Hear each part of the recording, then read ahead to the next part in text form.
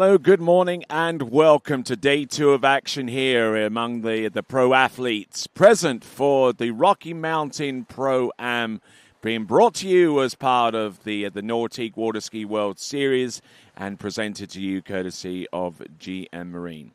We're looking at a wonderful shot of the Lakes of Casting Stone, the home of the Predator Bay Water Ski Club, and we've got a whole slew of competitive action coming your way very, very soon. The Lakes of Casting Stone, they're two man-made water ski lakes, and their ski season runs from early May to early October, with water temps right now around about the 80s degrees on the Fahrenheit scale. But it's a little chilly this morning, though, I do have to say. So we'll wait for the sun to peak up above the clouds and above the mist and give us some bright sunshine to warm things up a little bit here. Fun fact, the gravel that was extracted out of here to build these lakes was actually used to also help with the construction of Calgary's Deerfoot Trail Freeway, one of the main arteries that links the blue sky city of Calgary, Alberta, with the foothills county in which we are in right now. The two-lake facility, Lake One was dug in 1996. A year before the Predator Bay Water Ski Club was founded, and Lake 2, the back lake, was completed in 2006, some 10 years later, and the site covers approximately 80 acres with some beautiful trees and foliage surrounding the lake and providing us with some excellent conditions going forward. The lakes sit next to the Bow River, which flows out of the Canadian Rockies and eventually joins the Oldman River to form the South Saskatchewan River. So a lot of natural beauty associated with this site. And with that, let's have a look at the schedule of events today. Women's Slalom Round 2, Men's Slalom Round 2, both some high-class events, and Regina Jaquist and Jamie Ball headline the slalom event, having gotten halfway down 10.25 meters yesterday. Both of them tying for the course record here, and Jamie Ball setting a new pending Canadian national women's slalom record. After the pro slalom, we go into the U21 slalom round 2, and then U21 men round 2. Then we'll follow on with tricks in round 2 in both women and men. And then we'll go into the U21 women's tricks competition. There you see our Nautique towboat parked up, getting ready to pull the skiers today in both the pro divisions and the U21. The 2026 Ski Nautique is a complete bow-to-stern redesign. It's significantly lighter than the previous generation, blending carbon fiber technology and fiberglass into a brand new hull. You can find out more by checking out Nautique.com. That is Nautique.com. All right, we got our women's slalom leaderboard, and you see the two significant scores right up the very top. The tie for the lead, the tie for the site record here at the Lakes of Casting Stone, and a brand new Canadian women's slalom record pending, courtesy of Jamie Paul, who tied with Regina Jaquist. We're both on 3. Now, looking down the list, seeing Ali Nicholson there on 4 at 10.75 meters, so seeing an uptick in her fortunes so far in this competition after round 1, and so far as talking about Jamie with her performance yesterday at 3 at 10.25 meters, we're going to have a quick look at that once again. It's taken her a while. She's had a crack at this for the last few seasons and always seemed to come up just a little way short, but not yesterday, not this time. She got that ski round, got the angle that she wanted, got the pull and the leverage to get the ski outside number 3. Knew where she was historically in relation to the pass, and there you go. So she has the pending Canadian National Women's Slalom record out right now. So the previous record, which was set by Whitney McClintock-Rini, is now confined to the history books and setting their own little bit of history. Yesterday with a 3-buoy count at 10.25 meters, Jamie Ball. There you go, and start the celebration, certainly, for Jamie Ball. Is there sound in here? Back and forth. Did all the tricks he can do. That's what that is. I haven't said anything bad yet, so I'm good. We'll give it a little bit of time. I promise I do. So there we go, Becky Lathrop, one of our 3 drivers in this competition. Scott Ellis and Russ Dixon are the other 2 as part of our cadre of officials. And speaking about our officials, let me mention them to you. Kerry Lee is our chief judge, ably assisted by our ACJ Nikki Lee. Our scorer is Christy Kingsmill. Our panel of high-class officials, our judges, entail Jeffrey Armstrong, Kyle Eade, Taryn Grant, Cole McCormick, and Harry Spavin. Our safety director, who had to work overtime yesterday, had to be said, is Michelle Clooney. And our boat drivers, as I mentioned, Russ Dixon is our chief driver with Scott Ellis and Becky Lathrop. So let's have a look at the men's slalom leaderboard, shall we? Will Asher and Cole McCormick tying extraordinarily for exactly the same score as the women did yesterday, with 3 at 10.25 meters. Charlie Ross in a multiple-way tie for 3rd between himself and Jonathan Travers, Joel Poland, and Thibaut Dayon. And then we got a 2-way tie for 7th between Jaden Eade and Damien Eade. But unfortunately, so far as Damien Eade is concerned, his competition is done after the events that occurred yesterday in the men's jump competition, and we wish him well in his recovery going forward. But let's have a look and see this score from Cole McCormick. It was 3 at 10.25 meters. Stood up as soon as that ski got on round number 3 and said, "Thank you very much. I'll take that through to the next round." And we'll see how things pan out from that point onwards as we look at the instant replay from another angle, on our alternate angle shot from the boat. Got the first couple of buoys, got the ski angled round, and just enough to get outside number 3 and establish the lead score at that point. But a few skiers later, Will Asher had an answer. So let's have a look at this. Will Asher bleeding off some speed here on 10.25 meters, driving the ski out nice and wide on buoy number 1. Did likewise on number 2. Little less down course than Cole McCormick was in relation to the same score in the same place on the same line length. Managing to get to the wakes, having scored 3 at 10.25 meters.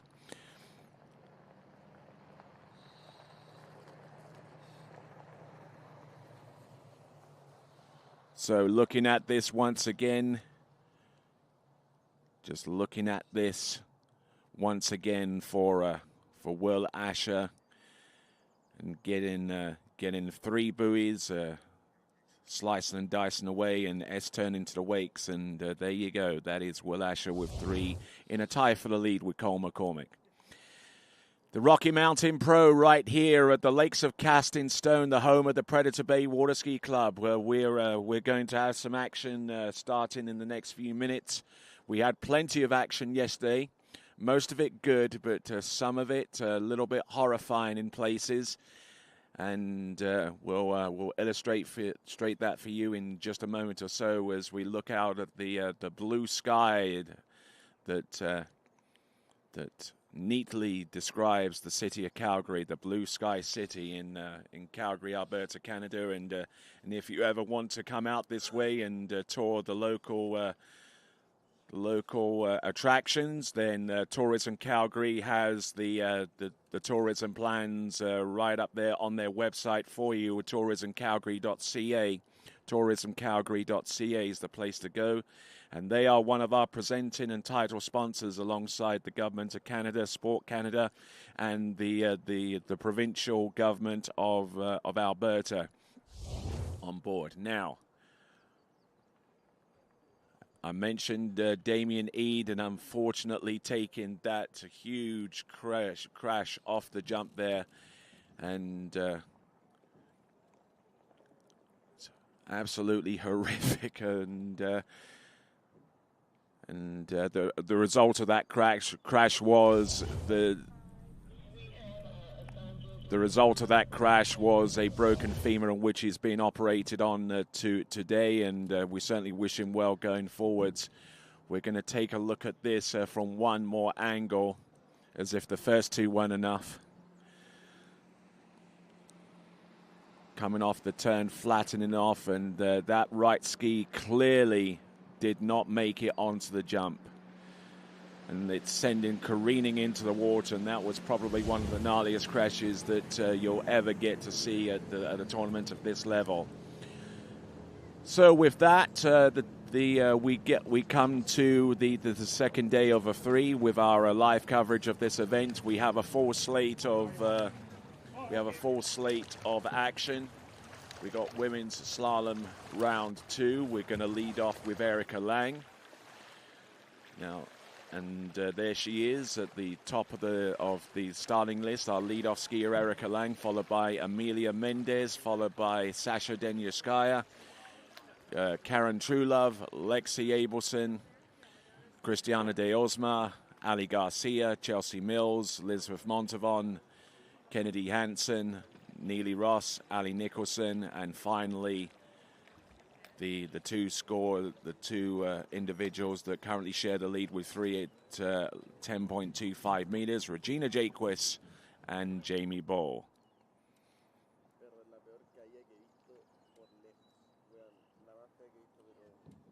So the conditions could not be any better here for slalom. No, hardly a ripple on the lake right now. The boat making its way up and down to take a little bit of the sheen off the lake and give it a little bit of texture for one thing, and also make sure that every single person, every single competitor has exactly the same opportunity to perform with equal conditions for one and all.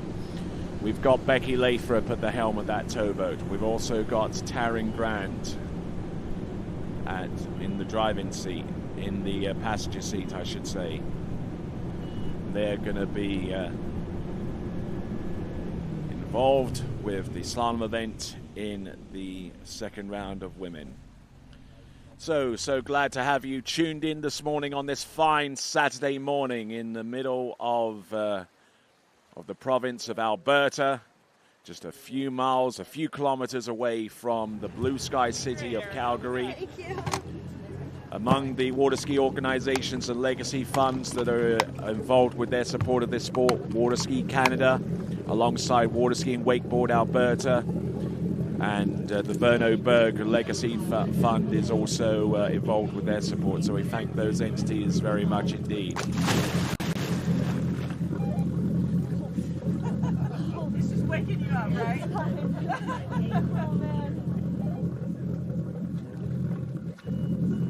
So currently the temperature right outside at the moment is 12 degrees C.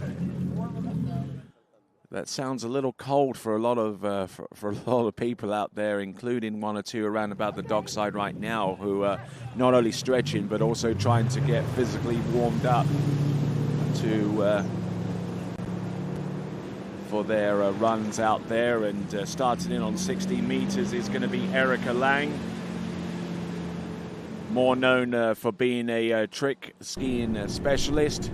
In fact, she has the world women's trick record currently at 11.560, which was approved halfway through the season towards the tail end of June.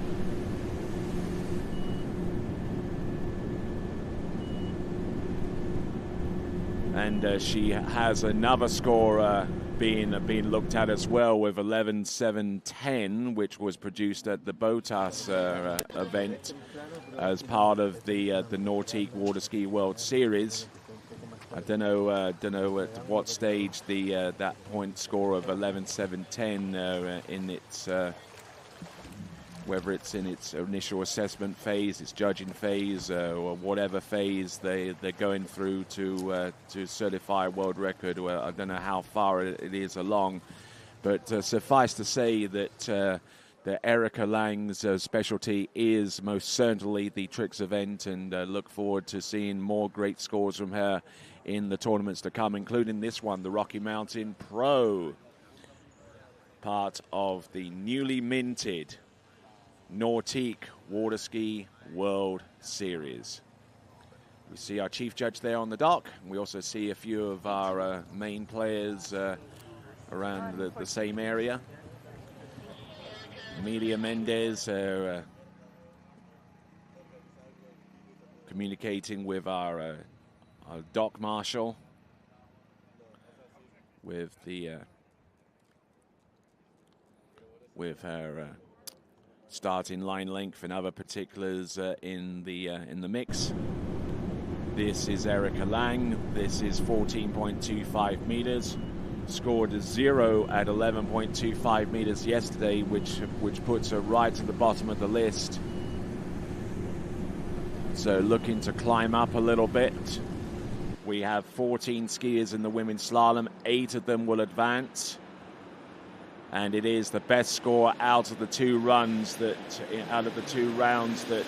determines the skier's best score going forwards. And the top 8 in that respect would advance through to the slalom final, which will take place tomorrow.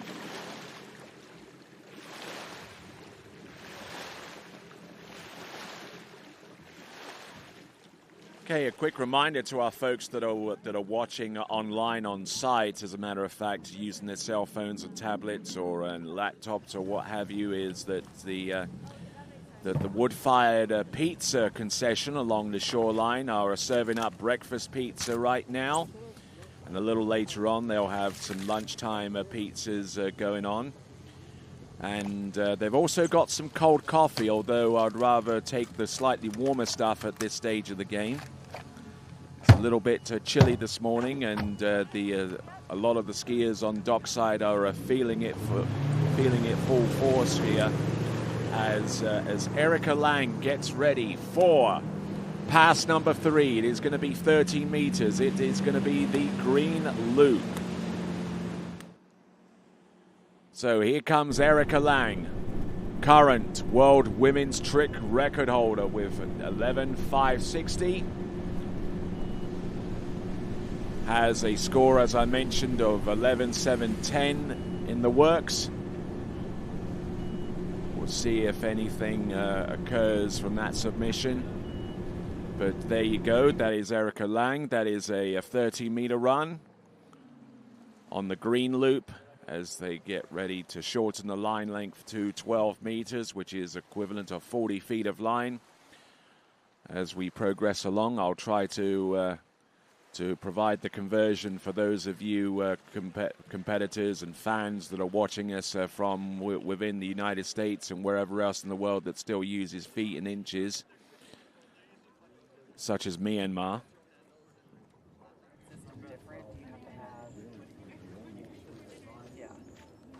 There we see Chelsea Mills getting warmed up, getting stretched out a little bit, and she will be halfway down this list and on a bit of a comeback trail with a 2-buoy count at 10.75 meters produced yesterday. Emilia Mendez, on the other hand, she'll be second off the dock today, having scored 2 at 11 yesterday.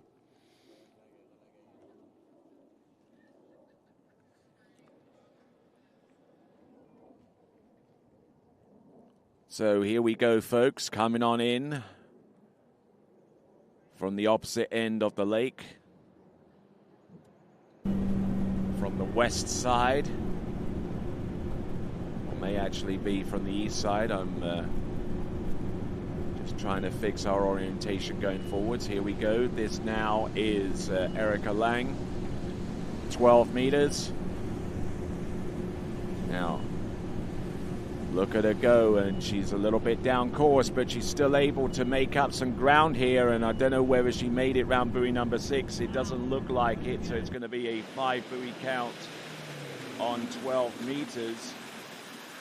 Buoy shy of the score that she produced yesterday, was 0 at 11.25 meters, but today it is 5 on 12, but we'll see. So it looks like it may actually be revised to 5.5 rather than staying put with 5. The official score coming through as 5.5 on 12 meters, but that won't cut too much ice in this slalom competition, where she scored. Her best score was yesterday with a 0 buoy count at 11.25 meters.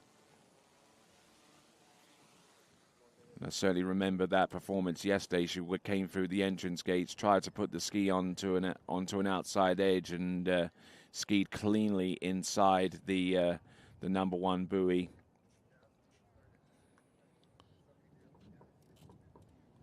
To give her a total of 0 at 11.25 meters. So that's Erica Lang's best score out of the 2 rounds, the one yesterday. And coming into the course for her first run, it is going to be Amelia Mendez, coming to us out of Chile.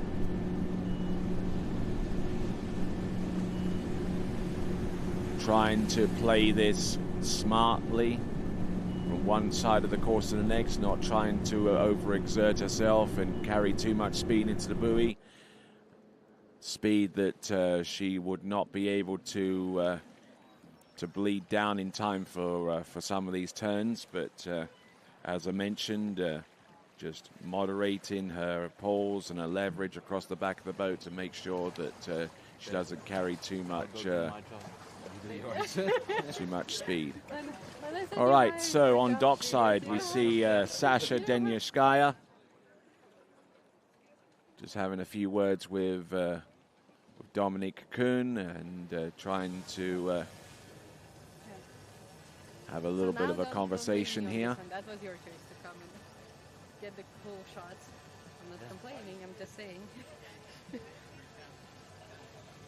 I'll throw in a free pizza when we get home. All right there. Interesting to hear the what has been said and spoken about around dockside for some of these skiers before they head out there. Some like to stay loose and relaxed and converse. And some just like to find a nice quiet area somewhere close to the dock and not speak to a soul. Different strokes for different folks, I guess. Okay, this is Amelia Mendez on 13 meters.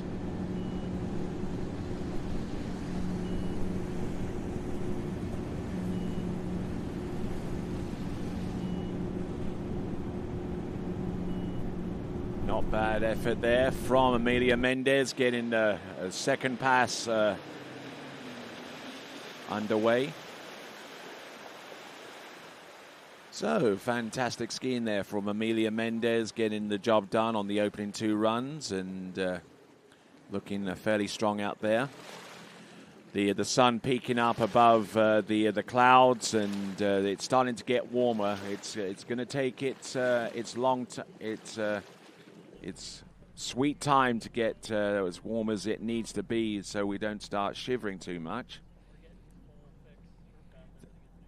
It's going to be about the warmest day of the year, according to my local meteorologist friend, and so he's really going to be like 32 degrees. We're projected high temperature, which is in about the mid 80s. I figured somebody would realize that they couldn't say he's their rep. I get what you're thinking. That's what I figured.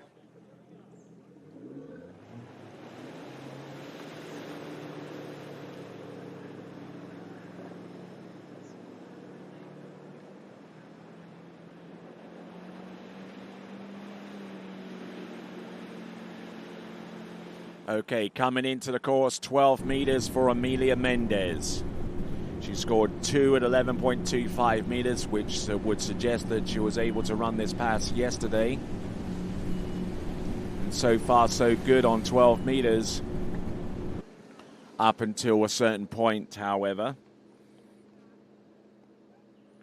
Got through number 3 and came up off her edge a little bit too soon into number 4, leaving her exposed and narrow into that pre-turn for number 4, resulting in a score of 3.5 on 12 meters. But the score that she produced yesterday of 2 at 11.25 meters supersedes that.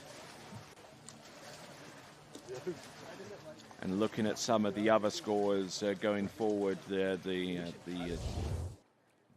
dual tie for the lead between Jamie Ball and Regina Jaquist, that obviously is the biggest scores to occupy 2 places up there. Then you look at Ali Nicholson and Neely Ross. That constitutes half of the potential field going through to the next round. And then you add another 4 skiers of the like of Kennedy Hansen, Elizabeth Montavon, Chelsea Mills, and Ali Garcia. And it's looking very, very tight towards those last places going into the 8 skier final, which will take place tomorrow. So there is a potential head-to-head battle that could occur between the likes of Christiana de Osma and Ali Garcia, both of them tied with 1 at 10.75 meters, and that tie is for 8th. So whoever has the superior score or the better backup has the potential of advancing to the 8 skier final. But we're a little ways away from that eventuality as we get ready to bring on Sasha Denyaskaya out on the water for a run in the slalom, and I believe she will start in at 14.25 meters. All right, yes, please.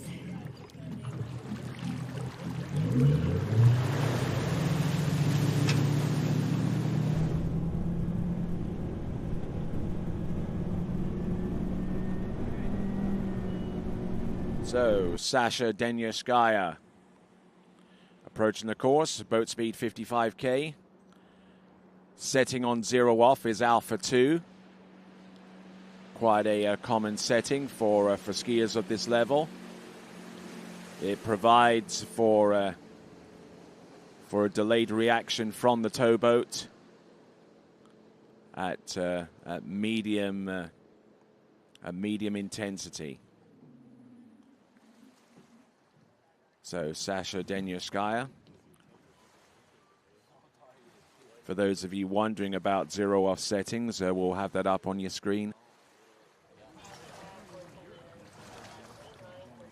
As Karen Truelove gives her settings to our dock marshal, a slower reaction time is afforded whenever skiers select A. A quicker reaction time for C for some of the more beefier athletes that require something like that, and then the numbers govern the intensity by which that alpha, beta, or Charlie setting is invoked. So, next skier getting ready is Karen Truelove, as her husband Freddie Kruger is on dockside right now and looking rather pensive, I would have to say. Was never that pensive or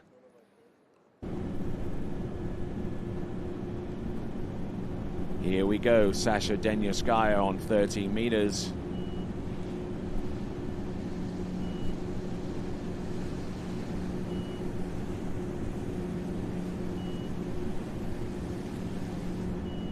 Letting the ski roll and recently changed skis onto the D3.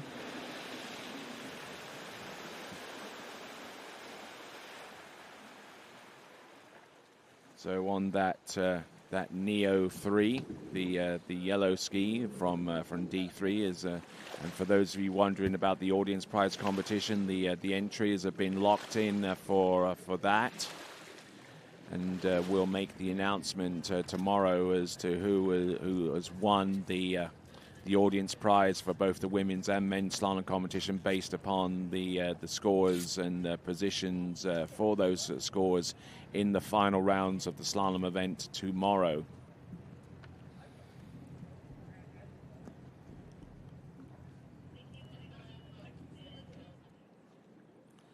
So with 2 buoys at 11.25 meters in the previous round to this one, Sasha Denyaskaya looking for something a little bit more from this point onwards.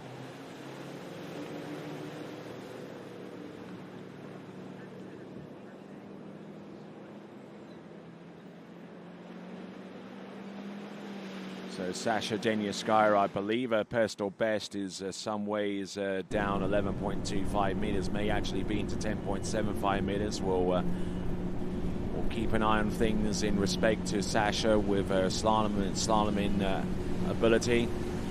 Halfway down 12 meters, looking good here for number 4, keeping it tight, keeping it right. There you go. That is a 6 buoy count for Sasha Denyaskaya, and is now within 2 buoys of equaling the score that she produced yesterday. And if she can get a good start here today, then things could get a little bit interesting going forwards, especially when you consider that around 1 at 10.75 meters would represent the score possibly into the top 8. And it's significant that that number of skiers, 8 skiers, because that's the amount that will take through to the slalom finals in both the women's and men's competition.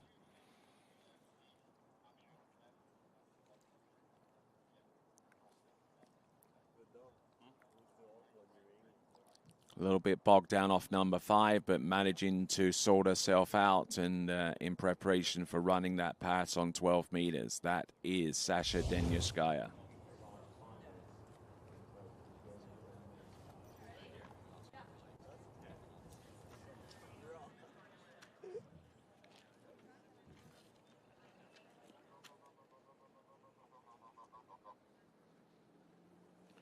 All right there, so far this season, Sasha has skied in a number of tournaments. Halfway down 11.25 meters would appear to be her average score.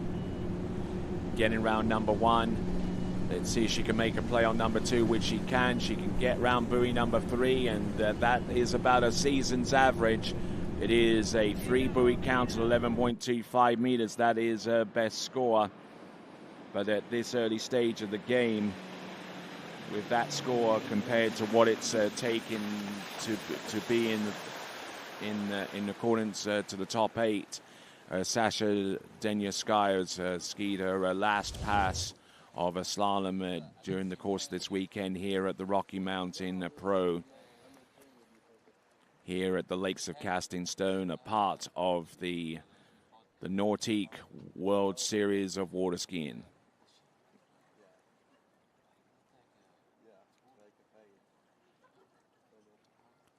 So there's Sasha Denyaskaya getting round number 3 and to the wakes and to score a full 3 buoys. Not able to get the start needed to get a little bit further down that run. And thus eliminated from future contention in relation to the women's slalom final, which will take place tomorrow. We'll get further down this list, and our next competitor up also with a score of 3 at 11.25 meters, but she produced that yesterday. We'll see what she can do today. This is Karen Truelove.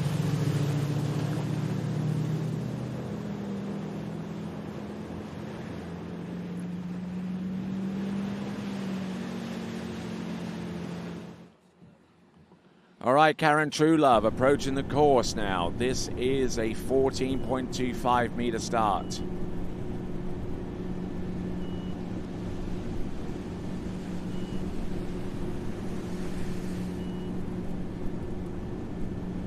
So Karen Truelove, recent recipient of the Award of Distinction from the USA Water Ski and Wake Sports Foundation during their Hall of Fame ceremonies, which took place a few months ago. Her husband was the recipient of a Hall of Fame induction at the same occasion, and congrats go out to him for that. Certainly one of the true legends of the sport of tournament water skiing, and it continues to be a legendary presence, not only with coaching, but also with the technical aspects of the sport as it relates to zero off and other equipment-related endeavors that go alongside of being an expert within the sport of tournament water skiing. So looking at the dockside, we see Lexi Abelson getting situated, trying to get the oil off her hands, using a little bit of soap detergent, a little bit of dish detergent to do that. Then the gloves go on, and then the game is on from that point. So, looking out towards the course, 13 meters, the green loop, Karen Truelove rolls the ski in nicely into buoy number 1.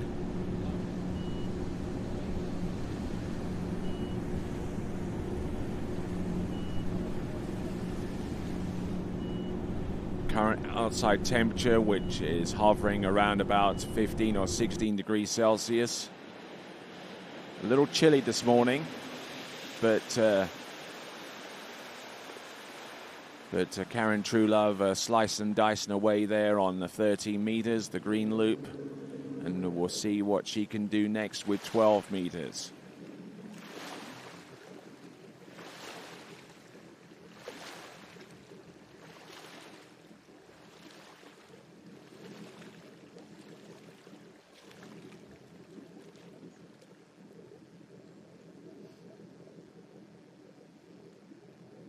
So Karen Truelove coming to us out of a Winter Garden in Central Florida, a former resident of North Carolina, the Tar Heel state. And speaking of the Tar Heels, that's where Karen Truelove graduated from, UNC Chapel Hill. And at the recent Polk City Open, scored a total of 3 at 11.25 meters, and has done that on at least a couple of occasions. Scored a win in the Florida State Championships with her score of 1.5 at 11.25 meters. But it's safe to say that her average score this season has been hovering around about 3. She's had some excursions, further excursions into 11.25 meters, and has scored as high as 5. But looking at this from Karen Truelove, it looks like she's set for a further excursion into 11.25 meters right here and now, having gotten through 12.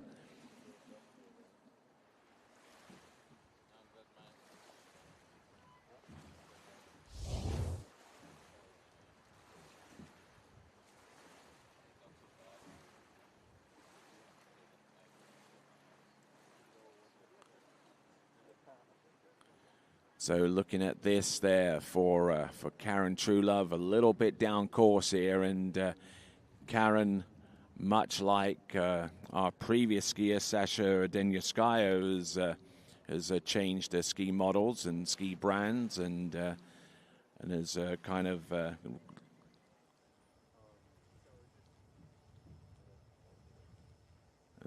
gotten in with the yellow Neo slalom ski, the Neo 3 from D3. And it's interesting to see so many skiers that have converted from their current model of ski and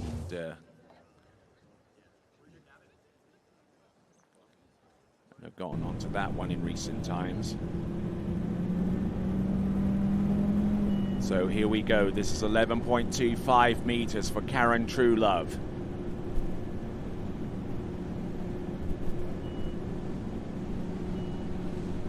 There's one, gets the start. There's number two. Come on, Karen. Off number two. Round number three. Scores 3, which is about a season's average, and puts herself in a tie with the lead in this round with Sasha Denyoskaya with 3 at 11.25 meters. It ties what she scored yesterday as well. So Karen Truelove will swim into shore. Decent enough score of 3 at 11.25 meters, but won't be enough to see her as a skier in the top 8 in respect to making it through to the women's slalom final, which will take place starting tomorrow.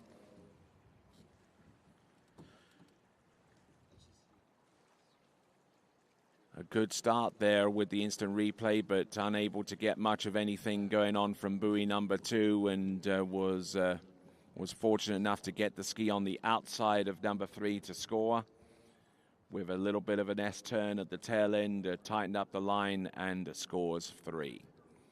Karen Truelove, 3 at 11.25 meters, tying the lead in this round. But now our next competitor to take to the water will be Lexi Abelson.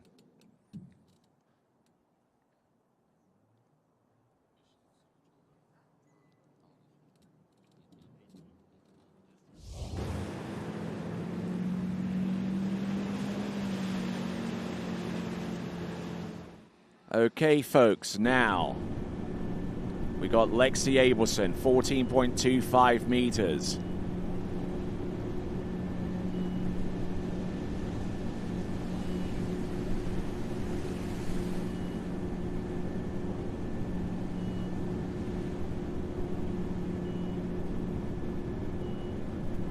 Fantastic skiing so far, riding that good slalom ski to getting through the opening pass of 14.25 meters as things slowly start warming up here at the Lakes of Casting Stone, the home of the Predator Bay Water Ski Club.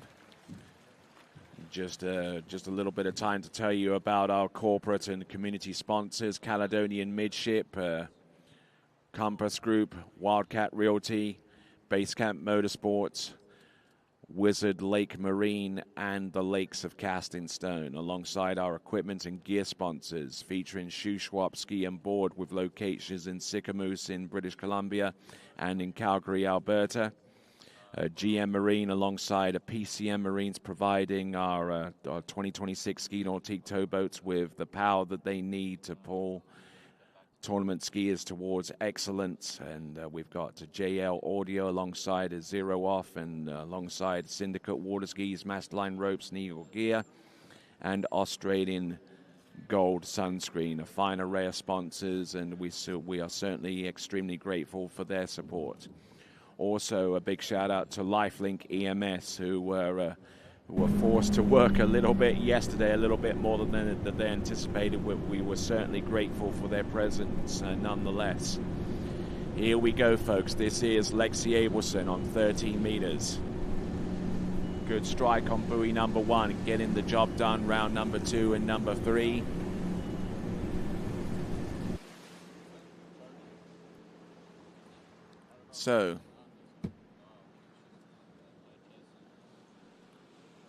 So Lexi Abelson getting the job done.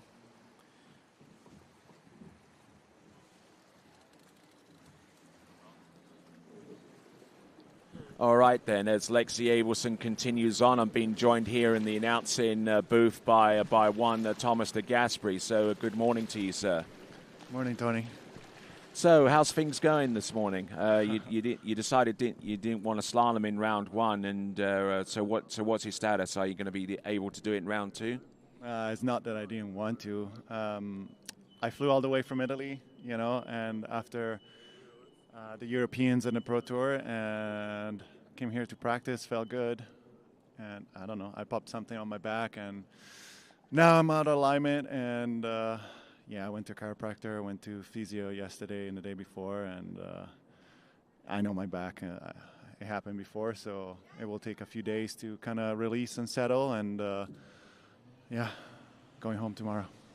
So no skiing at all in these championships? No, it breaks my heart to fly all the way here and see this beautiful place, which I have good memories here at the World Championships a while ago. And,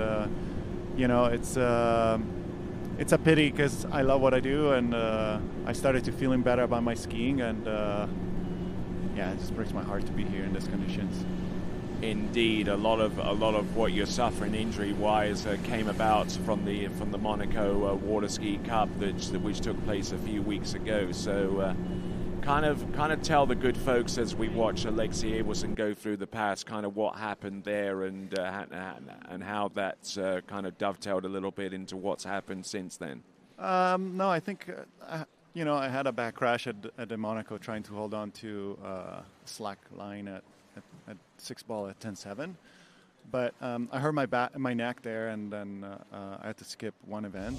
And now that my neck was good and like everything recovered, I was like good to go and started getting my feelings back on the ski and find myself my center point and the good feelings. And after the Pro Tour and the runoffs with Freddie and the Europeans, and then I start feeling okay, and then I come here and in practice that happens. So nothing to do with Monaco. So it happens, and nothing I can do. I try everything, and trust me, I would love to be there, but it's better.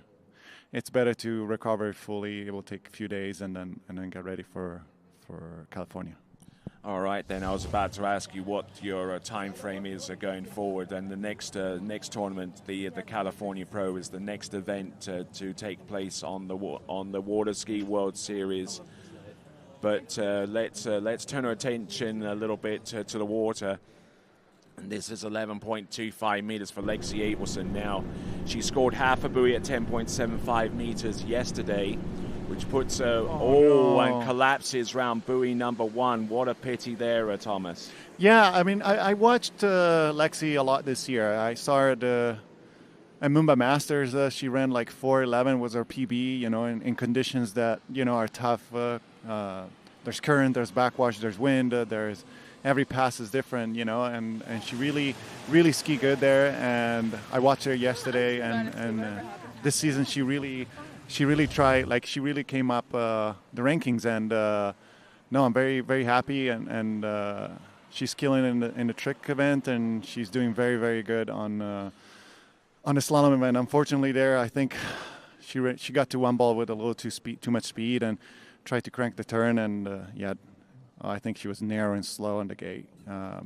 Maybe got too much load and couldn't release out of the second wake, and you can see like the tail coming out, and but she skied good yesterday. I think she's in the finals, and she probably learned a lot from this. And no finals? No finals. Sorry. Not in this event. Sorry. Yeah, no finals. But, I think her gymnastics, training and everything's paying off, and she's climbing the rankings.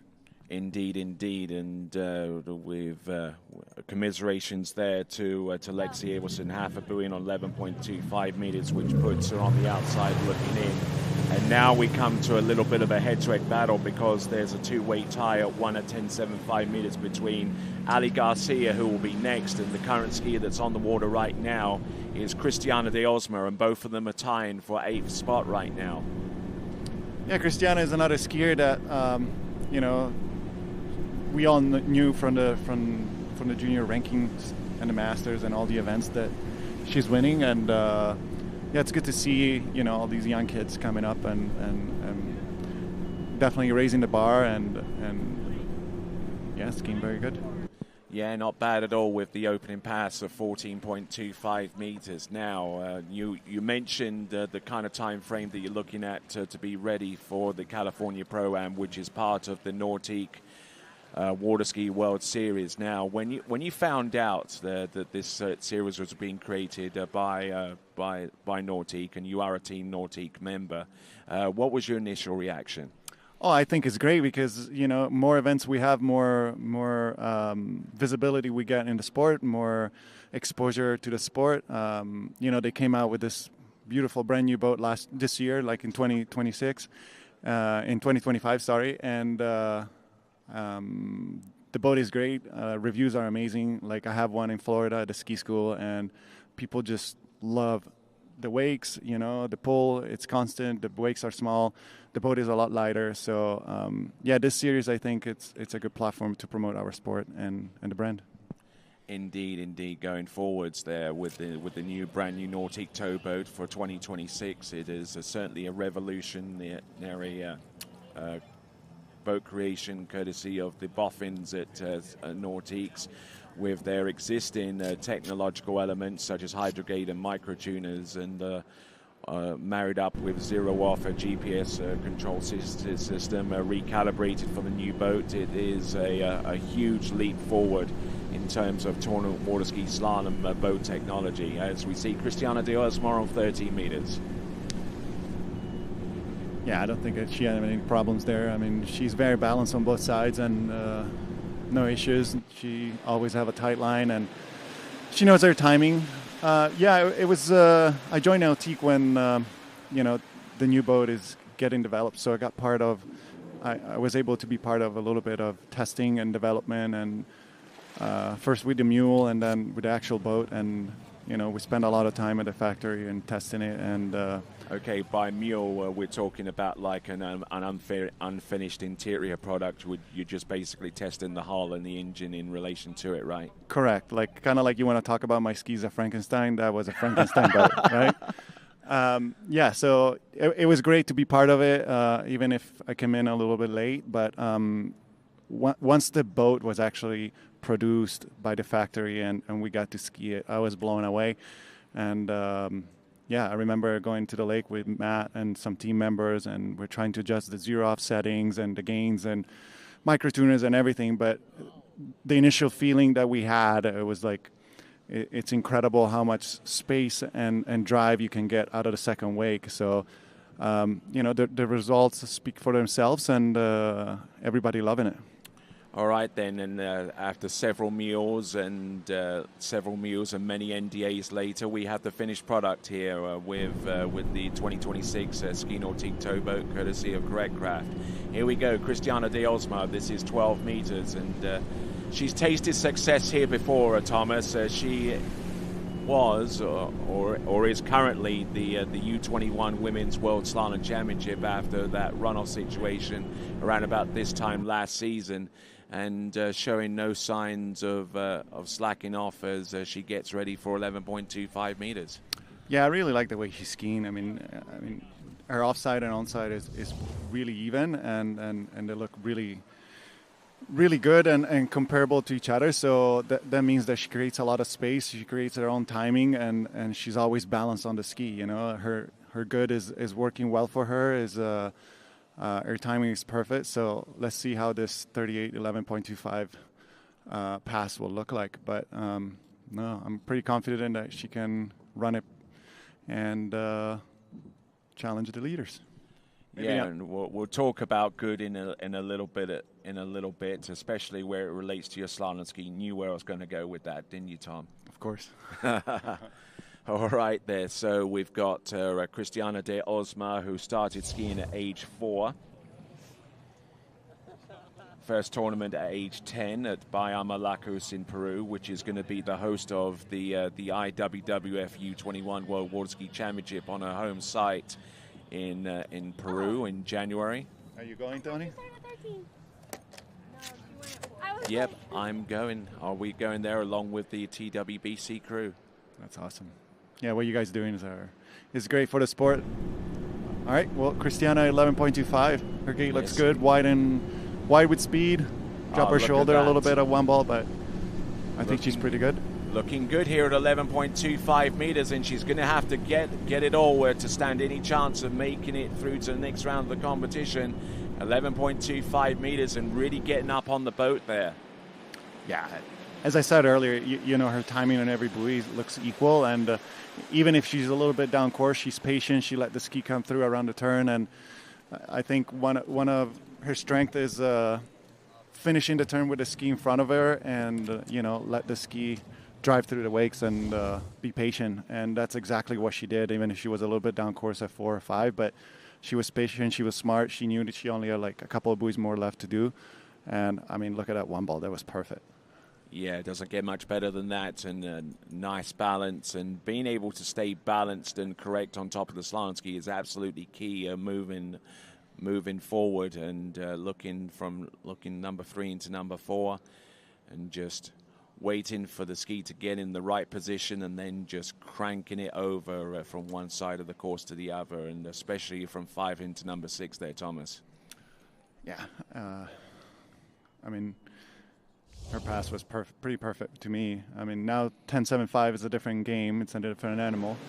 50 centimeter doesn't seem much, but at this level, it's different. Okay, so coming into this tournament, her season's best is 3.5. Now, in the round previous to this one, she scored 1. And here comes Christiana de Osma. Yeah, the gate is crucial. She has to be wide and with speed, and I think it was pretty good. Great number 1, a little on the tail, but... And inside 2. Inside 2. She's selling it for 2, maybe. Yeah, she's trying her best. Yeah. From the boat, it sounds like a 1 ball.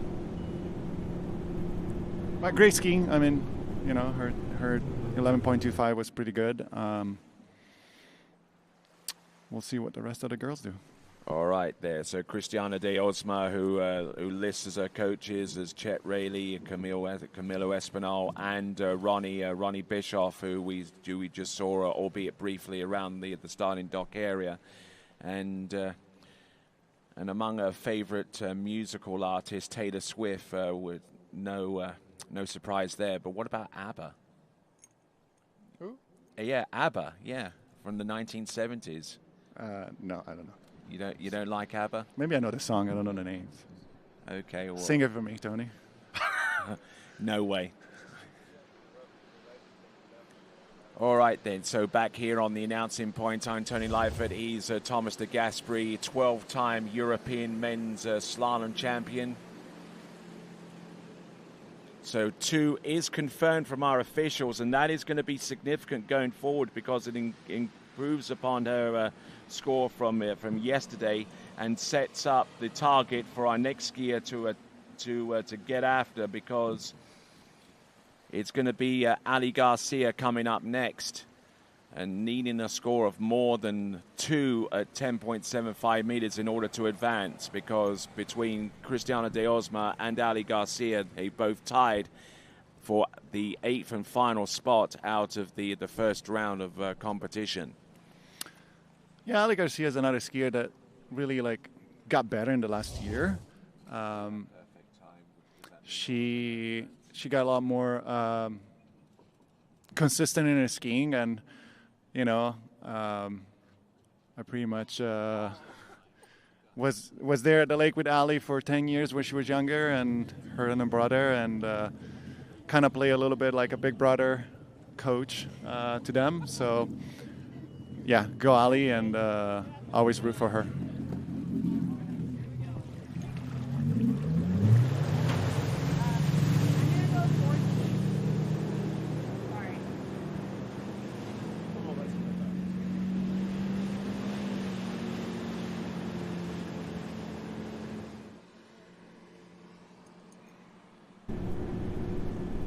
Okay, so a 30-meter start for Ali Garcia. Now we're trying to get some clarification in regards to the rules if a perfect tie were to exist after seeing Ali Garcia produce the performance that could potentially tie again. Now, in a lot of other situations, if there was a perfect tie, then both skiers would advance through. But I believe the rules are a little bit different here with this particular competition, and indeed the rest of the tournaments on the water ski on the Nordic Water Ski World Series. There, Thomas. Yeah, I mean, I think it's great that we have these kind of events and all around the world. It shows, the interest in supporting the sport from Nautique.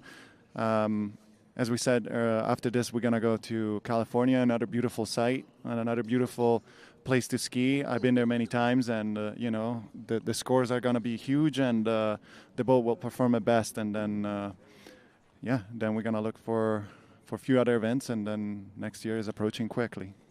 Yes, indeed. As we work our way along, Ali Garcia getting ready to come back into the course. She's another skier that rides the good, and we'll talk a little bit about the ski that she's riding and a little bit about yours, which is a totally different beast entirely.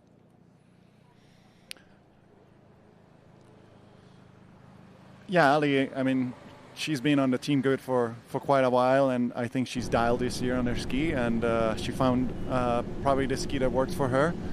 And you can see how early she is into the buoys, and how connected she comes out of the turn. And yeah, she looks great. I mean, I watched her yesterday, and she looks so connected and so focused. And you know, it's great to see her like this. I noticed this morning she was looking for a handle because I think she forgot it at the hotel. So hopefully it's not playing her head, and she found something that just feels like hers. Was that 11 or 12?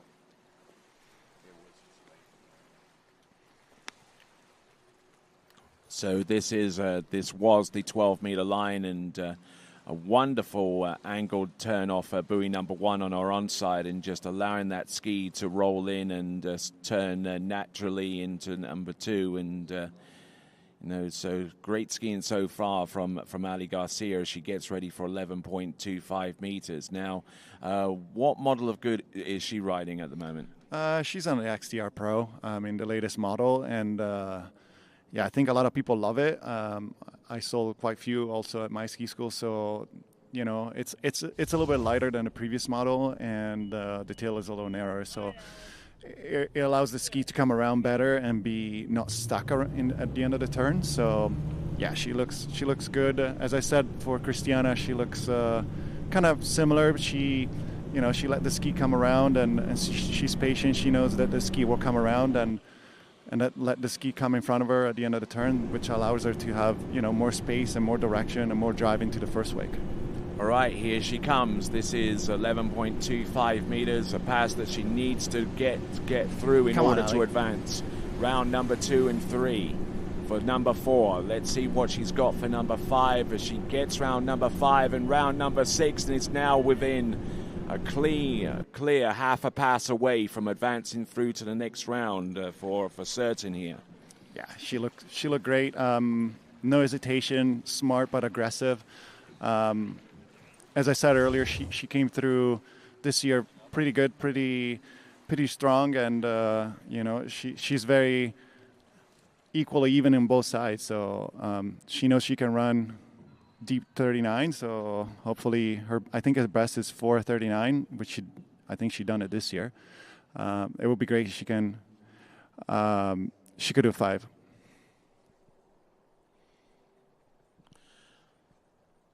So Ali Garcia in possession of 2 out of the 3 potential scenarios.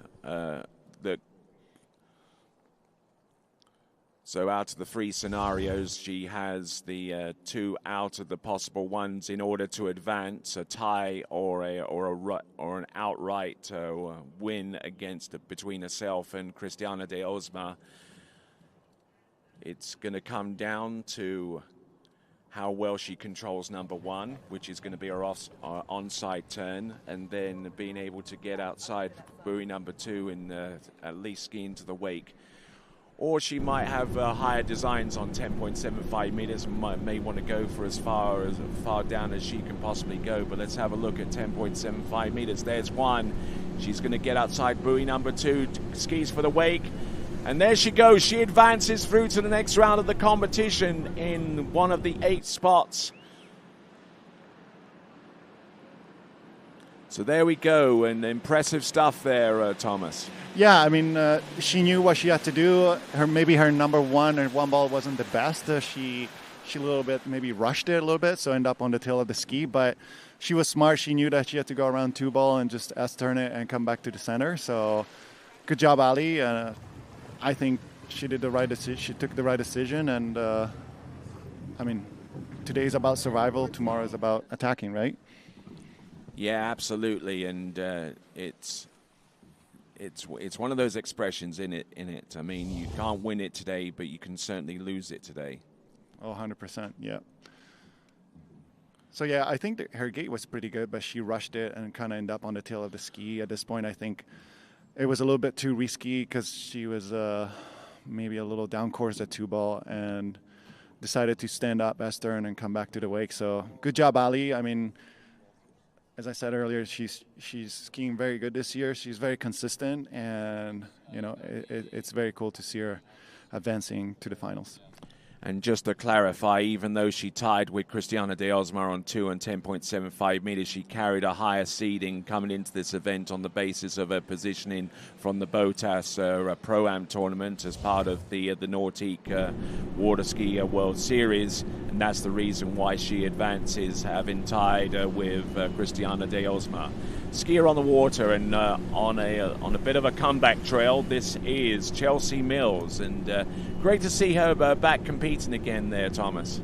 Yeah, I saw her yesterday. I talked to her a little bit, and you know, she lives 5 minutes away from here, so that's an easy drive for her today. Yeah, I asked her, like, we haven't seen you in a while, but you know, living here full time, I think you know, the chances of getting a good year of good practice are limited a little bit, you know, because the weather here in the winter is probably cold. So she got married, you know, and but it's good to see her. I think she's always been a very strong skier, so I'm sure she will do a good second round today. All right there. So Chelsea Mills currently are a 7th seed out of the initial first round, and we will have skiers such as Elizabeth Montavon, Kennedy Hansen, Neely Ross, Ali Nicholson, Jamie Ball, and Regina Jacques in that order. And as we continue to roll right along on that pineapple slalom ski, we've got Chelsea Mills, and there is Elizabeth Montavon getting ready to go up next. And a skier that's definitely seen an uptick in fortunes in recent weeks and recent competitions, and especially during time in Europe, and hopefully that will extend its way into the remaining tournaments in North America there, Thomas. Yeah, I mean, this year she's been on fire, so, you know, Elizabeth has been on fire this year, and it was a great comeback after the World Championship last year, and but yeah, let's watch Chelsea right now at I believe this is 13 meters. There we go, 13 meters, and still has that rather unusual upright slalom style going into 2, 4, and 6, where she starts to roll the ski over, stands up, and stays tall, and then cranks it over as soon as that ski clears the buoy. Yeah, I mean, every skier has his own style, right? Like, it's like almost like when you coach, like somebody, I always tell them, like, hey, you know, I can give you the pizza dough, but it's up to you to put like the different toppings. You know, everybody's different. Everybody's doing something, you know, on their own. But yeah, I mean, she looks good. She looks patient. She looks dialed in with the boat and the ski. So I guess she calls this place home now. So she knows the lake. She knows the water, and she looks pretty good to me. And it's funny that you mentioned pizza and pizza dough, because I'm looking for some of that right now, some of that breakfast pizza. Yeah, I don't know. I haven't tried Canadian pizza, but... Well, you've got time and you're not skiing, so you might as well. Oh, you want me to go get you pizza, Tony? All right, well, 12 meters coming up, you know, still semi-warm-up pass, but time to wake up in order to, you know, approach day 11. But let's see how she does at this 12-meter. Rolls in nicely, a little on the tail of the ski though, but she manages to get around buoy number 1 on 12 meters, bringing the handle down nice and low. Now the reactions have got to be on point here. The timing, the leverage, the position, the pass. Yeah, there I mean, you go.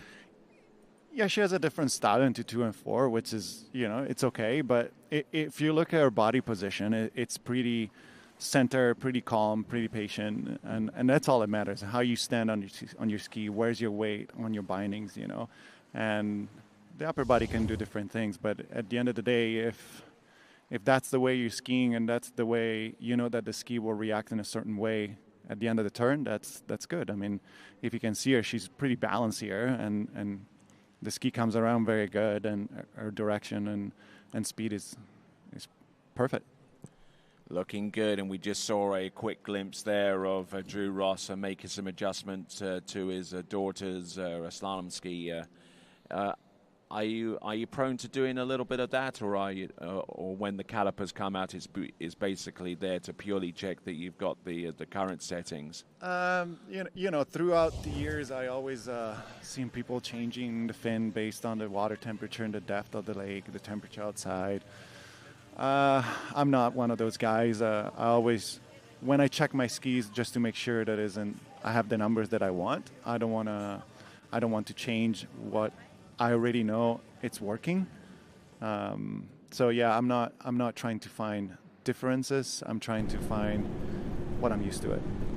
All right, there. Here we go. This now is Chelsea Mills, 11.25 meters. She's already through to the next round of the competition based upon her first round score. There she goes. There's number 3. Good to go for number 4. She's still there. She's going to fight for all of this here. Oof. Does she get round number 6? Oh! And collapses and does a full-on front flip. She's all right?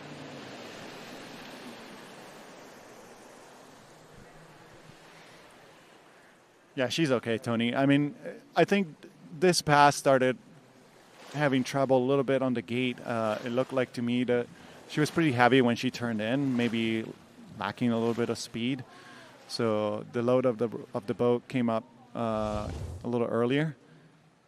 Yeah, see right there, like the ski kind of stopped, and from here it was about to survival, and you can see like she had to fight through the whole pass. But it's good to see that she got to 6. I mean, after a start like that, it's not easy to get to the end of the course. A skier that was a tennis coach at the collegiate level and participated in that sport and started water skiing at this level rather late in her career, as it were. She got the ski outside buoy number 6. Oh, that's catapult. That was gnarly. Yeah. I know something about that.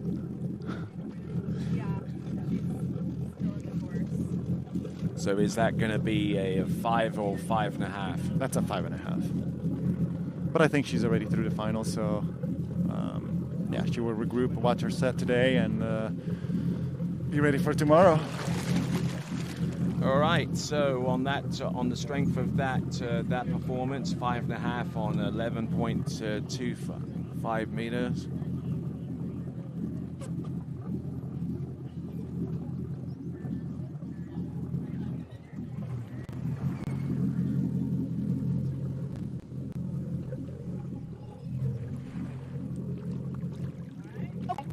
So we're just trying to work out the potential permutations going forward as we bring in Elizabeth Montavon here.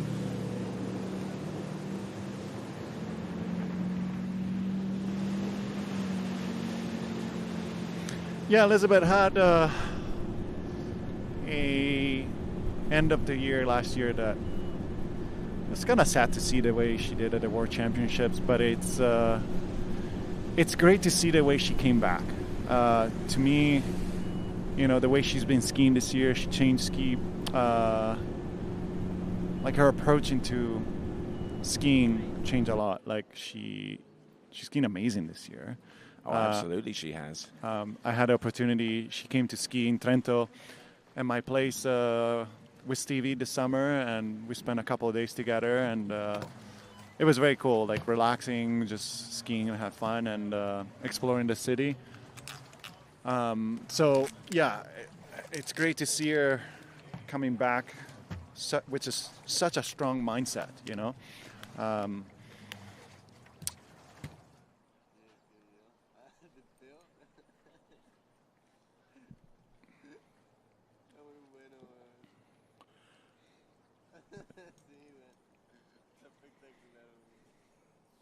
Okay, so looking through the potential permutations going forward. And and we've gotten a new score at 2 at 10.75 meters from Christiana de Osma, which was an improvement upon yesterday, and that kind of puts her a little bit in the mix here with the likes of those.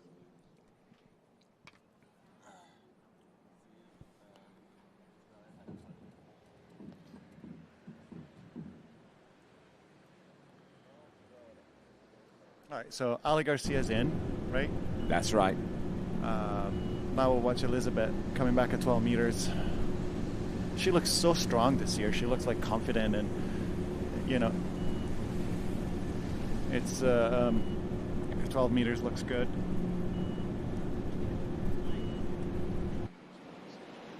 I don't know why Stevie's not here this weekend, but he's also been skiing pretty good this year. So now we'll see Elizabeth coming back at 11.25. Yeah, Elizabeth's already in. So Elizabeth Montavon out there slaloming with the opening 2 runs of 14 and 13, I believe. We've gotten a tied situation between Ali Garcia and Christiana de Osma alongside Chelsea Mills, who scored 5.5 in this run as the backup to her 2 that she produced yesterday, and currently she is on the bubble.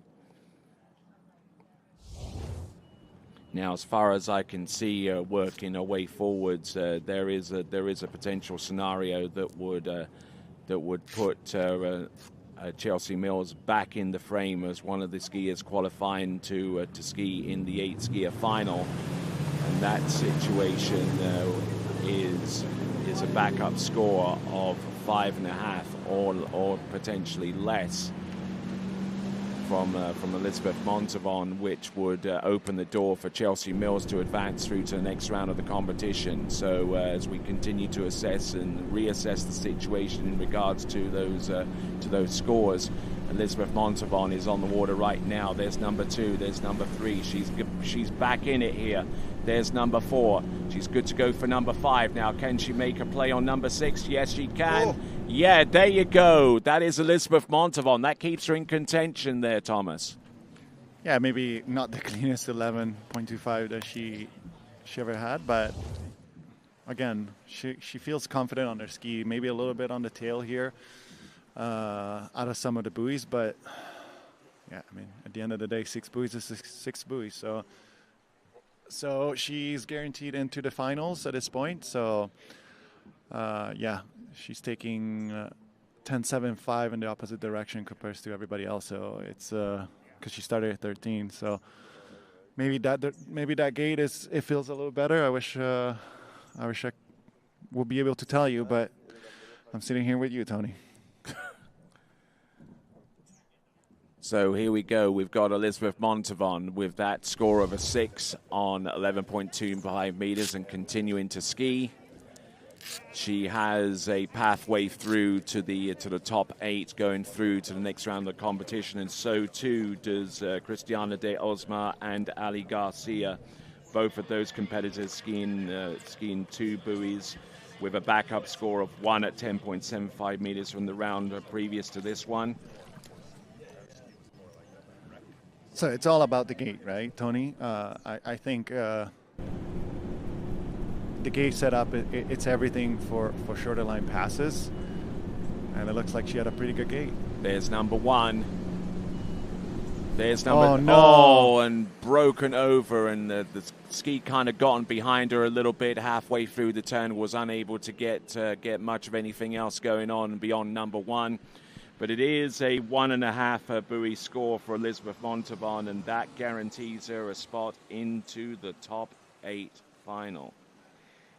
Yeah, I think that her gate was a lot better now than her 11. So maybe that coming from, the mountainside instead of the riverside, it's maybe a little bit better. Even if she fell at 2-ball, I mean, that's the mindset that you want to have. Her number 1 was pretty good. I think she wanted to get way down the course a little more, and yeah, maybe a little more too aggressive or not patient enough, and the tip of the ski just bit a little bit too much. I think there's a gate review for her 10.75, so So we'll see what they say. The difference is going to be a 0 at 10.75 meters or 1.5. Yeah, it's hard to tell from this. Yeah, I think I kind of saw it. They took her gate, so 0 at 10.75 for Elizabeth. But I think she's still guaranteed into the finals, so she'll be back tomorrow. Yes, indeed, and 0. So now it's a straight-up head-to-head battle now between Chelsea Mills, whose first-round score of 2 at 10.75 with a backup of 5.5 on 11 is now taken aim by Kennedy Hansen. So she has to run 38. She has to go through 13.12 and run all 6 buoys at 11.25. And this is another ski that came up, through the rankings this year. And it's amazing to see all these people, how good they're becoming so quickly. And Kennedy Hansen this season, her best score is 5 at 10.75 meters. Yeah, I think that happened at the Recetto Pro in Italy. Yeah, one of my favorite tournaments this season. You probably know the good folks over there. Yeah. I mean, every time I travel somewhere, like coming here, for example, after Poti, I spend a day and a half in Recetto. It's always great to be there at the Italian Water Ski Federation site, and looks like we're gonna go back next year for another Pro-Am, and to see how the place is developing and growing and investing in the sport. It's great, and for me, it's a great place to go and work on my things, and I'm always welcome there with open arms. So conditions are always perfect. The boats are amazing, so it's a good place to go. Yeah, and a big shout out to Dario and Candido and all of the folks. Yeah, there Luciano, on site. Betta, Ricky, Maria, Eugenio, everybody, Dibe, the whole crew. Yeah, they work a lot there, to keep the place going, and it's great to see, we're probably going to have 2 pro events next year in Italy. Yes, maybe even 3 as we ponder that scenario next season as Kennedy Hansen approaches the course right here and now. It's 12 meters.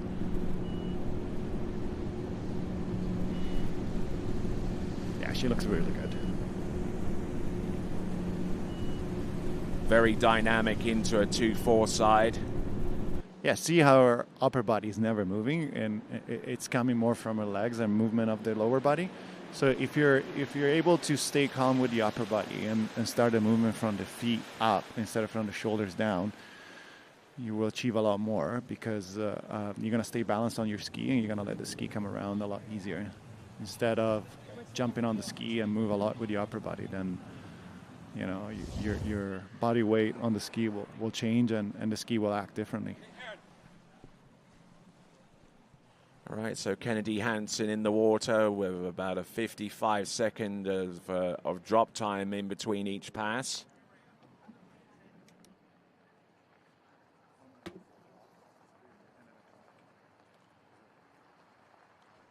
So as we continue on, Thomas is going to take a little stroll up and down the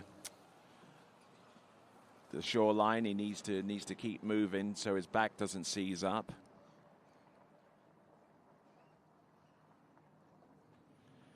So with that, Kennedy Hansen is now taking aim at this pass. It is going to be 11.25 meters. She's run 13, she's run 12. This is 11. This is the critical run now. It's a must run if she harbors any ambitions at all in making it through to the next round. It's between her and Chelsea Mills now. There's 1, there's number 2, drops in hard off number 2 and gets round buoy number 3, a little exposed into number 4. Late off number 4 into... Oh no, and she collapses! She collapses into buoy number 5. That gives her 4.5. And that means that Chelsea Mills will advance into the top 8 in tomorrow's final. Wow, high drama continuing on here at the Lakes of Casting Stone, the home of the Predator Bay Water Ski Club and the Water Ski World Series, being brought to you by Nautiques alongside GM Marine Engines.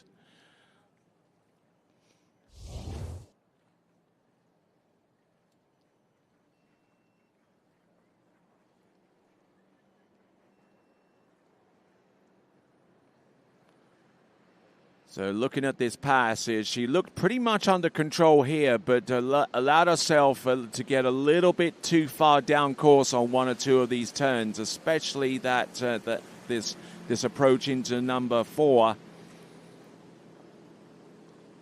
Looked in good shape into buoy number 5, and then she got on the handle just a little bit too soon, and it is over by the shout in there. That is a 4.5 buoy score on 11.25 meters, meaning that Chelsea Mills advances alongside Christiana de Osma, Ali Garcia, Elizabeth Montavon.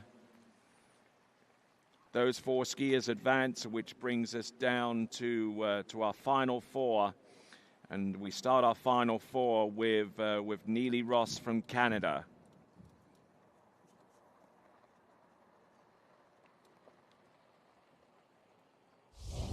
Now, from this point onwards, the scores have been at least 3 at 10.75 meters from the previous round for each of the last four contestants. So by that virtue, each one of our final 4 skiers is already qualified to ski in the 8 skier final.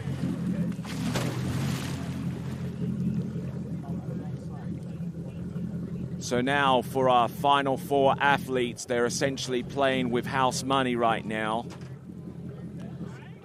Under no pressure to produce a score in this round to put them through to the next round, which is the 8 skier women's slalom final.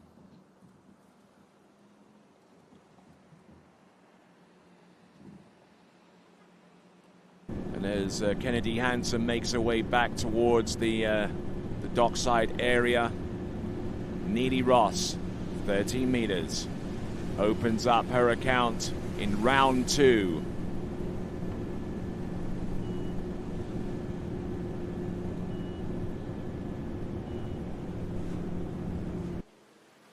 So, looking good there on pass number 1 as Drew Ross looks on and looks to see if his ski tech skills will produce a little bit of magic on the water. Now it's time for you to do great. Your turn. And on the opposite end of the course, Becky Lathrop there getting settled in, and she's already dialed into the course, and certainly one of the finest slalom drivers you could ever hope to find. As our next skier is on dockside, Ali Nicholson, who scored 4 at 10.75 meters in round number 1, which would leave us with Jamie Bull and Regina Jaquis as our final 2 athletes in round number 2. Once again, let me emphasize that the final 4 athletes all have a pathway through to the 8 skier slalom final.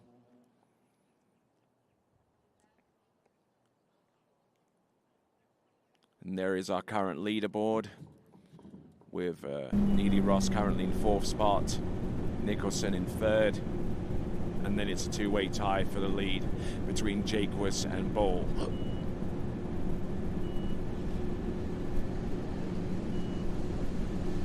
Here she comes. 12 meters.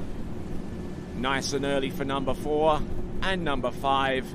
And shouldn't have any problems at all in making the 6th and final turn inside the slalom course on 12 meters. That is Neely Ross.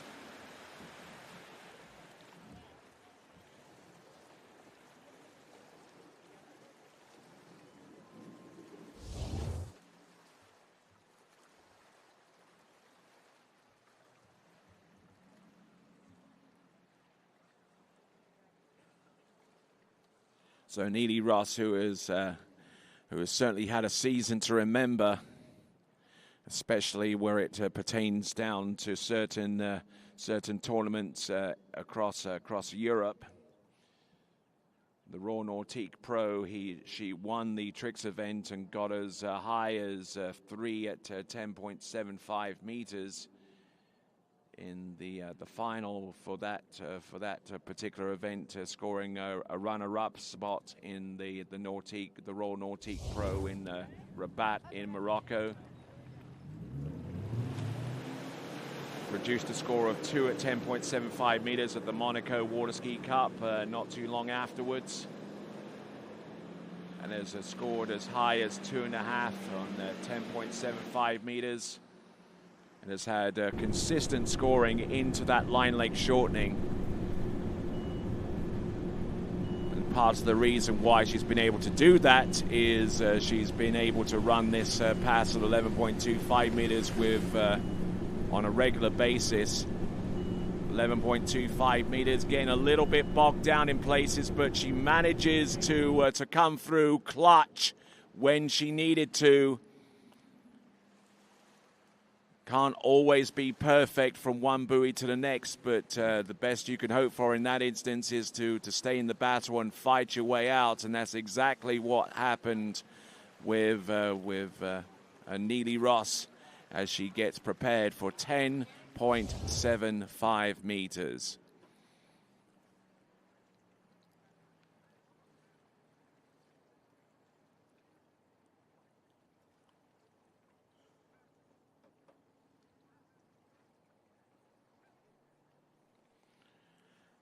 So now it comes down to 10.75 meters, and we'll see how well she gets down that run.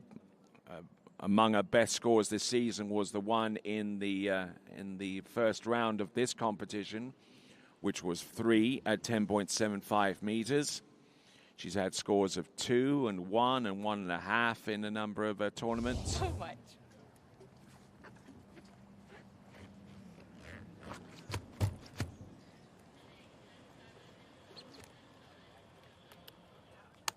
Let's see if she can get beyond the halfway point of 10.75 meters. In April, she scored 3 at a tournament at Lake Ledbetter, but managing to get 1 this time around. But the damage was done yesterday for her at 10.75 meters, scoring 3 yesterday. So for Canada, it is Neely Ross with a score of 1 at 10.75 meters. She's safely through to the final and has at worst a 4th seeded placing going into the final at the very least. So there we go. That is Neely Ross.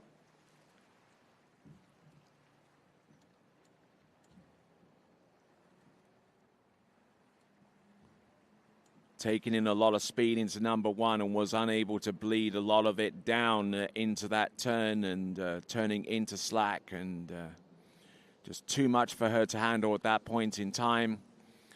Just looking at this once again, riding that good slalom ski and bringing the handle up a little bit high off the tail end of that turn, and when the boat came through to tighten up on that slack, she wasn't prepared to take all of it on, and scores 1 at 10.75 meters, but already through to the next round on the strength of yesterday's score. Now, also through to the next round of the competition, the 8-skier women's slalom final to take place tomorrow on the strength of a first round score is Ali Nicholson.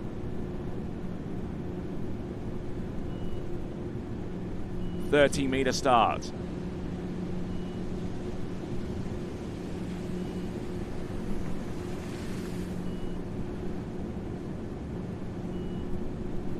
Skiing well, getting round 5 and around number 6 and getting to work with 13 meters. That is Ali Nicholson.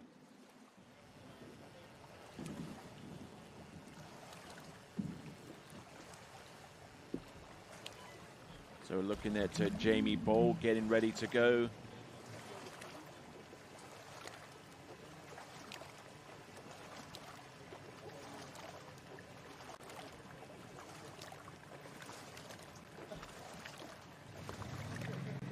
So continuing on.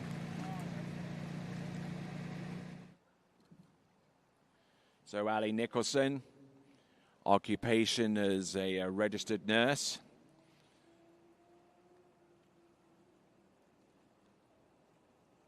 Formerly skied over at Ski Watch in Milton in Florida, but plies her trade on the slalom ski a little bit closer to the Central Florida area these days. Is a member of Team Syndicate. And Syndicate water skis are part of our equipment and gear sponsor for this competition. So we thank those cats a bunch for their contribution to this event as part of the Nautique Water Ski World Series of tournaments that started with the Botas Ski Pro-Am and followed on with this competition, the Rocky Mountain Pro. Will continue on to the California Pro-Am in just a few weeks' time, and then the series starts all over again with the Moomba Masters in Melbourne, Australia in March of next year, and then in May is the big one, the Masters Water Ski Tournament. And hoping to be a part of the mix in respect to each of those tournaments is Ali Nicholson out there slicing and dicing away from one side to the next. So Ali Nicholson, who's had a mixture of performances during the course of the season and looking to try and get to some level of consistency that she would be satisfied with going forwards. Ali Nicholson driving hard on each side and not looking at all bad there on the second pass, which was 12 meters. Coaxing that ski into a sharper turn on number 4 as she made her approach into number 5 and is able to execute that pass with lots of room to spare. Now 11.25 meters is going to be a slightly different proposition here. There aren't too many errors that you can make on 11.25 meters and still be able to get away with it. Let's see what Ali Nicholson can produce here. Ski to a 4th place finish at the Botas Pro-Am competition over in Toledo in Spain.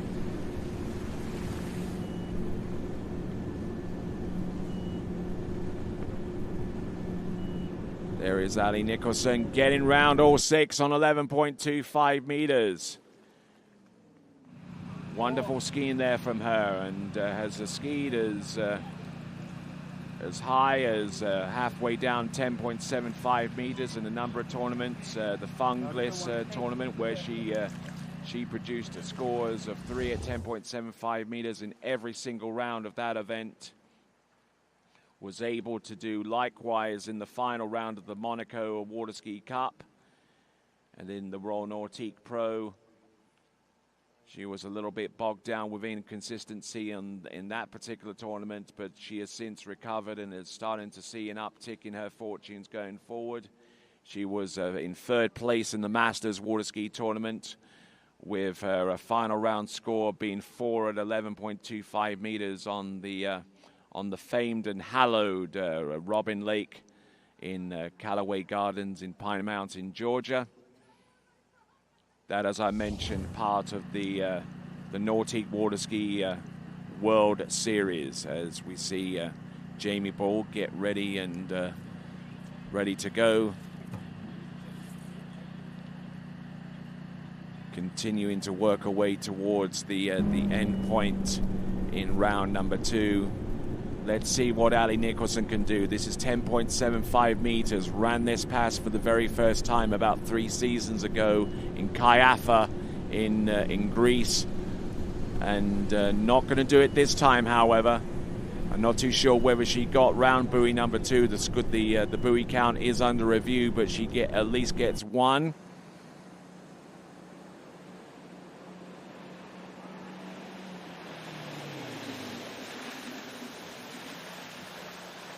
So Ali Nicholson returning to the dock, a member of Team Syndicate, and a fellow teammate is on the dock, standing up, ready to go. It is Jamie Bull.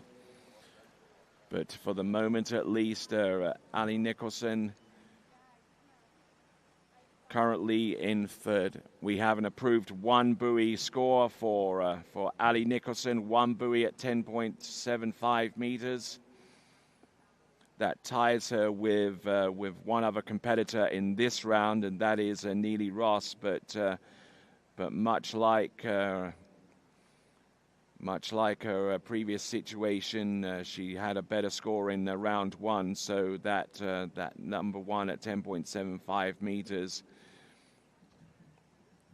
is purely a backup there going forwards. So next competitor in the water right now, and coming to us originally from North Bay in Ontario in this beautiful country of Canada. This now is Jamie Bull. The pending Canadian national women's slalom record holder with 3 buoys at 10.25 meters in the round previous to this. It is Jamie Bull.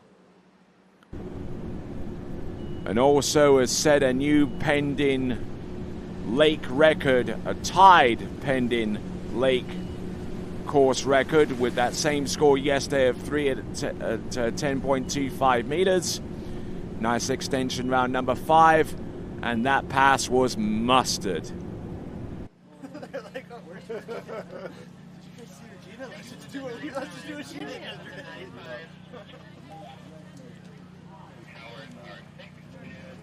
So a 6 buoy count as our final combatant in the women's slalom in the elimination round series gets ready to take to the water herself in short order. It is Regina Jaquist. She too scored 5 at 10.25 meters to tie for the lead in this slalom competition in the elimination round.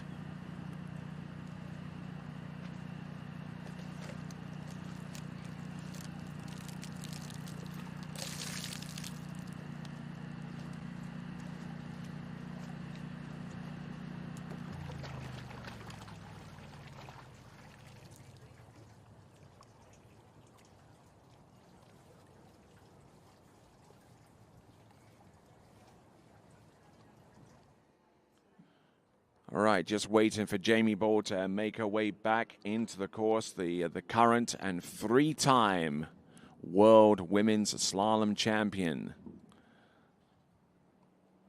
Won the first 2 of her world titles in Groveland in Central Florida in 2021 and 2023, and last year for the first time successfully defended her title on foreign soil in Rocchetto in Italy.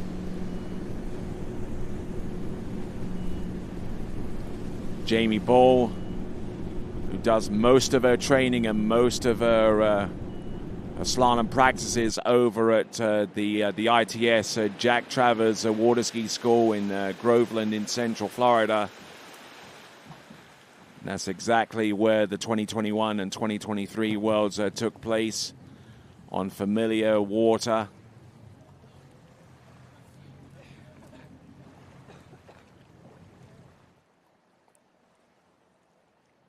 So results this season, winning the Rocchetto Pro with a score of a 2 at 10.25 meters. Scored that in each of the opening 2 rounds. In Botas Ski, she was in runner-up spot with her final round score of a 4 at 10.75 meters. Funglis, she got into 10.25 meters in every round there.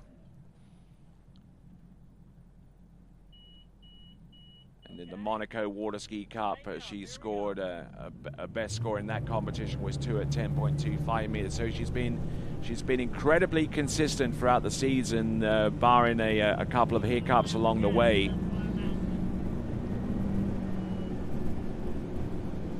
So here we go. This is Jamie Bull.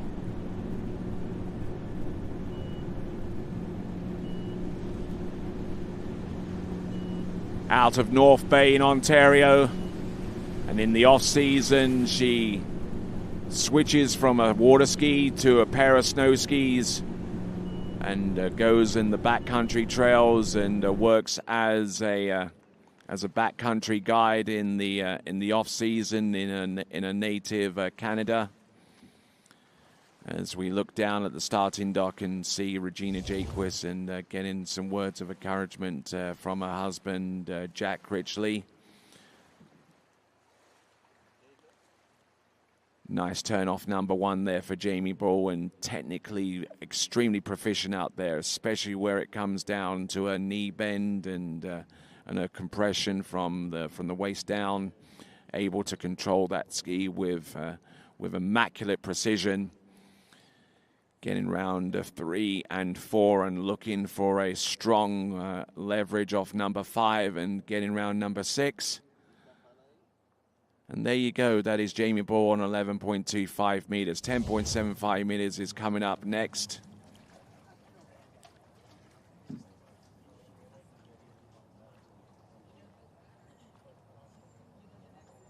Other tournaments in which he's excelled at this season, the Masters Water Ski Tournament. Getting halfway down, 10.75 meters on the... wow. Get through some of your... And now let's look at 10.75 meters. The attempt here from Jamie Bull. Rolls the ski over.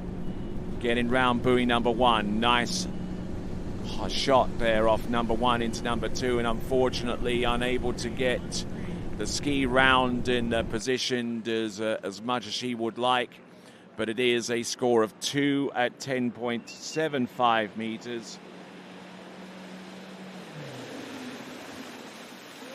2 at 10.75 meters, the final score for Jamie Bull in this round, but that is superseded by the score that she put out yesterday with 3 on the 10.25 meter line, which constitutes a pending national women's slalom record for Canada, and also a tie for the lake record here at the Lakes of Casting Stone. Brought the ski hard around. The positioning looked good here. And trying to get the ski round and angled away, but nothing was doing with that at that point. So that is Jamie Bull, 2 at 10.75 meters, and we're now down to our final skier in the elimination round series in the women's competition. So we already have our 8 skiers that are through to the next round identified as being Christiana de Osma, Ali Garcia, Chelsea Mills, Elizabeth Montavon, Neely Ross, Ali Nicholson, Jamie Bull, and our final skier heading towards the slalom course right now. It is going to be Regina Jaquist.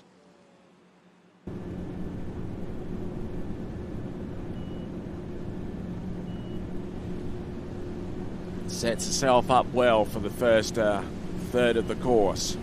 Now she's halfway down. 2/3 the way in. 5 and 6. And nicely done there. Regina Jaquist, a compound pharmacist from the Emerald Coast compounding facility right over there in Santa Rosa Beach in the northern Florida Panhandle. And I'm sure that her father, Jim Jaquist, is watching. Mom, Karen Jaquist, watching as well, along with the entirety of the staff there at ECC. As I'm sure that she has a number of fans all across the world that monitor the performances that she puts out there on the regular.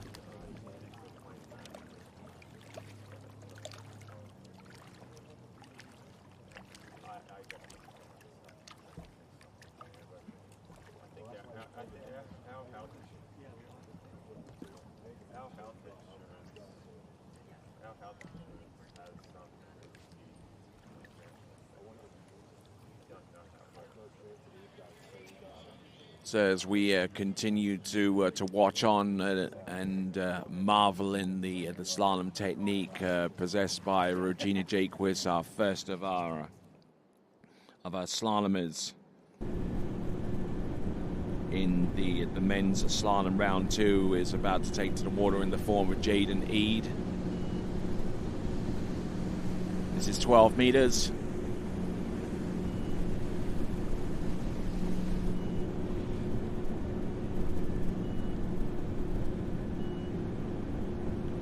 And around all 6 buoys, 2 passes to the good.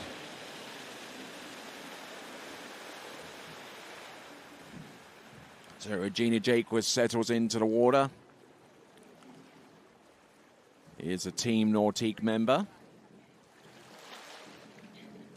and absolutely loves skiing behind the brand new 2026 Ski Nautique towboat, brought to you by Nautiques and their parent company Correct Craft, on the waters of the world since 1923.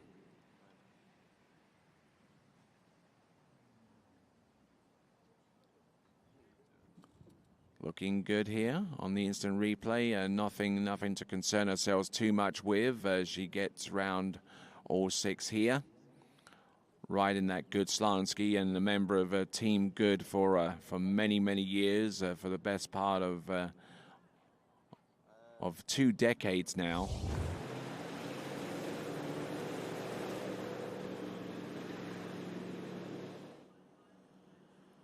And here she comes as the boat straightens up. Becky Lathrop at the helm of that towboat. The boat speed is 55K. The line length now is 11.25 meters. It is the purple loop. Entrance round buoy number 1. Still looking in good shape here. Settling in round number 5 and gets number 6 to go without too many problems or concerns going forwards, and getting ready for 10.75 meters. Now in this round, 10.75 meters has not been run yet.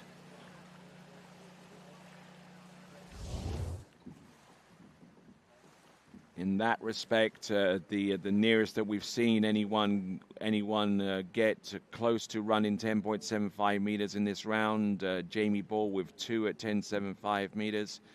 Then there was that score from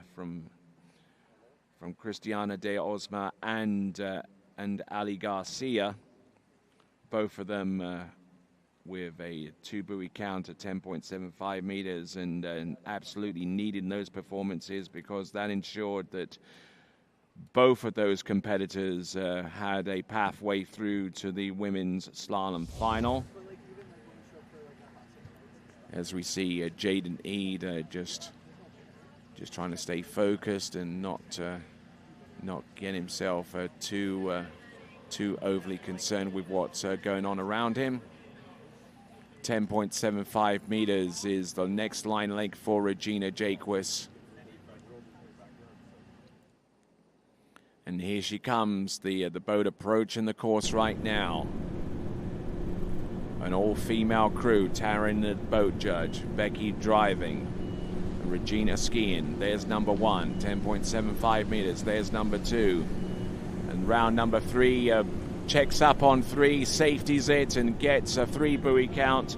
The best score in this round, but a better score was in the previous round with a tie of the pending lake record with 3 at 10.25 meters.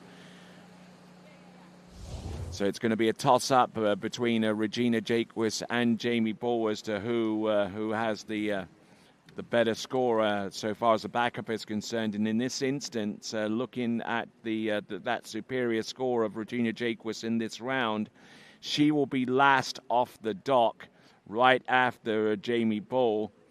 Jamie Ball will be second to last off the dock, and then Regina Jaquist will then be the final skier to take to the water in the women's slalom final. So we're done with the women's elimination round series, and we'll give you the leaderboard very soon.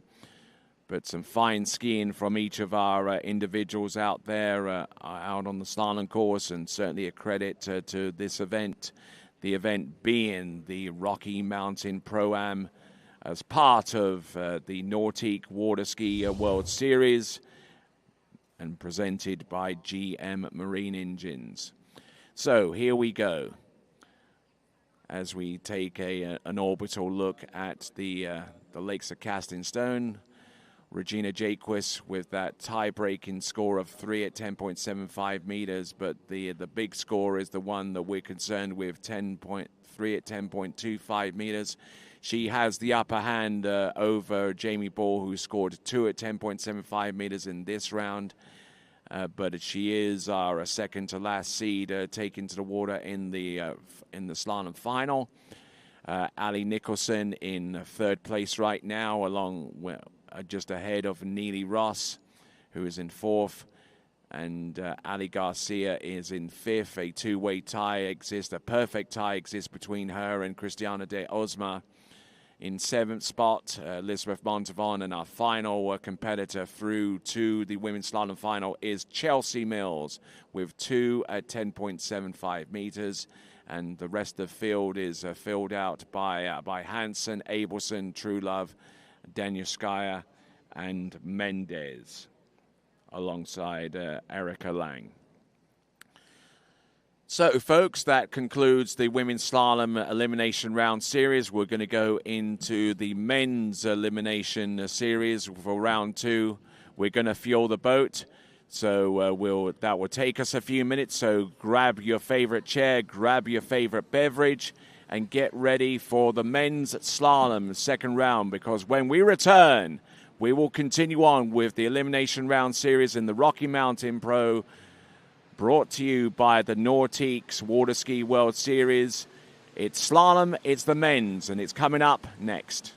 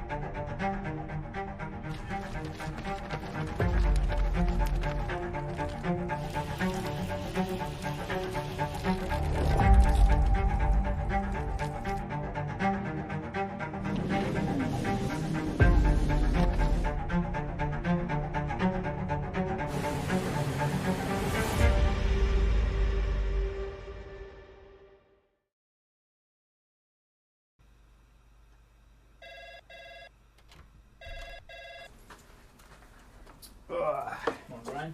Hey, morning. You have a good weekend? Yeah, got out on the water a couple times. How about you? Yeah, I got to set in. Just gonna make a quick phone call here. Oh, of course. Can you get that, Will? Yeah, man, I got it.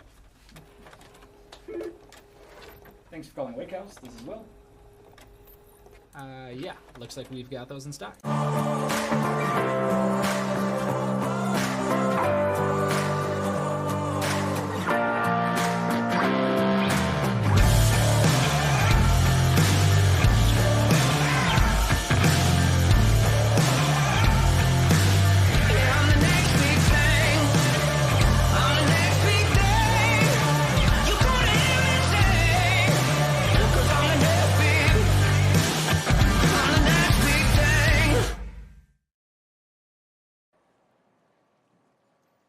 All right there, ladies and gentlemen, and welcome back to live and continuing coverage of this tournament. It is the Rocky Mountain Pro-Am, and it is part of the Nordiques Water Ski World Series presented by GM Marine. I'm Tony Lightfoot, and we've got the women's slalom leaderboard, and Regina Jaquist and Jamie Bull with the top two scores, and Regina Jaquist having a better backup score, which is why she has the outright lead right now.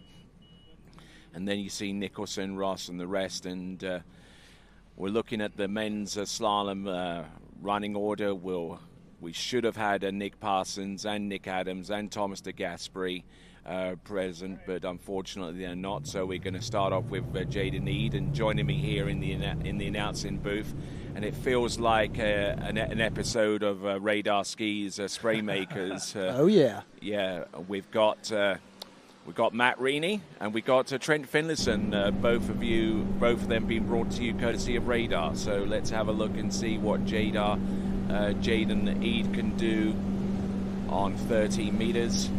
Now, he's an exciting young man to watch out there, and he's tasted some success before here at the Lakes of Casting Stone, Matt.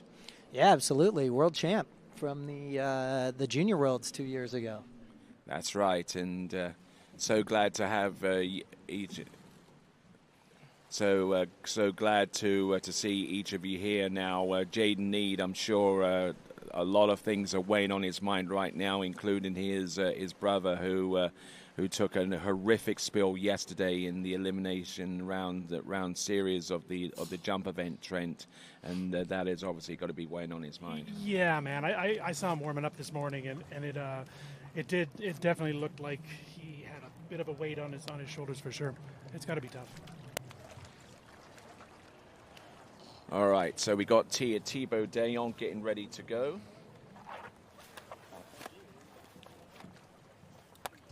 There was certainly some great scores yesterday towards the tail end of the competition in the men's round one of competitive action yesterday. There is our current leaderboard, Will Asher, currently in a two-way tie with Cole McCormick, and looking at those performances, you can't help but be impressed, but either of you. Yeah, some great skiing yesterday. We were, I think both Trent and I were flying during the slalom event, but when I landed and saw the results, I'm impressed. These guys are ripping it up here. All right, let's have a look and see. Jaden Eade. This is 12 meters.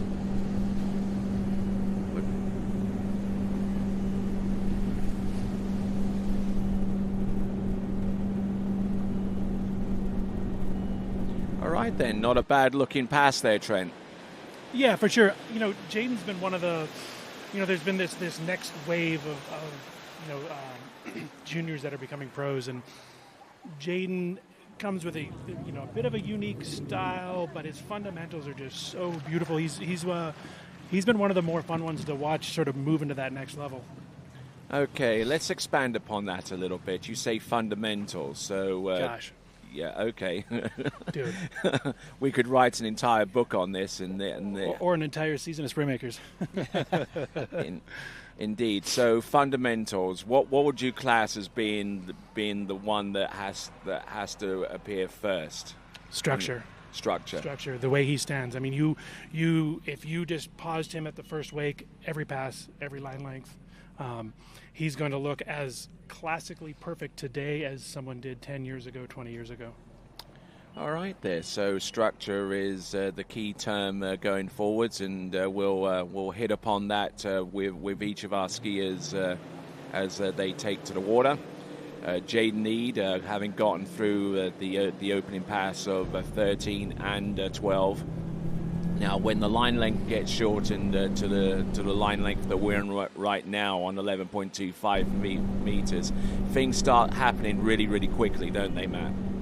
Yeah, absolutely. I mean, I think this is where guys set the rhythm. You know, I think 38's the first pass where they, you know, feel that swing where they got to climb higher on the boat. Little buckle there at ball 4, but it looks really easy. It's a great pass. Like someone once sang, it don't mean a thing if you ain't got that swing. Well, absolutely. The boat gets away from you, slalom gets a lot harder.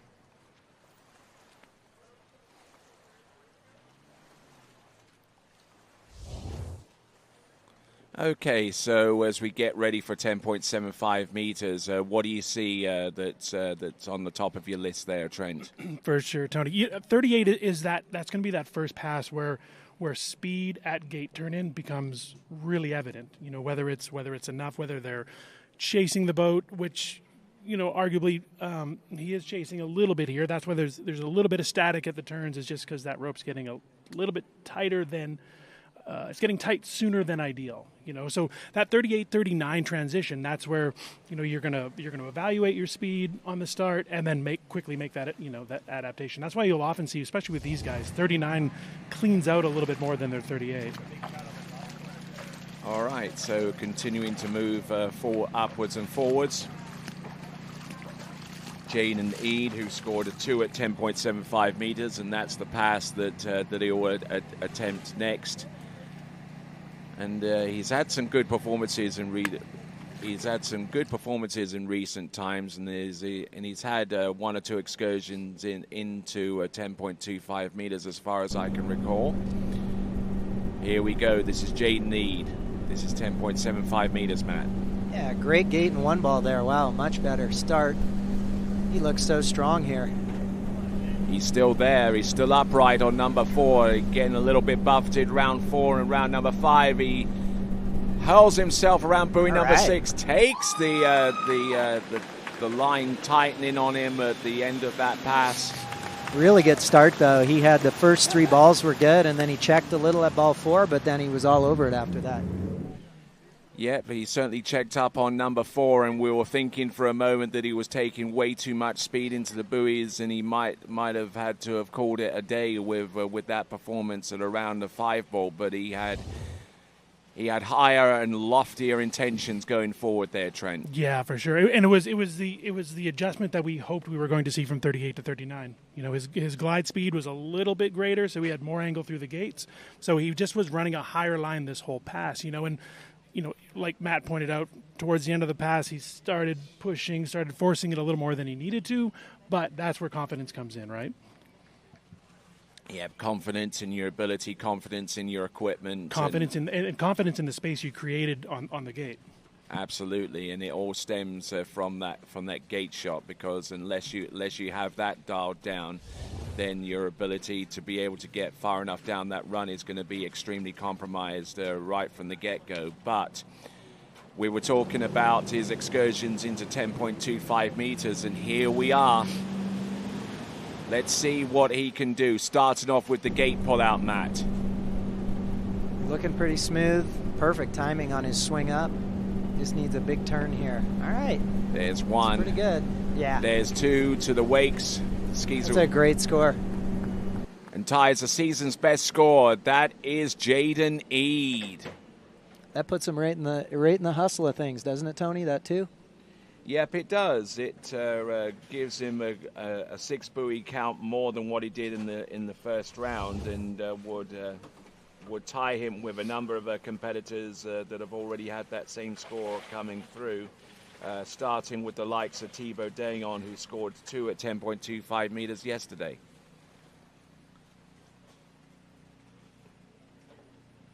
And every single one of our slalom skiers from here on out advances through to the men's slalom final. But what did you see here, Trent? Really, he just continued off what he figured out at 39. You know, his glide speed was good, wasn't falling back behind the boat on the turn-in, and I think, you know, probably A, excited to match his season's best, and B, just playing it a little bit safe because that was definitely a start that could get him further down the line.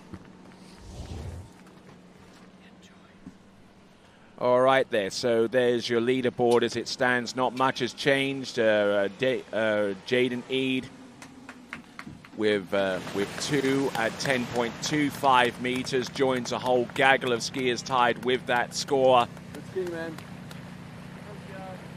Yep, and receiving the congratulations of the skier who just happens to be on the dock ready to ski next. And looking at the reaction on dock side and seeing Jaden Eade get 2 at 10.25 meters. Next skier to take to the water, coming to us from Central Florida. He is a realty broker by trade, and is right here getting ready to go. This now is Thibaut Dayon, and he certainly has a technique that I would definitely go out of my way to saying a little bit on the aggressive side there, Trent. All right, Scott. Yeah, for sure. He's definitely not afraid to let it fly. But this is another one of those skiers with just that classic approach, right? Yeah, Thibaut always looks to me like he's just going to break out and bust a 41. Like he's always 39 smooth, and then 41 he's like, you know, he's just got to almost get out of his way a little bit and just let it happen. You know, you're exactly right about that. He's so there. All right, looking at this 13-meter start.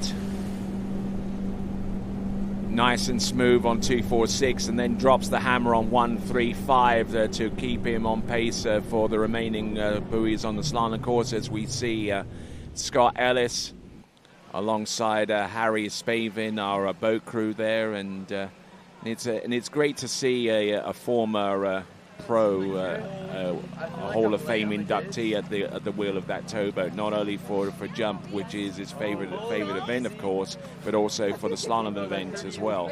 Yeah, man, having Scott behind the wheel is like a big confidence booster for these guys. I mean, he's driving a lot of tournaments, and one of the best there is. All right, there we'll keep on following Jaden Eade for a few more minutes. As we transition back to the starting dock, and we see a ski getting ready to go, and one of your favorite skiers there, Matt. Oh yeah, JP. He's kind of like one of my kids. Speaking of, congratulations, by the way. Yeah, I got one more. We're very excited about it. Summer and Whitney are doing really good, and yeah, little big brother Zane is just totally in love with her. Oh, absolutely. I see the videos and the pictures coming through on Instagram. And how many followers does Zane have now on Instagram? That's a mom question. I don't know. He's got a few. More than Joel, I'm sure of that. More than me, anyway. That's for darn sure. Okay, here we go. This is Thibaut Dayon on 12 meters. Dropping the hammer down. Look at this on number 3. Sets himself up nice and tall for number 4. This rhythm is so good. He looks just dialed here. I'm sure all these guys are enjoying the little bit cooler water than what they're practicing in Florida. I know this time of year in Florida it's a bit of a grind, and we're not getting a ton of rain, so the water temps are high. And Thibaut looks like he's dialed with the rhythm, and he's looking good.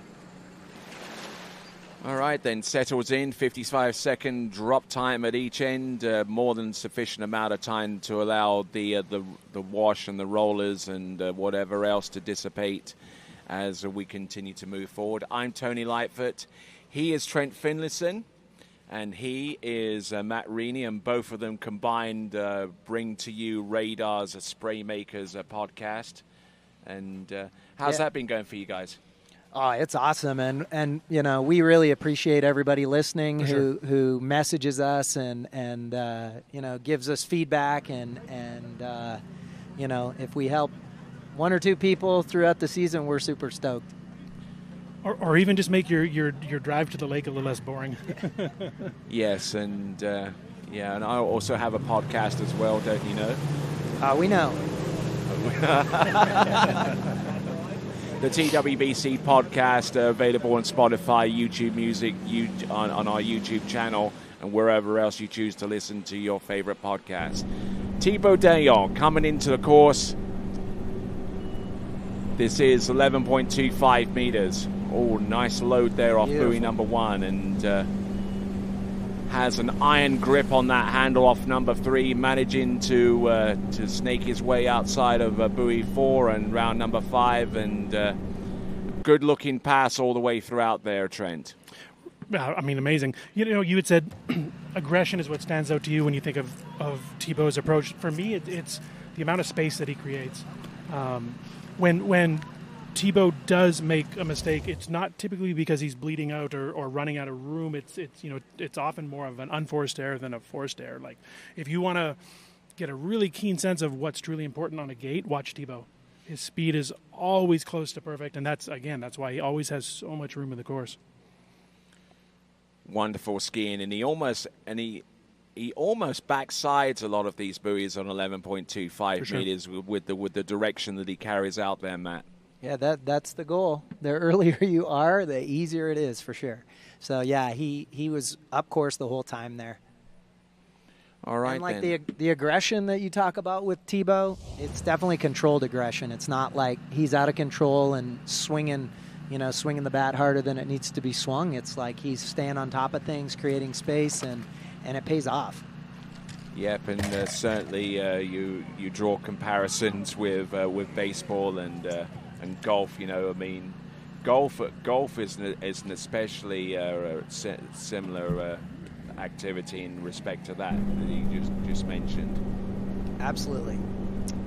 All right, there, Thibaut Dayon. Now this is 10.75 meters. Now this is where he's really got to get on it from round number 1. He's looking good round number 2 and number 3. He's up on number 4.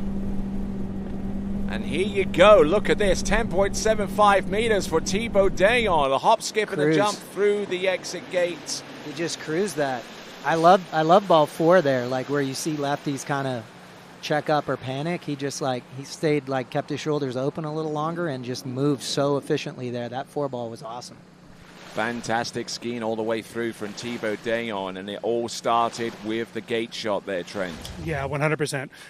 And when Matt mentioned earlier that every weekend we're kind of waiting for Thibaut to knock a 41 out of the park, it's because he routinely has 39s just like this. Lots of space through the entire pass. You saw one ball, he got just a half step ahead of himself, but other than that, I mean, this pass is as good as his 38 was. Yeah, fantastic skiing, and allowing that ski to rotate all the way through, and driving hard across the back of the boat, and taking the hit off number 5, but he was well ahead of the game here on 10.75 meters. Now there is certainly more than one way to skin a cat, in respect to these line length shortenings. I mean, we compare someone like Thibaut Dayon to a skier like Charlie Ross, and it's like apples and oranges really between those two competitors at the very least. I mean, yes and no, right? Yeah, some of the details are different, but the fundamentals, I'm going to say it 1,000 times, they're exactly the same. All right, then, here we go. Let's have a look. Thibaut Dayon, 10.25 meters. There's one. Gets around number 2, stands up and gets the 2 buoy count at 10.25 meters, and he now has scores of 2 and 2 on the same line length. So consistency, certainly a hallmark of Thibaut's makeup out there on the slalom course. He was a little hot on that gate, wasn't he, Trent? It looked like he kind of turned into a little bit of dead line, and for sure. And that's the challenge, right? Like, you had a 39 start that was perfect, and so you teeter. Like, if I'm too slow, I'm going to be flat line into 1. If I'm too fast, I'm going to be loose on my gate, and that's that's the challenge, finding that sweet spot right in the middle. All right, so it's 2 at 10.25 meters, and we've got a whole slew of other skiers to come, coming up, starting with Joel Poland, who is on dockside right now, and following on with Jonathan Travers, Charlie Ross, Cole McCormick, and finally Will Asher. So as we get ready to welcome Thibaut back into the dock, a little bit of time to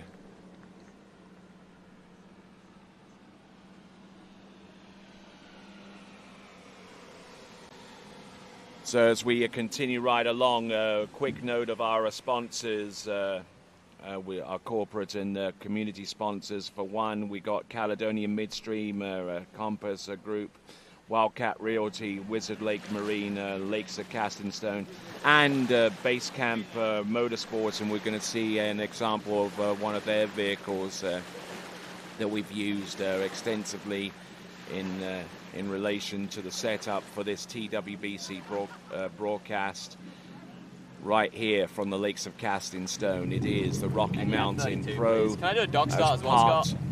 Go. As part of the Rocky Mountain Pro, part of the Nautique Water Ski World Series, and it's been brought to you also by GM Marine. Okay, so skier coming up next, a Team Radar athlete. This is Joel Poland. Oh yeah, I want to thank Joel for jumping so late last night. We got to watch him right before we went to bed. Oh, nice. Very courteous of him. Yes, nice for him to help out on occasion. Absolutely. Okay, here we go, folks. This now. What is he doing out there? Come on. Are you serious? He likes to, fix his eyebrows at the gate every once in a while.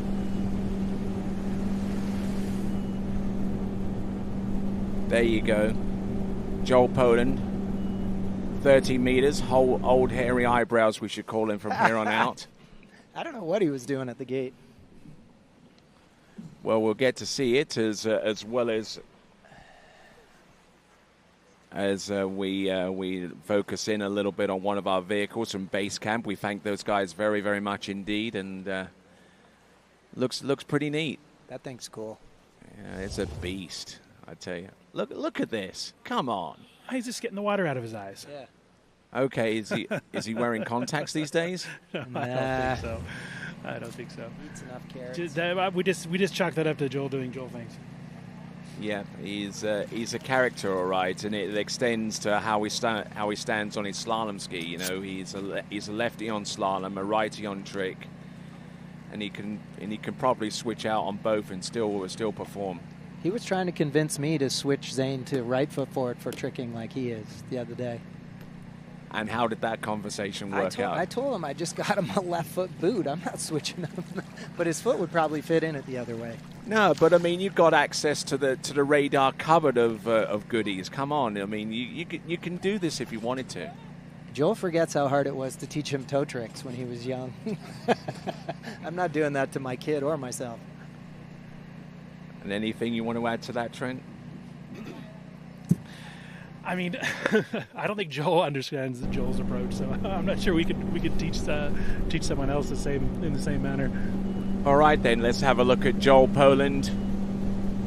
Always on the cusp of setting some world record of some kind in the overall men's competition. He's the current world men's overall record holder. He set that mark a little bit earlier on this summer, and he considered that record to be his most satisfying. He was able to get deep into to 10.25 in the slalom trick over 12,000 and jump over 230 feet. Yeah, it was a pretty cool day for him. Well, weekend, I guess, but yeah, he's done those individually several times, but obviously to do them all together is a lot tougher. So it was pretty cool for him. All right, and Joel Poland getting situated for the next pass, which is going to be 11.25 meters, and he's just one of those freaks of nature. Yeah, incredibly talented, but with a work ethic to match, you know. And I think we've talked about this in Springmakers in the past. That's maybe part of the equation that people don't always appreciate. You know, you think you can see raw talent, but you don't see everything behind the scenes. Yeah. All right, here we go, folks.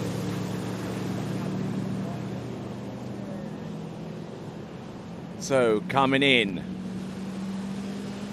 with this next pass, 11.25 meters. A good stout pull out for the entrance gates, rolls the ski over,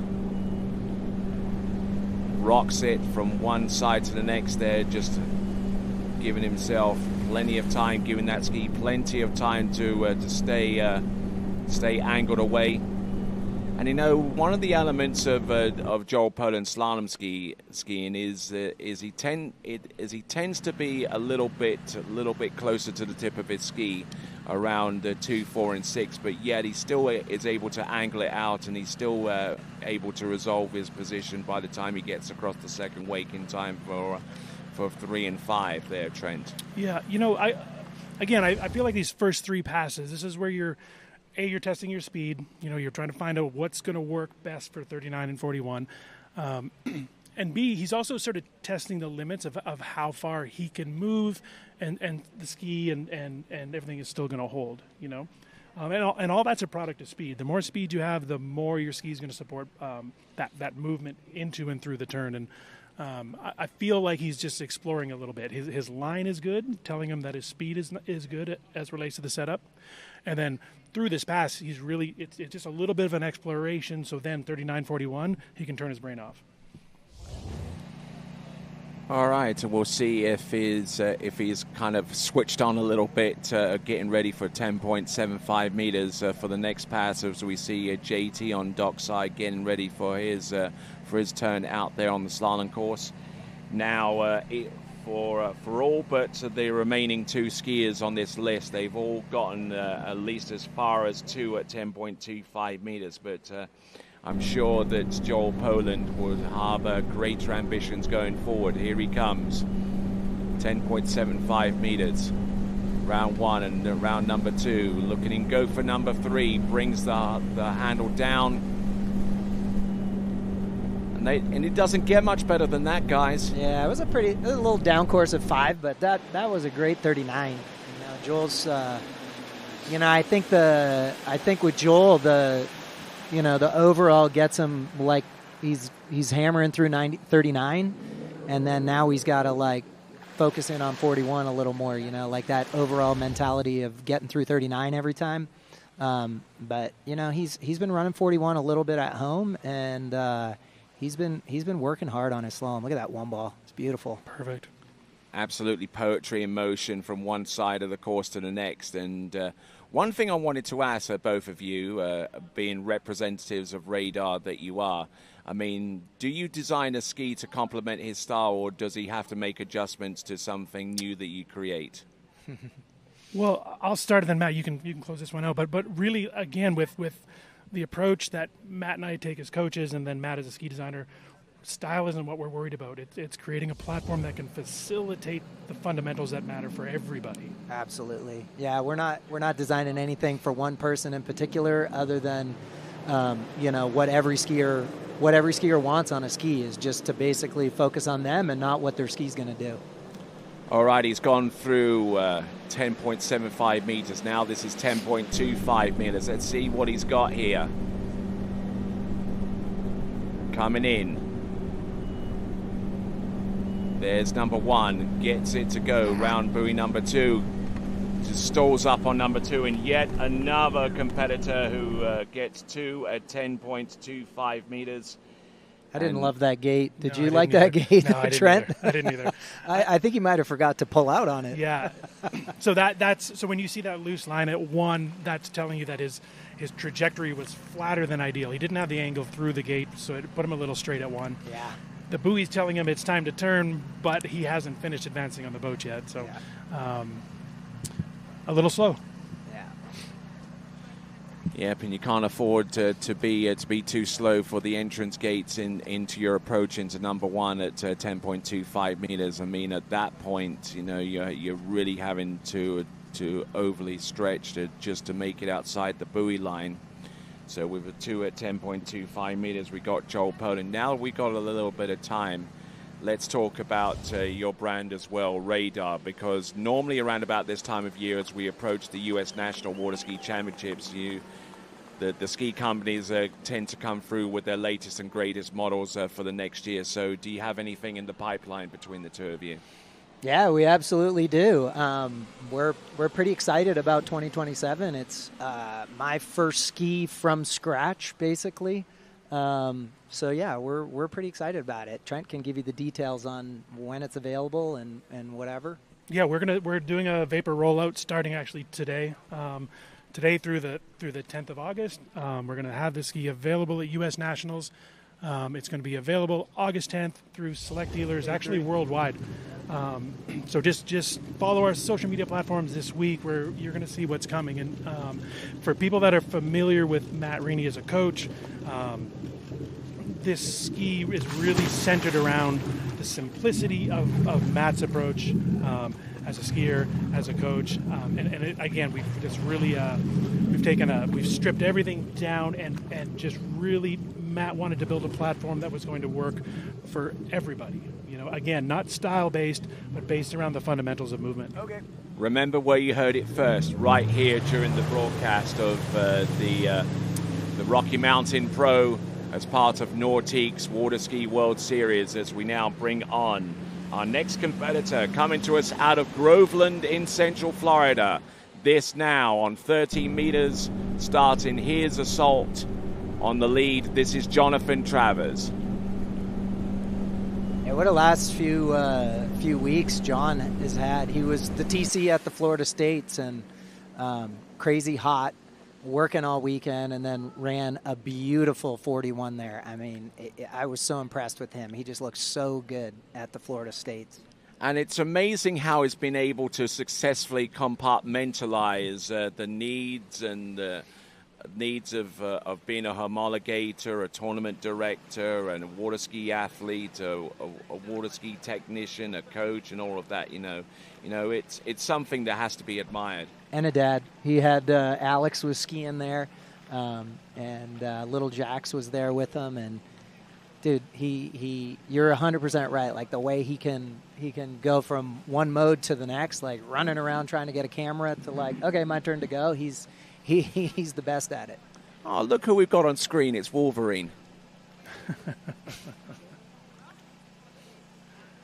We jest. It's Charlie Ross, and he's getting ready to go, and he'll be our next skier to take to the water after we've concluded Jonathan Travers' effort. I'm Tony Lightfoot. He's Trent Finlayson, and he is Matt Reaney.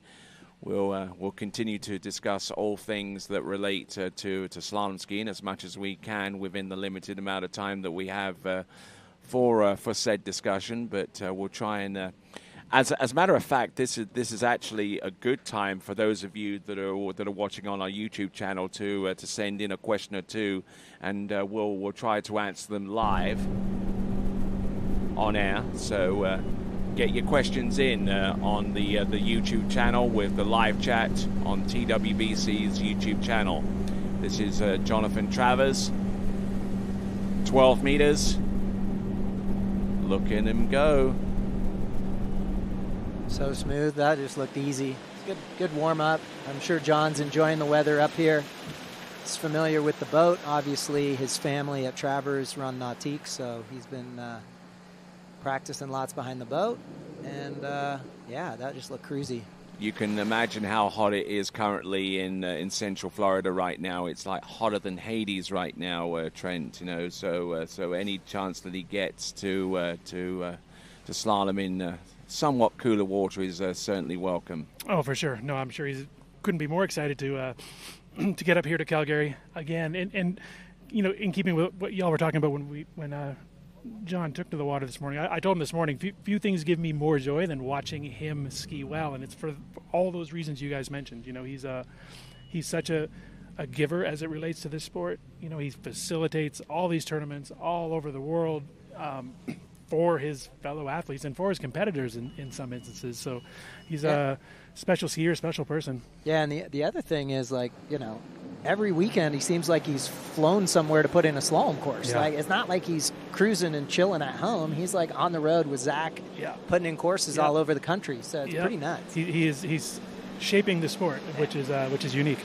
Yes, and if you want to utilize his course management services in putting a brand new slalom course out there or homologating the one you already have, do a Google search onto Jonathan Travers' services in that regard, and he'll show you right. So there we go. That's a 6-buoy count, and that was 11.25 meters. You know, and there's the consistency in which he's been able to run these passes from time over time over time again. You know, there's hardly much of a difference in transition between 12 and 11.25 meters, Trent. Yeah, for sure. But like that little pause you saw at 1, and you'll see a little pause here at 2, little pause at 3, and it does start to iron out. But when you leave the second wake and you are 100% confident in your direction or your angle, you drive out with as much power as possible. If you're a little bit unsure, if you're on the perfect line, you're going to see him. That's when he laid up off the second wake to 1. He laid up a little bit to 2 until he could iron out that, you know, that rhythm in that direction. But again, these guys are making calculations pass after pass after pass, and then and again, the sooner you find it, the sooner you turn your brain off, and that's when the big results come. All right, dockside, we see Charlie Ross. He's getting ready to go, and he's wearing those Pro Gear gloves and utilizing the brand new Pro Gear plate, which premiered at the beginning of this season. It's a nice little setup that he's got right there, and look forward to seeing Charlie Ross get out there on the water in short order. Here comes Jonathan Travers, JT they call him.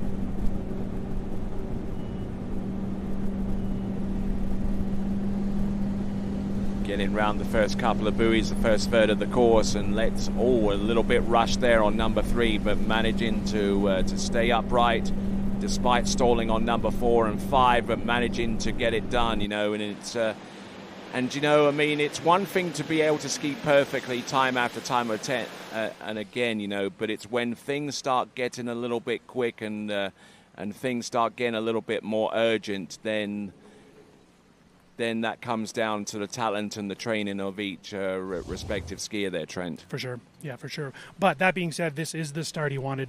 You'll see at one ball here, that little pause at 38, gone, right? The rope was tight immediately. Looked like he maybe checked a little bit into 2, but again, once that rhythm is set, these skiers have an understanding of how big their window of opportunity is. So once he got that kind of a gate in 1, little mistakes are going to remain little mistakes. Yeah, he finishes this early, and little hiccup here or there, but it was a really good 39. For sure. Whatever adjustment he made from 38 to 39, I think right now you're sitting in the water thinking, that was it. Let's just put it on repeat.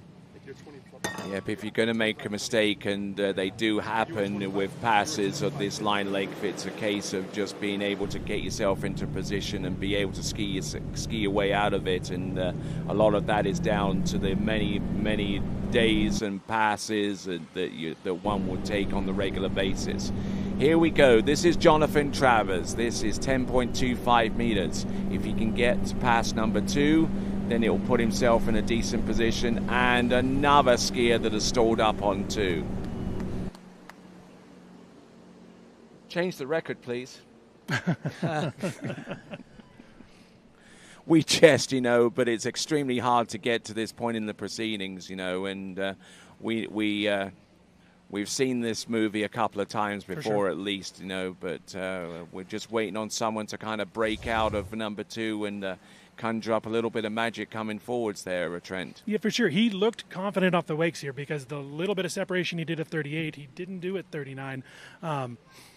Something, you know, like something made him jump the gun out of one ball a little bit, and he ended up moving backwards instead of just continuing to move forward, and that drive just kind of disappeared. But this site and these tournaments at Predator Bay, this has been one that historically each round the guys seem to get a little bit better and a little bit better. You know, whatever is slightly different here compared to their home sites, they typically figured out as the rounds go on.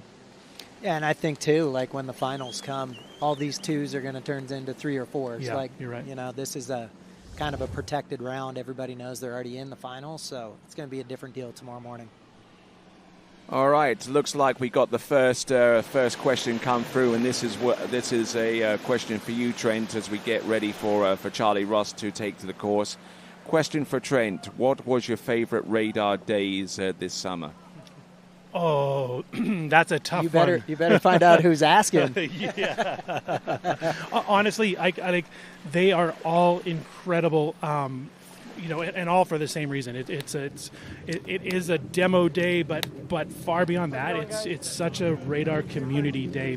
People show up early, they stay late, and we just ski, have lunch, have beers if that's what you want to do, and it's a reminder of just how solid this water ski community is, and inside our brand, you know how solid it is. They're all incredible. But that being said, the Michigan ones are always really fun. Nah, love it.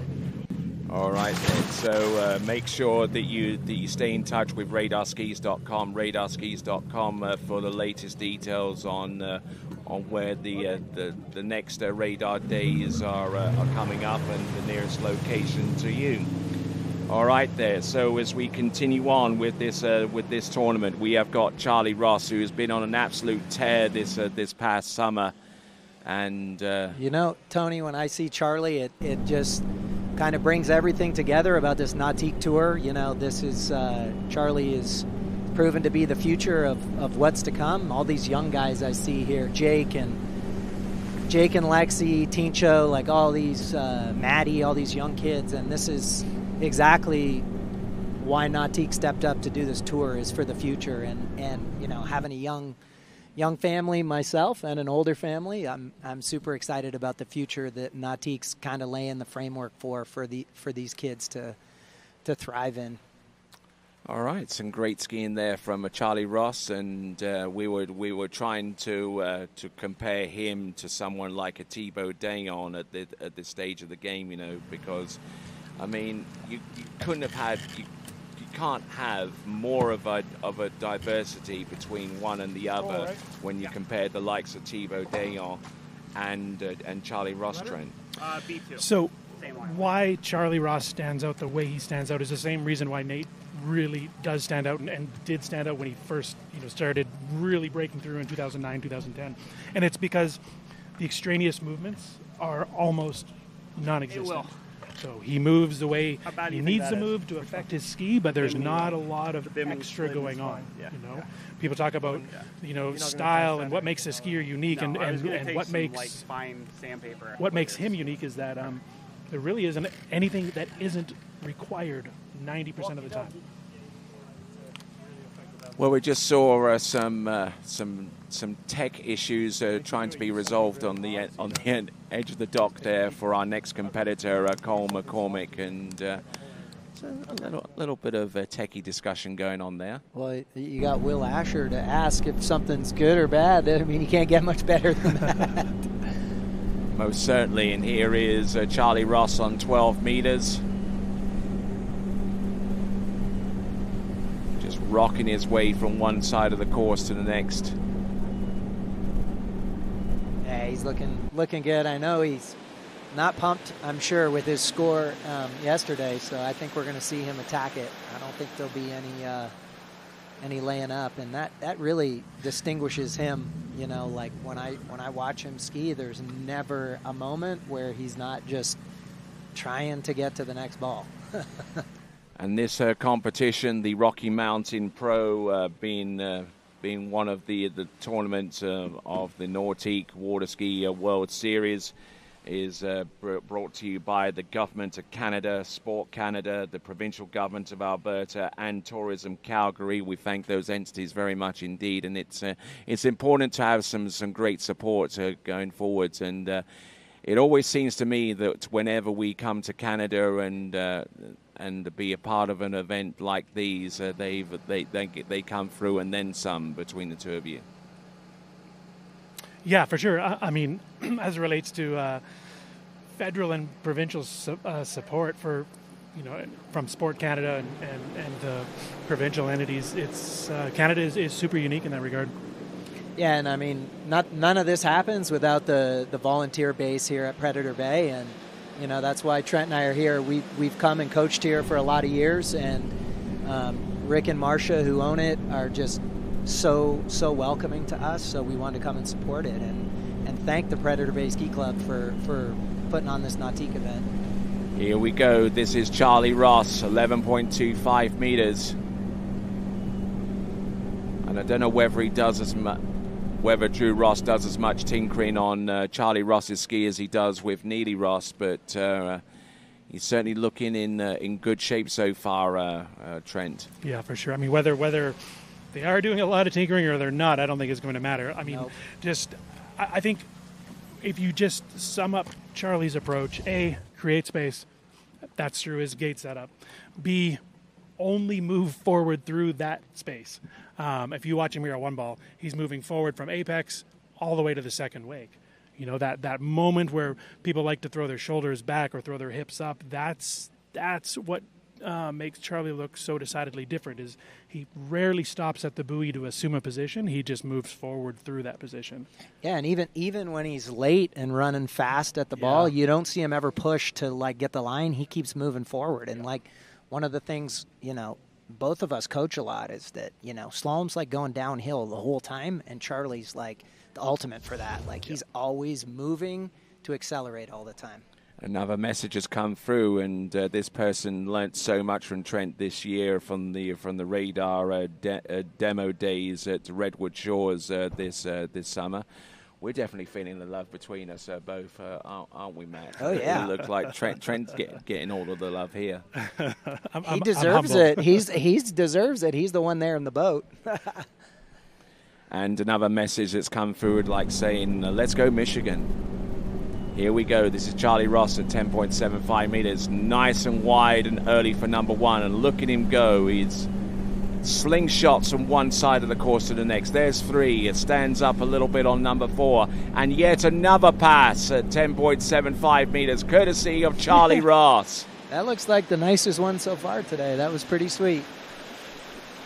Yeah, but once you get into the rhythm, it's almost impossible to break so far as Charlie Ross is concerned, and he's proven that time and time again, Trent. It is absolutely incredible to watch, and I love it in the same way I love watching Nate, because it validates what I feel like I know about slalom, or the way I want to coach slalom. These guys are executing it time and time again, and four ball here is going to be that perfect example of, even if he needs to wait on the line for a moment, you're going to watch him come out of four ball, waiting on the line, but not stopping that forward momentum.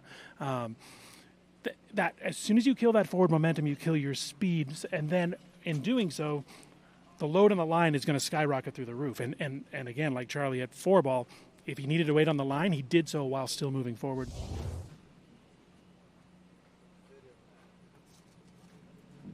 There are the specs on that Nautique towboat for 2026. Plenty of power, plenty of precision, and all of the technical refinements that one could ever hope for. Here we go, 10.25 meters. Let's see if he can be our first competitor. Wow. Perfect gate there. That was a really good gate. There's one. Little down course, round number two. Can he make it outside buoy number three? Yes, he can. Can he get to the wakes? And he scores a clear 3 buoys at 10.25 meters. That is Charlie Ross representing Canada. Man, that gate looked good, and then he got kind of held up at one a little bit. 100%. I think he's probably, this is going to be one of those cases where you see someone run 3 or 41 and they come in and with the idea that, man, I really left that on the table, because his roll-in was perfect. Something happened at the second wake that he didn't trust where he was going, and he just laid up a little bit, meaning came off the handle early. He wasn't completely confident with where he was, but I think in hindsight he's going to be confident, because he probably going to feel like that setup was perfect. Yeah, I thought that gate setup was really good. He rolled in nice and smooth, and he just had to wait on one ball a tiny bit. Yeah. All right there. So Charlie Ross has moved from 3rd seed to number 1 seed at this point in the proceedings. But we still have to wait on 2 more competitors to take to the water in the form of Cole McCormick and finally Will Asher. So this could prove to be critical for Charlie Ross's aspirations in regards to the slalom title here in the pro competition at the Rocky Mountain Pro as part of Nordique's Water Ski World Series. And you just got to love the heck out of that maple leaf on the shoreline. Man, every time I come down that hill, I get the little chills from spending so much time here, and then of course 2009 Worlds was pretty special. I still remember that still shot of you around the starting dock when Whitney was skiing. Yeah, with Jason. When Jason and I were on the end of the dock together. Yeah, it was pretty crazy. Yep, that was almost a lifetime ago in 2009 when the Lakes of Casting Stone hosted its first major tournament at World Championship level, the World Open Elite Championships in 2009. And since then, it's hosted a number of World Championship level tournaments, 2024 in the U17s, last year with the U21s, and this year with the O35s. Let's have a look and see what Cole McCormick of Canada can produce right here and now. 30-meter start, the green loop.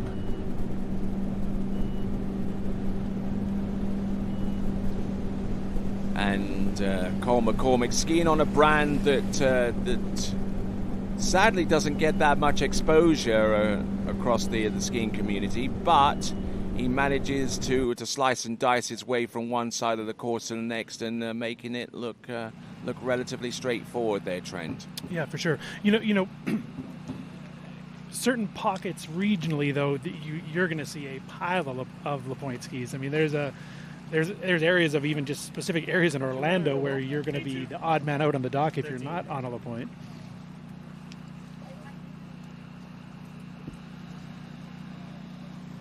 And even pockets of competitors around the world as well, especially around South Africa. Yeah, I mean, that name is just synonymous with slalom. I mean, Chris and Bob were definitely the pioneers of this, and then Andy, and we used to see Maple skis, now we see LaPointe skis. I mean, it's pretty cool. All right, as we see Will Asher on dockside, our last skier to take to the water, Kerry Lee, our chief judge. And at one time or another, both Kerry and Will Asher skied on the same collegiate team, the Louisiana Lafayette Raging Cajuns, of which I was a member of that team back in the day. That's where I met you, Tony. Yeah. And promptly out-skied me enough to make it onto the slalom team. Sorry. Still burnt from it.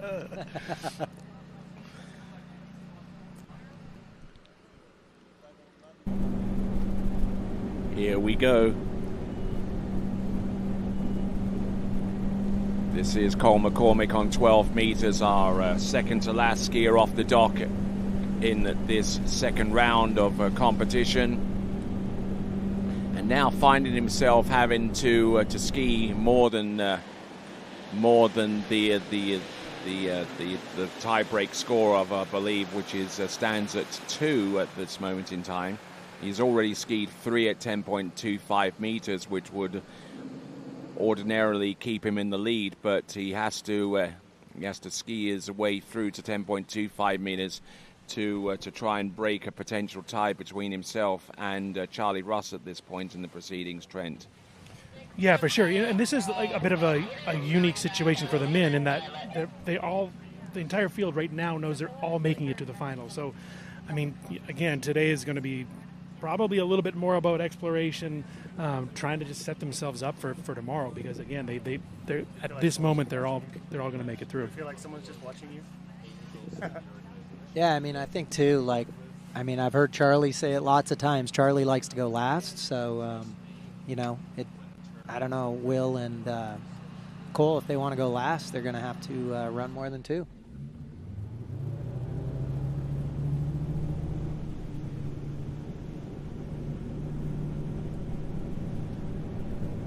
All right, so with Scott Ellis at the helm of that towboat, and his compadre there next to him, Harry Spavin, our boat judge, 11.25 meters. He's got to continue skiing and ski more than 2 at 10.25 meters, but he's got to get to that area first. A little behind from that gate. Looked like he ran out of speed a little and was chasing the boat the whole way, but you know, that's just feedback. The wind's definitely switching now. We got headwind going away from the dock, so it's been the opposite wind for the previous days, I believe. Yeah. I wonder what they're watching on their phones right now.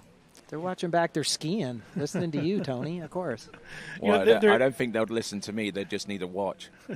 There has been something about this set, though, that he's looked a little different. All 3 of these passes, he's initiated that turn-in with his upper body a little bit, which isn't a game, it's not a deal breaker. However, he does have a little less angle into the first wake than I would expect him normally to have.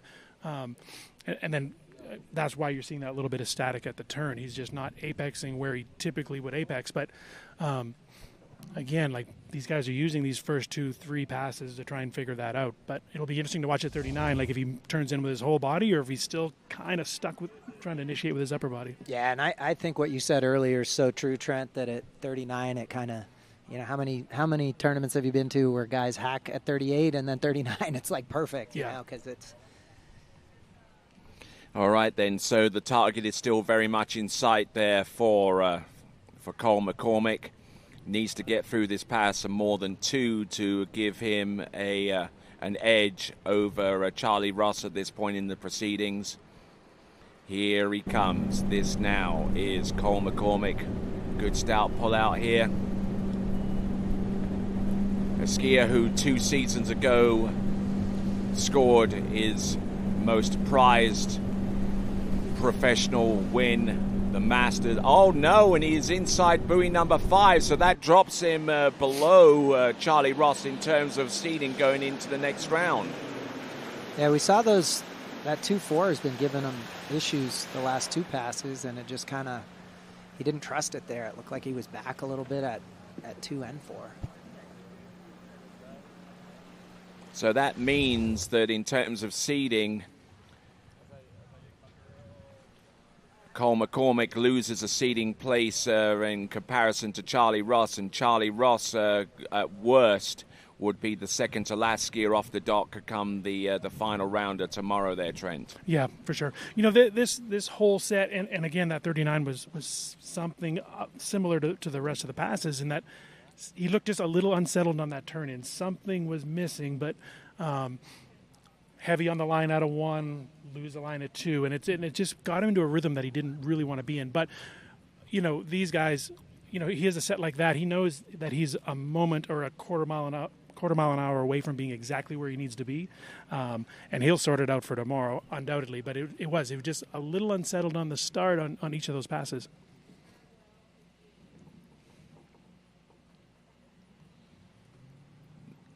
Getting it done as far as buoy number 4 and the handle coming up high, and then he has to re-engage the ski to make it outside number 5, which he wasn't unfortunately able to do. Which brings us to our final skier out of the Elimination Round Series. This now is Will Asher.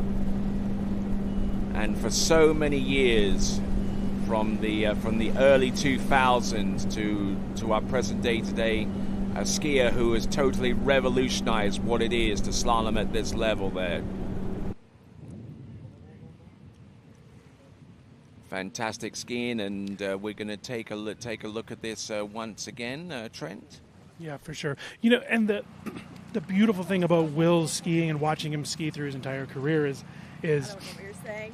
He didn't just keep hammering away until it got better. I mean, the evolution of Will's skiing, if you watch him, run 39 in 2010 versus watch him run 39 today, or even 5 years ago. Like he's not just building skis, he's not just redesigning skis, he's not just messing with his fin. He has completely changed his approach on a, I don't want to say on a fundamental level, but as it relates to the way he's most comfortable moving and finding a different level of efficiency, going back to the way we described Charlie skiing. It's something Will figured out 10 years ago, and it's to watch him today. It's unbelievable how much how more refined, more efficient his approach is.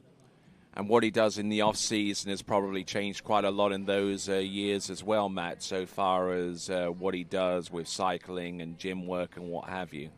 Yeah, and I think he probably skis a lot less in the winter now than he used to. I think he takes big breaks and rides his bike a lot and works out a lot. And, you'd be hard-pressed to find somebody in as good a shape on tour as Will. I mean, he's definitely a machine, and he's always been a machine. But because he loves it. Yeah. Here he comes. This is Will Asher. Entrance round buoy number 1. Looking good on 12 meters. But he's got to stay on track and on focus here. Almost let it go a little bit too much around buoy number 4, but he stays on track and is looking very, very decent out there. With 13 and 12 in his back pocket, he now can set his sights on 11.25 meters as he continues to rock behind that brand new 2026 Nautique ski boat from Nautique's and its parent company, the Correct Craft. Yeah, I mean, that pass he just ran was super efficient. That's what you notice. Like, you can say Charlie and Will ski different, but the efficiency and the way they carry speed off the second wake is definitely different to a lot of people.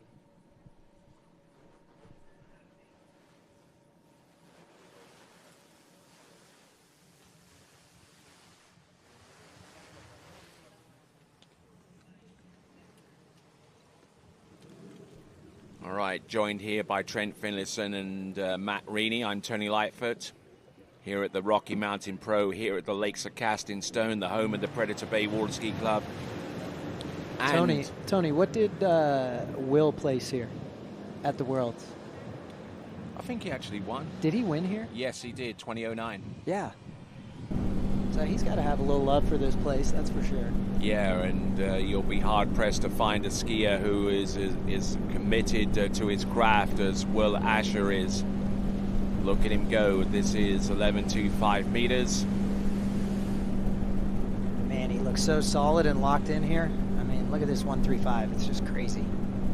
So fantastic good skiing, absolutely, from start to finish there on 11.25 meters. The rope doesn't even reach out to buoy's width, and he just made that just look incredibly easy there, Trent. Yeah, for sure.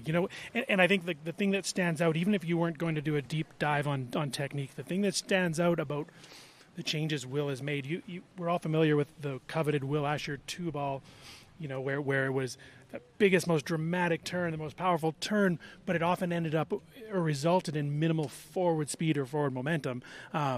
He's stripped the whole thing back, and again, like Charlie, like Nate, you're going to see it at 5-ball. When he comes through the finish of the turn, he's only moving forward. And that's just confidence in your space, knowing that you don't need to throw a Hail Mary. Similar to Charlie, even if he's late, he appreciates how much room he actually has, and he tries to accelerate from the apex all the way to the first wake, no matter what. Yeah, and Will's definitely tamed that 2.4 over the years, sure. And you can see just the consistent speed now. When he comes, when he runs a pass now, it looks like he's going the same speed everywhere, instead of that big spike at 2 and then slow down and speed back up. I mean, and that's what I meant when I said efficiency. Like, he's as efficient as anybody out there. A man that's a skier that was ahead of his time all the way back in the early 2000s with his technique and his prowess out there. 2009 World Men's Slalom Champion. He won that title 2 cycles before as well. And this is 10.75 meters from Will Asher. Just sends the ski out there on number 4 and it gets it to go round 5 and round number 6. So great skiing there. It's incredible. That was a pretty sweet 39 right there. goodness. Fantastic skiing there and from Will Asher. And as we continue to roll on this competition, just enough time to mention our equipment and gear sponsors, GM Marine, PCM Marine Engines, JL Audio, Zero Off, Syndicate Water Skis, Masterline Ropes and Eagle Gear, Australian Gold Sunscreen. And if you want to check out the latest product from the brand that both Trent and Matt endorse, then you can go to somewhere like Shoe Swap with their 2 locations in Sicamous in British Columbia and in nearby Calgary here in Alberta.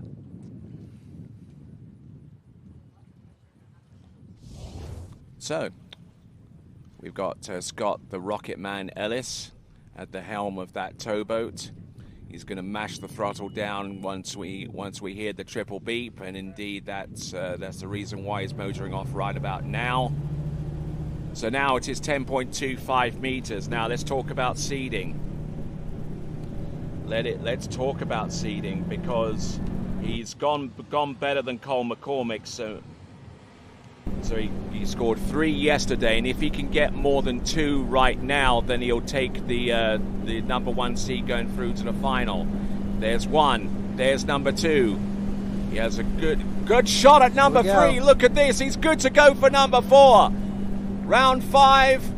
Oh, so close to making that pass, but he will be your number 1 seed at the tail end of tomorrow's men's slalom final.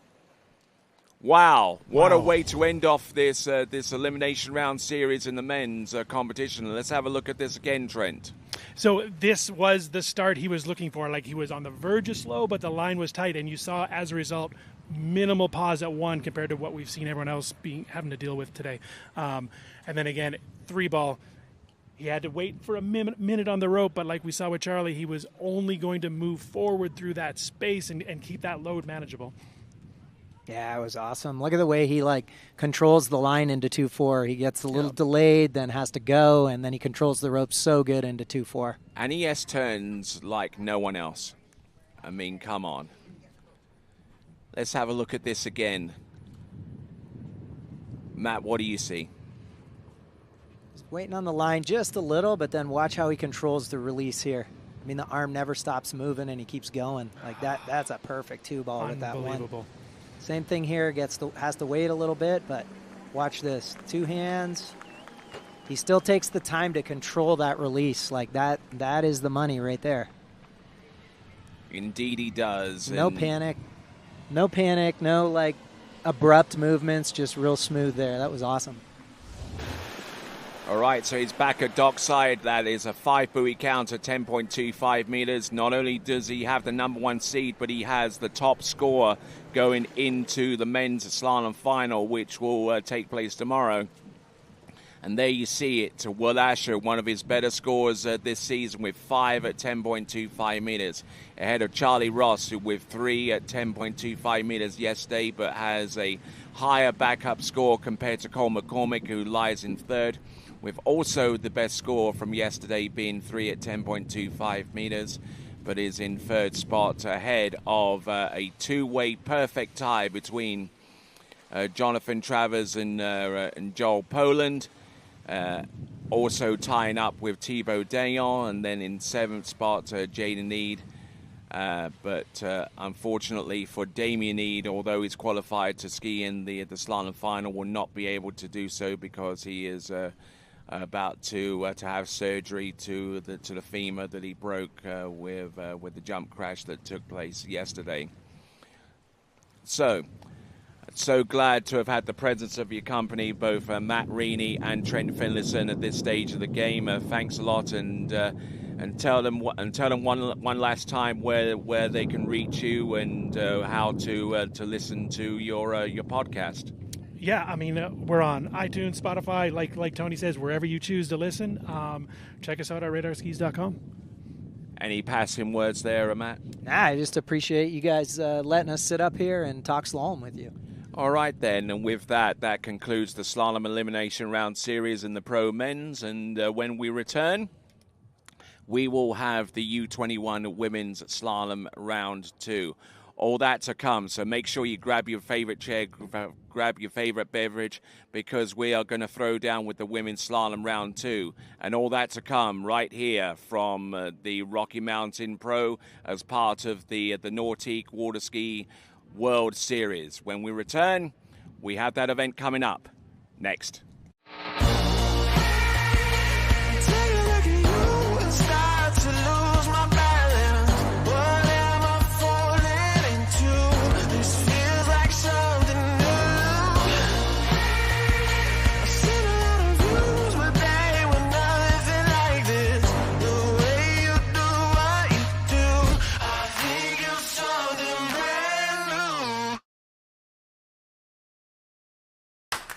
What if I told you there was a place where the sounds of nature are only broken by the roar of a boat, a place where that summer feeling lasts all year long, a place where the Florida sun is only outshined by the smiles of the skiers, a place where first-time skiers can ski alongside world champions and the world-class coaches work with all levels of skiers.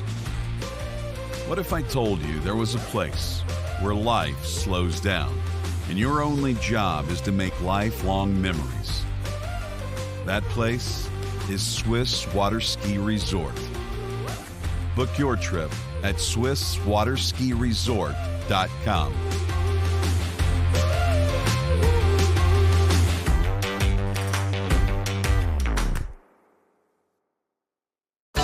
For 30 years now, Canada's #1 water sports pro shop, Shuswap Ski and Board, has been supporting the sport they love through extensive athlete and event sponsorship, donations, and prizes. Having watched the best water ski action on the planet for years, the crew at Shuswap Ski and Board is now helping TWBC bring that amazing action to you. To discover more about one of the world's top pro shops, visit Shuswap Ski and Board online at shuswapsnb.com. Old logic says success is determined by wins. It says you can't be a mother and a professional athlete, that you can't take on giants. New logic says watch me. Watch me become the most decorated track and field athlete in the world. Watch me start a brand designed by women, for women. When old logic holds us back, it's up to us to defy it. At Houston Cadillac, at the moment you arrive, you will notice dedication to excellence. We deliver an unparalleled customer experience, and we're elevating our commitment with a new state-of-the-art facility. Explore our selection of new Cadillac cars, crossovers, and SUVs designed to meet your needs. We are redefining the luxury experience and investing in the future. Visit Houston Cadillac and begin your journey towards luxury. At Dillinger Insurance, we have over 50 different carriers to shop your home, auto, and recreational vehicle insurance needs. We would love the opportunity to save you money. We insure $1 million mansions, condos, mobile homes, rental homes, and everything in between. We know all about wind inspections, 4-point inspections, and how to get you the right coverage for your particular home. You've got questions, we've got answers. Can you remember the last time you had a rate decrease with your auto insurance? Let's take a look and see what we can do. We know all the ins and outs of getting our customers the best rates, coverages, and discounts, so put us to the test. Don't monkey around with your insurance. Call Dillinger Insurance today. We've got tons of companies to help find you the best prices and the best coverage for your particular needs on home and auto insurance. Go Knights!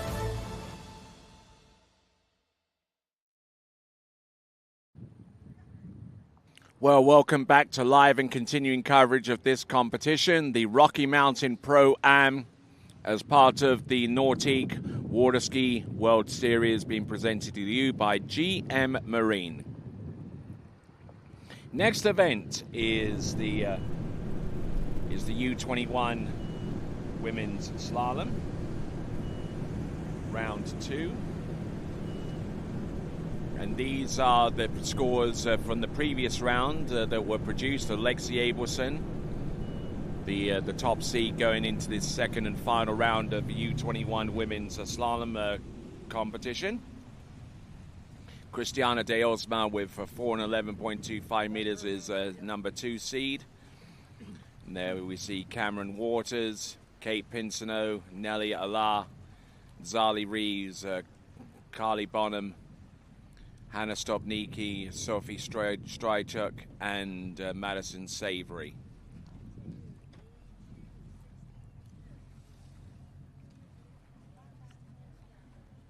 And there is our running order, with Madison Savory taken to the water first, and we'll go on to Sophie Strychuk, and then Hannah Stopnicki, Carly Bonham, Zali Reeves,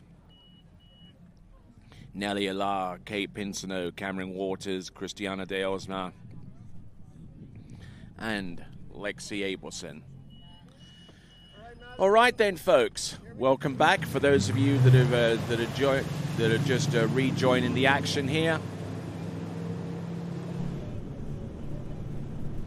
Russ Dixon at the helm, Rayleigh Cockley, our boat judge, and our skier is Madison Savory on 16 meters. Decent start here. Just trying to control her speed and not to overshoot the buoys too much, which is an easy thing to do on 16 meters, but managing to keep the flow going and the rhythm that's associated with performing a pass such as 16 meters behind that Nautique towboat. So the 2026 Ski Nautique, it's a complete bow-to-stern redesign, significantly lighter than the previous incarnation, blending carbon fiber and fiberglass into a brand new hull. And you can find out more by going to nautique.com. That is nautique.com.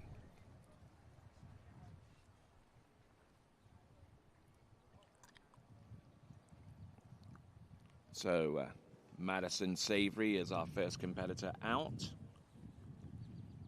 Would have been Maisa Jakobsen, but unfortunately she sustained an injury in the jumping competition that was held yesterday, so she's a scratch, and we certainly wish her the best of luck going forwards as she attempts recovery with a visit back to her native Denmark, and will utilize all of the medical services required in her native part of the world.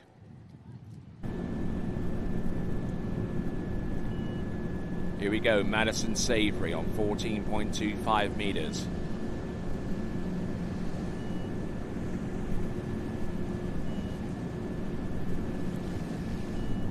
Looking good. Handle up a little bit high as and she crashes at buoy number 6, taking in a big amount of speed that she couldn't really handle on 14.25 meters. Handle got away from her, and she was high-sided on that turn, and that turned into a race for survival off 5 into number 6.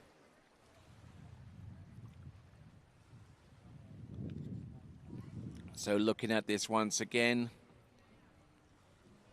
looks like the score coming through is going to be a 5 buoy count for Madison Savory. And that score was on 14.25 meters. She had a better score yesterday with 1 on 13. But this is where things have started to get out of her reach, literally. Handle up high, had to delay and get back into it. And she actually clouted number 6, which didn't allow her to score any part of that. So it is going to be a 5 buoy count on 14.25 meters for our first skier out in round 2 of the U21 women's slalom. It is Madison Savory. Next competitor up is going to be Canada's Sophie Strychuk.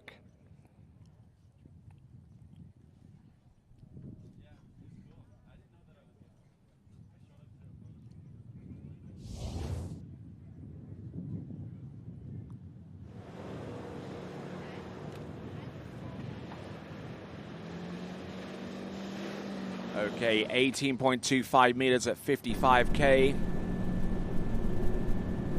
This is Sophie Strelchuk using Alpha 2 as a setting on 0 off. And not looking too bad, and the 0 off cruise control technology, an integral part of this Nautique for 2026. Speed control system like no other, 0 off. Check it out as we look at Sophie Strelchuk getting ready for our next line leg shortening, which I believe is going to be 16 meters. She went in on 18.25 meters at 55K for her opener.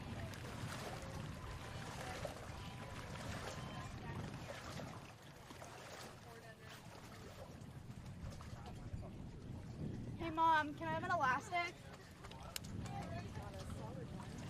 I have some in my bags. So let's have a look at some of the information here on Sophie Strelchuk, who among her hobbies, she likes hockey, and so does most of Canada. So nothing unusual there. Her first competition was in 2018 at the Saskatchewan Provincials, and started skiing about 6 years before in 2012. Skis out of the Saskatoon Water Ski Club, and also skis at Bronson Forest Water Ski Club as well. So a Saskatchewan native, this is Sophie Strelchuk. 16 meters. Again, a little bit thrown around from one side to the other, especially into her offside. But managing to control it enough to be able to ski herself out of that run. And that is Sophie Strelchuk, who says that among her favorite foods is macaroni. I think you can count quite a few others that would subscribe to that same culinary delight.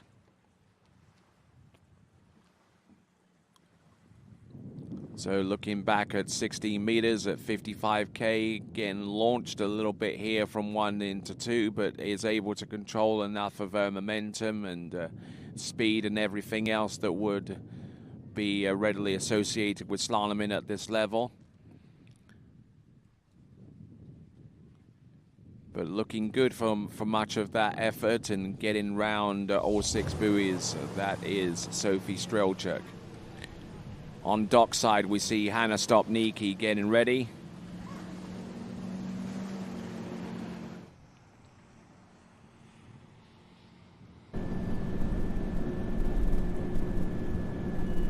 Here we go. This is 14.25 meters for Sophie Strelchuk.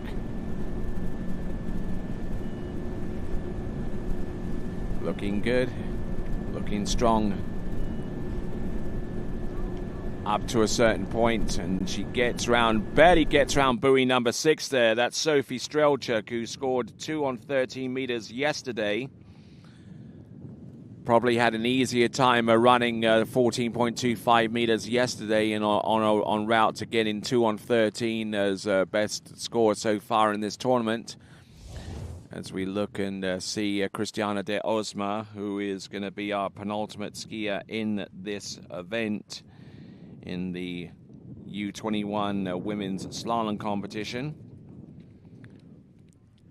Each of these competitors are not only chasing the points, but they're also chasing a ticket to the Masters Water Ski Tournament, which will take place in Memorial Day weekend towards the tail end of May of 2027. So skiing with eyes firmly fixed upon that prize.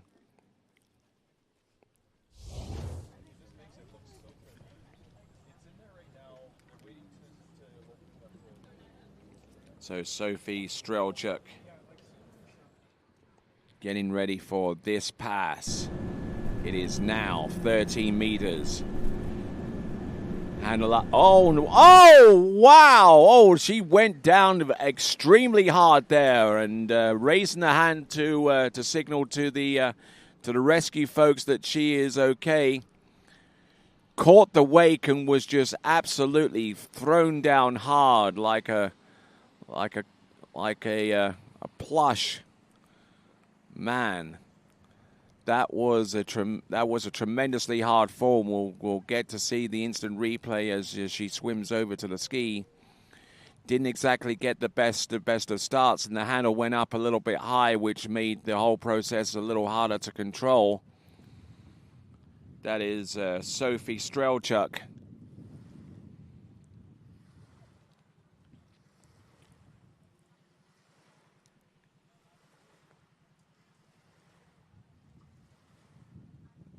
So swimming into shore, she gets a score of I believe half, because she didn't achieve a full control prior to hitting the wakes or even going through them, where that would appear to be the case. Let's have a look at this instant replay again. Handle up high. Oh. Yep, so half a buoy there for Sophie Strelchuk on 13 meters, and takes the lead in this round. And it is this round that will determine the championship in the U21 women's slalom event. The previous round was served as a way of seeding the finalists, of which you see our next one approach the course. This is Hannah Stopnicki. Hannah Stopnicki, who on the tour this summer tricked almost 9,000 points. Her personal best coming into this event in tricks is 8,800 points. And I believe she bettered that yesterday to the tune of 40 more points. And that would represent a new personal best for her. But she's no slouch on the water where it pertains to slalom either. Like, if you can't lose, then why wouldn't you test it? Yeah, but you know what? She was skiing with a couple of problems. One, her ski has two giant. I saw them. So actually, Elizabeth fixed it. All right, watching on are our parents and also Coach Matt Reaney, watching to see how much further Hannah Stopnicki can go. As the wind starts to pick up a little bit here, the wind is blowing headwind off the dock, and so this next pass there for Hannah Stopnicki is going to be a tailwind return towards the dock. So she's going to have to work on keeping the line tight more than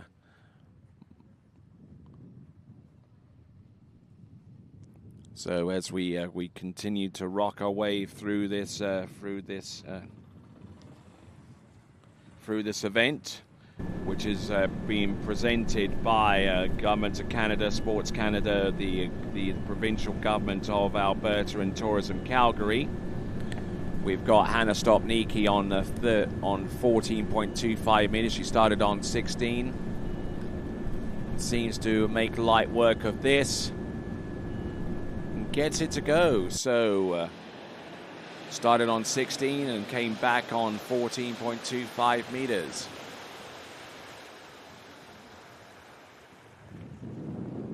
So the effort was good there. The execution even better for Hannah Stopnicki on this return pass towards the dock. She'll continue to ski on to the next run. Now Hannah Stopnicki in the previous round scored 3 on 13 meters.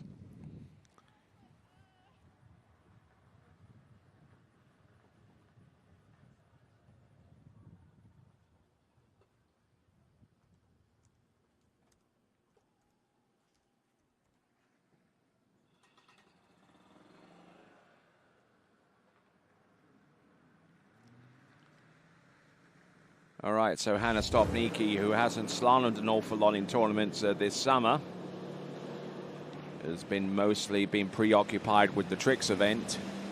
But let's see what she has in store for us with this slalom score. This now for Hannah Stopnicki. This is 13 meters. Keeping a decent flow off number 1, but arrived late into number 2, and unfortunately has to bail and scores 1 1/2 on 13 meters, which is the best score that we've seen so far in this second and final round of skiing in the U21 women's slalom event.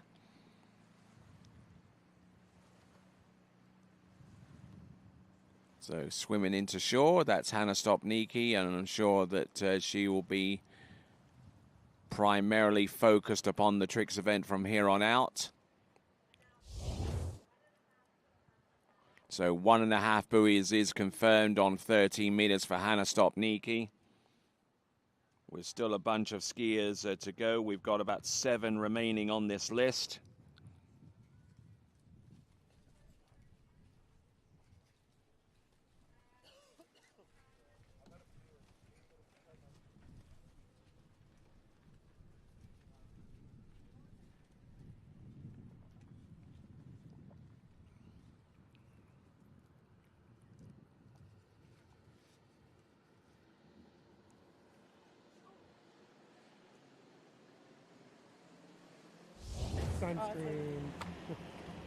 All right, so with the new lead score of 1 1/2 on 13 meters posted up by Hannah Stopnicki, our next competitor up is going to be Carly Bonham.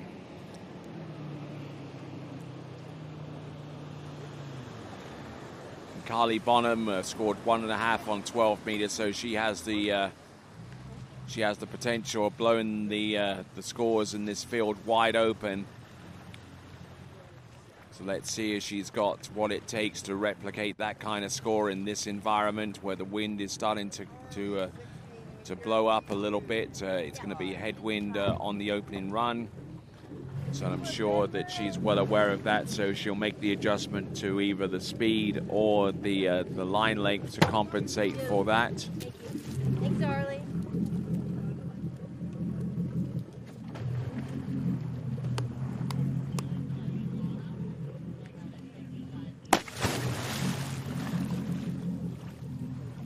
So 60 meters at 55K.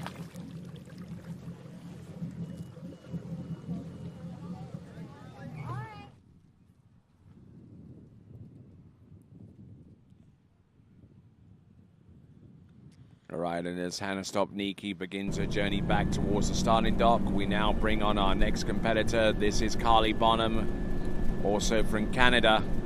60 meters, opening run.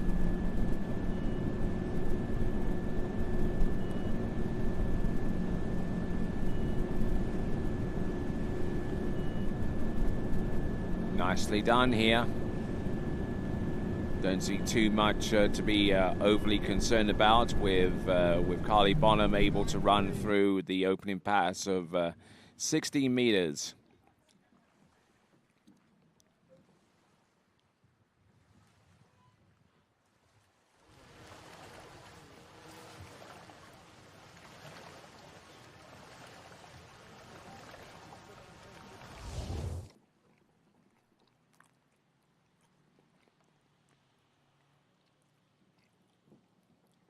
So Carly Bonham looked in pretty good shape there at 16 meters at 55K. A little bit of a hop, skip, and a jump there from number 2 into number 3. Just trying to control velocity going from one side of the course to the next, but able to use that line of 16 meters to guide her through the run.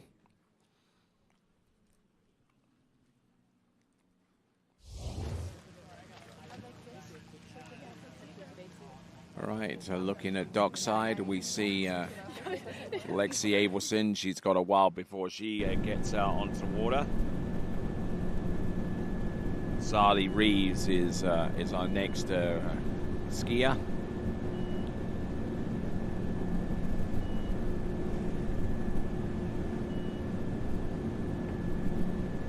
But let's have a look and see what Carly Bonham has slicing and dicing away through that run as well, and has found some aggression out there to combat the change in wind conditions that we're experiencing right now.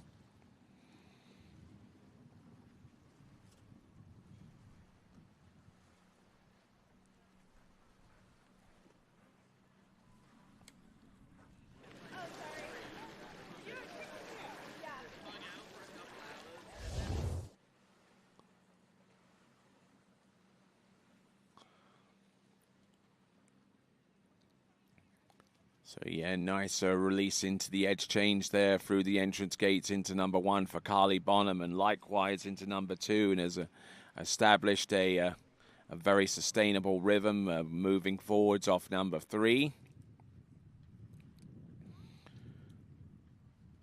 And also taken a pretty aggressive stance off number 4 into 5.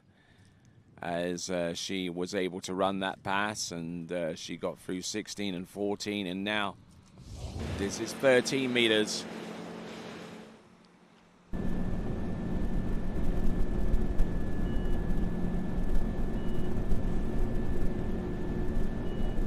One and a half is the top score, and it is now been superseded by whatever score Carly Bonham puts in as the lead score right now. It's a 6-buoy count on 13 meters, and there we go. That is Carly Bonham scoring 1.5 on 12 meters yesterday. Is within that range right now, within 2 buoys of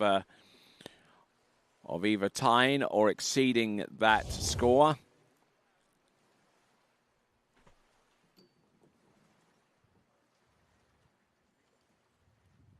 So looking at this pass once again, a tremendous talent out there on the water. That is Carly Bonham.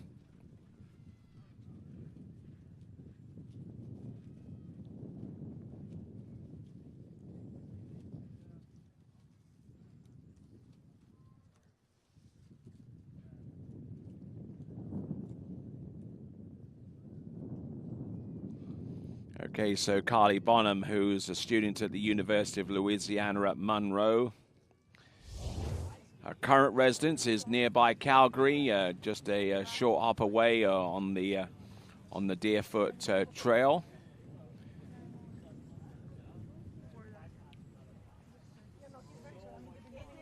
Gets to train with the likes of Natalia Berdnikava and Jonathan Travers and Cole Grant and Trent Finlayson. Here comes Carly Bonham. There's one.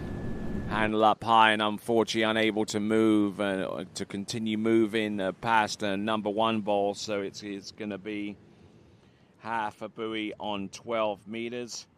But it's still enough for the lead with 6 skiers on the list to compete. So from nearby Calgary in Alberta, Canada, that was Carly Bonham.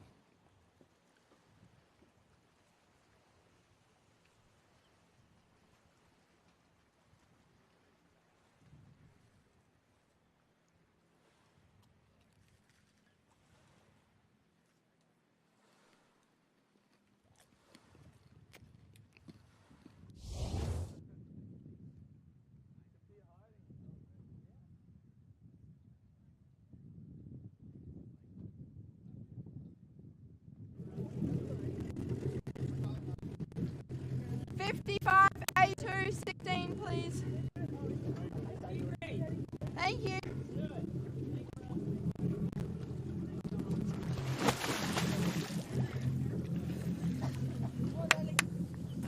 So electing to go with max speed. Thank you, you too. And on 16 meters is Zali Reeves.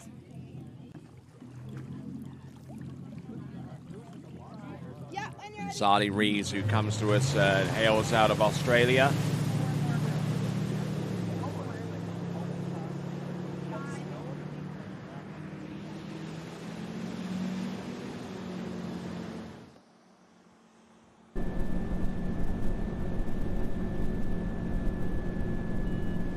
So, coming to us out of Australia, this is Zali Reeves on 16 meters.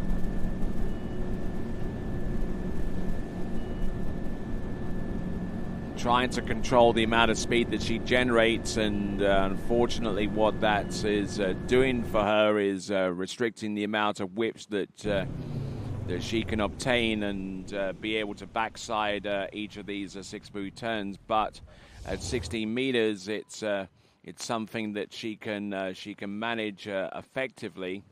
It's when she tries to do the same on 14.25 meters and shorter that some of the errors start creeping in.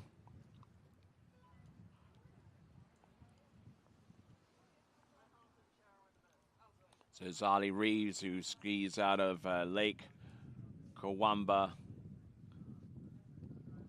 over in Australia, alongside the Marshall's training facility. Currently a student and started skiing in 2012. And about a decade or so later, she was able to land her first invert, her first flip.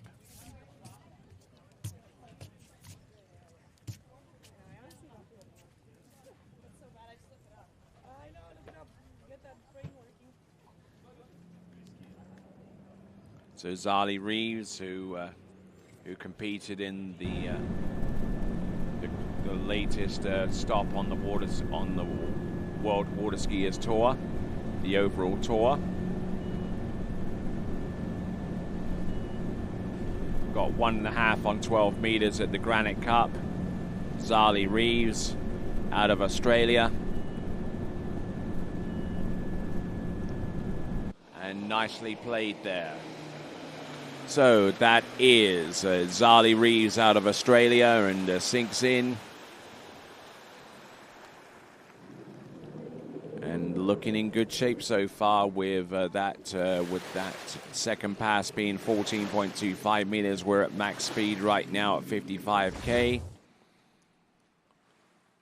And just look at the gate shot, trying to moderate her speed and trying not to overshoot the buoy, which is an easy thing to do on 14.25 meters. But for the most part, she was able to stay wide and glide her way around each one of these 6 buoys of turns. Getting a little bit pitched out. All right, so getting the job done with those 6 buoys there on 14.25 meters. Now we're on to 13, a pass that she needs to run. Zali Reeves, who scored 2 buoys on 12 meters yesterday, so she's definitely capable of running this. Looking good here. Oh no! And taking a dive there, right there, as I mentioned, that pass on 13 meters for Zali Reeves, and going down a little bit harder, trying to reach back for the handle, and ended up sending her careening over the front of the ski, and again giving her a score of 1 1/2. 1 1/2. 1.5 on 13 meters. The final score for Zali Reeves. Got the start that she needed off buoy number 1, and then tried to bring the handle in, and when that happens, there is a sudden weight transfer from the back to the front of the ski,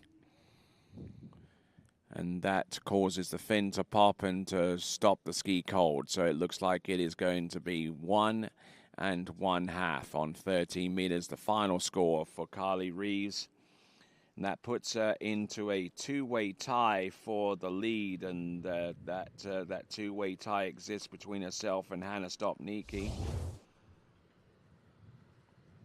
I believe that actually ties Hannah Stopnicki for second place right now, because we do have that half a buoy score on 12 meters for Carly Bonham. So Carly, my bad, is currently in the lead with half a buoy on 12 meters. And Hannah Stopnicki and Zali Rees both tied with the same score of 1.5 on 13, but because Zali Rees has the superior backup, she is currently in second right now, ahead of, or rather behind Carly Bonham right now, as we come down to our final 5 competitors, starting off with Nelly Allah, but Nelly elected not to ski due to an injury in this competition. That therefore means that we will go on to the first skier in our final 4. It will be Kate Pinsonneau.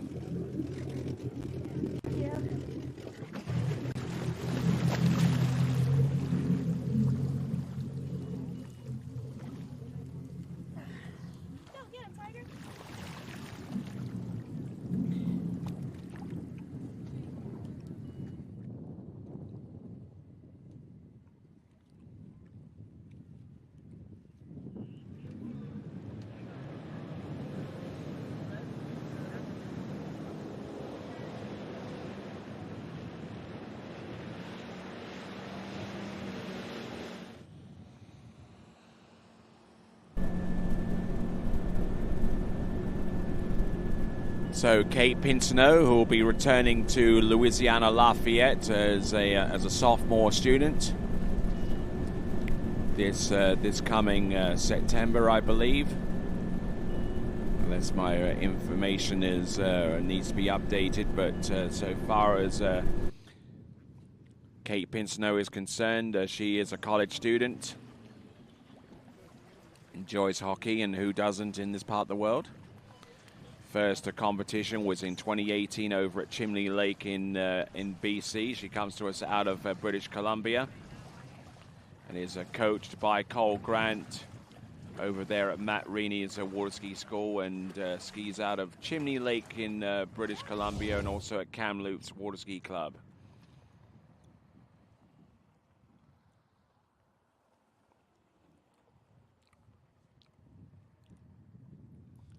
So Kate Pinsonneau last year won the Junior Pan American Games jump championship, and in the season before she was the Pan American water ski champion, U21 overall gold, and U17 jump gold in that same tournament, and in the slalom event she was the bronze medalist in the slalom event in the U21 section in the 2024 Pan American Water Ski Championship some 2 seasons ago. This is Kate Pinsonneau. There's 1. There's number 2. This is 13 meters. She started in on 14.25 meters to get her to this point.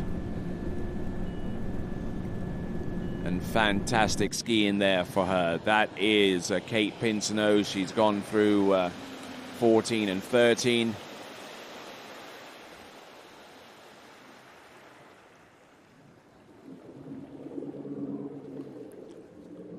So Kate Pinsonneau, who actually skis these days on the collegiate circuit over at Florida Southern, initially started her collegiate career at the University of Louisiana at Lafayette, but has since transferred to Florida Southern.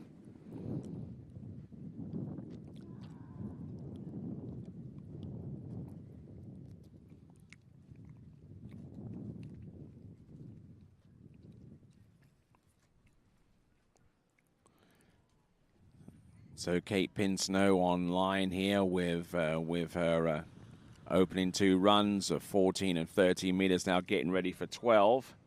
She scored 2 at 12 yesterday, and if she can get more than half a buoy on this same line length, she will take the lead away from Carly Bonham.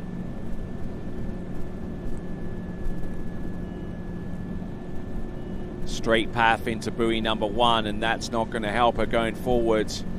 However, she's able to get back into rhythm.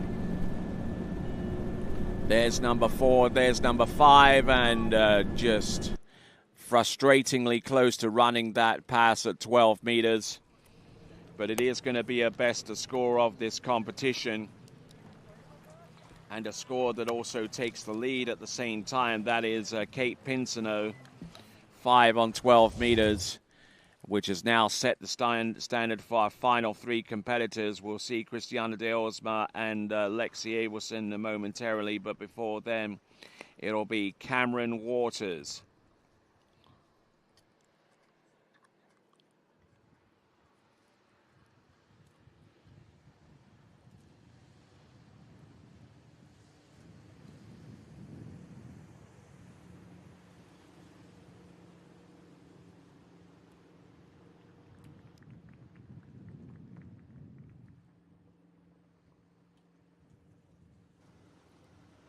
Okay, so a skier that comes to us from BC, from British Columbia, over in the community of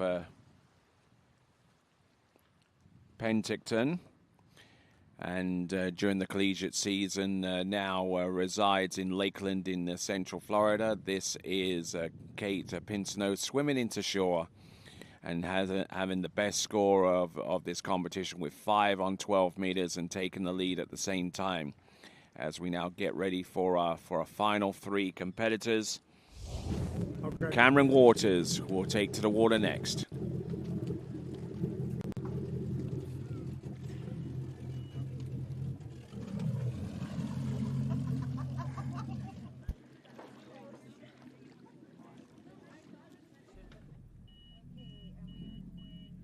Orange or yellow? All right, Cam. 55, A2. All right, Cam. Here we go. Okay, at 55 kilometers an hour with A2. We'll find out what this line length shortening is going to be. I believe it's going to be either 16 or 14.25 meters, and judging by the amount of yellow that I see in the picture, I would hazard a guess and say that this was 16 meters. Cameron Waters is more adept to the jumping event compared to slalom or even tricks, but she's still a decent overall skier. Cameron Waters, a skier for Louisiana Lafayette, and getting the job done with pass number 1 on 16 meters.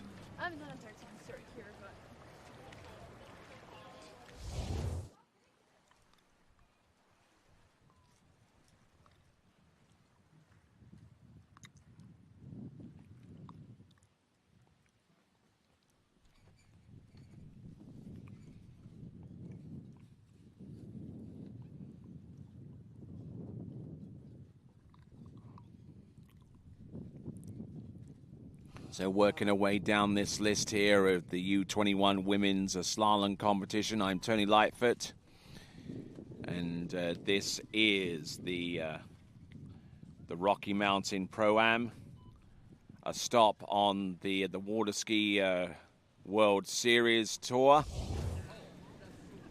which is presented by Nautique and GM Marine. A big shout out to our other sponsors, presenting and title sponsors, the governments of Canada, Sport Canada, the provincial government of Alberta, and Tourism Calgary. We thank those entities very much indeed for their continued support of tournament water skiing in Canada.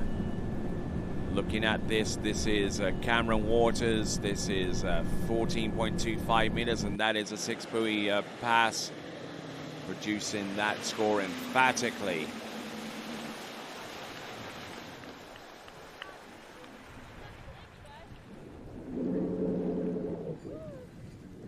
So the wind starting to gust up there, but Cameron Waters able to pull herself back into contention.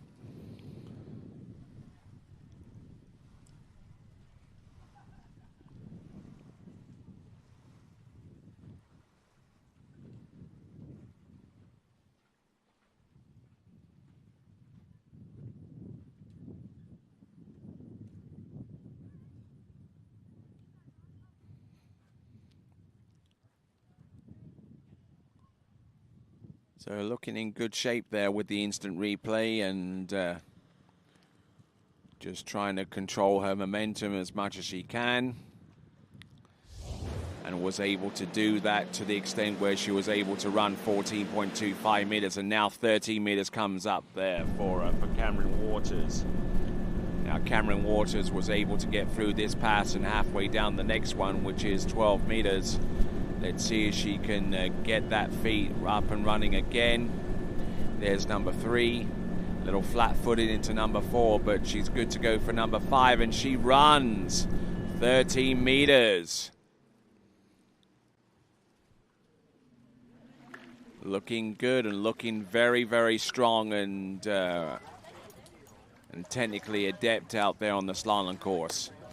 That is Cameron Waters, as we have a brief look at Christiana de Osma, who skied a little bit earlier on today and skied herself into the women's pro slalom final, which will take place tomorrow.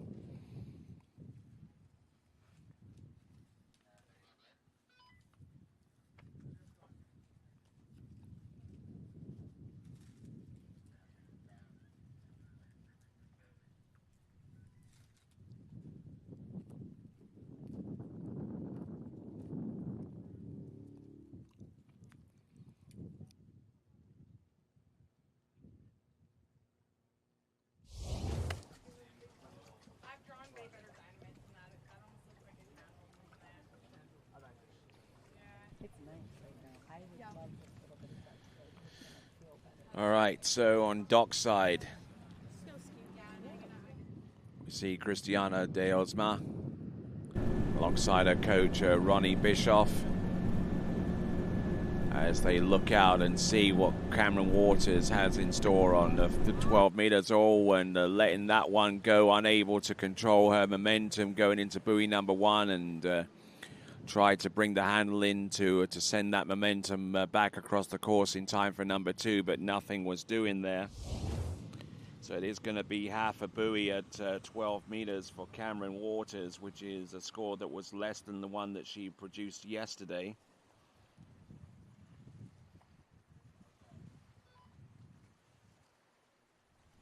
So half a buoy on 12, and that ends Cameron Waters' challenge,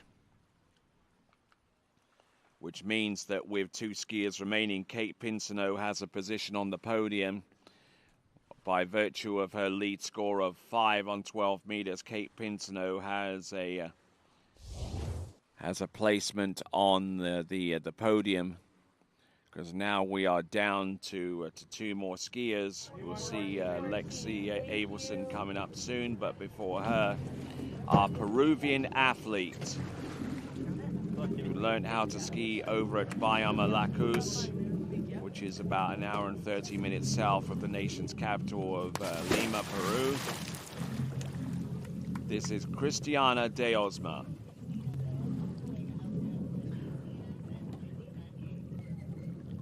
Let's go.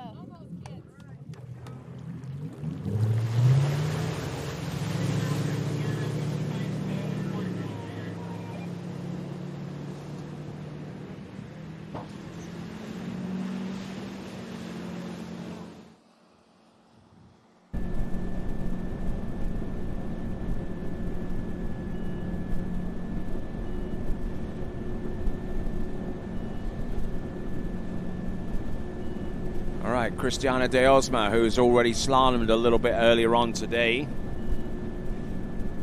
and managed to score into 10.75 meters. Let's see if she still has a little bit more energy left in the tank to do something here in the U21 women's slalom second round.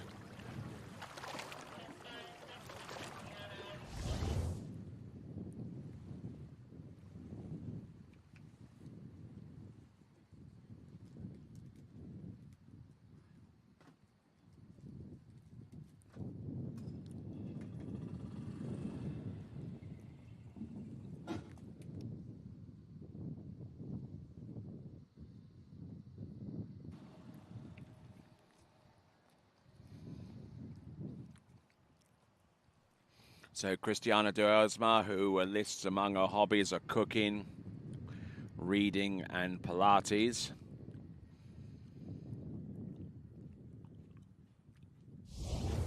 Which I assume she does separately, not all at once.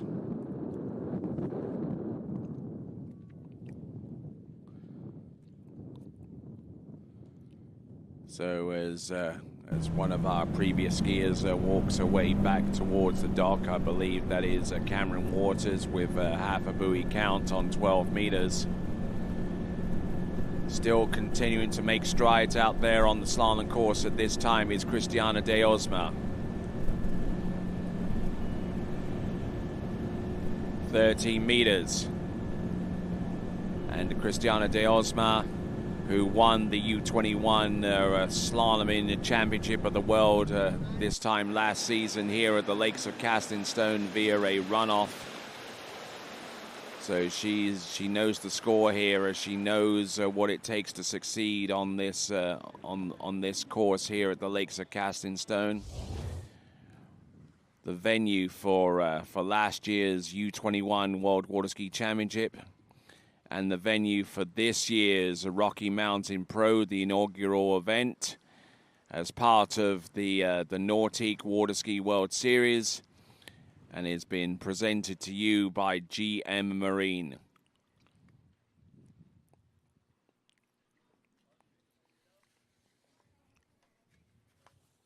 So a quick mention of our water ski organizations and legacy funds.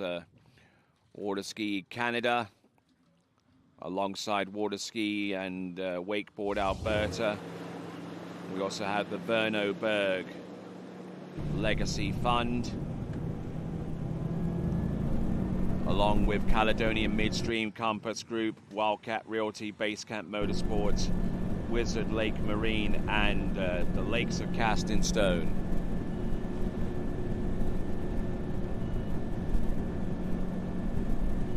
Christiana de Osma on 12 meters. If she can get past 5, she'll be on the podium at the very least, and will finish no worse than second. We've got one more competitor to go on this list. Lexi Abelson will be our last skier to go, but before her, we're not quite done all the way yet with Christiana de Osma.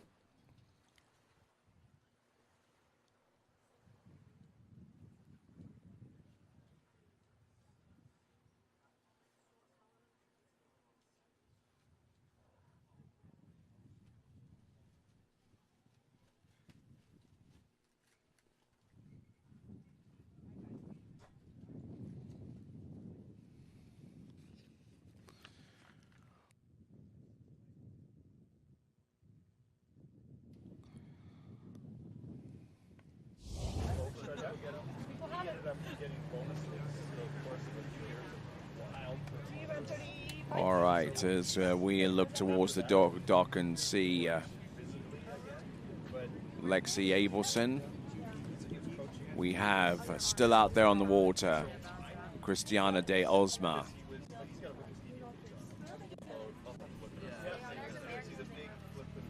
Christiana de Osma skied into 11.25 meters.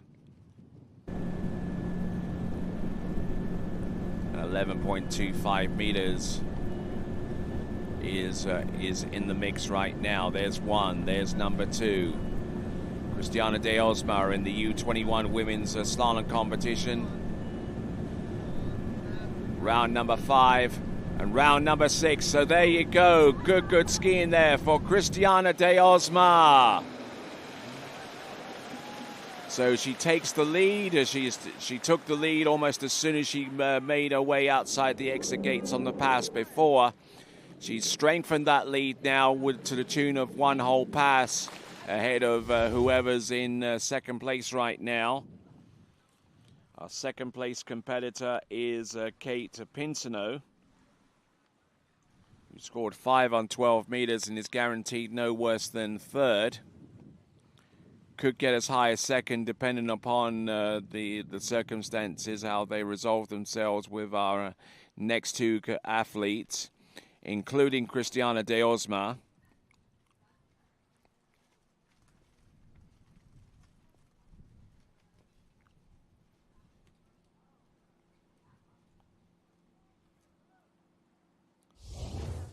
So now the towboat getting ready to send in Christiana de Osma back into the course, 10.75 meters.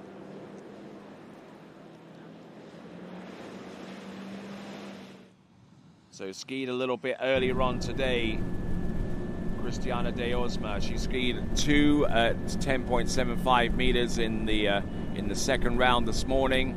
Backed that up with 1. Oh, and taking a dive off buoy number 2, and that should score her 1 1/2 there. So our new leader from Peru with 1 1/2 at 10.75 meters.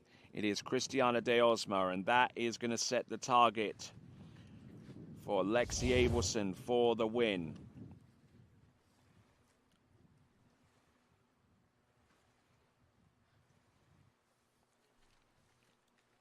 So got the pull and got the leverage off buoy number 1 and just reared up on the ski, and when she tried to get it to grip again for more angle across the back of the boat, then it started to get behind her and was unable to ski away out of that soup. So that is Christiana de Osma.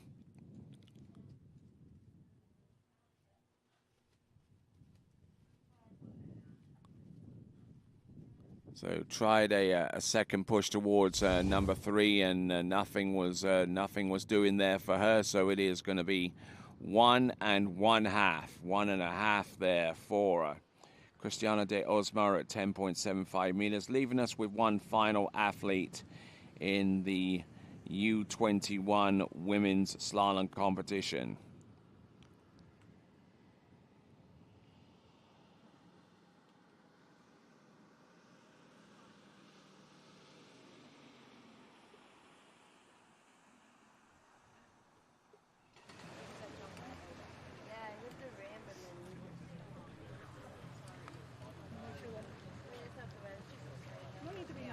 You know why you're nervous?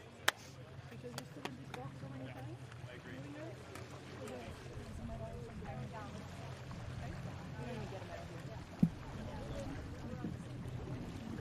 Coming first.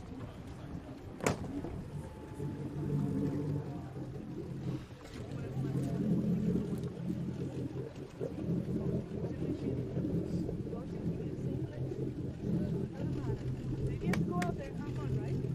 Yeah. Go with challenge.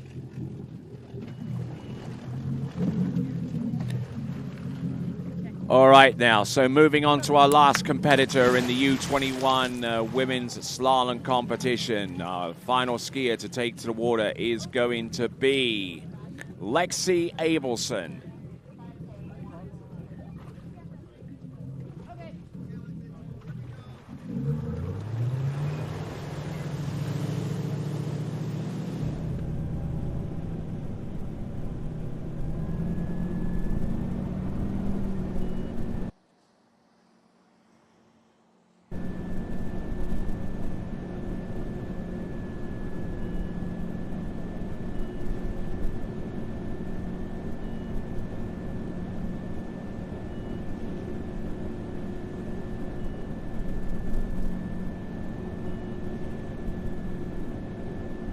Slicing and dicing away there on the opening pass, and that is going to be 14.25 meters as our opener, and runs all 6 buoys without too many problems at all. So, Lexi Abelson, who skis over at Squam Lake in New Hampshire and over at the Ozark Lake Hancock in Central Florida, along with Crystal Point in Arizona. So travels far and wide to train. When she's not involved with doing anything on top of the water, she enjoys snow skiing, gymnastics, mountain biking, and surfing. And it's quite partial to a bit of ice cream as well.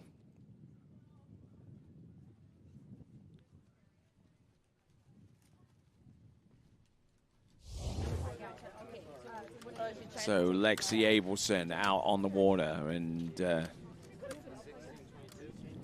good few of our competitors, including Maisa Jakobsen, who was actually due to slalom in this competition, but sustained an injury in the jump event, which precluded her from participating any further from that point onwards. And this is Lexi Abelson, 13 meters.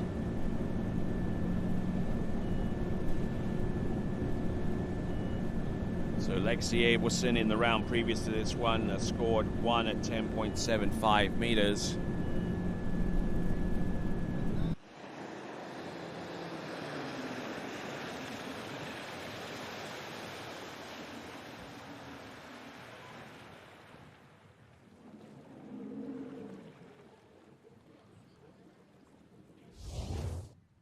So looked in pretty good shape here with the gate shot into buoy number 1 to set herself up well to in terms of keeping a tight line and going across course very, very rapidly to get ahead and to stay on track with the course, and allowing that ski to fully rotate by the time it gets level with the buoy.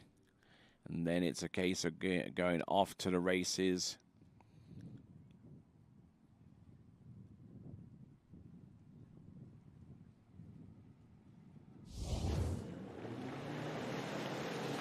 Okay, looking good so far. We have got Lexi Abelson. She's run through 14 and 13. Now comes time for her to attempt the 12-meter line.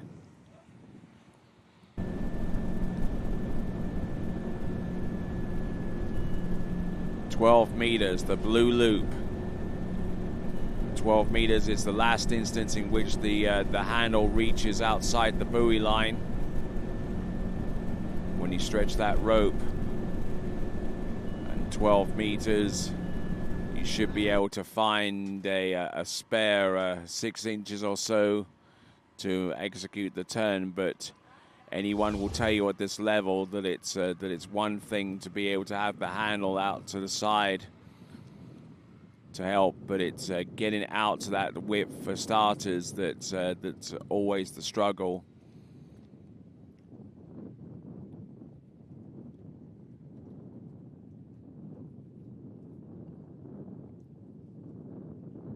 So Lexi Abelson able to get through the 12-meter line.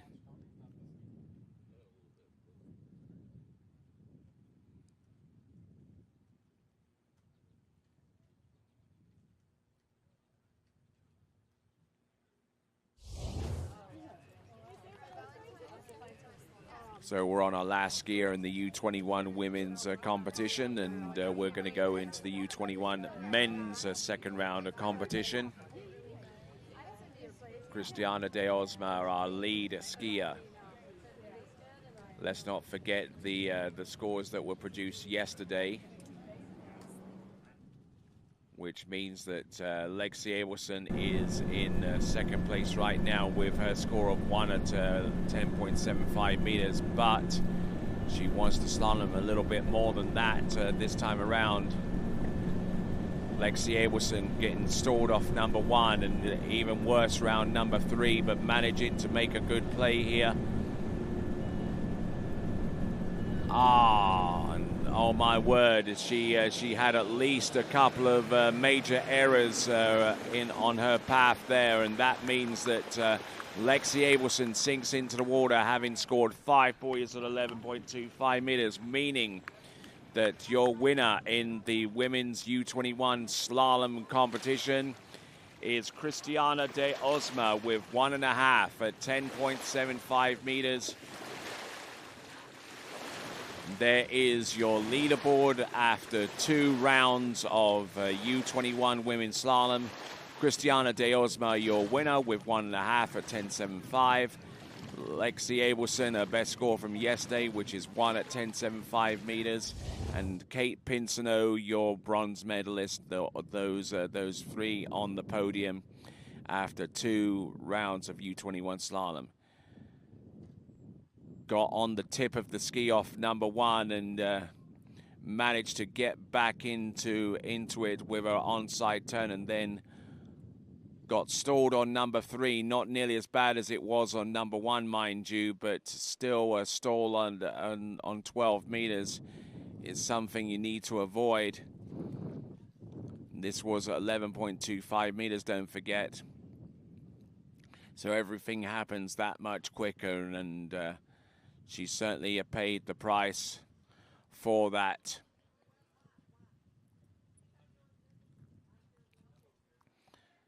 So Christiana de Osma is your winner, and in second place is this performance.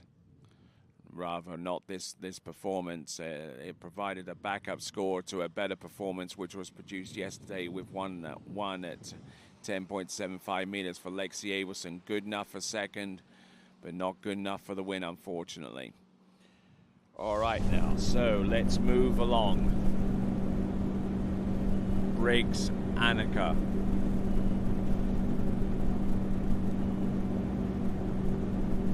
$16-meter start, 58K, successfully run.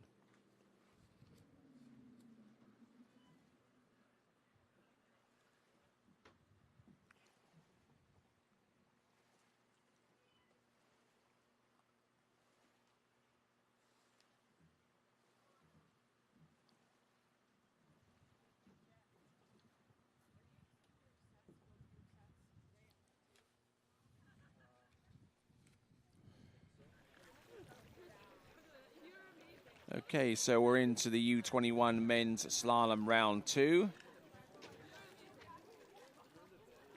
Briggs Annika.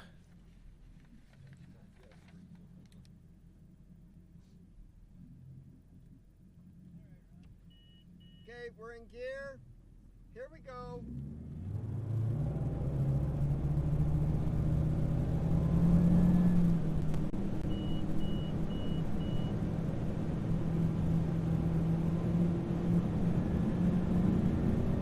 Okay, so Briggs Annika coming in on 14.25 meters.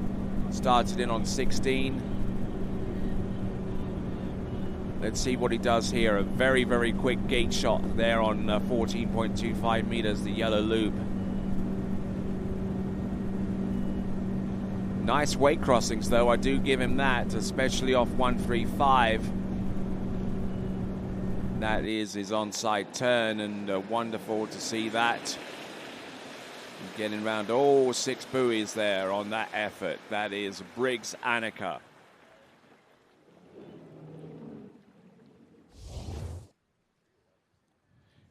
Now, Briggs Annika in round number 1 wasn't able to run his opening pass, but he's done significantly better so far in this round.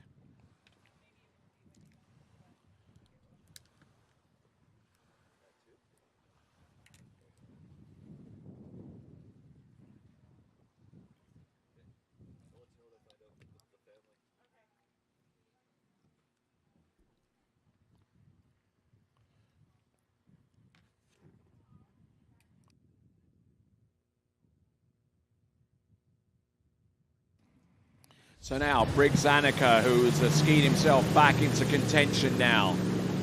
He's gone through 16 and 14. And now will attempt 13 meters.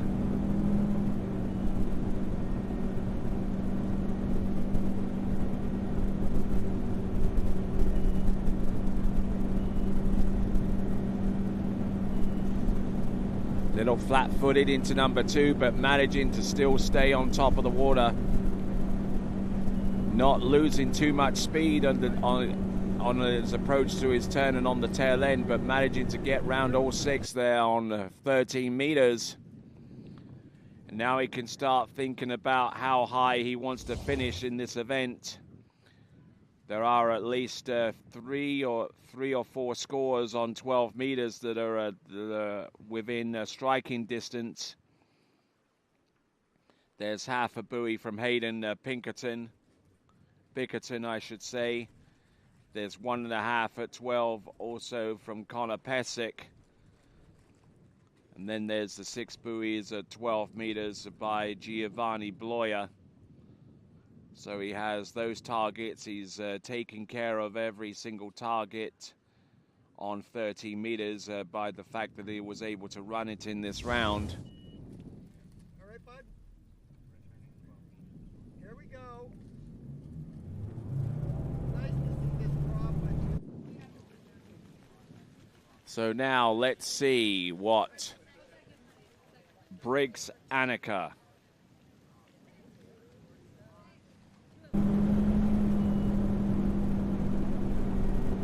Let's see what he's got. Briggs Annika, 12 meters.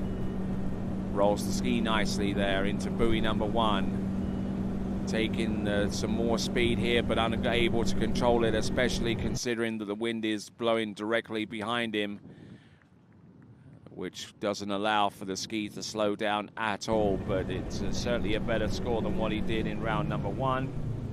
It's going to be 2 on 12 meters, 2 on 12 meters. The final score in round 2 for Briggs Annika. Next up is his brother, Cash Annika.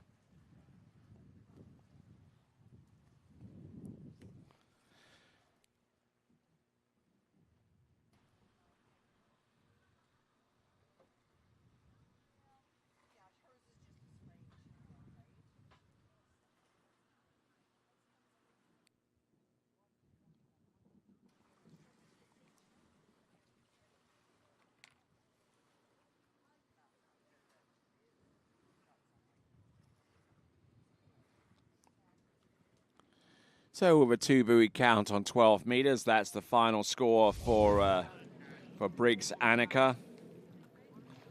Now we go to our next skier. It's going to be Cash Annika.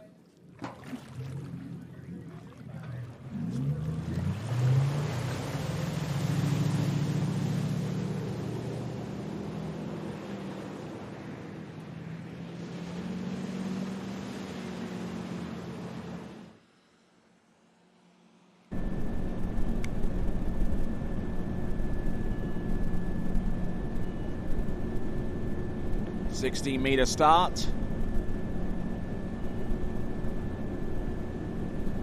A little bit stalled with his exit from each buoy, but still able to stay just enough ahead of number 6 to make an effective play on it on 16 meters. Cash Annika getting ready for 14.25 meters coming up next. Okay, good luck. B2?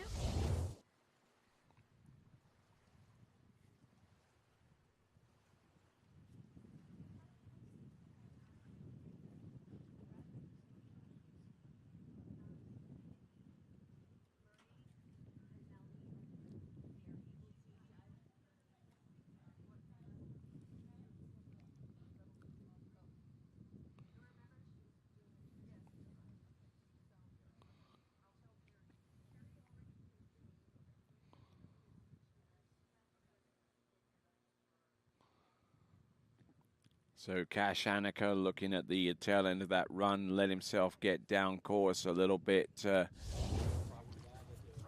too much there, I fancy, but we'll see what he can do and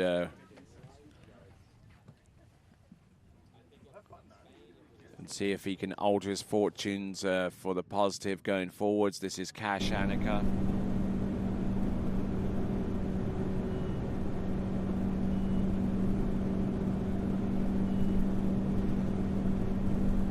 This is 14.25 meters. Now he's starting to wake up here.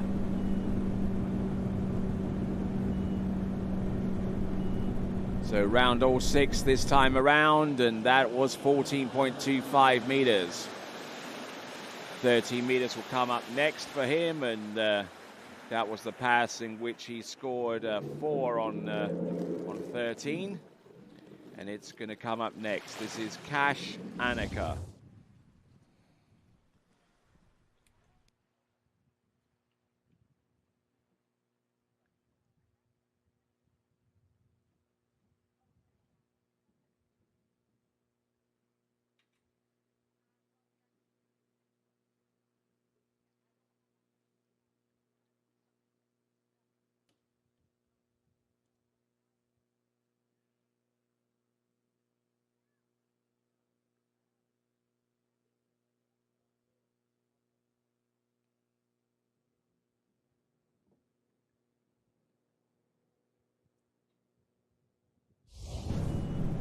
All right then, now coming into the course, this is Cash Annika.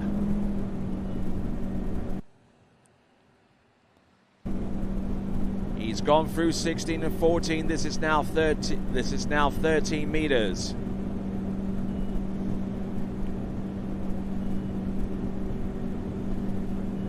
Letting his ski run down course a little bit here, and almost cost him the pass of 13 meters. 16-14, and that was 13 meters, the green loop. But it is the first time we've seen him clear through 13 meters, and will now have a chance to strike for the lead. Anything more than 2 on 12 will put him ahead of his brother Briggs Annika.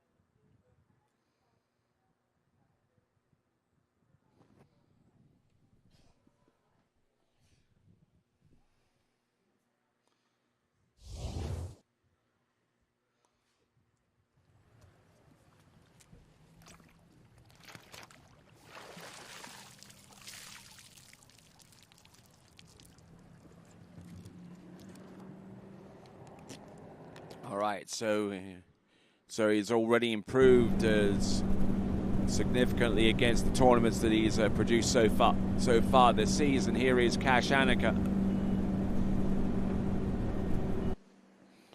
and collapsing around buoy number 2, was unable to get a firm grip on that handle after number 2. So it looks like it is going to be 1 1/2 on 12 meters.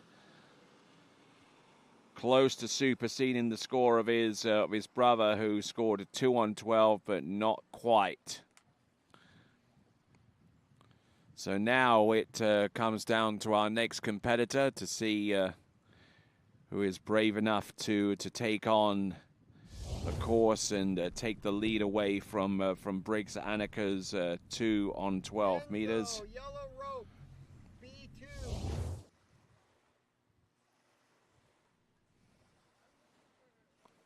So from what I understand, the score from Cash Annika 1 1/2 is actually on 13 meters. So it looks like we went sub maximum on one of the passes to put us at that realm. So 1 1/2 on 13. That puts me in second place behind Briggs Annika, whose score is 2 on 12. Enzo Christian.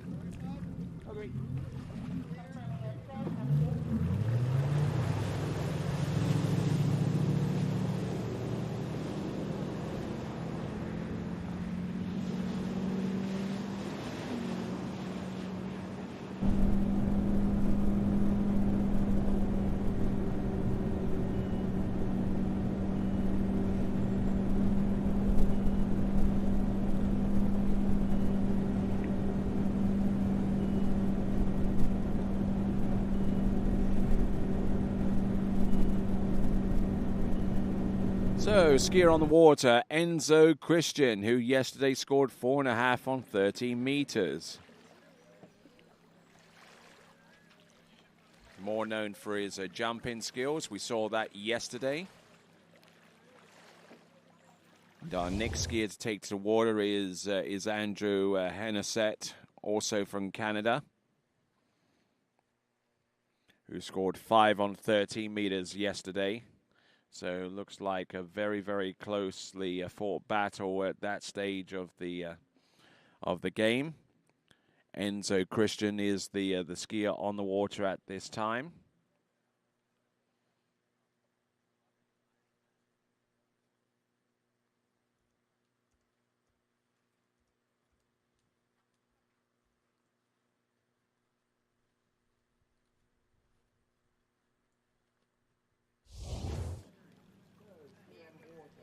Okay, so Enzo Christian, some more biographical information on him. He comes to us out of Saskatoon.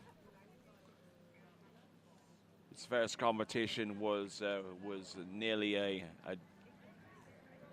was over a decade ago at the Saskatchewan Provincials.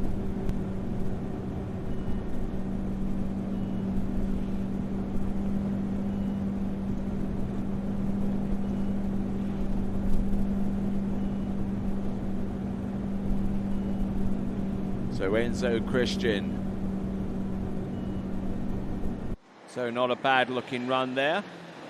So Enzo Christian is, most of his scores have been into 13 meters, but he's had a smattering of scores into 11.25 meters. Scores such as 1 and 1.5 over at the Canadian Open, which took place not too long ago.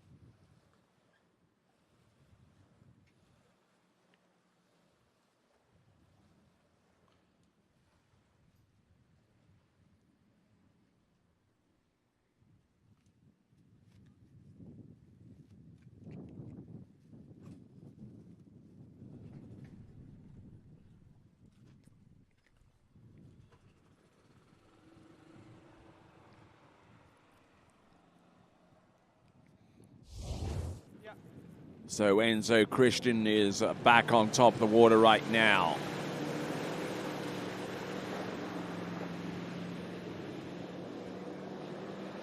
"12 meters next. Started on 14, came back on 13. Now this is 12 meters.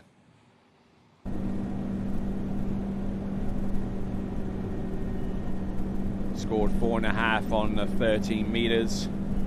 So he's already superseded that to the tune of what we're seeing here right now. There's 3, there's 4. Come on, Enzo.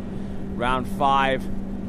And another performance into 11.25 meters, courtesy of Enzo Christian.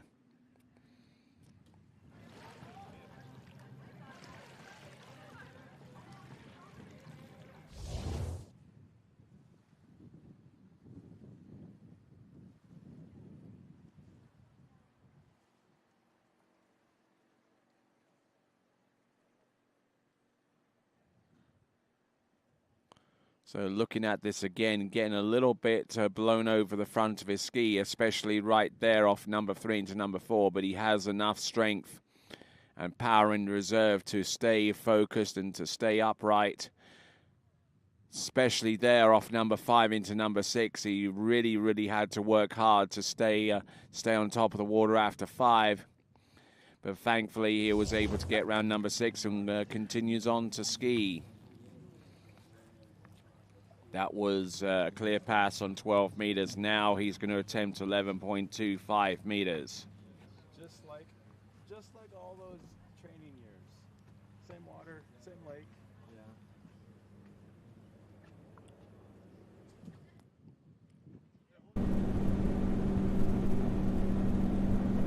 So here we go. This is now Enzo Christian. 11.25 meters. Oh, and getting a little bit sideways there, coming into buoy number 1. Didn't have the gate shot necessary to maintain a good width into number 1 and get the ski rolling again. So it is going to be 0.5 at 11.25 meters.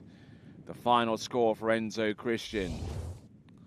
Enzo Christian, our number 3 skier off the dock. And now we're going to go to skier number 4, Andrew Hanneset. He's from Canada.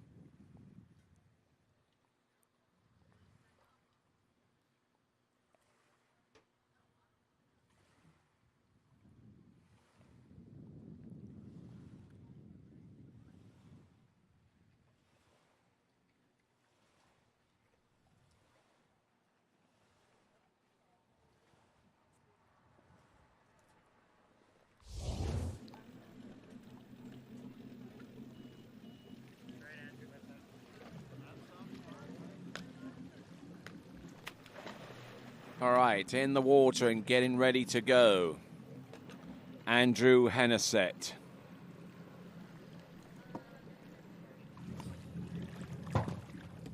Okay.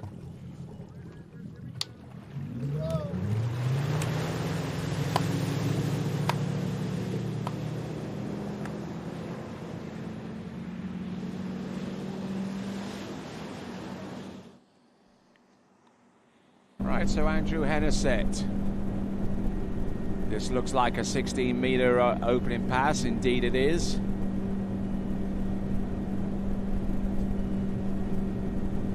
On Bravo 2.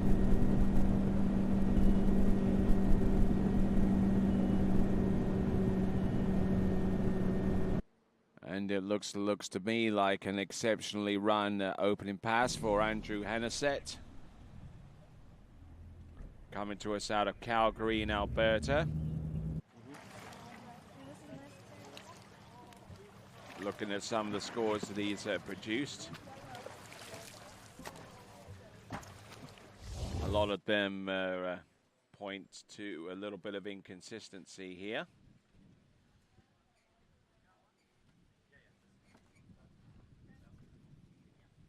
But so far as finding anything recent, so far as Andrew Henneset is concerned, so far as a past scorer, I'm running a little bit blank here, so suffice to say that his personal best is somewhere all along the 11 or 12 meter line lengths, judging by what I see here.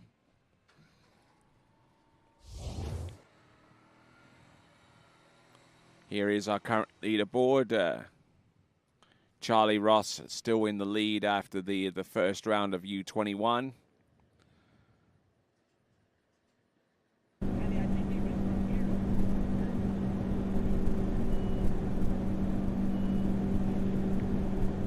Oh, and going down hard there on 14.25 meters, Andrew Henneset.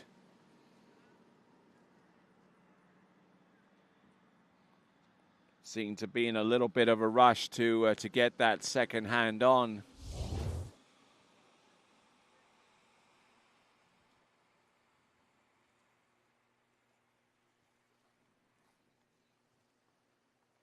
Yeah, brought the weight all the way to the front of the ski, and whenever you shift the weight that far forward in a short space of time, the ski 9 times out of 10 is going to have its tail blown.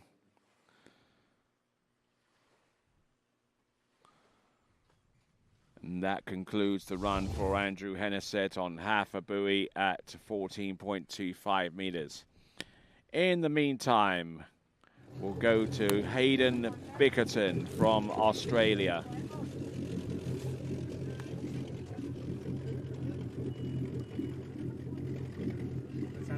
Thank you very much. Yeah, let's do it.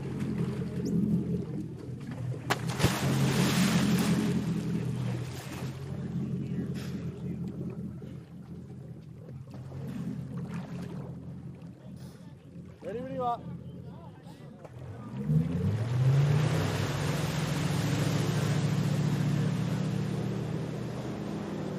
So, coming to us out of Sydney in New South Wales, Australia, and skiing over at Stony Park and Manly Dam in Australia, this is Hayden Bickerton.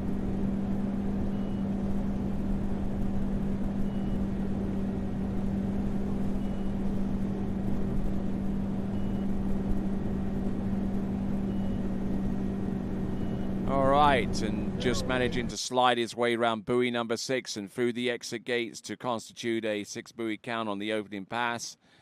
That is Hayden Bickerton.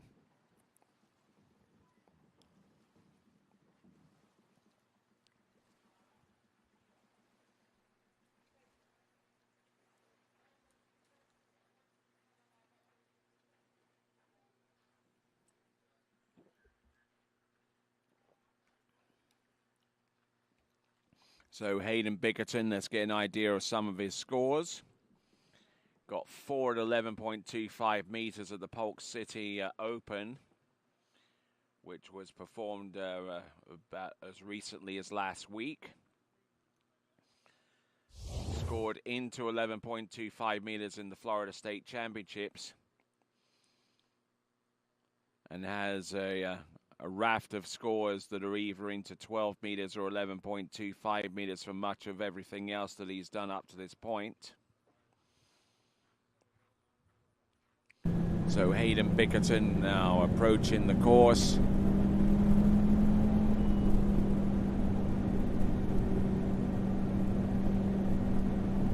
Here we go, 13 meters for Hayden Bickerton.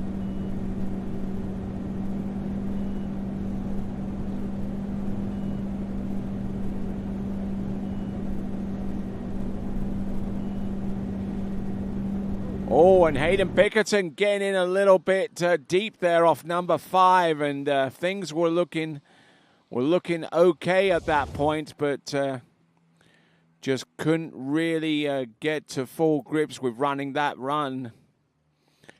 Having started on 16, this was a return pass back to the dock.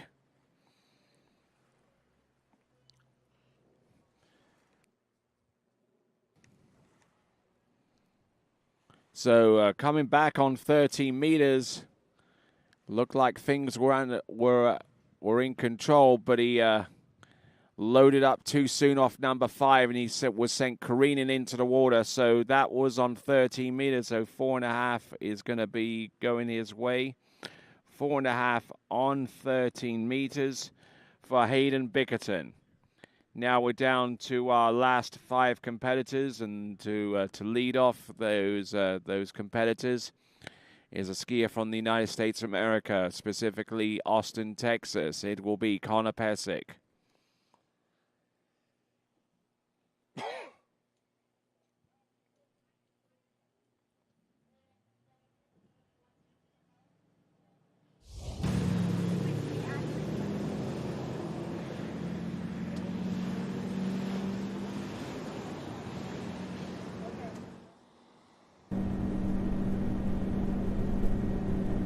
Coming to us from the nearby township of Buda, nearby to the state capital of Austin in Texas.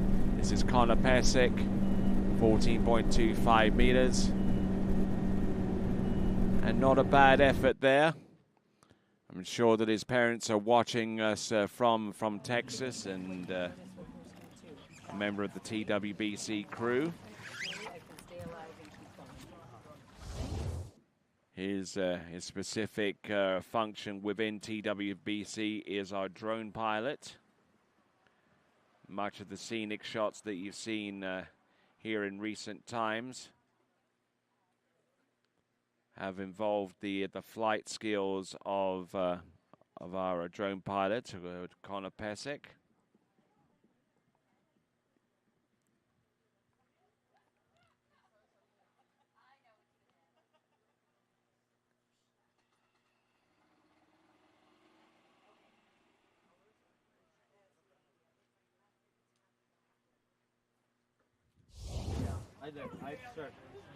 All right, looking out from the starting dock is Giovanni Bloia. Done. Man. Nah, I'm good. I don't need it. Here we go, folks. Let's see what Connor Pesic has in store for us behind that Nautique towboat. That 2026 Nautique. This is 13 meters. Good load off number 1. Around number 2, trying to let the ski work for him. He's had a change of ski mid-season. He's skiing on something that's a little bit more predictable than what he had before, but managing to still knock down some pretty hefty scores going forward, and we'll see what he can do for 12 meters coming right up. Looking at the instant replay, handle coming up a little bit high. Would probably work better for him if he stayed a little bit more patient at the tail end of the turn and let the ski resolve its angle to stay on top of the water.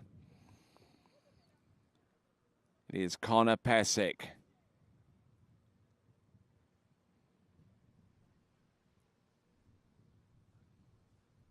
So waiting for that triple beep to indicate that 55 seconds is up. Connor Pesic.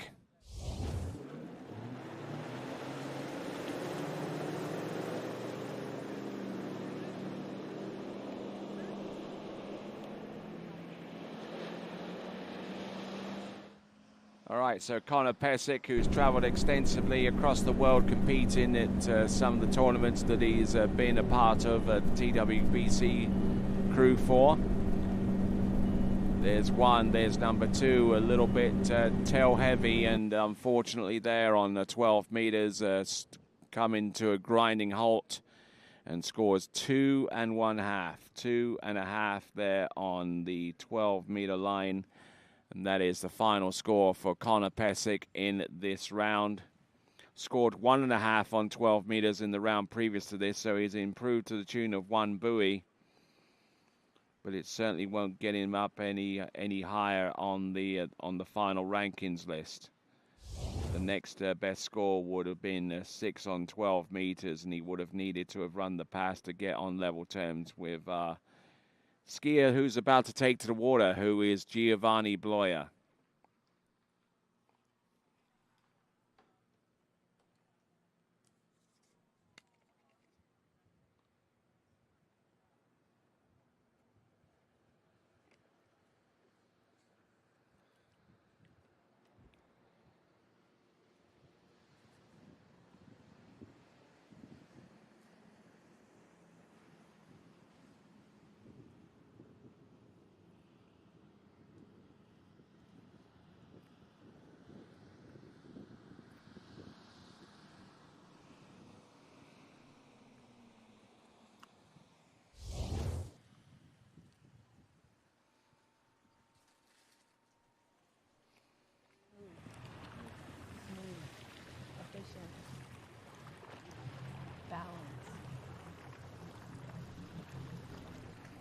So as Connor Pesic walks back to the starting dock and retrieves his handle, our next skier is about ready to go.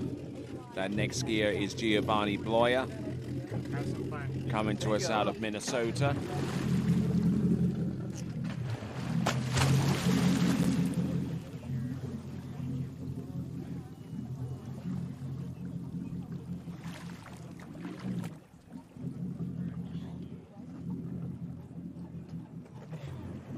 I'm ready.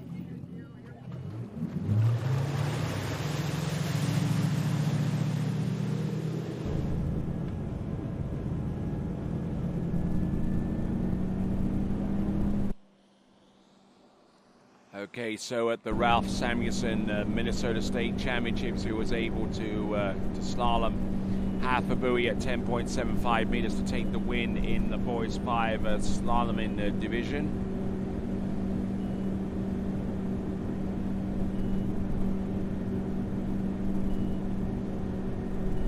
And looking strong there throughout that run.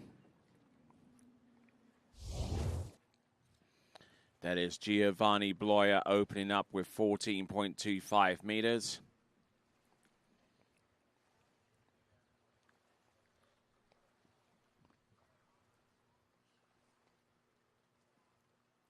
Other scores that he's been able to produce this season.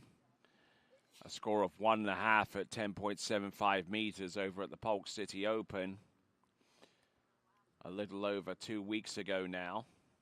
So he's had some recent form coming into this event, Giovanni Bloia. Let's see if he can turn it on at the right moment here. I'm Tony Lightfoot, and glad to have the presence of your company as we work our way through the U21 men's slalom round 2. The next event after the conclusion on this one is the Pro Women's Tricks Round 2. 7 skiers feature in that round of Pro Women's Tricks. And then the Pro Men's Tricks Round 2 will begin upon the conclusion of the previously mentioned event. In this instance, here we go. This is Giovanni Bloia, 30 meters. A little bit of a delay off number 4, but managing to make some inroads here at 10.7 at our next line length shortening, which is 13 meters. 12 meters comes up next there for Giovanni.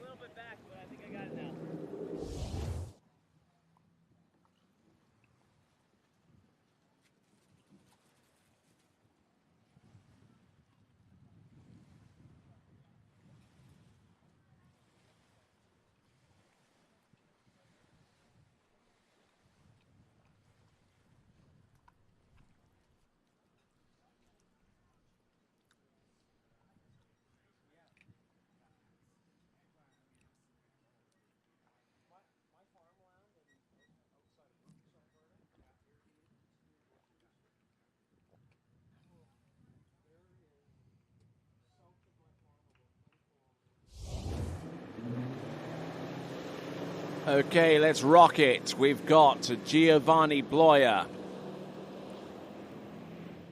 14 and 13 in his rearview mirror. Now 12 meters approaches him. Or rather, he approaches it. Alpha 2. Settles himself down well. Not trying to overwork this pass. Just trying to use his technique and the coaching being offered in his general direction by Ronnie Bischoff.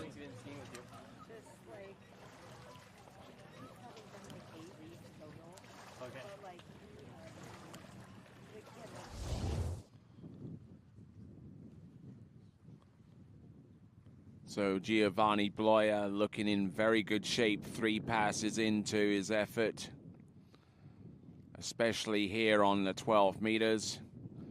Just let the ski roll and naturally and generate its own angle and get across course.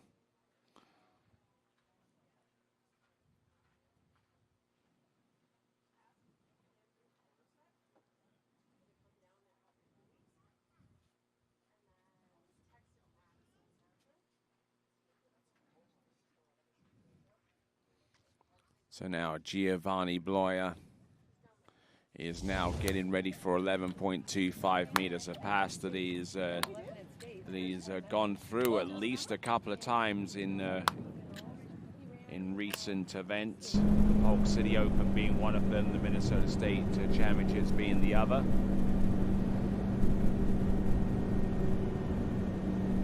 Here he comes. This is 11.25 meters. Come on there, Giovanni. There you go. Whoa, and bringing the handle across there, across his body, and was so close to be able to being able to run that past. Then the anxiety eating him up alive. I don't know why he showed us his foot, but we'll find out in the fullness of time.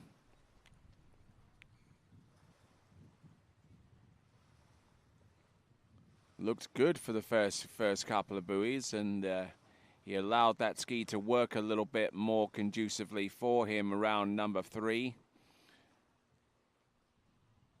And then he started to get a little bit crushed going into number 4, and resulting in the fall that you just seen there. So 3.5 for him, 3.5 on 11.25 meters. For Giovanni Bloia, which is going to be a little bit more than what he did in the round previous to this one. All right, moving on to our final 3 skiers. It was supposed to be a final 4, but one of the skiers has sustained an injury bad enough to require surgery. That is Damien Eade, who would have been skiing after this athlete on the water right now, but unable to.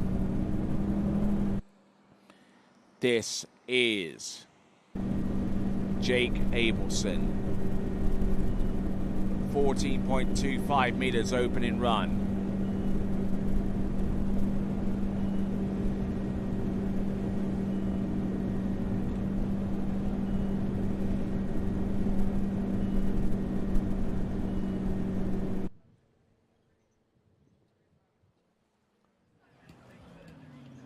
So in good shape after pass number 1. That is Jake Abelson, who started in on 14.25 meters.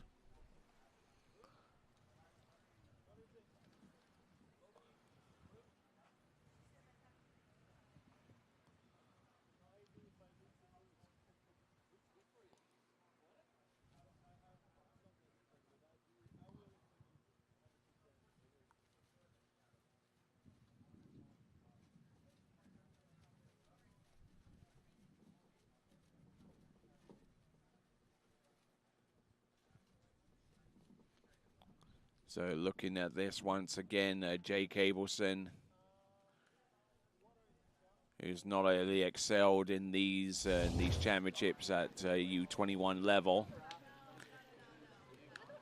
both He has also excelled at the open level as well, where he currently is in possession of the men's world trick record. A trick score of over 13,000 points, which he produced in the Royal Nautique Pro in Morocco not too long ago.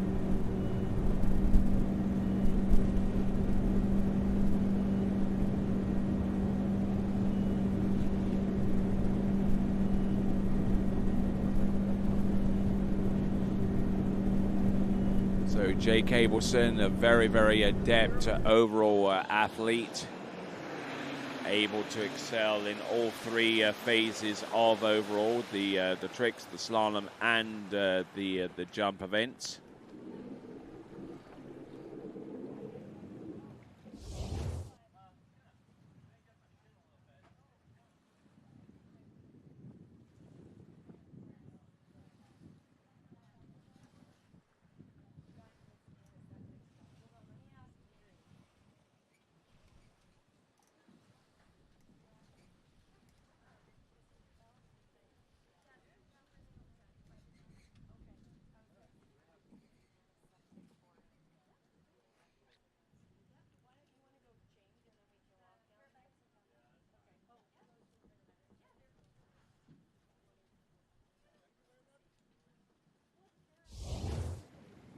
All right, so getting ready for pass number 3 now. This is Jake Abelson.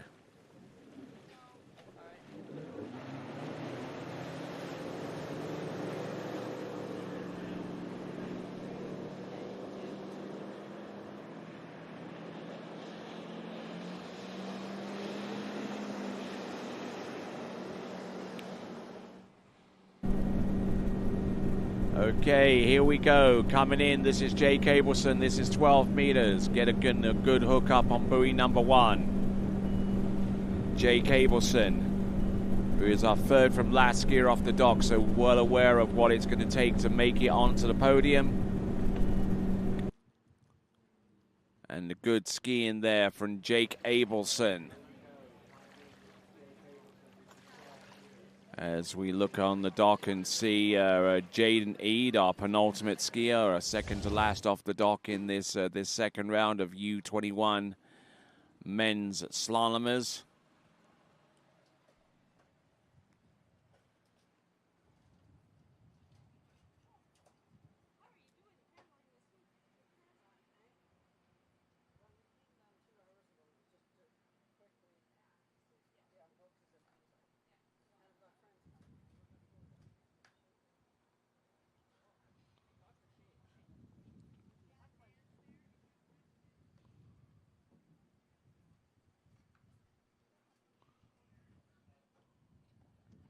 So looking at into that instant replay, some very precise turns and some excellent leverage from one side of the course to the next. It is Jake Abelson.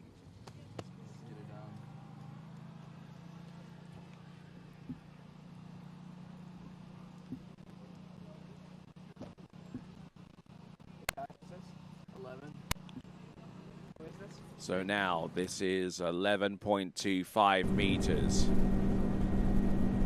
11.25 meters for Jake Abelson.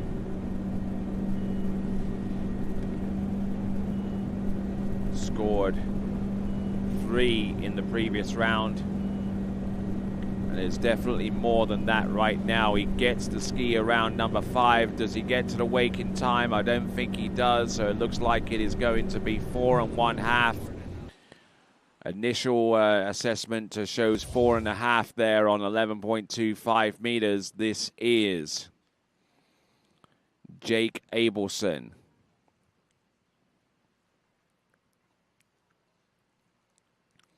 Again, a little bit pitch forward on a couple of these turns and rushing some of the turns, which results in less angle to work with and also results in some stalls towards the end of each turn. Now, does he get back to the wake in time? No, he doesn't. So it is going to be 4.5, 4 1/2.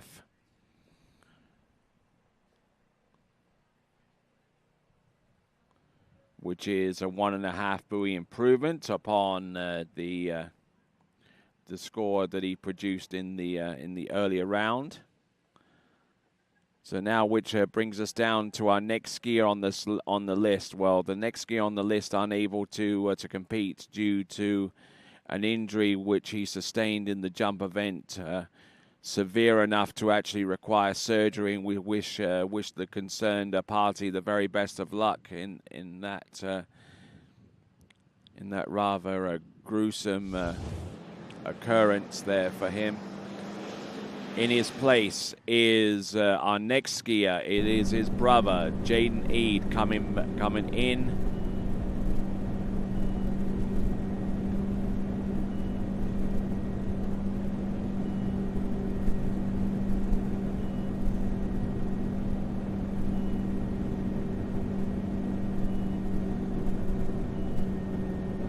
All right, so a 6 buoy count on 14.25 meters for Jaden Eade.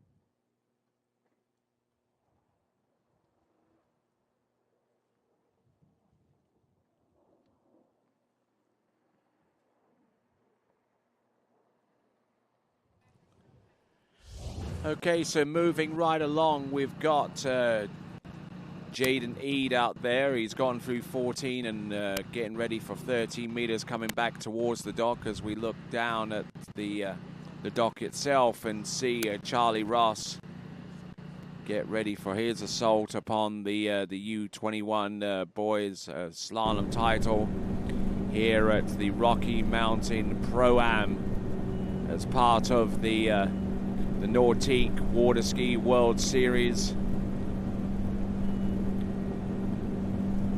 Jaden Eade, who slalomed, I believe, into 10.75 meters earlier in the competition today in the Pro Division. Into 10.25 meters, I beg your pardon, almost selling him a little bit short. And Jaden Eade getting a nice little ripple of encouragement going forwards. So Jaden Eade, in the earlier portion of this competition, scored a 2 at 10.25 meters in the pros. His best score in this section of the competition, which is the U21s, is 2.5 at 10.75 meters.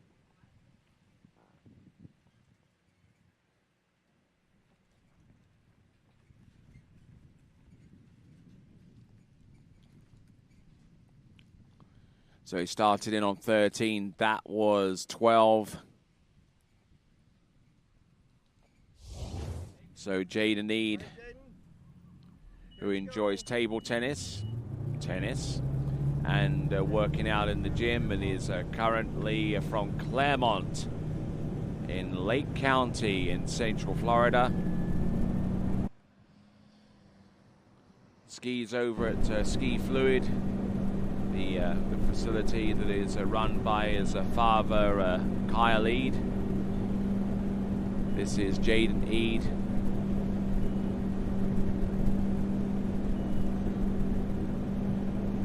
Setting himself up well round buoy number 5 and gets it to go round number 6.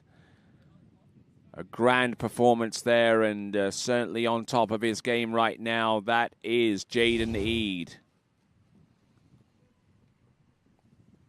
So that was 11.25 meters.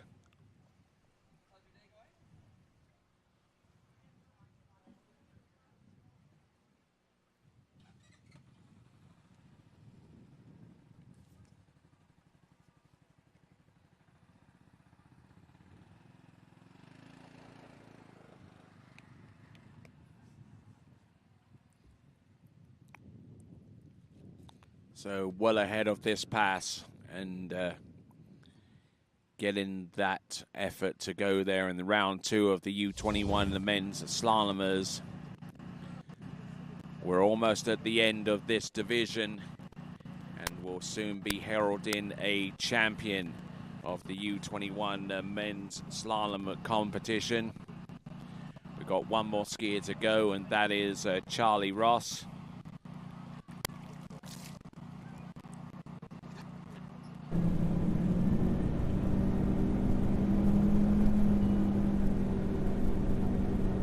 Here comes Jaden Need. He scored a 2 at 10.25 meters in the previous round of pro men's slalomers.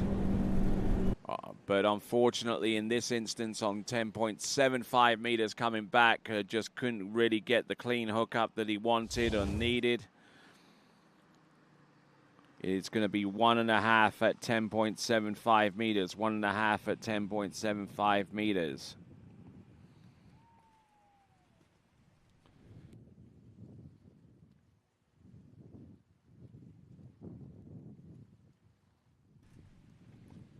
So in this contest, which actually takes in, brings in scores from round 1 as well, it means that our skier on the water is all but assured of the championship in the U21 men's slalomers with a score of a 2.5 at 10.25 meters in the original opening round. It is Charlie Ross. And he's decided to go in on 13 meters with Alpha 2, Charlie Ross, who's been slaloming like a madman during the course of the summer with a number of podium placements and wins during the Pro Tour season. Among those tournaments have been the Botas Pro, the Ricetto Open, the Raw Nautique Pro over in Rabat in Morocco, the Monaco Water Ski Cup. A number of other tournaments he has shown exceptional talent and determination, and this is Charlie Ross coming in on his opening pass. This is going to be 13 meters.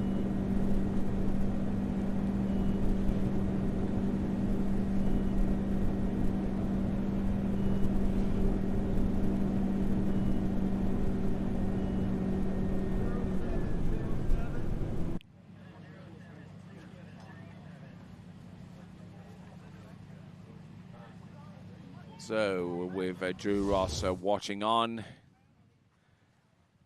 we have Charlie Ross getting ready for the next run, which is going to be the 12-meter rope.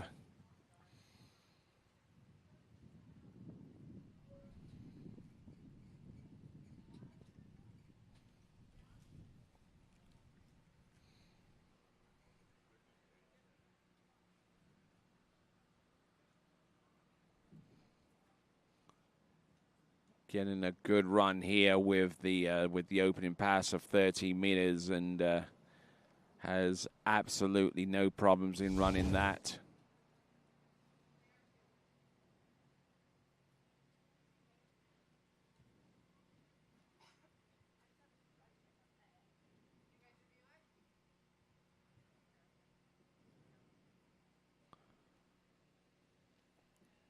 So as we continue to roll right along, we've got our next event coming up very, very soon. We got the Pro Men's Tricks Round 2,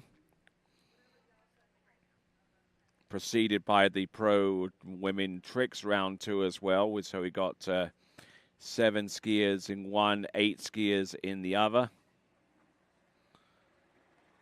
with all of the competitors concerned in each of those events qualified to ski in tomorrow's final round. I'm Tony Lightfoot, and I'm glad to have your company during the course of this event, the Rocky Mountain Pro, an event on the newly minted Nautiques Water Ski World Series, presented to you by GM Marine. We've got Charlie Ross coming back in now. It should be around about the 12-meter line.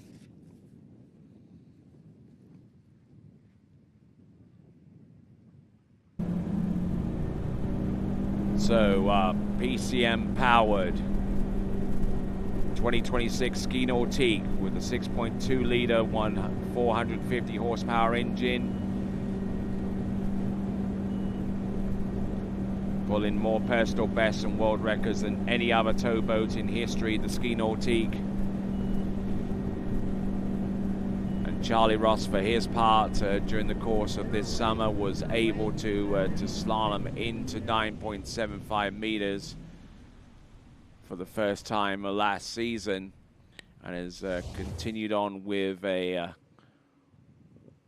very consistent streak of performances into 10.25 meters, and on occasion getting into 9.75 meters in amongst those totals that he's totted up during the course of the summer season.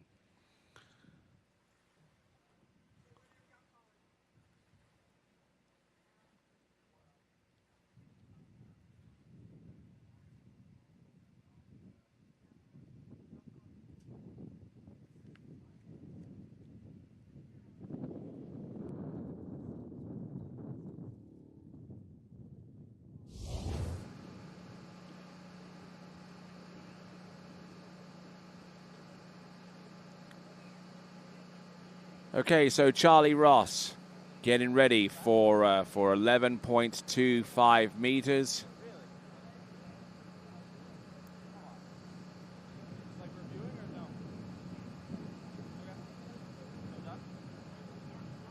So it looks like Charlie Ross has gotten a no gate on that previous pass on 12 meters. So that means he has a score of a 6 on the 13 meters, and that will unfortunately bring to a rather abrupt end the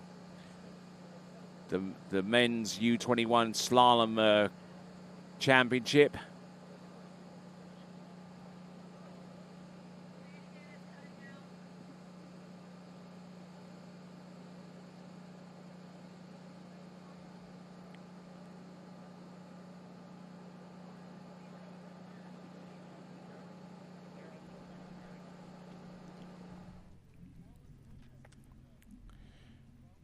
So as we have a look at the men's slalom leaderboard for the U21s, and Charlie Ross ends up in the 7th spot, and that means that that your champion in the U21s with a score of 1.5 at 10.75 meters is Jaden Eade. Jay Cableson in 2nd spot with 4.5 at 11.25 meters. Giovanni Bloyer rounding up the podium with 3.5 on 11.25 meters. There you see the remainder of the U21 men's slalom leaderboard as we now move into our next event, which is the Pro Women's Trick. Round 2, 7 skiers will feature in that event.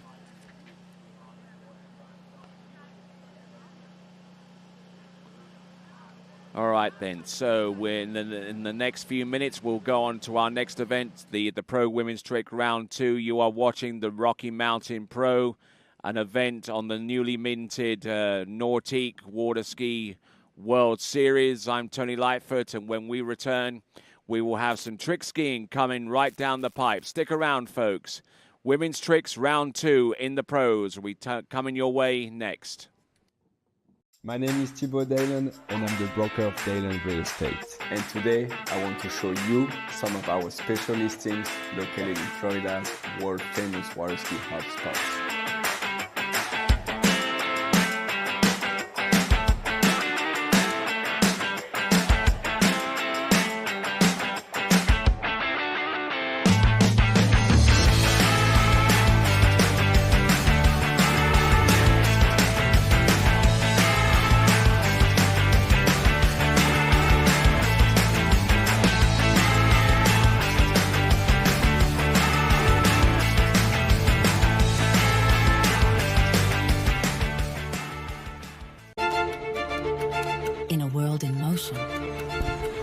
DNCA Finance has grown through crises and transformations.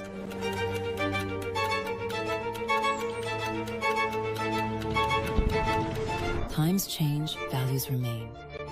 For more than 25 years, DNCA has been by your side for active and flexible management of your wealth. DNCA, Maison d'épargne de valeur. Speak with your financial advisor. Luxury means something different to everyone. A private island, a hidden villa, a journey designed around you. At Marola Travel, we take the time to listen to how you want to travel, how you want to feel, and what luxury truly means to you. Marola Travel. Wherever you're going, we'll make it easy.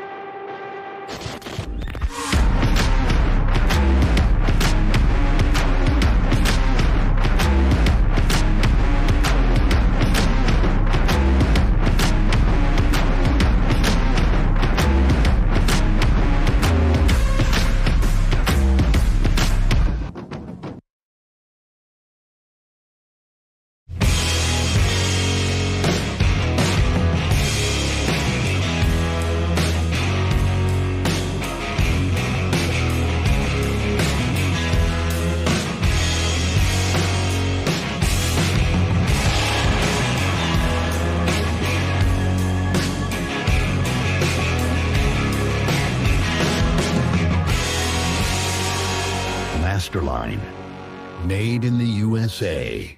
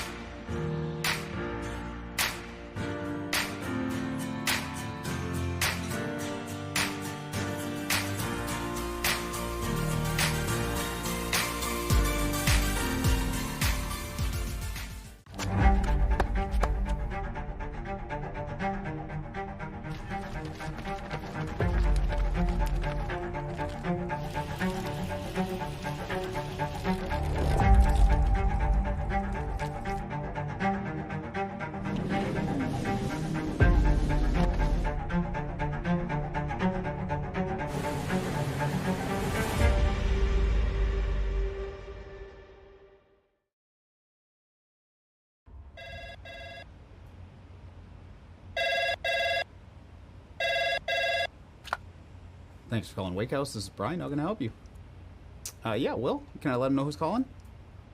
All right, just a second. Will, I got a fill for you. Perfect. Give me just 1 second. All right, hit it. Thanks for holding. This is Will. Hey, how's it going? Good.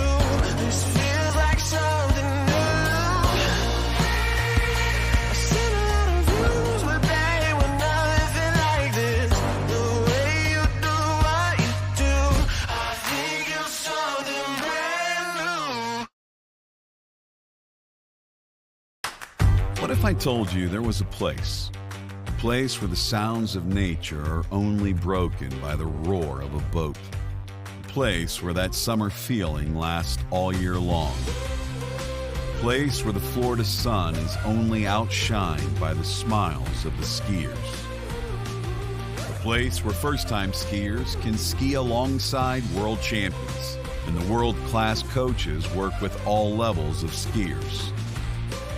What if I told you there was a place where life slows down and your only job is to make lifelong memories?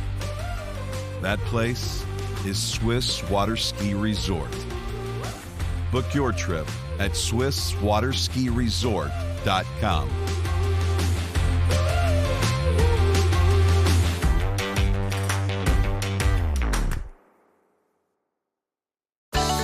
It's well known that Canada has produced many of the best skiers the world has ever seen. Well, more and more skiers are coming to realize Canada's Shuswap Ski and Board is one of the world's best pro shops. They stock D3, Radar, HO, Connolly, Reflex, Masterline, Syndicate, Stokes, Camaro, S-Lines, Eagle, KD, Stealth, Pegosky, O'Neill, and back them with Shuswap Ski and Board's performance and fit guarantee. Check them out online at shuswapsnb.com.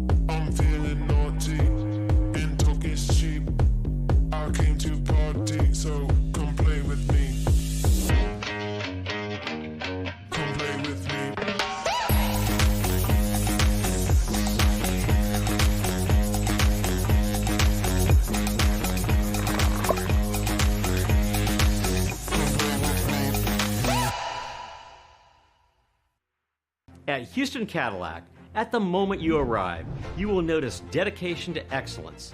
We deliver an unparalleled customer experience, and we're elevating our commitment with a new state-of-the-art facility.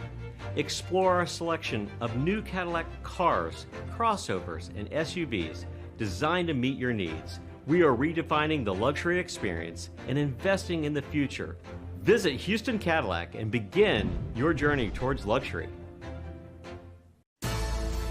At Dillinger Insurance, we have over 50 different carriers to shop your home, auto, and recreational vehicle insurance needs. We would love the opportunity to save you money. We insure million-dollar mansions, condos, mobile homes, rental homes, and everything in between. We know all about wind inspections, 4-point inspections, and how to get you the right coverage for your particular home. You've got questions, we've got answers. Can you remember the last time you had a rate decrease with your auto insurance? Let's take a look and see what we can do. We know all the ins and outs of getting our customers the best rates, coverages, and discounts, so put us to the test.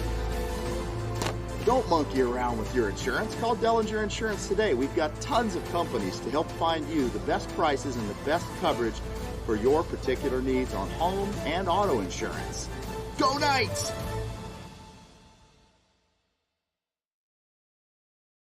My name is Thibaut Dalen and I'm the broker of Dalen Real Estate. And today I want to show you some of our special listings located in Florida's world famous water ski hotspots.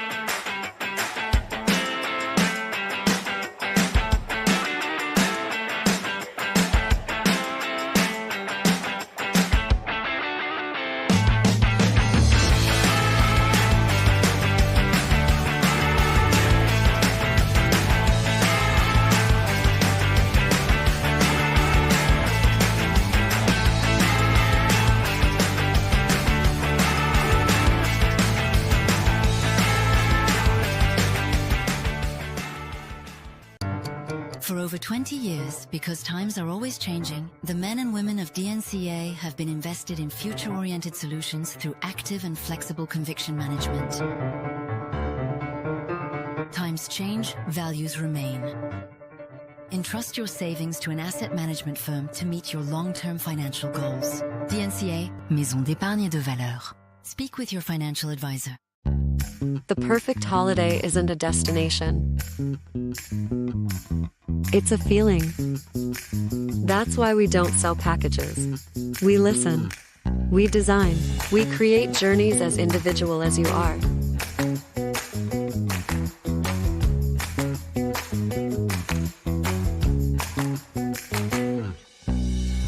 Marola Travel. Wherever you're going, we'll make it easy.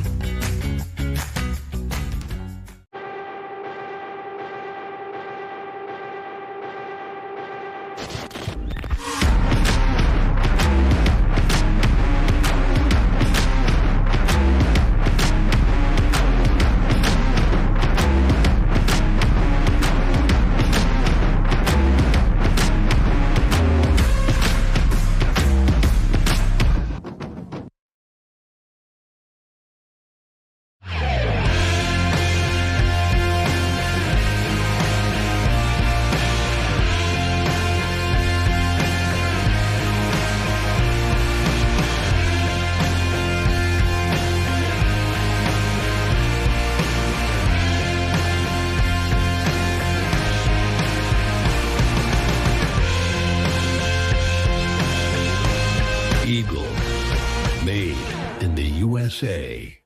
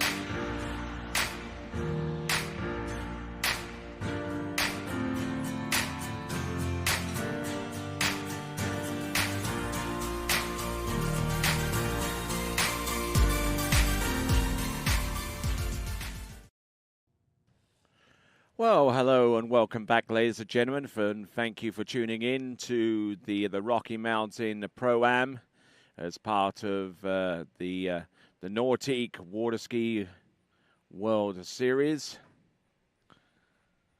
And our next event is going to be the tricks event in the pros in the round 2.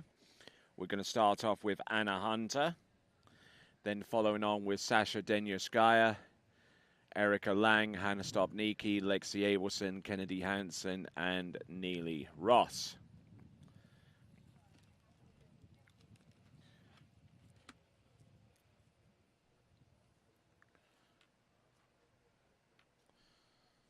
So there is our running order, and the remaining portion of our schedule will involve the pro men's tricks, and then the U21 women's and men's tricks to follow afterwards.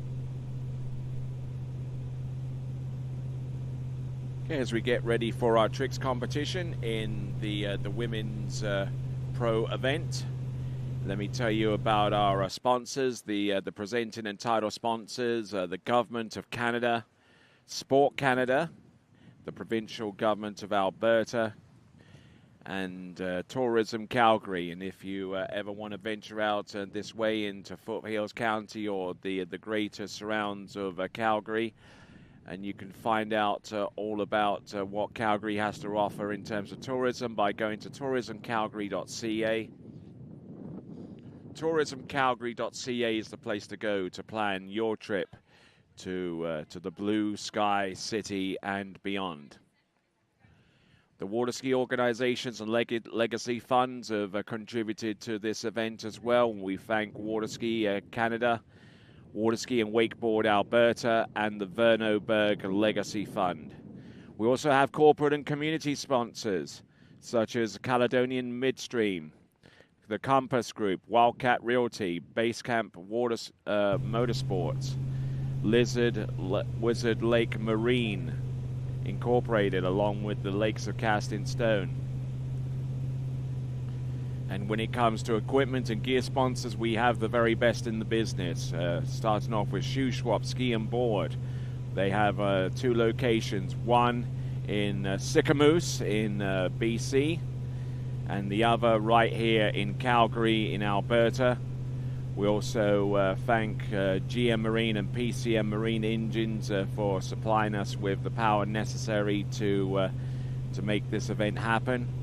We have JL Audio, Zero Off, Syndicate Water Skis, Mast Line Ropes, Eagle Gear, and Australian Gold Sunscreen as we have a look at the women's trick leaderboard. We have Neely Ross out in the lead with 10,280. 200 points behind her is Kennedy Hansen with 10,080. And Lexi Abelson 50 points further back with 10,030, and I would imagine that the scores from Lexi and Kennedy are both extremely closer to setting personal best scores, or at least season best scores in 2026 summer season. So we also have on-site services as well. We've got LifeLink EMS. They are the paramedics on site, and we've had to involve them, unfortunately, with a few instances of incidents with yesterday's events, and certainly wish the best of luck to those involved as they get ready to start their recovery and get back into the events from which they should be participating in. Also, a big shout out to the TWBC production crew, Vince, Arthur, Connor, Santiago, and Pablo, plus local talent Graydon for making sure we have the best pictures and the best coverage available for such a major event that is the Rocky Mountain Pro-Am, a part of Nautique's Water Ski World Series.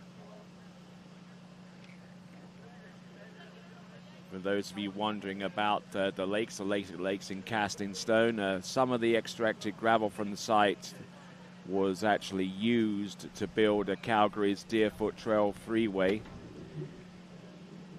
The first lake was dug out in 1996, a year before the foundation of the Predator Bay Water Ski Club, and Lake 2 was completed some 10 years later in 2006.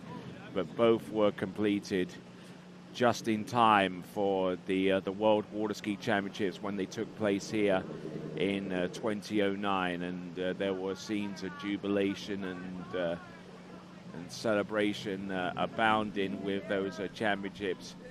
I mean, if you were around in 2009 and I was here for those championships, you got to see the likes of Whitney McClintock-Reaney take the World Championship title, not only in the team and in the slalom, but also in the overall category in the women's competition.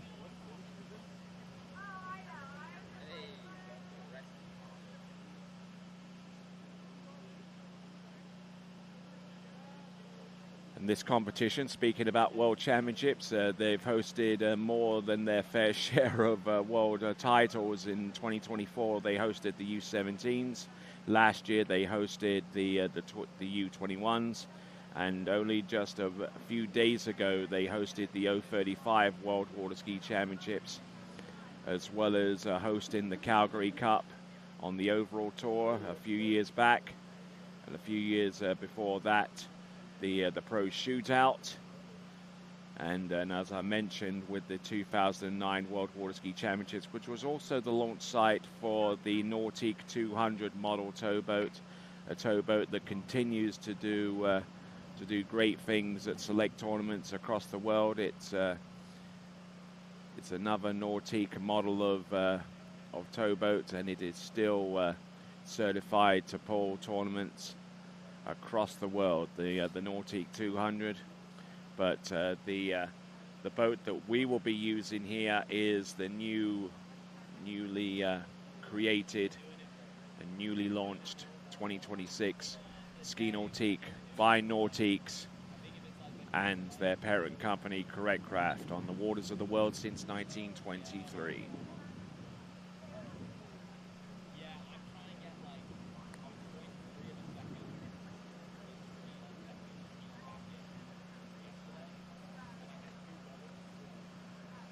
All right, as we get ready for our next event, which is Pro Women's Tricks Round 2. Quick mention of our judging panel. Kerry Lee is our chief judge. Our assistant chief judge is Nikki Lee, with the scorer being Christy Kingsmill. And our cadre of judges has Jeffrey Armstrong from the United States, Kyle Lead of New Zealand, Taryn Grant of Canada, Cole McCormick, also from Canada, Harry Spavin from Great Britain, and our safety director is Michelle Clooney from Canada. Our boat driving contingent has Russ Dixon from Canada as our chief driver, and in the supporting role, the driving skills of Scott Ellis from the United States and Becky Lathrop from the United States. And also, for those of you folks that are on site, we're still serving up some lunchtime pizzas down at the concession stand adjacent to the jump ramp. Make sure you get those orders in, and they've got cold coffee available. They've got beverages for sale as well at the same time.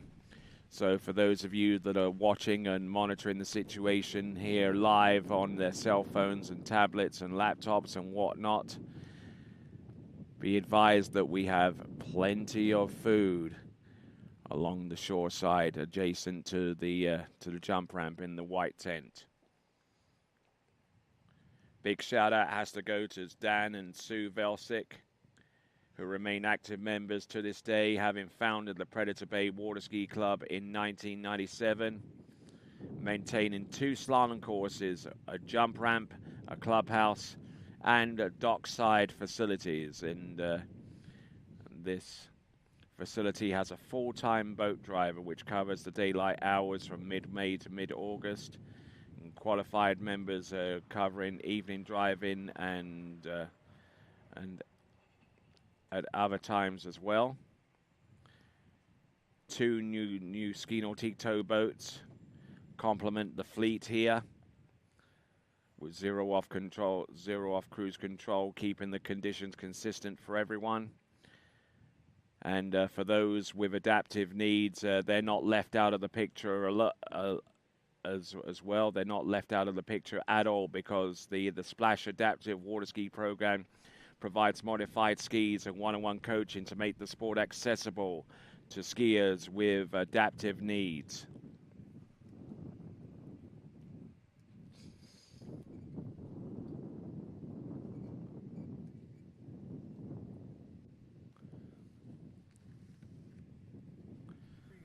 Yeah, just gotta get 3. I gotta get 3. And it was like a good enough to I know. get 4, but I was at 3 going like, no. Make sure I get around it and then turn, not trying to turn before I got there. Like, And it's one of those things too that now you have something to shoot for at the later time. Checking back in. You need sunglasses. Give us 1 more second.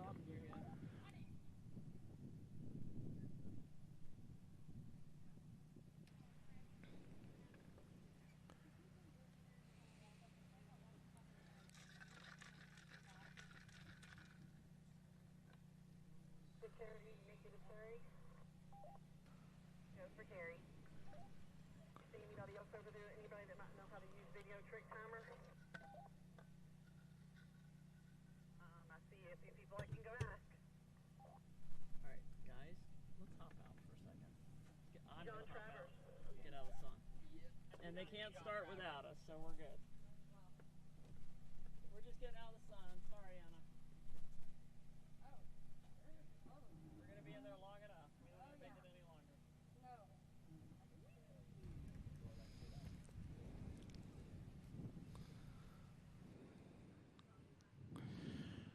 All right, then we're taking a little bit of a break, and when we return, we'll be just in time for the women's tricks, pro women's tricks in round 2. We'll be back right after this.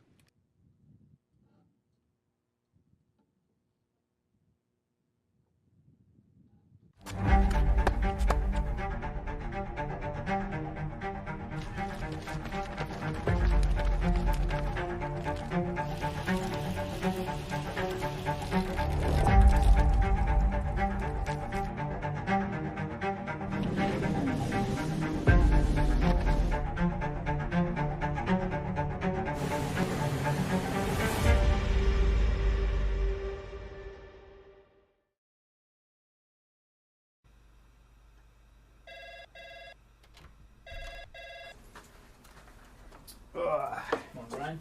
Hey, morning. You have a good weekend? Yeah, got out on the water a couple times. How about you? Yeah, I got to set in. Just gonna make a quick phone call here. Oh, of course. Can you get that, Will? Yeah, man, I got it. Thanks for calling Wake House. This is Will. Yeah, looks like we've got those in stock.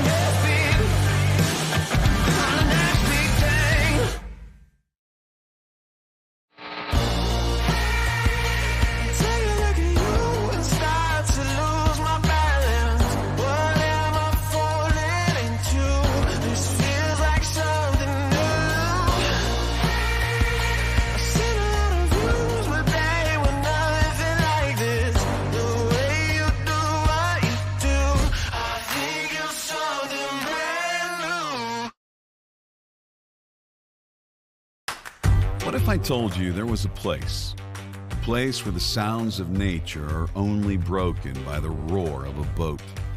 A place where that summer feeling lasts all year long. A place where the Florida sun is only outshined by the smiles of the skiers.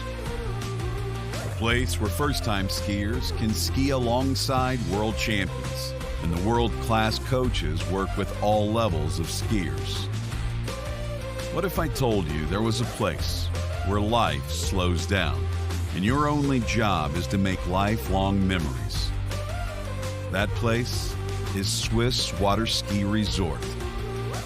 Book your trip at SwissWaterSkiResort.com.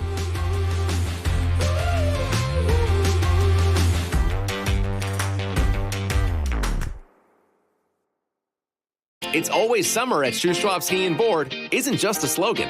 It's been a way of doing business for 30 years. Shuswap Ski and Board keeps more summer gear on hand than any other shop in Canada. More wake surfers, water skis and wakeboards, more wetsuits, ski and board vests, water toys, and tons of pickleball gear too. Not only Canada's best selection, but the guaranteed lowest prices as well. To discover more about one of the world's top pro shops, visit Shuswap Ski and Board online at shuswapsnb.com. Old logic says success is determined by wins. It says you can't be a mother and a professional athlete, that you can't take on giants. New logic says watch me. Watch me become the most decorated track and field athlete in the world. Watch me start a brand designed by women, for women. When old logic holds us back, it's up to us to defy it. At Houston Cadillac, at the moment you arrive, you will notice dedication to excellence. We deliver an unparalleled customer experience, and we're elevating our commitment with a new state-of-the-art facility. Explore our selection of new Cadillac cars, crossovers, and SUVs designed to meet your needs. We are redefining the luxury experience and investing in the future. Visit Houston Cadillac and begin your journey towards luxury.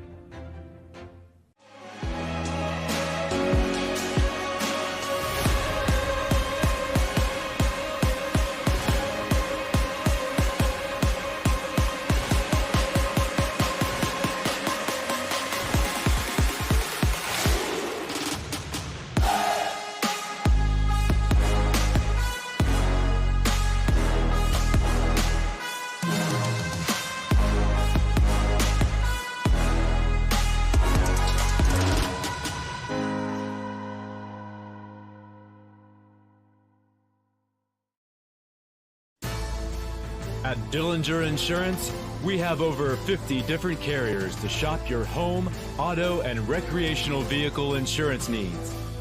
We would love the opportunity to save you money. We insure million-dollar mansions, condos, mobile homes, rental homes, and everything in between. We know all about wind inspections, 4-point inspections, and how to get you the right coverage for your particular home. You've got questions, we've got answers. Can you remember the last time you had a rate decrease with your auto insurance? Let's take a look and see what we can do. We know all the ins and outs of getting our customers the best rates, coverages, and discounts, so put us to the test. Don't monkey around with your insurance. Call Dellinger Insurance today. We've got tons of companies to help find you the best prices and the best coverage for your particular needs on home and auto insurance. Go Knights!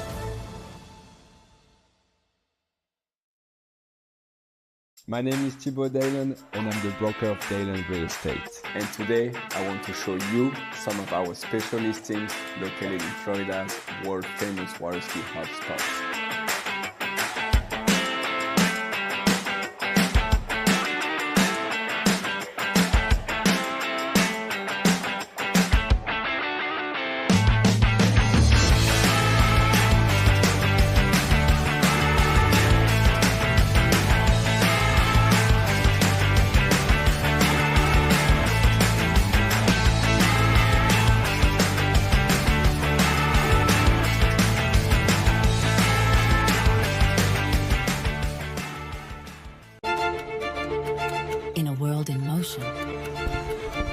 DNCA finance has grown through crises and transformations.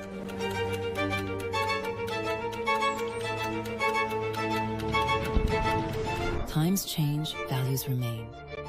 For more than 25 years, DNCA has been by your side for active and flexible management of your wealth. DNCA, Maison d'épargne de valeur. Speak with your financial advisor. Luxury means something different to everyone. A private island, a hidden villa, a journey designed around you. At Marola Travel, we take the time to listen to how you want to travel, how you want to feel, and what luxury truly means to you.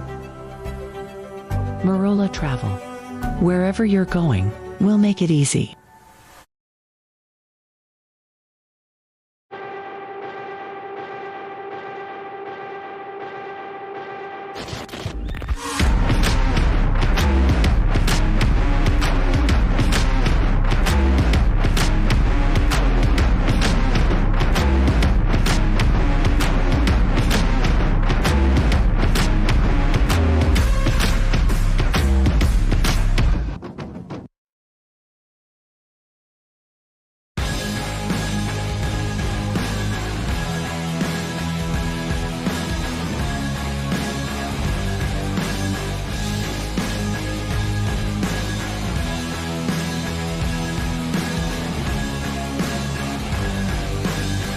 World record ropes masterline.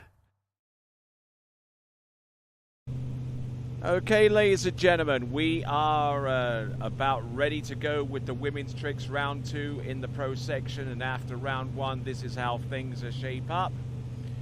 We've got Neely Ross, followed by Kennedy Hansen, Lexi Abelson, Hannah Stopnicki, Erica Lang, Sasha Denyaskaya, and Anna Hunter. And Anna Hunter will be leading off in the second round of tricks, having performed a subpar score of a 49.80. We'll see if she can climb back towards the top of the leaderboard. But we'll see how things go. There she is. Our first skier to take the water will be Anna Hunter, followed by Danyaskaya, Lang, Stopnicki, Abelson, Hansen, and Ross. All right, we're ready to rock and roll. Here we go. We're good.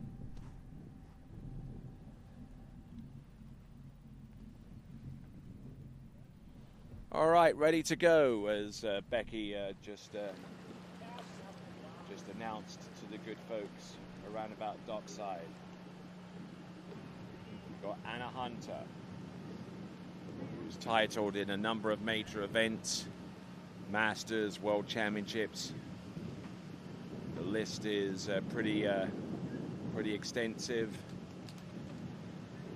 And Anna Hunter, who used to ski for the University of Alabama Crimson Tide, certainly benefited from her experience at that institution, found her husband there. I'm sure that he's watching from wherever he is. He's calling home in Central Florida.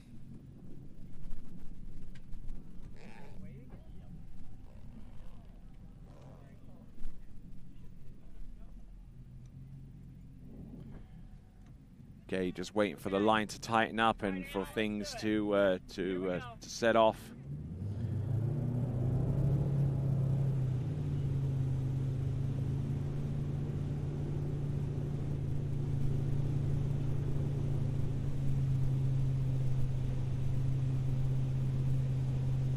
Okay, coming in on pass number 1 and looking to try and make up for some lost points in the previous round.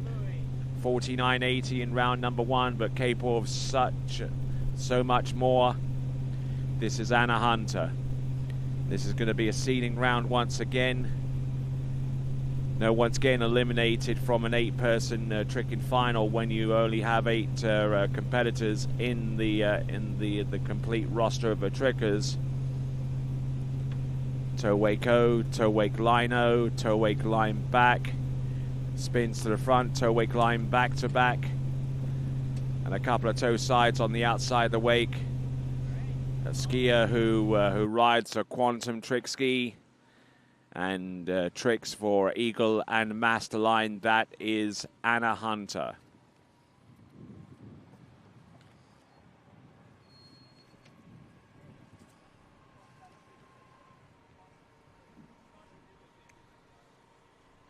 So Anna Hunter pulls out and gets ready to change out her equipment.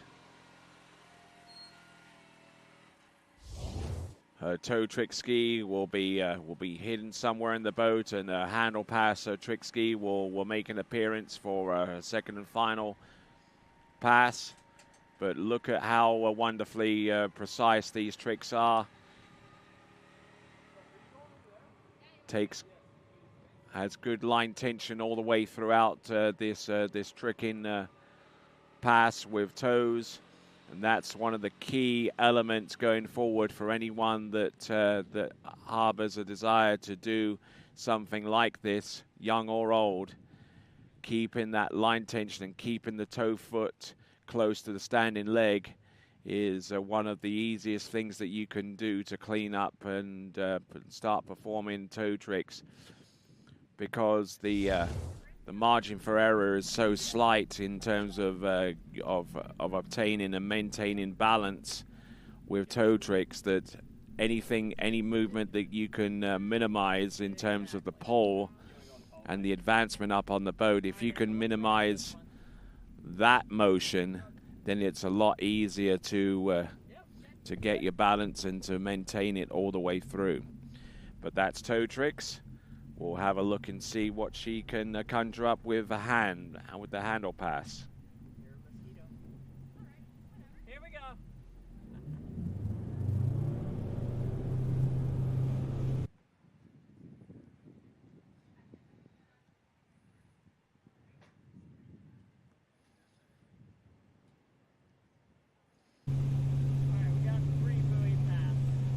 Okay, coming into the course. Okay, opening trick, wake 5 back, ski line back to back. The trick that she missed yesterday. There's the Mo back to back, incorporating that in towards the first third of the run. There we go. There's the flip twist to the back, flip twist to the back. Once again, front flip, knocks that one down. Here's the reverse front flip.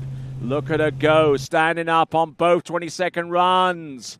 That is definitely going to tot up a better points total than the 49.80, that's for sure. So she may have had a little bit of a blip in round number 1, but she's come back full force in round number 2. That is Anna Hunter.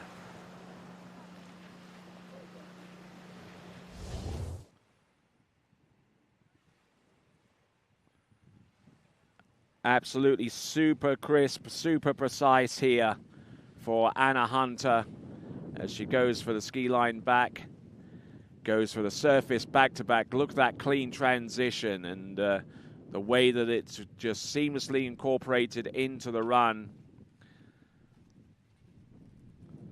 There are certain runs that you see on a daily basis that look almost identical to each other in terms of their sequencing, but you won't find that with Anna Hunter's trick runs at all.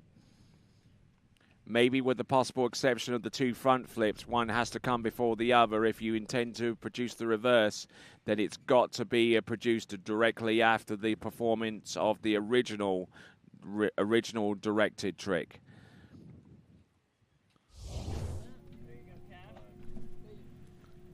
Now, trick skiers are permitted to do positionals for tricks that are disjointed, such as a 5 back and the reverse 5 back, because the position is somewhat different. you're allowed a positional in between to get yourself in the original starting position for the reverse trick, as long as that positional comes immediately before the original trick.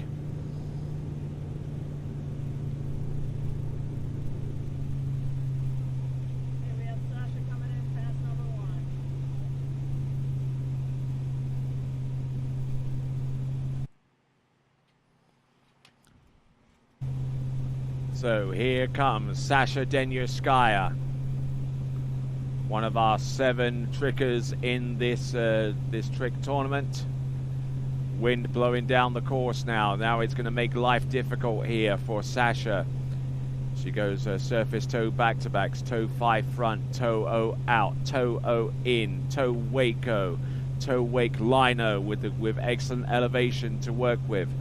Reverse toe back, toe wake back-to-back, toe wake front, toe wake line back. A little hop, skip, and a jump, and she gets the toe pass, the more difficult run out of the 2. Doesn't score nearly as many points as the handle run, but it's but the difficulty in doing the tricks with the toe foot in the strap cannot be understated.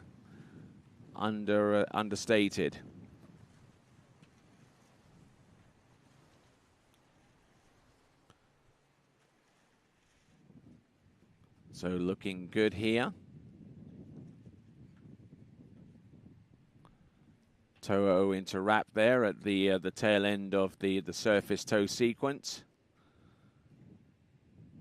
That's one element of toe tricking that seems to be common with a lot of skiers at this elite level. The toe sequence, which involves the toe five front and the in and out toe O. But certainly a sequence that is extremely difficult and even more difficult to perform fast and while maintaining balance and composure all the way through.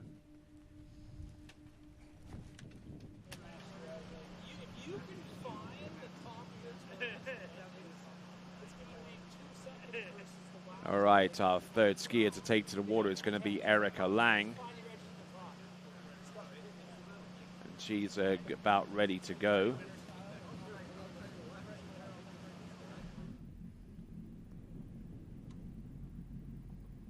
Sasha on pass number 2 will be coming.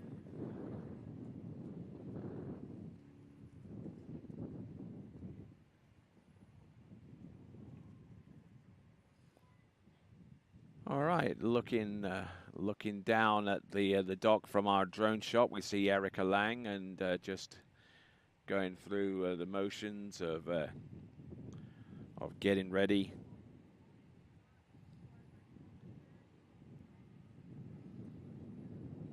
Now the Nautique towboat, the 2026 model edition.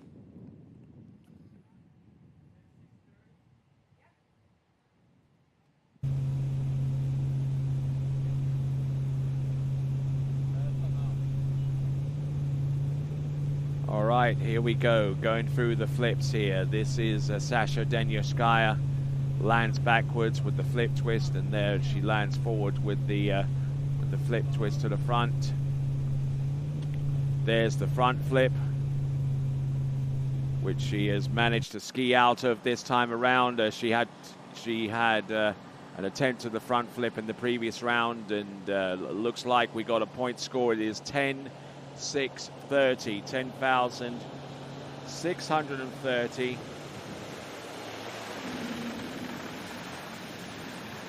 So a monstrous pass and a monstrous score there from Anna Hunter, 10,630, and Sasha Denyorskaya, who tricked 74.60 in the first round, is probably going to see at least an 800-point improvement by the fact that she was able to ski out of the front flip towards the end.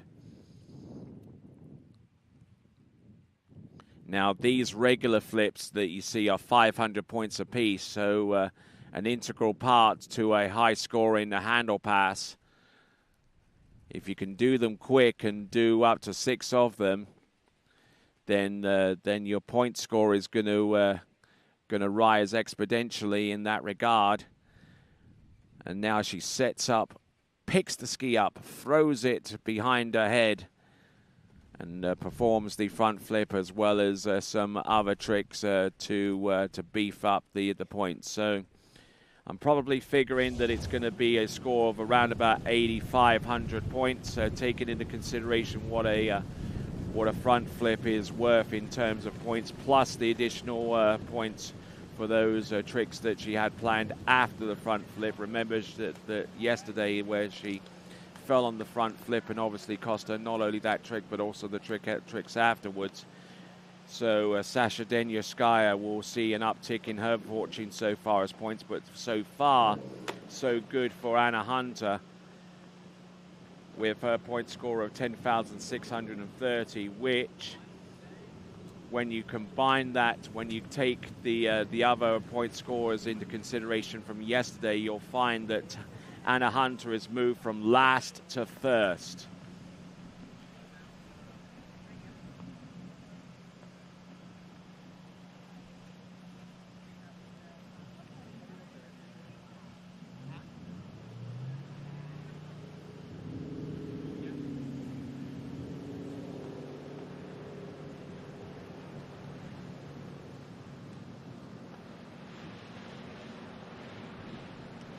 Here we go, folks.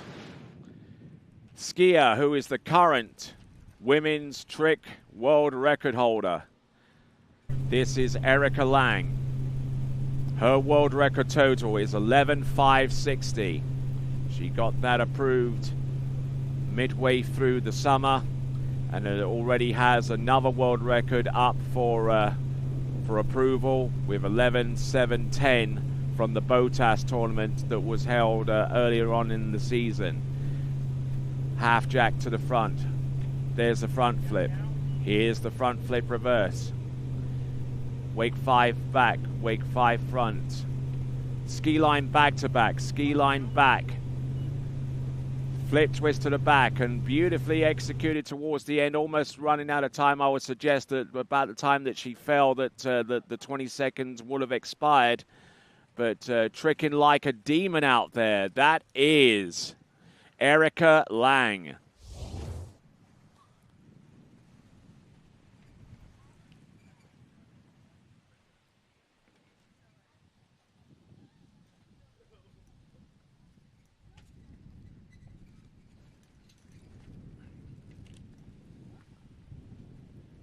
So looking at these tricks once again, going through the front flips.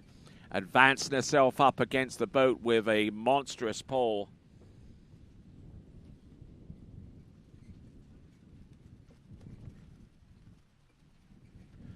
There with the ski line back towards the end.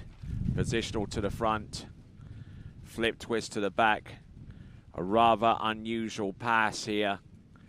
Fell on the 180 to the back and would have done a couple of surface back-to-backs just for something extra to do to beef up the points. And now Erica Lang is being delivered a relatively short distance from where she fell to the drop zone.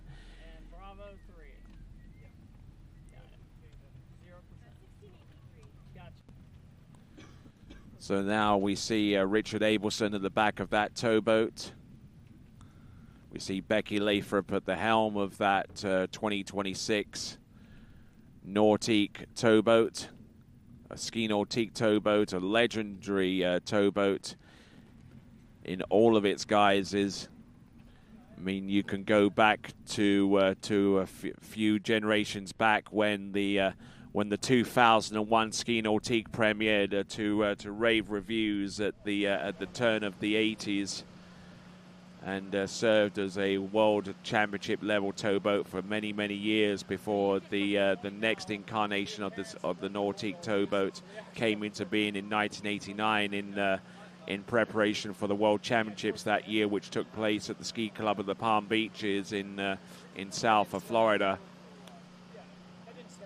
And many people remember models since then as well, such as the 196 which was a compact towboat courtesy of Nautique, and then you went into the 200, which premiered right here at the Lakes of Casting Stone in Canada in 2009, and a couple of generations later, here we are with the brand new 2026 Nautique towboat.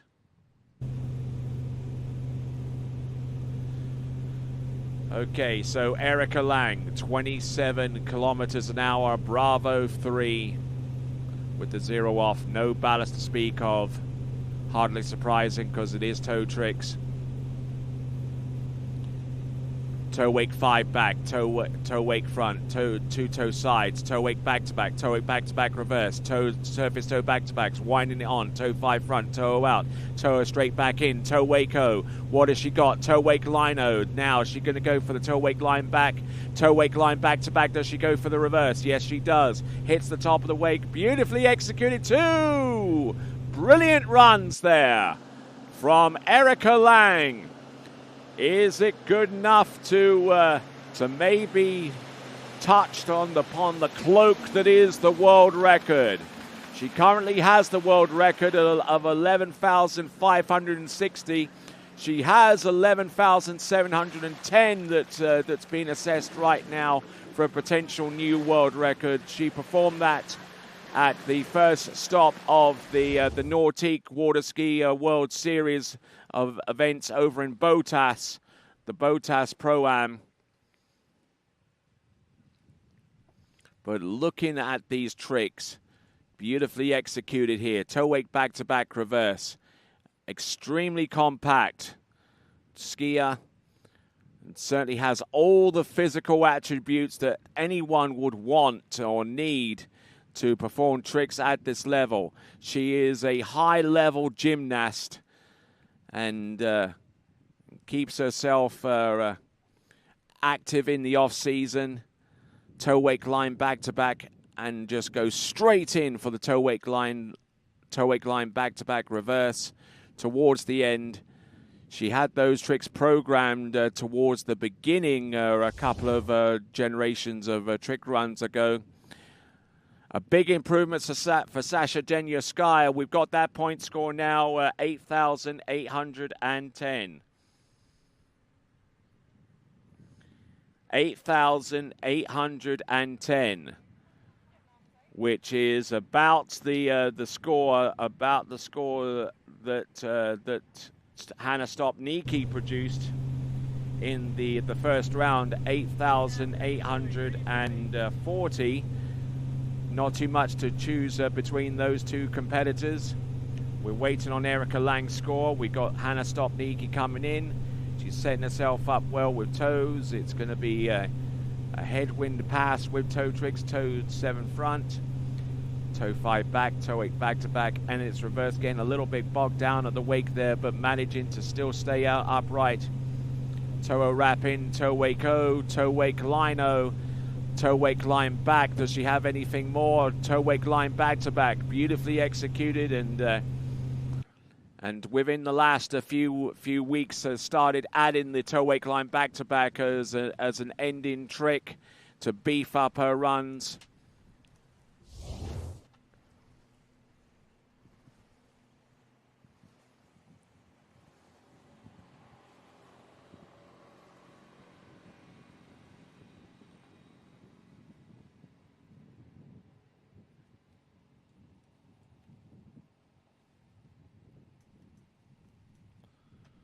So wonderfully executed tricks, keeping that toe foot in towards her standing leg.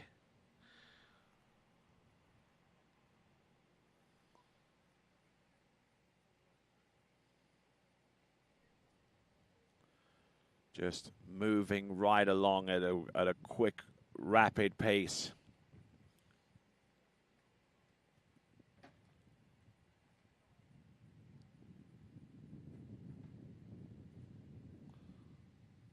And there, right to the very end, skiing all the way through, and incidentally, that toe wake line back to back. In terms of point score, that trick alone with the toe wake line back to back is a 480 point trick. So when you add that on top of a trick run total of somewhere in the mid 8,000 points, you get an idea of how important that trick could be if she harbors any ambition of tricking over 9,000 points. So we're still waiting on the score for Erica Lang. It's going to be a huge score no matter what it is. But is it going to be big enough to maybe set a pending world record? She already has a world record of 11,560. She has a potential new world record in the works with 11,710.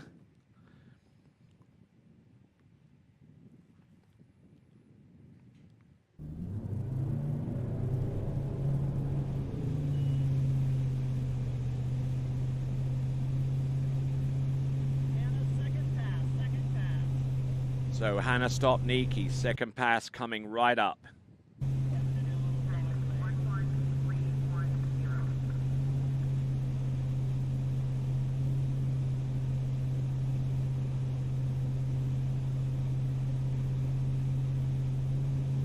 Ski line back now, getting a little bit delayed there with the start of her remaining tricks. Wake 5 back, positional to the front. There's the back flip. Here's the reverse. Flip twist to the back, using up a lot of time in the recovery phase with each flips. And probably realizing that those tricks at the very end of that second 22nd pass. Oh, look at this, folks. 11,310. 11,310. 11,310. I wonder what tricks were deducted towards the end. And let's not forget that Erica Lang fell within about a second or two from the end on pass number 1. So maybe that had more to do with anything there in respect to that point total. Tried the ski line back there. This is Hannah Stopnicki. Did not go over the line and went straight into the next set of tricks. Always the wisest course of action. No time to dwell upon the instant past, but going straight into the back flips, one in each direction, and then goes for the flip twist back there. Boom, hits that one, keeping the handle close to the lead hip. And does the reverse flip twist to the back there with some positionals outside of the wake, surface O. It's probably not going to be anywhere close to being 8,000 points, maybe high 7,000s for Hannah Stopnicki. But what a point score from Erica Lang, who tricked 84.30 in the first round and has now come back with fury and vengeance. 11,310.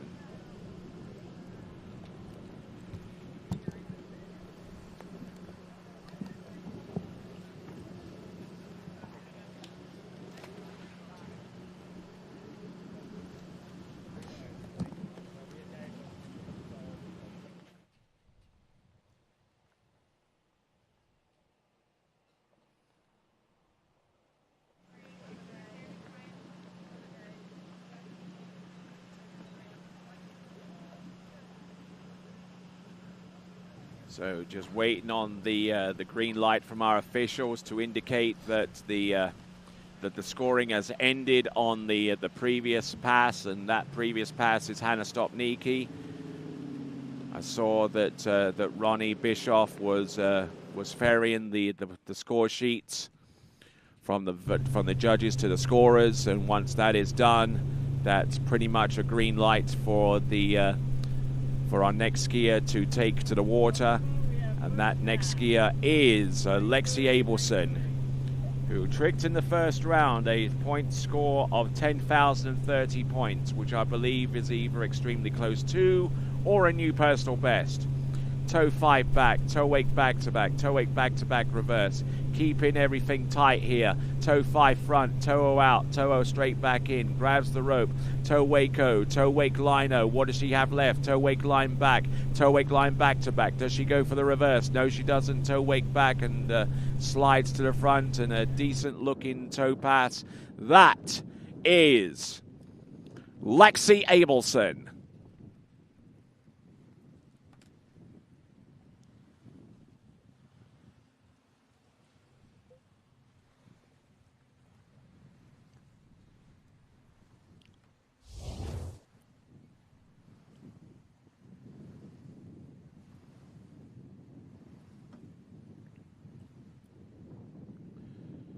Tremendous athleticism here from Lexi Abelson, who's excelled at almost every level of tournament tricking, whether it be U17, U21, and right here at the pro level. Just looking at these tricks one at a time. Toe wake line back to back.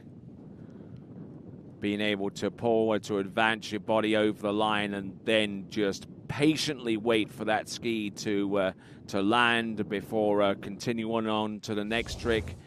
Certainly takes an awful lot of training and an awful lot of discipline to make that work.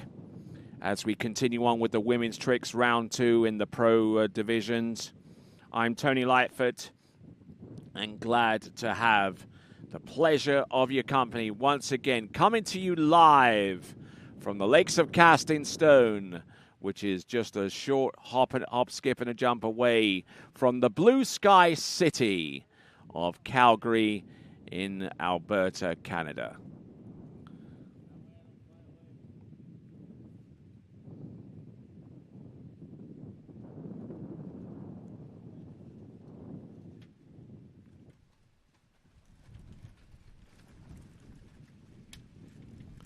Wind starting to pick up here. I'm sure that you can hear that through the even through the windshield on my microphone. And yep, there's a reason why we moved the jump event yesterday to the jump event from today and moved it to a day before, because of the impending wind that would have created havoc with our jumpers, because it's blowing in the tailwind direction. So a good call from our officials to make that happen, switching jump from today to yesterday. Flip twist to the back, flip twist to the front. What has she got? Front flip, boom, hits that one. Goes for the reverse front flip, 800 points apiece. Let's see what she's got. Flip twist to the back, a half jack to the front. Wonderful stuff there, and spinning all kinds of different directions, and just throwing in some lanyap tricks right at the end to beef up her points. We've yet to get the point score for Hannah Stopnicki. I believe it's going to be somewhere in the region of about 7,000 points. But coming into the dock looking a little bit disappointed there. Lexi Abelson. And yes, Hannah Stopnicki tricking just a skosh over 7,000 points. It is 7,040. 7,040.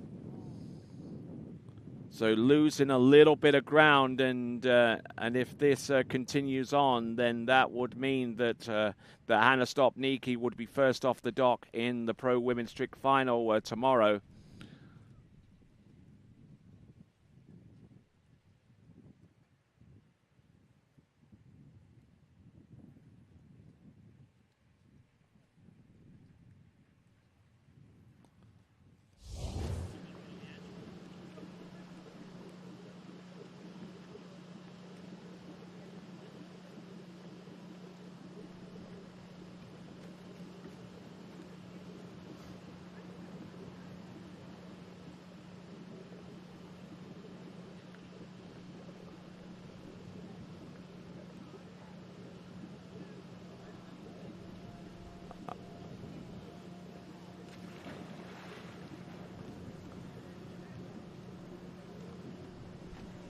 All right there. So moving on, our next competitor to take to the water is going to be none other than Kennedy Hansen. So Lexi Abelson that we just saw is probably a little bit disappointed because she knows that the point score of her runs, if full potential was realized, would have given her a score of over 10,000 points.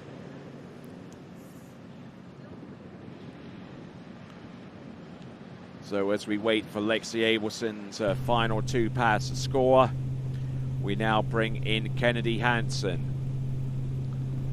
Certainly one of our most nimble and agile trickers coming into this event. 28.8 kilometers an hour, A1. Toe 7 front, toe 5 back, toe 8 back to back, toe 8 back to back, toe 5, toe back to back on the surface. Going in from one trick to the next at a high rate of speed. Toe wake lino, toe wake line back and front, toe wake line back to back. Does she go for the reverse? No! And she takes a dive there after the toe wake line back to back as she span forward and tried to throw an extra trick or two to beef up the points. So tricking at a very, very high tempo, and I believe she got most of what she wanted within the 20 seconds of time. You only get 20 seconds to perform these tricks. It's not like wakeboarding where you can go out and spend the entire length of the of the lake to do maybe 2 or 3 moves. These trickers are performing at a rate quite unheard of. Toe wake-o, toe wake lino, toe wake line back, spun to the front and to the back, toe wake line back to back.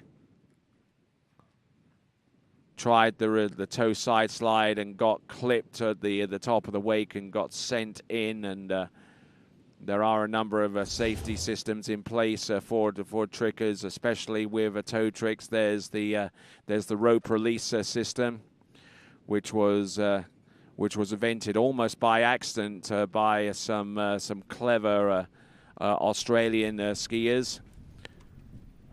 I mean, for many, many years prior to that point, which was around about 2003, almost everyone was trying to find a reliably safe mechanical release system, of which there is absolutely no such thing.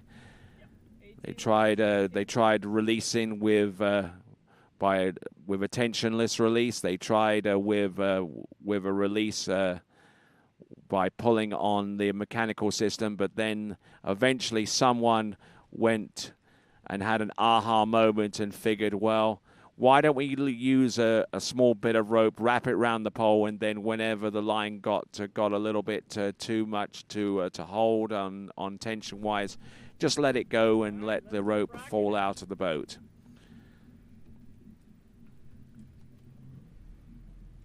And that is what we use today. We await for Lexi Abelson's score to come through. Good. Here we go.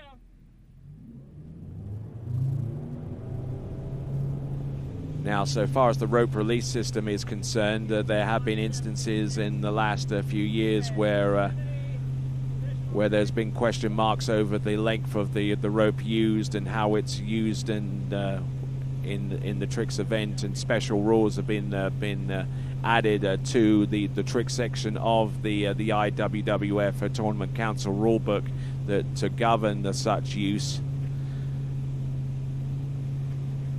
Flip twist to the back, and it's reverse flip twist.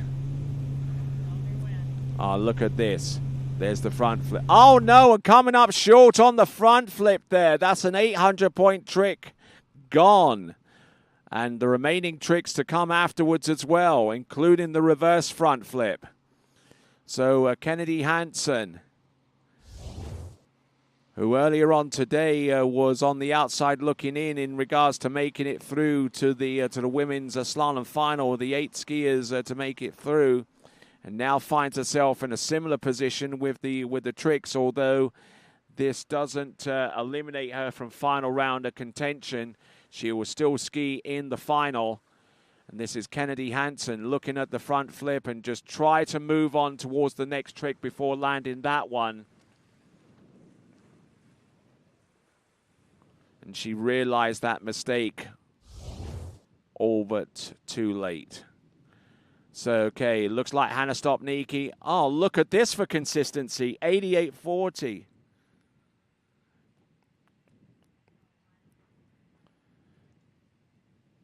So we're waiting on a point score. So we're getting the score for Lexia Abelson. 9,800 points. So a big drop from 10,030 to 9,800. Kennedy Hansen, we'll wait the score for her, although I would imagine that Kennedy Hansen's score is going to be going to come to us a little bit quicker than some of the other scores that we've seen thus far. And let's not forget the 8 skier final, of which is a moot point because we only have 7 trickers in the women's category, so all of them will go through.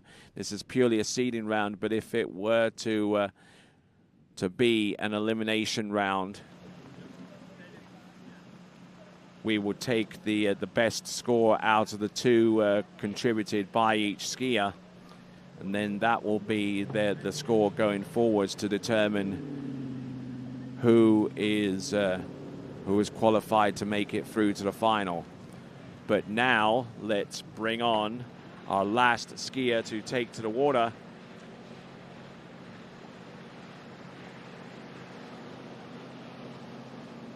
So Neely Ross.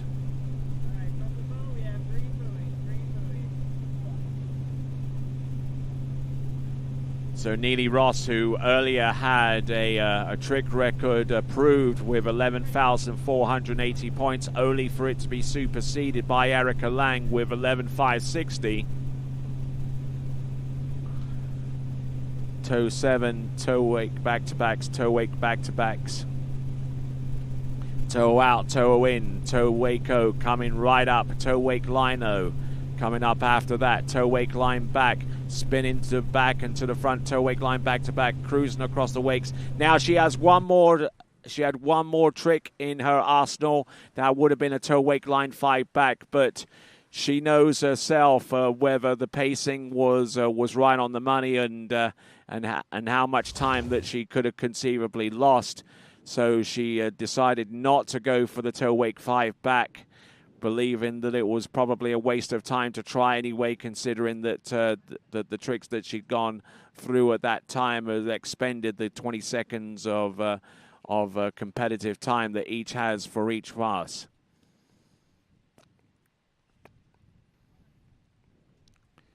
Toe wake-o, and then goes in for the toe wake line back. Good shift of the weight towards the tip of the ski. Toe wake line back, back and front.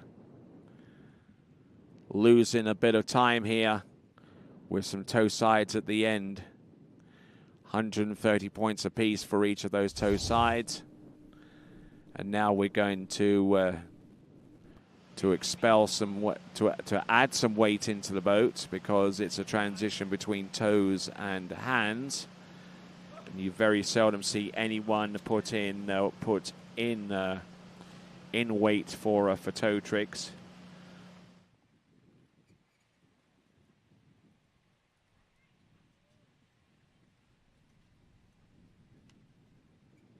So for those of you across the world that are watching, you are most certainly welcome here to the Rocky Mountain Pro-Am. If you're watching us in somewhere like Baton Rouge, Louisiana, or Chicago, Illinois, it is 3:30 in the afternoon. 4:30 in the afternoon if you're in Orlando or New York or anywhere along the eastern seaboard. It is 9:30 in the evening if you're in London, an hour later if you're anywhere across Central Europe. And a little further afield, if you're watching us in Kuala Lumpur, it is 4:30 in the morning. Hobart, Australia, it's 6:30 in the morning on Sunday. And all of those locations have water ski fans, and they are all tuning in to see how things play out in the Women's Pro Tricks event here at the Rocky Mountain Pro, a proud part of the Nautique Water Ski Pro World Series that is also presented to you by GM Marine Engines. Here we go. This is Neely Ross setting up the boat speed, 29.8.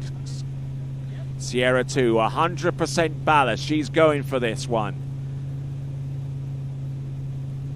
Getting launched there with the mode back-to-back, and it's reverse. Now let's see what she's got. Front flip nails that one. Reverse front flip gets that. Oh, and losing her axis in mid-flight there with the reverse mode.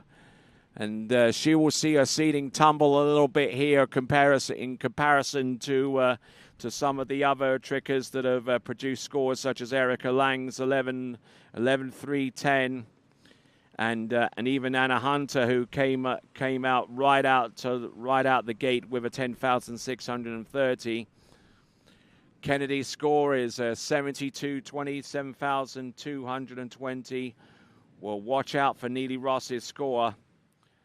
But let's not forget, we take the first round scores into consideration as well. So it may not be all doom and gloom there for Neely Ross.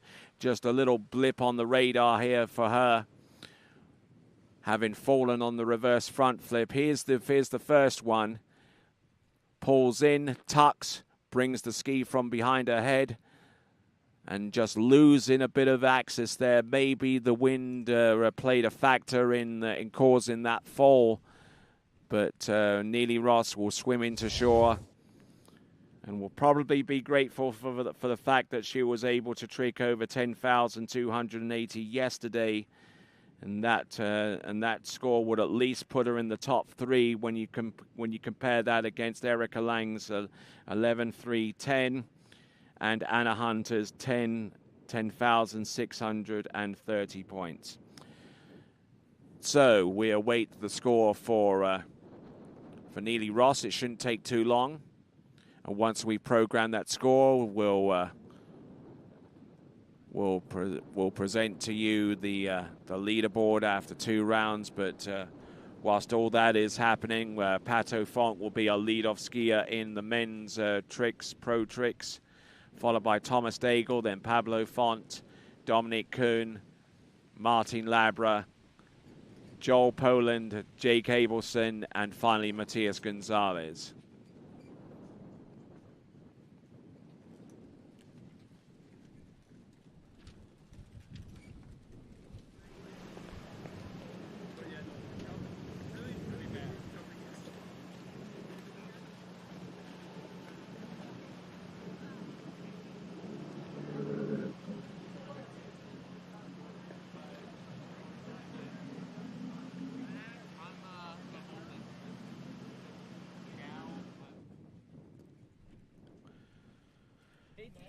All right, as Neely Ross works her way back towards the dock, we will bring on our next event, which is going to be the men's tricking event in round 2. As you can probably tell with the announcing position, it is extremely windy here at the Lakes of Castingstone. You can even see it via the flags in the background there with that shot, looking out towards the starting dock. Now, out of the 3 events, the trick skiing event is the one least affected by the wind. Although try telling that to skiers at the level of Pablo and Pato Font and Dominic Kuhn and Joel Poland and Jake Abelson and Matias Gonzalez.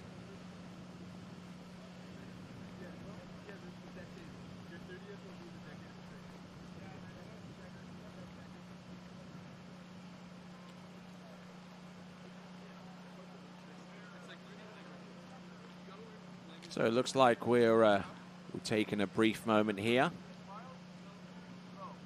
Just waiting on the final point score from Neely Ross, and then we'll get a green light to proceed on. This is the Rocky Mountain Pro, a proud part of the Nautique Water Ski World Series. 18.483 and 0. And then we won't leave without it. You want the soap back, right? Yeah, there's a bottle there too. Yeah, but he made like his own soap. There you go. Good job.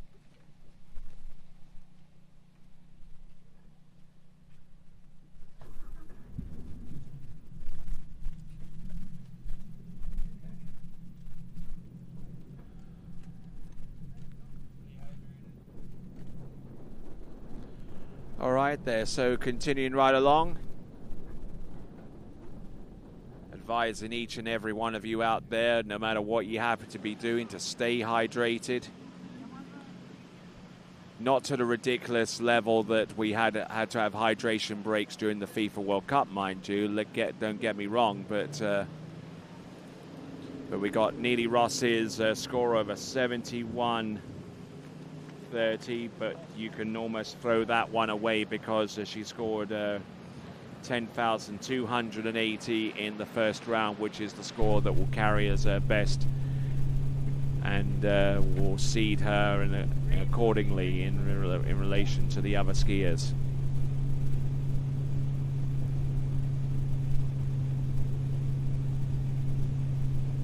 Okay, now coming in, Pato Font, who tricked 68.20 in the first round. Toe 5 back, toe wake back to back, toe wake back to back, reverse, surface toe back to backs, toe out, toe in. There we go. Toe wake line. No toe wake line O's in this effort. Toe wake line 5 back, aggressively pursuing the points total that he needs in order to shake up the trick. The trick field.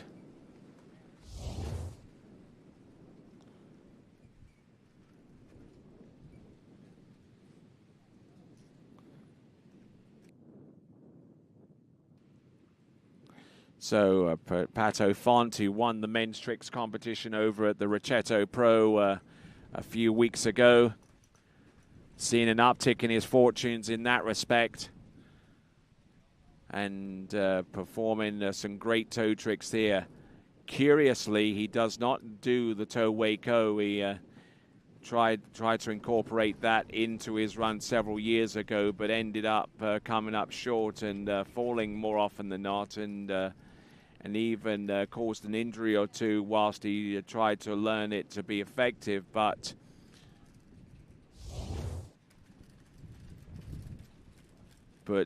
continues to excel without it. So let's have a look at the women's trick leaderboard. Erica Lang, 11,310. She'll be the last person off the dock. Before her is going to be Anna Hunter with 10,630. Neely Ross with her score of 10,280. Will be second to last off the dock, well, third from last off the dock, and then we see Kennedy Hansen, Lexia Abelson, Hannah Stopnicki, and Sasha Denierskaya. Most, if not all, of that list have experienced an improvement beyond from round one, comparing that to the first round of the tricks.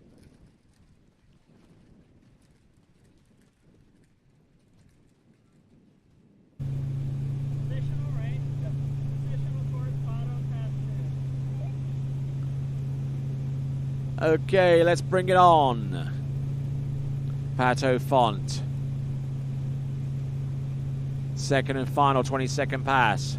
High clip with the towboat speed. That is 31.2. Flip twist to the back. Here comes the half jack. Boom, hits that one. Flip twist to the back. Here comes the flip twist to the back reverse. What has he got more? Front flip. Ski line 5 back. Ski line 7 back. Ski line 5 front. Ski line O. Look at this. Yeah, absolutely, you celebrate. Fantastic skiing there from Pato Font. And he's certainly been working on that ski line 7 back, that much I can tell you. And he's got it dialed now.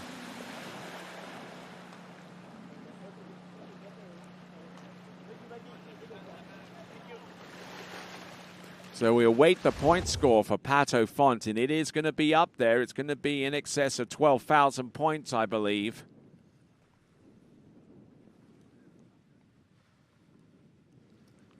Knocking these tricks down. Beautifully performed here by Pato Font.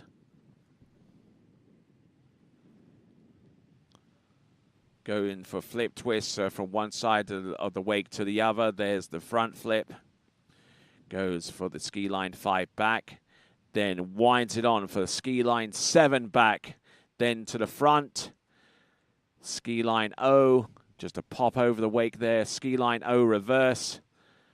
Does he have anything more? Travels across the top of both wakes and goes in for the ski line back, and then just a hop to the back and to the front on top of the wake, just to throw in a few throwaway tricks there, and wonderfully excellent execution there as Pato Font instantly reviews his performance. I wonder where he's getting that video from.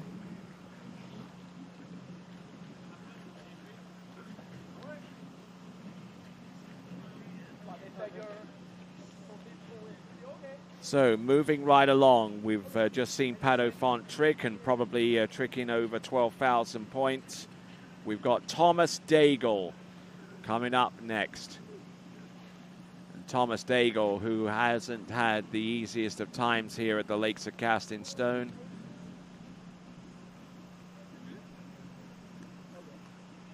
We'll explain more about that once he's gotten on top of the water.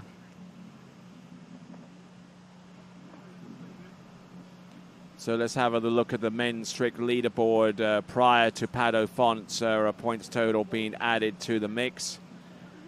There you can see him currently in last place right now with 68.20, but I suspect that he's pretty much nearly doubled his points total in this round. Matias Gonzalez on 13.140 for a pending world men's trick record. We've got Jake Abelson, who was within about an 800 points away from setting another score light over 13,000, and Joel Poland with 12,160 rounding off the top 3 after the round of tricks yesterday.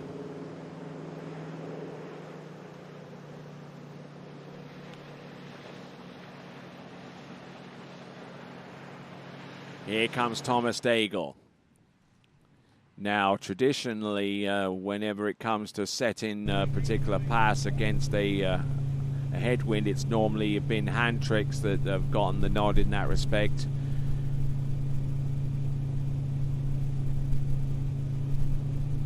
Positional to the back, mode back to back. Here is a Thomas Daigle. Flip twist to the front, flip twist to the back.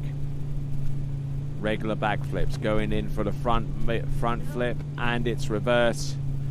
Just barely able to get out of that soup as he tries the ski line 5 back. Not a bad effort there from Thomas Daigle as he continues to march on.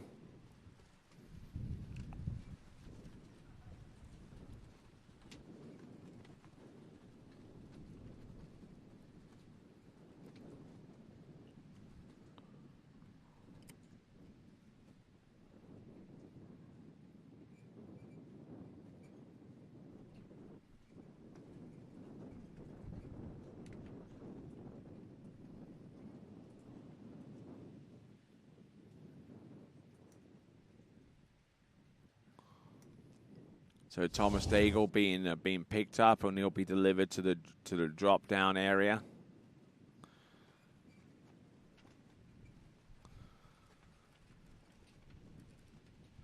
holding that handle right over the tip of his ski to get his balance situated over the tip of his trick ski. Then he goes in for the front flip, which he just about prevents himself from rolling too far forward on. The second one was a little bit better as he took one hand off the handle to steady himself. And there he worked his way out to a 540-degree spin and sent himself into the water.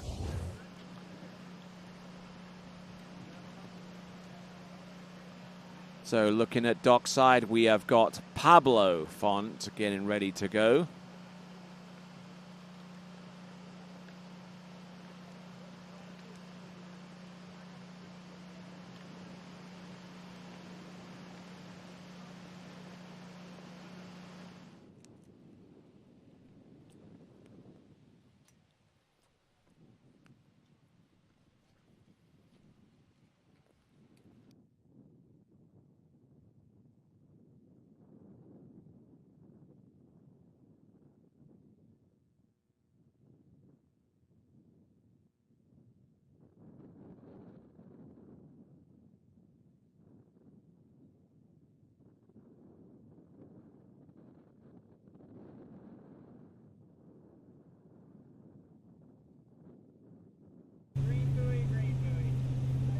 So coming in, and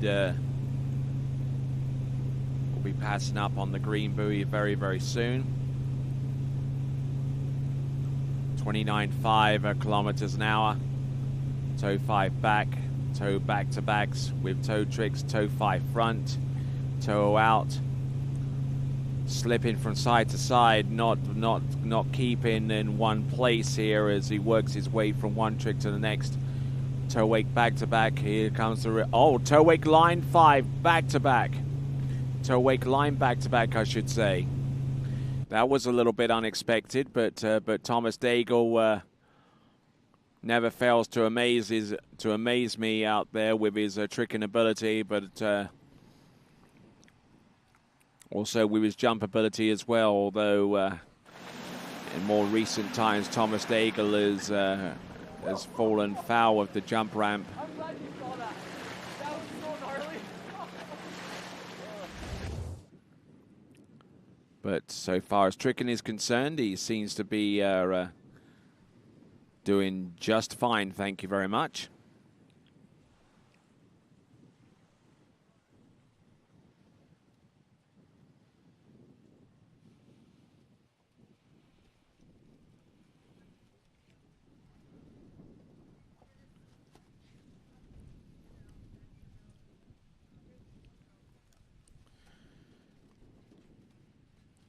All right, so we should learn of Pato Font's scorer fairly soon.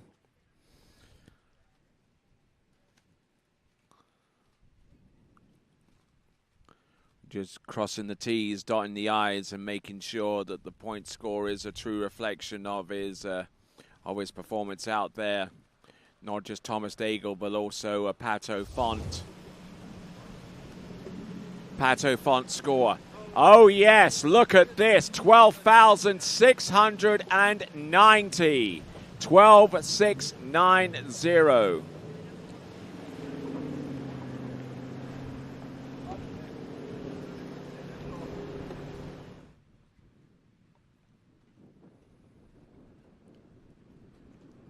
So 12,690. That puts Pato Font, that lifts him from last place to 6.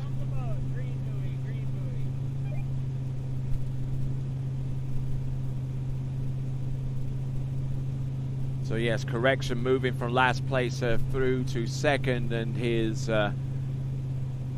relative of his is out there on the water. This is Pablo Font.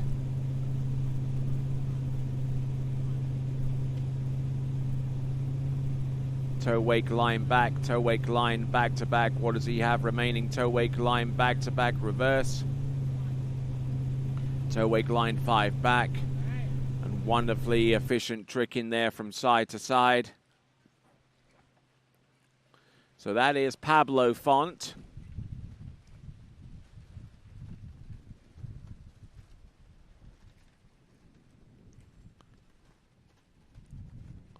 So wind gusting up, something fierce right now, and it's going to be more and more difficult for each of these skiers to hold their nerve and continue to trick out there.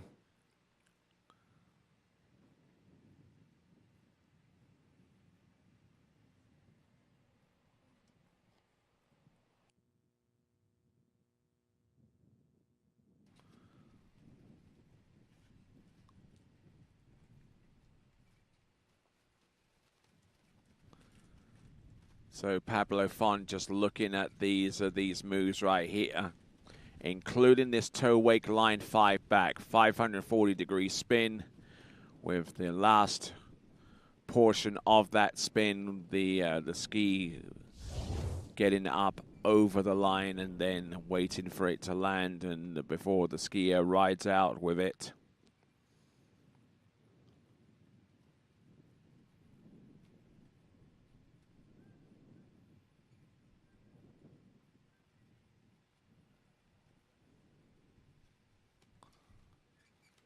So just waiting on Pablo Font to make his way back into the course.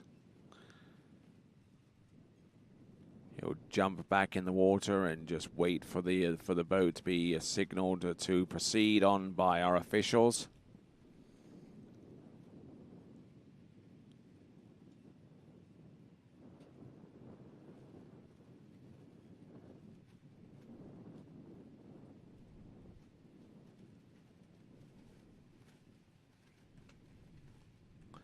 All right, on the behind the towboat right now, getting ready to rock it. This now is Pablo Font. 20 seconds starts after his first motion towards the wake, and here he comes. 31.1 kilometers an hour, C3.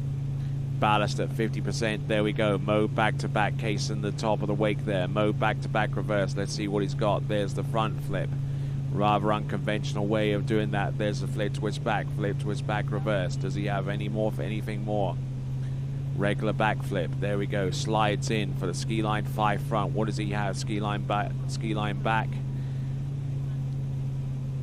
Ski line back-to-back, and continues his rotation beyond that point. Thomas Daigle, 71.70, 71.70. And that would be less than what he came into this second round with after competing in the first round. That was Thomas Daigle, 71.70.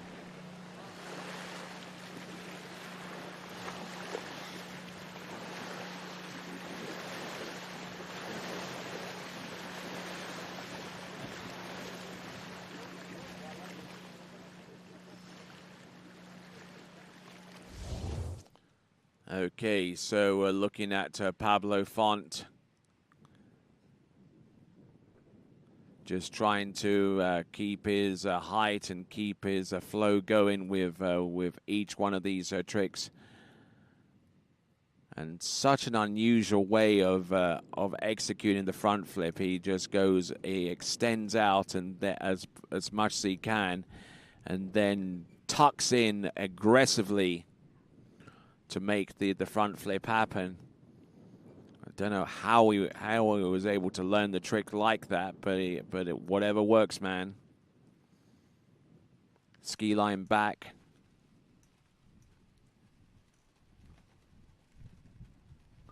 And ski line back-to-back. So wonderfully executed ski lines towards the end. Now, for those of you that are watching the coverage here on TWBC on site, or on a tablet or on a laptop, just been informed that it's last call for pizza. Last call for pizza for those of you that want to enjoy a slice or 2 or 3 or the whole darn pie. So the pizza man is asking for a last call.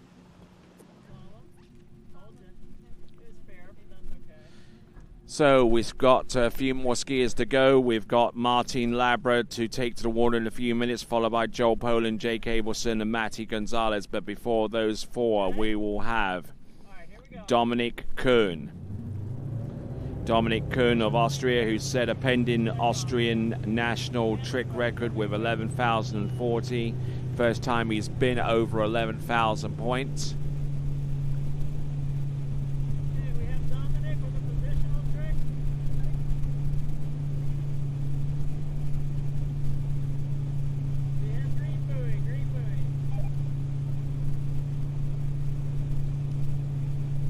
So working the speed in, hand tricks, Sierra 3, mode back to back, reverse, front flip.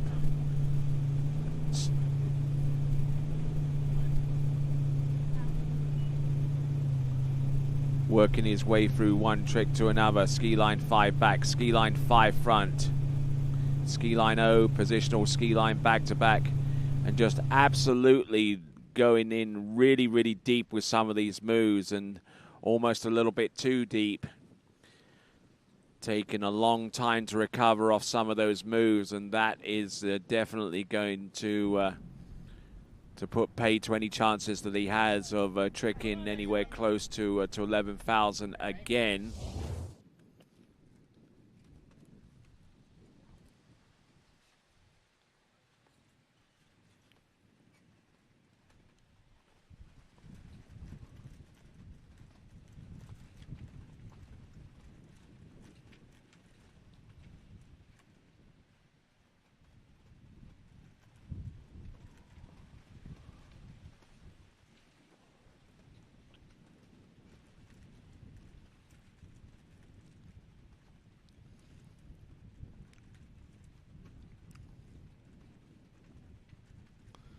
Just going from one trick to the next, and some of these moves, if the trick speed was maybe a little bit higher, or the lake conditions a little less windy, might have gone away with one of those falls a little bit more effectively and gone closer to 11,000. But at this point in this juncture, it looks highly unlikely that he's going to get close to 11,000. He may even fall short of the 10K mark. As we look at Martin Labra getting ready to go.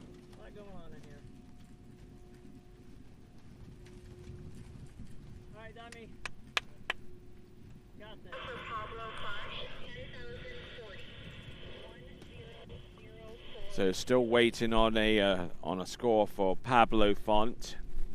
We've all just released the point total for Pato Font, which is 12,690.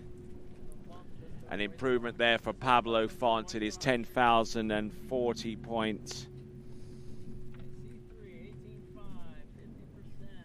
10,040 points. Huge improvement there for Pablo Font. Putting him in 7th spot here. Matty Gonzalez still with the highest point total before he even gets a chance to ski in round 2 with his point total of 13,140 points. We ask, is that kind of point total even possible with the conditions that we have right now? Well, there's only one way to find out. Toe wake 5 back, toe wake front, toe side, toe wake back to back, and it's reverse. Toe 5 front, toe out, toe straight in. Trying to go for the rope. Toe wake O, toe wake line O, toe wake. Oh, and that ski releasing from his boot, and not for the first time either. Seems to have a pretty loose release and setup with that boot. I mentioned that he's done that more than once, and I believe one of the previous tournaments in Europe, we saw exactly the same thing occur with Dominic Kuhn.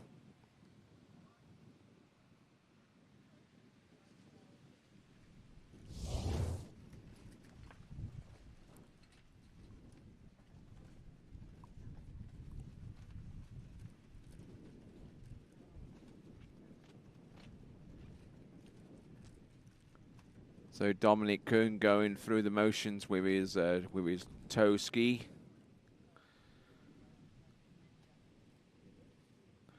Toe out, toe in, and just twisted too much with his upper body and just tried to spend a little bit of time getting his balance back. When he did, he would have expended about 3 or 4 seconds in the process, and 3 or 4 seconds against the 20-second clock. It's certainly not an efficient way of going about things on the trick ski, as Dominic Kuhn is picked up and brought to the starting dock.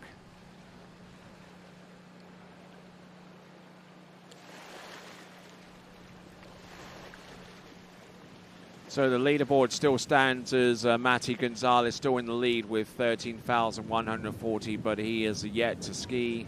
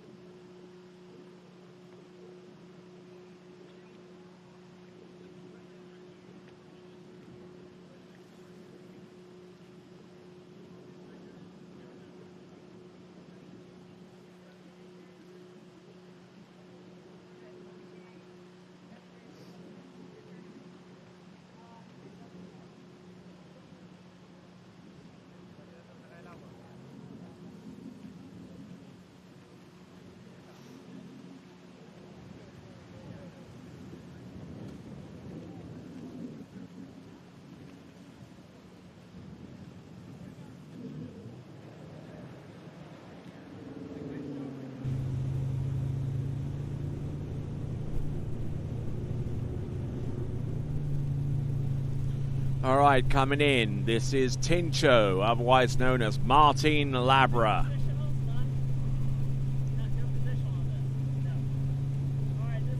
Gonna go with toe tricks first.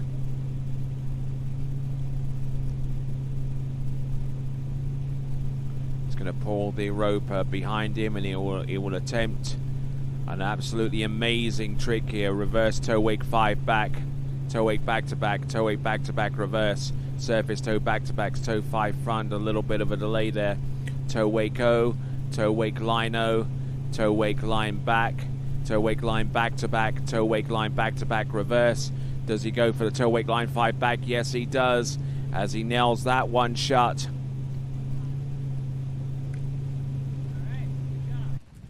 Little bit of a pacing problem halfway into the run. I'd say halfway, more like a third the way into the run, where he had to stop and recover. But a great effort here with the toe wake 5 back reverse.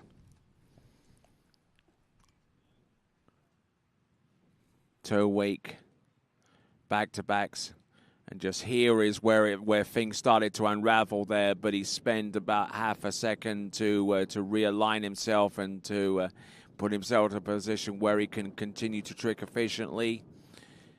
That is Martin Labra on a bit of a comeback trail, was injured for much of last season. So a big welcome back to this Chilean dynamo. Toe wake line 5 back. Toe wake line front to spin to the back to recover and to continue skiing.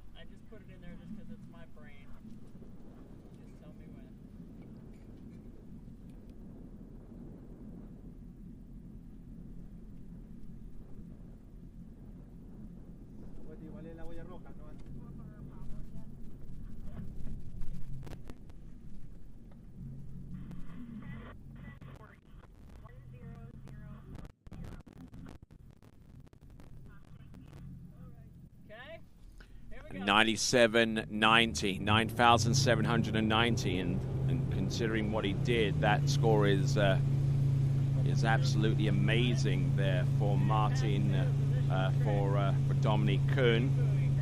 9,790.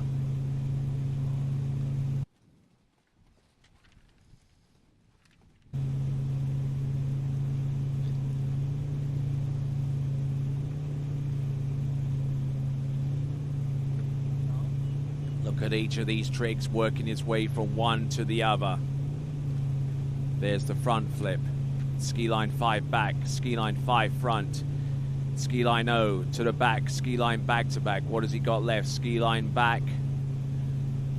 Throwing in some throwaway tricks.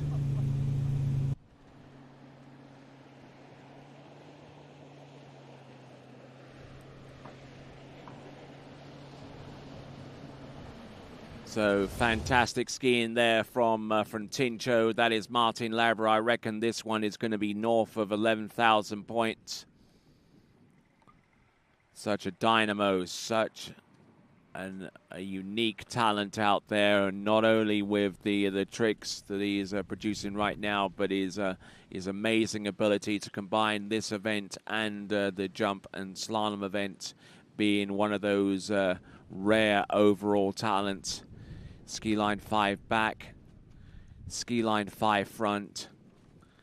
Then he's approaching the end of this run with the ski line O, and then positional to the back, the ski line back to back. Ski line back, and then at this point he realizes that the 20 seconds would have expired around about that time. He trains for these kind of occasions. He knows exactly where he is with his internal chronometer.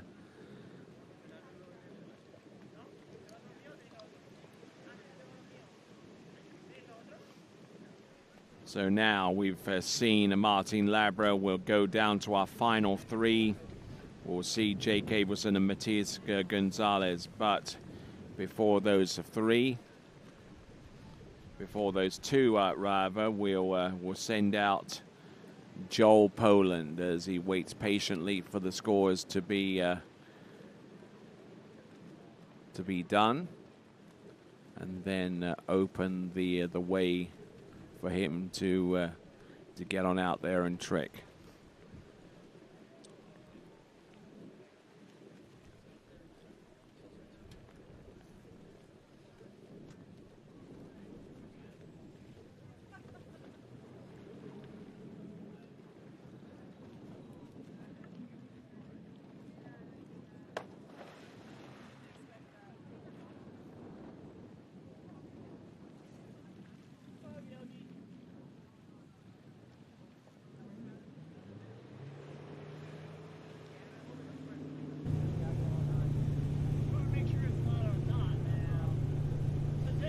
All right then, moving on up, our next competitor with Matt Reaney in the towboat and Becky Lathrop at the helm. We have Joel Poland.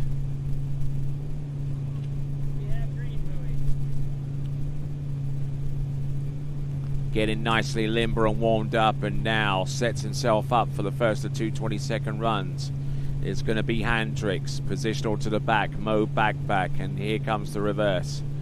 Nails both of those ones. Flip twist to the front. Super Mobe 5 front. Ski line back. Ski line 5 front. Keeping the flow going, and a wonderfully intricate trick in there from Joel Poland, coming to us from Great Britain, from the part of London that is called Clapham.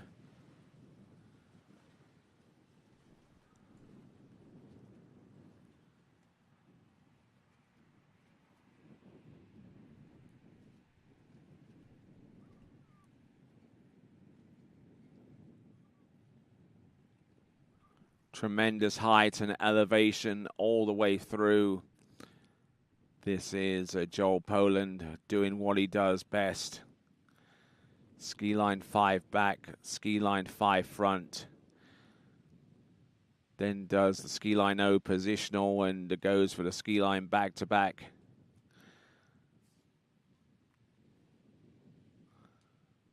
Good hop in and good pace in there from one trick to the next. Bouncing straight in from one trick to the next and piling on the points in the process. We're waiting on a score for Martin Labra, and we should have Joel Poland's final score fairly soon afterwards as well.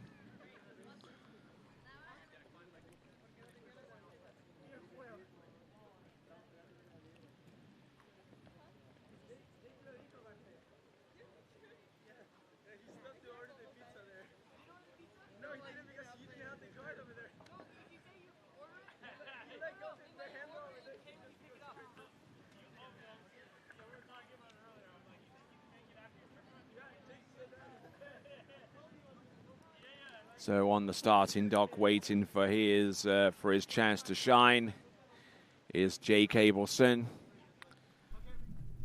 Here we go. The first person ever to trick over 13,000 points to set a new world record. He is in possession of the current world record, which is, I believe, 13,090 points.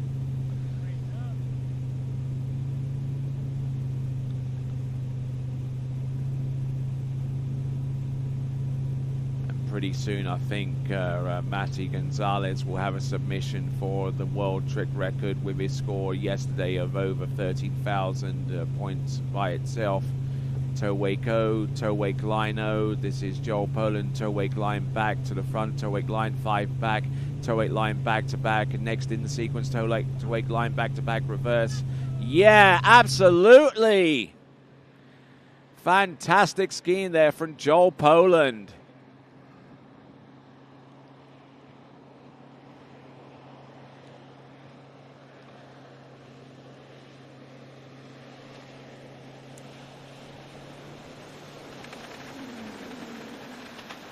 So Joel Poland, we await the point score from him in short order. Some great skiing there.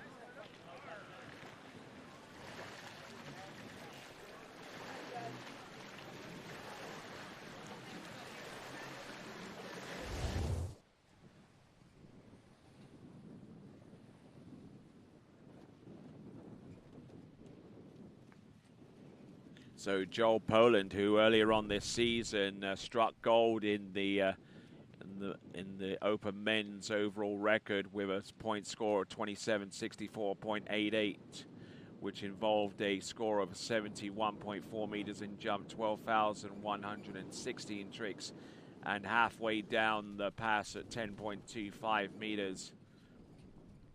That was done in round 2 of the Ski Fluid Classic earlier on this season, and just looking at his tricks, I reckon this is going to be north of 12,000. The question is it further up into the 12,000 point range to maybe take a few meters away from jump and add it to the 3 at the 2 at 10.25 meters to get a better score. We'll have to wait and see.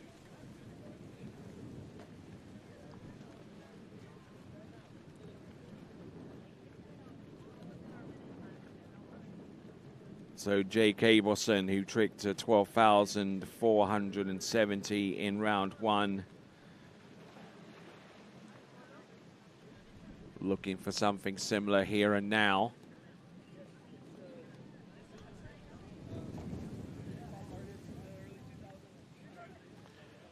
A score coming through for Martin Labra, 11,880, 11,880 points. Puts him in 5th place right now, just behind Joel Poland, who tricked 12,160 points yesterday. We'll see if there's an improvement there for Joel Poland today.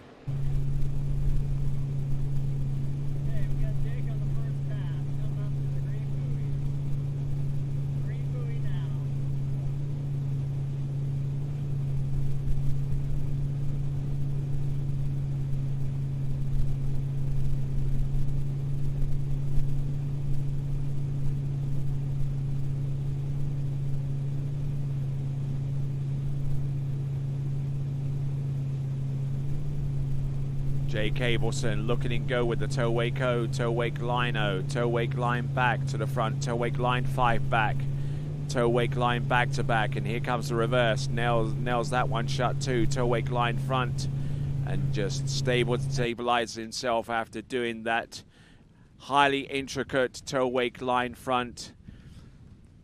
May not on paper look all that difficult to produce, but whenever you're trying to recover a trick at the front and having to get in all of that slack line, you realize very quickly how difficult that trick is, and a good portion of the reason why that particular move, the toe wake line front, will see an uptick in points provisionally awarded for anyone that does it.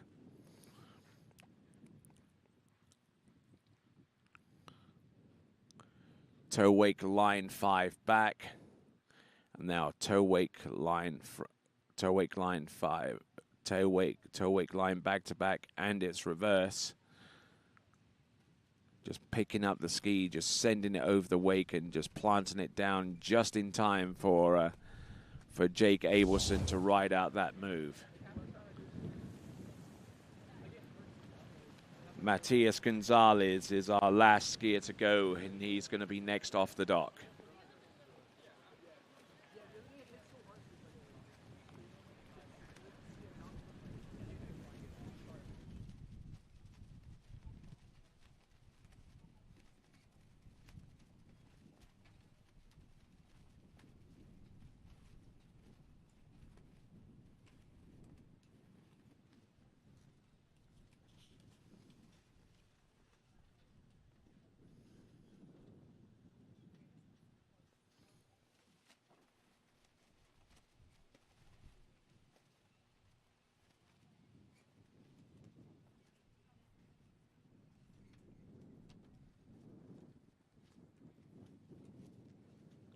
All right, welcome back to those of you that are just joining us. My name is Tony Lightfoot, and some fantastic tricking that we've seen so far with many of our skiers who came up short of the mark yesterday, coming and roaring back to form.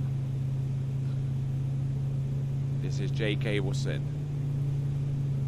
Good lift, nice elevation there with the front flip, and there's the front flip reverse. He's got 2 more flips that he can do: flip twist back and the half jack to the front. Ski line 5 back, ski line 7 back. What has he got remaining? Look at him go. Wake 7 front. He nails that run. Fantastic. A wake 7 front from Jake Abelson.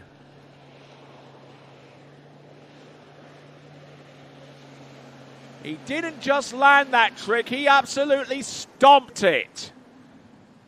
Fantastic effort there from Jake Abelson. A fantastic move right towards the very end. It's a wake 7 front. But look at some of the other tricks that he produced prior to that move.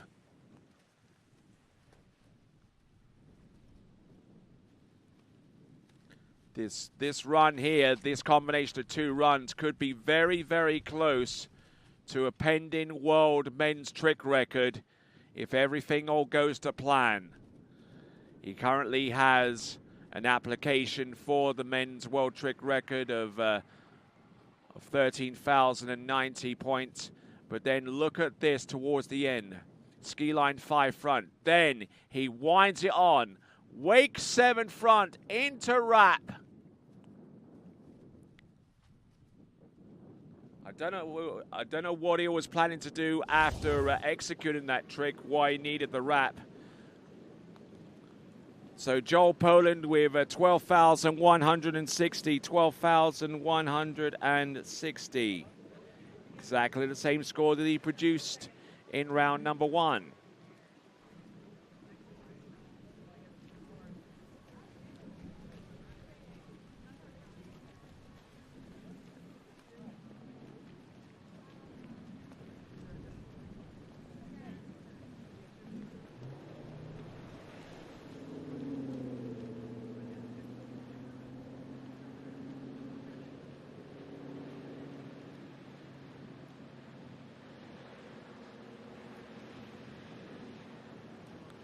So now we are down to our final competitor, a tricker who has who's already contributed a pending world record of 13,140 points.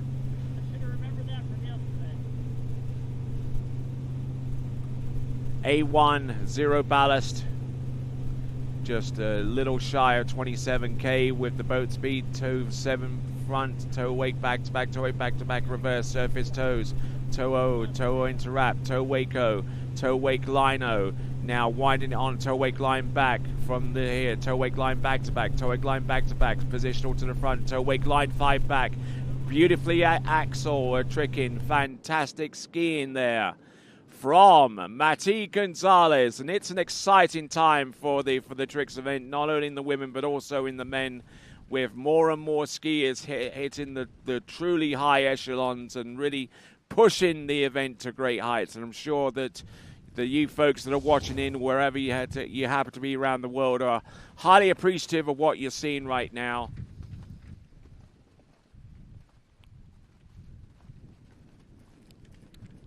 Especially considering the wind conditions out there. They're not exactly favorable or conducive to this level of tricking, and yet these young guns out there are just pushing the outer limits here.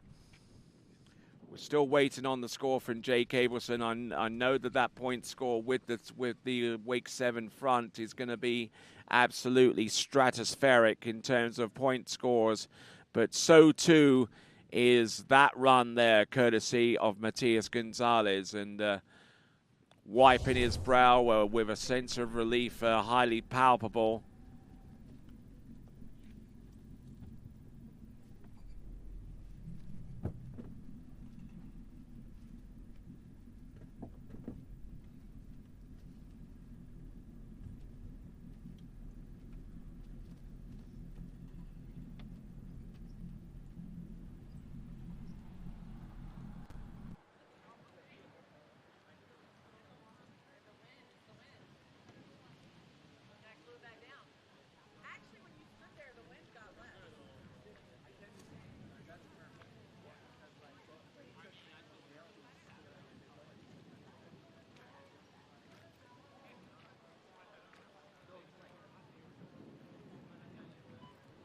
Okay, here comes a point score for Jake Abelson. 13,020. 13,020 for Jake Abelson. This man continues to amaze. 13,020.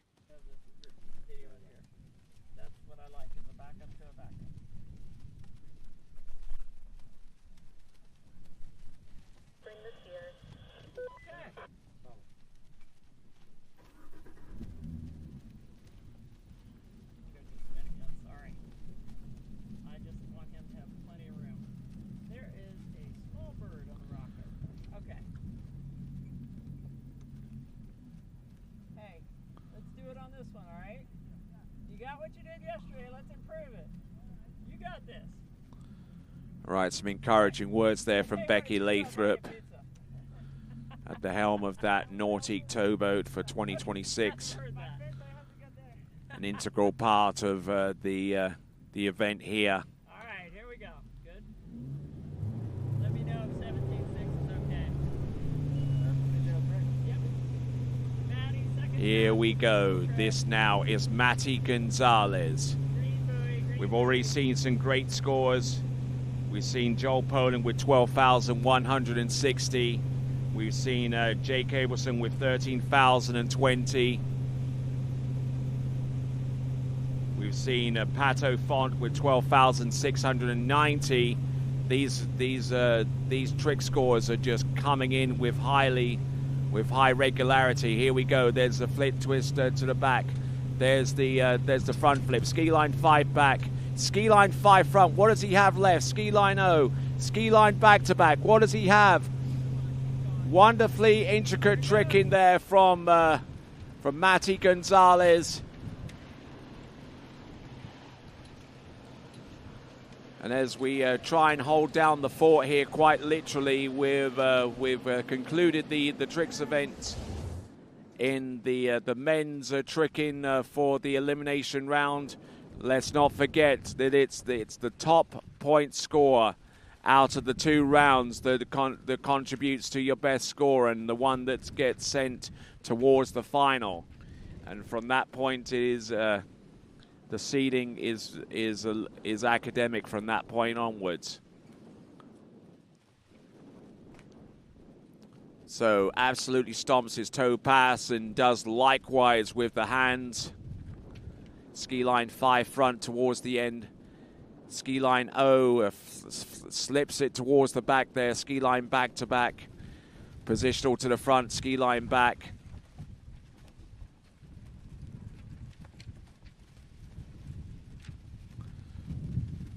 So we're going to stay with the live coverage while we try our best to obtain Matty Gonzalez's score. Don't forget that this young man has set a pending world men's trick record with 13,140 points. As the wind continues to blow here, and the decision to advance the jump in upper day was certainly the correct one upon the instant reflection of these conditions that we're currently seeing right now. I'm Tony Lightfoot, and we're glad that you're continuing to watch.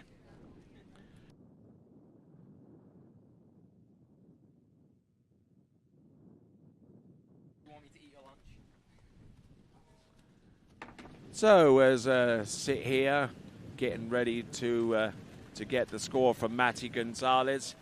How are you doing, Joel? What's happening in your world? I'm doing pretty good, Tony. It's good to be out here in Canada again. A little bit windy today. A little? I'm glad we jumped yesterday, I'm not going to lie. This tailwind doesn't get me super excited. But yeah, for trick, it was sweet. It was a good headwind. You wouldn't have wanted to jump in this now? Oh, no way. No. I'm not jumping in something like this. This is crazy. Well, you certainly went out there and posted up a good point score, 12,160 twice. So what tricks have you been working lately? Yeah, consistent, but Let's have a look at this first of all. Yeah, so big headwind, so I went with hands. I don't know how many other people were rolling with that, but I was trying to be a bit tactical and have a tight line. Honestly, this run felt great. Like, I felt like I was moving pretty quick. I had a little bobble right there on that half jack, but the rest of the run was really good. I did go pretty big on this Super Mob 5. I got pretty floaty here. Landed with that handle a little high, but it didn't cost me much time, and from here out it felt pretty good. I'm racing pretty hard right now to get that last trick in time. Those kids make it look easy, but trust me, it's not. It's hard to move quick like that, but I'm trying to figure it out. How close are you to 30,000? I gotta get faster in hands and toes. That's the main issue right now. I got the tricks to do everything. I got the runs. I just don't have the speed yet. So yeah, I don't know. If you gave me a second, I'm a second away. There you go. Let's have a look at your toe tricks. Toe wake 5 back, and then goes into the remaining tricks. And we're going to have a word with Matty in a moment, because we're going to re-rack his trick in pass as well. We got the greatest trickers alive here around the announcing point. So let's take advantage of that. And you know, with that initial toe wake 5 back, I almost get the sense that you want to include something else there instead of the toe wake front. Yeah, there's some stuff in the works. We won't talk too much about that one, but yeah, there's I got some different runs I've been working on. I've been playing with different stuff, but you know, you kind of go back to what you're good at, and I'm pretty good at that run. I seem to get it a lot. I just got to get a little faster and get another trick in time, really.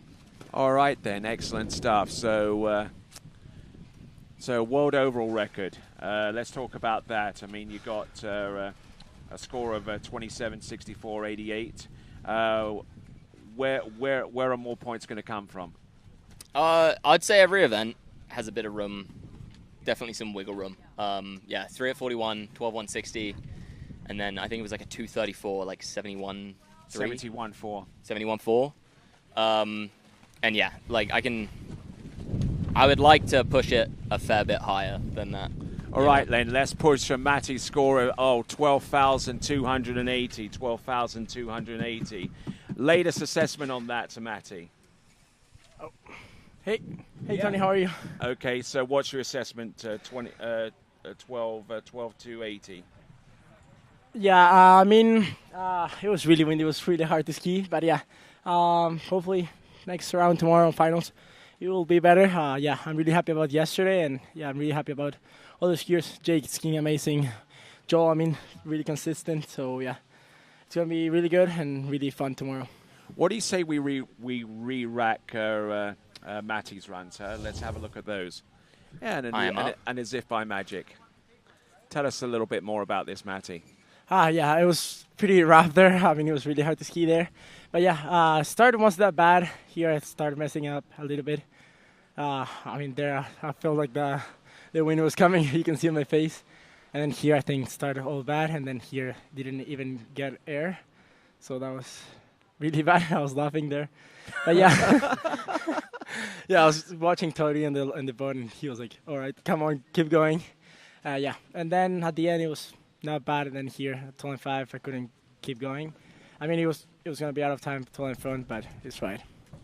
Okay, excellent stuff there. So I mean, a great effort to get over 12,000 points, not quite the 13,000 points that you scored the day before. So where do you think you lost the points? The toe wake line 5 back?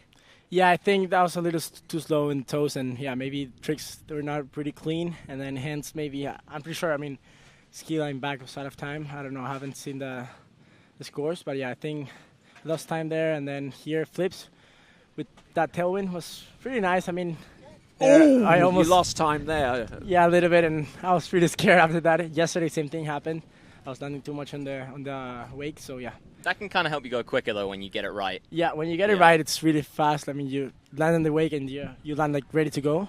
But yeah, it's risk-reward, right? Yeah, like if you don't get it right, it can mess you up. Yeah, and ski line 5 front, I lost time too. I mean, had too much rope, and then I went to the back, and then, yeah, here was... It's just little pieces of time, isn't it? You know, the recovery time at the end of each tricks. And then straight to the pizza. Okay, pick your pass. Any pass. Let's watch Will's slalom, 5 at 41, right? Well, that's a good one. And Vince is going through the archives right now to pick out Will Asher's 5 at 41 off. That's the best slalom score that we've seen out of the 2 rounds, and he was certainly on fire there. So he's just so good to watch, though, isn't he? Like, if you watch Will, even from his early passes, like, he just moves so efficiently and so well through the slalom course. Yeah, especially off this number 1 as he goes into his onside and just look at that ski just angles away. Look at that.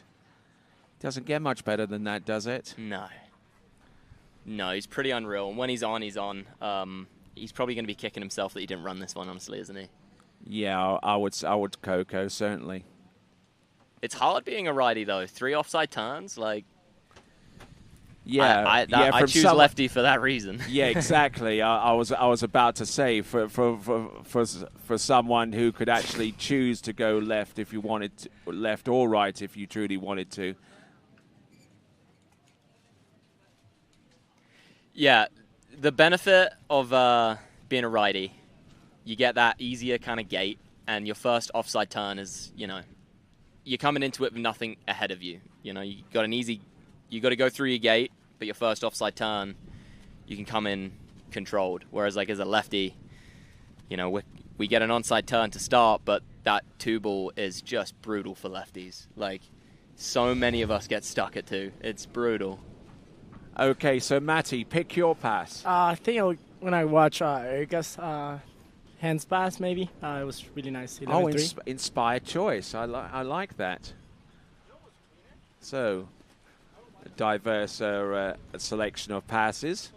Erica's handle pass, which I think was, what was it, first or second? Or I don't know if she started with hands or toes. But yeah, if I pick a slalom, I'll not be First really pass. Here we go. Erica Lang, first Yeah. pass. Let's have a look yeah, at she this started again. with hands. With the headwind was really nice. Those moves, she lands like really good. This half jack, she's really quick, like in the flips. Now we can see front flips, great front flips. Let's see.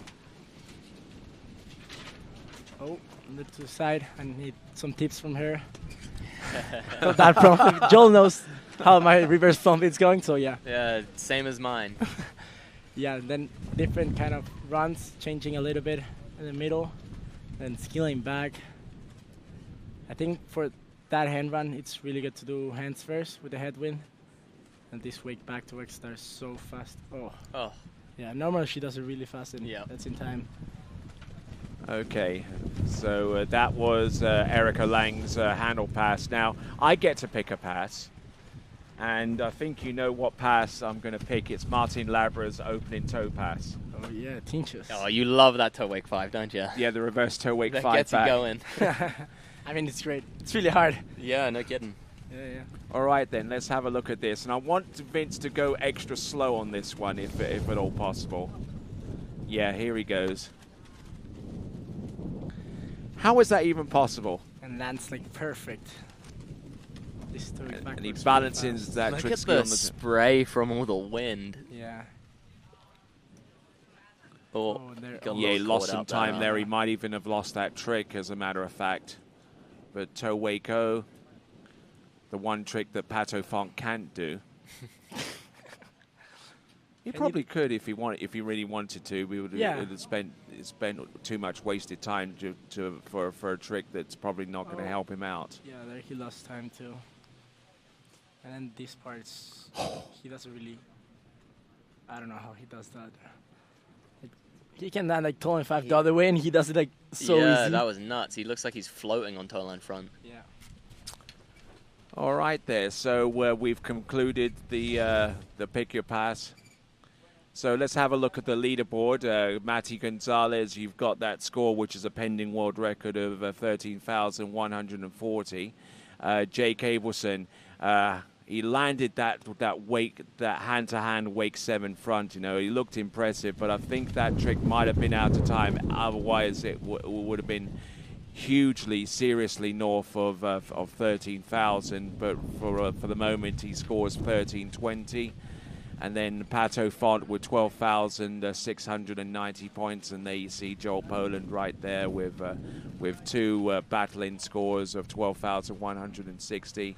Martin Labra 11,880. Dominic Kuhn with 11,040 for a pending Austrian national men's trick record. Pablo Font with 10,040, and Thomas Daigle there.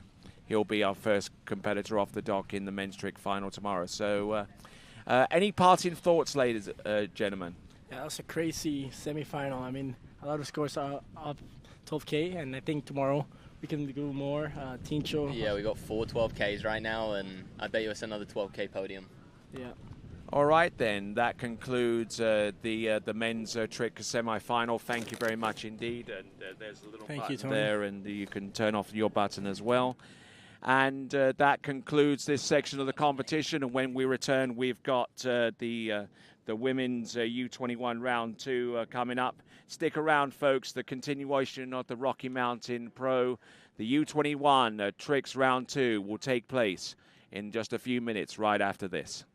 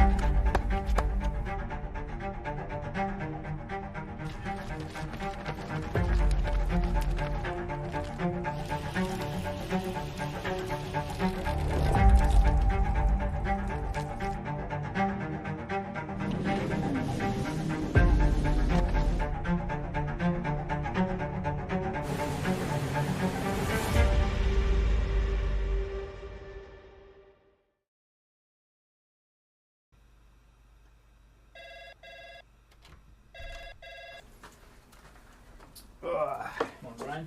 Hey, morning. You have a good weekend? Yeah, got out on the water a couple times. How about you? Yeah, I got to set in. Just gonna make a quick phone call here. Oh, of course. Can you get that, Will? Yeah, man, I got it. Thanks for calling Wake House. This is Will. Yeah, looks like we've got those in stock.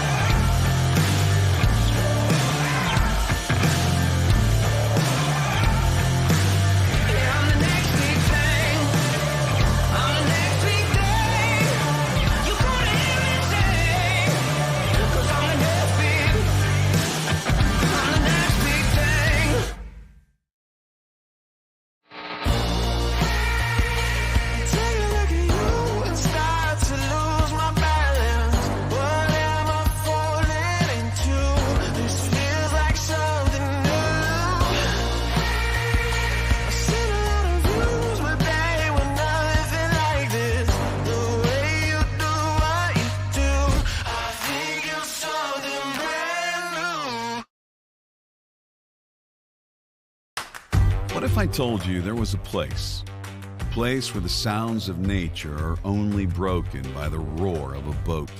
A place where that summer feeling lasts all year long. A place where the Florida sun is only outshined by the smiles of the skiers. A place where first-time skiers can ski alongside world champions, and the world-class coaches work with all levels of skiers. What if I told you there was a place where life slows down and your only job is to make lifelong memories? That place is Swiss Water Ski Resort. Book your trip at SwissWaterSkiResort.com.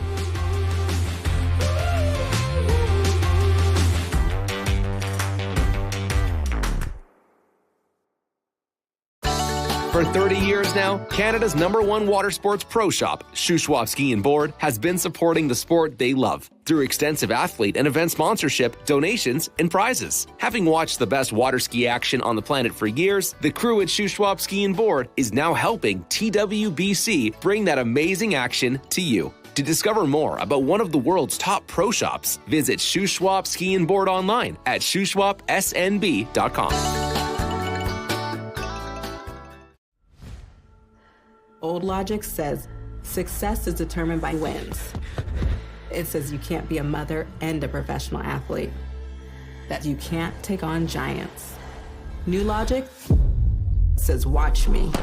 Watch me become the most decorated track and field athlete in the world. Watch me start a brand designed by women, for women. When old logic holds us back, it's up to us to defy it. At Houston Cadillac, at the moment you arrive, you will notice dedication to excellence. We deliver an unparalleled customer experience, and we're elevating our commitment with a new state-of-the-art facility. Explore our selection of new Cadillac cars, crossovers, and SUVs designed to meet your needs. We are redefining the luxury experience and investing in the future. Visit Houston Cadillac and begin your journey towards luxury. At Dillinger Insurance, we have over 50 different carriers to shop your home, auto, and recreational vehicle insurance needs. We would love the opportunity to save you money. We insure $1 million mansions, condos, mobile homes, rental homes, and everything in between. We know all about wind inspections, 4-point inspections, and how to get you the right coverage for your particular home. You've got questions, we've got answers. Can you remember the last time you had a rate decrease with your auto insurance? Let's take a look and see what we can do. We know all the ins and outs of getting our customers the best rates, coverages, and discounts, so put us to the test. Don't monkey around with your insurance. Call Dellinger Insurance today. We've got tons of companies to help find you the best prices and the best coverage for your particular needs on home and auto insurance. Go Knights!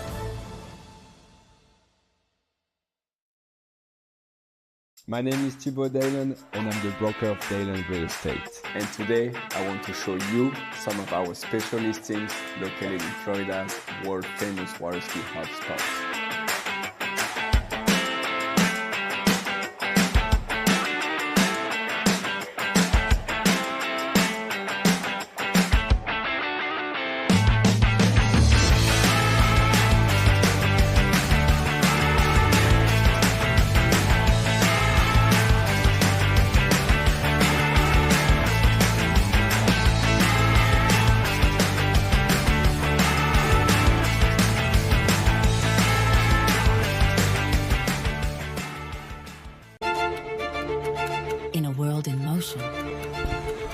DNCA Finance has grown through crises and transformations.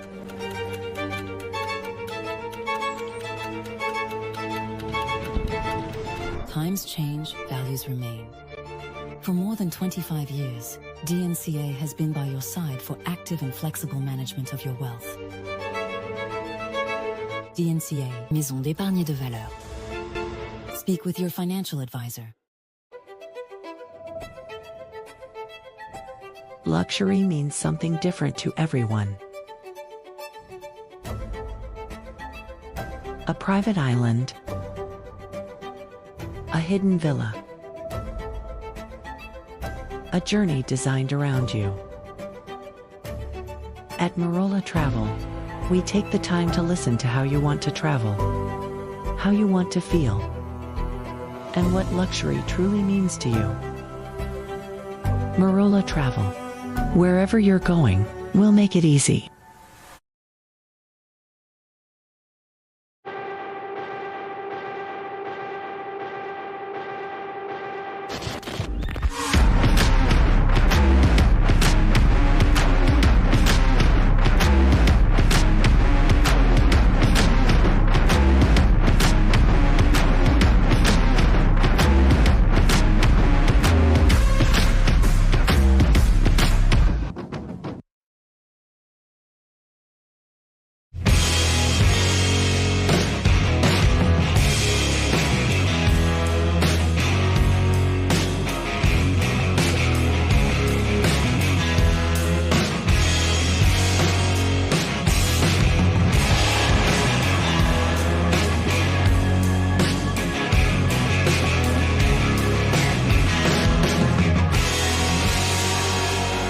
Line, made in the USA.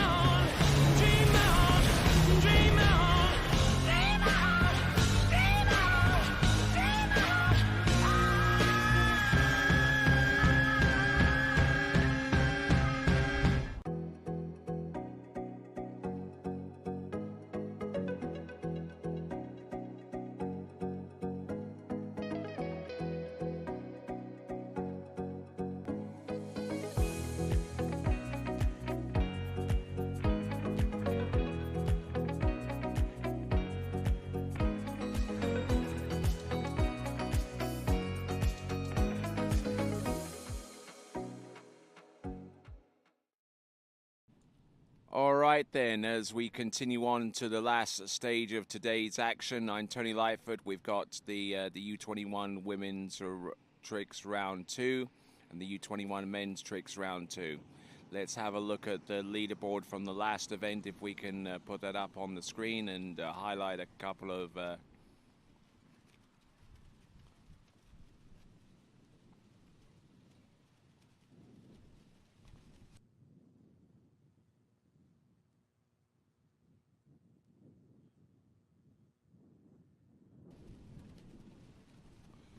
yeah, 12, 5, 10.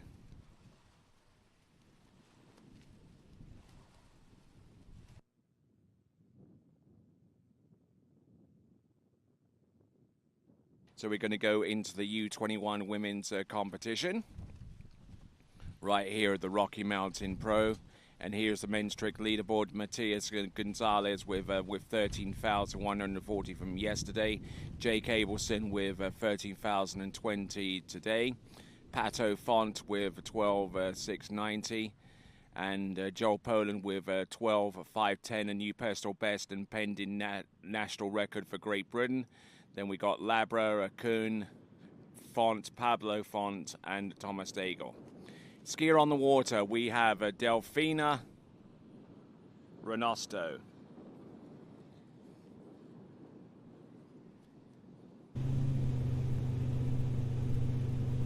We'll try and get a confirmation on the person that's on the water. It's either Delfina Renosto or Sophie Strychuk.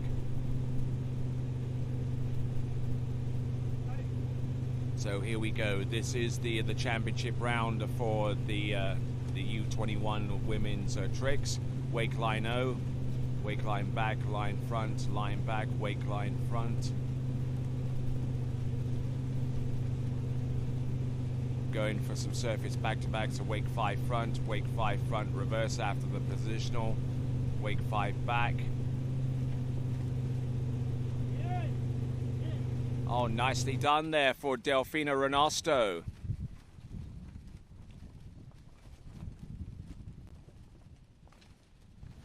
Wonderfully intricate tricking from one trick to the next as we look at our next skier about to take to the water. That's Sophie Strychuk.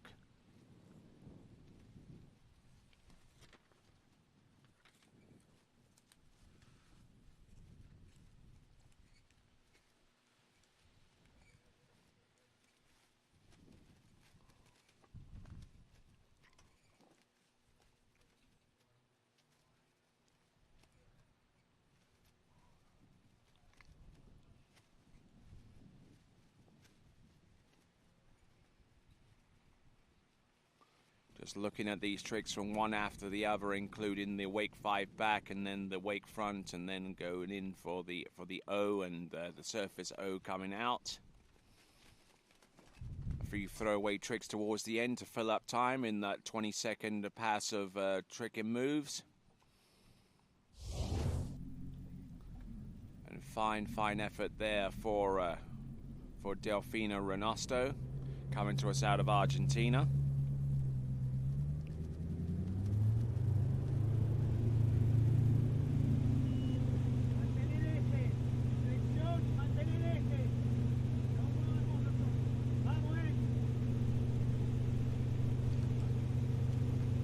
Getting some last moment coaching tips from her father, Jorge Renosto.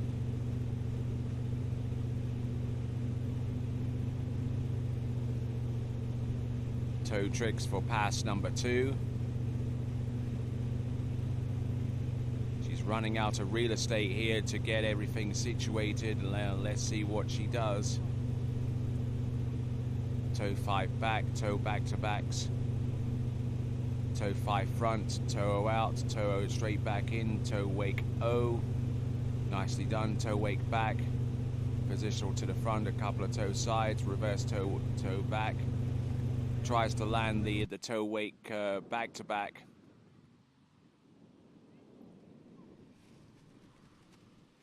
But she's okay. She'll swim into shore and should be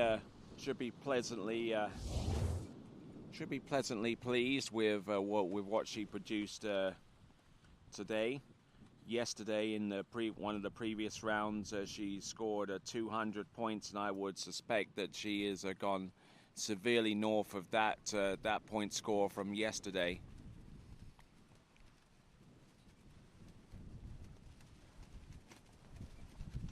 So Delfina Renosto, who I'm sure will be competing for many, many seasons to come. And I'm sure that she is going to be representing Argentina in the U21 World Water Ski Championships, which will take place in Latin America, more specifically Bayamalacus, which is a little ways south of Lima in Peru. So she's definitely got plenty of events to come, not only with that U21 Worlds in Peru, but also multi-sports events such as the Odesur Games and other championships such as the Latin Americans and the Pan American Championships, which I understand will be taking place in October in Paraguay.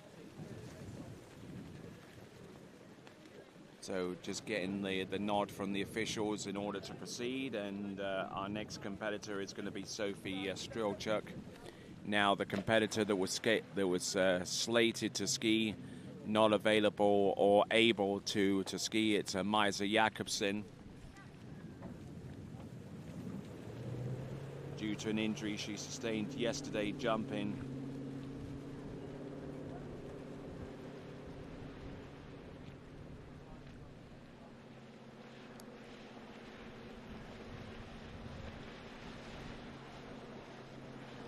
So Sophie Strilchuk.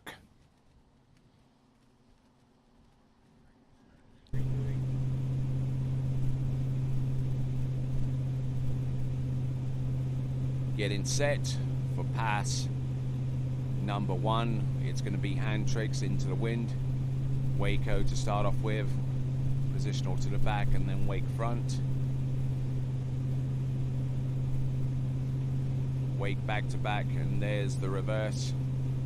Sophie Strilchuk, who comes to us out of Saskatchewan. Ooh, getting a little bit pulled over the tip of the ski, and that forced the fall, but I reckon 20 seconds would have been over around about that time anyway, so she wouldn't have lost much in respect to that fall. That is Sophie Strilchuk.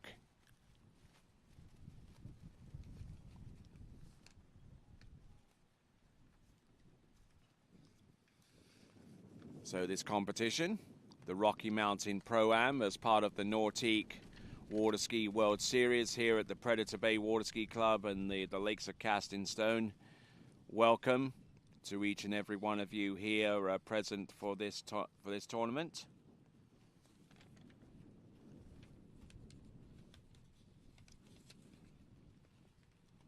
Among our title sponsors are the Government of Canada, along with Sport Canada, the provincial government of Alberta, along with Tourism Calgary.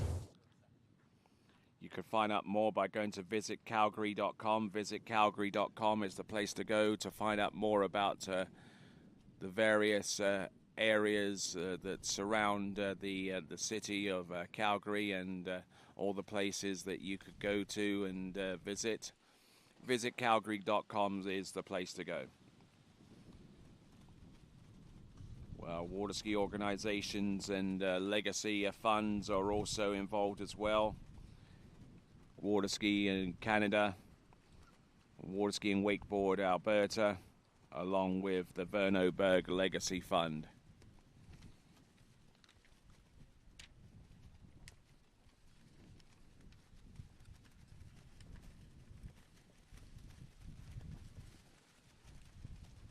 Wind still kicking up, something fierce around here. It is a tailwind on the pass number 2 for Sophie Strilchuk. Being that she only has one part of her body doing the pulling, anything that can be used to assist in that endeavor is certainly welcome. The wind pushing her forward towards the boat. Toe wake back to back, toe wake front,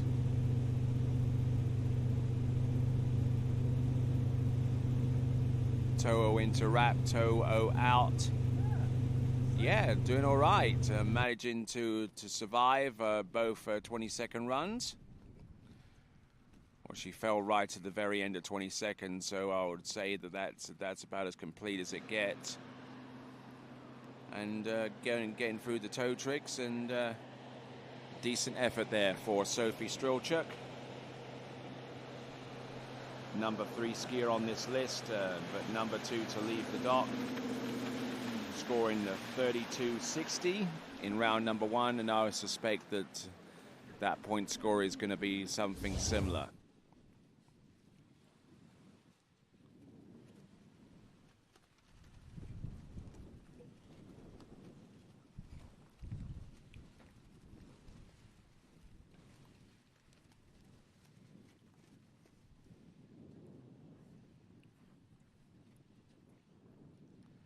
Right, just looking at the instant replay here.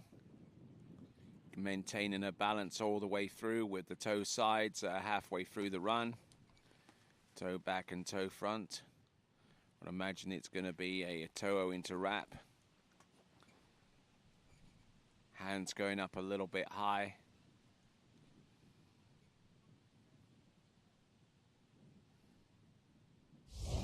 But managing to cope with that pretty well as we now get ready for our next competitor. From Australia, it is going to be Zali Reeves.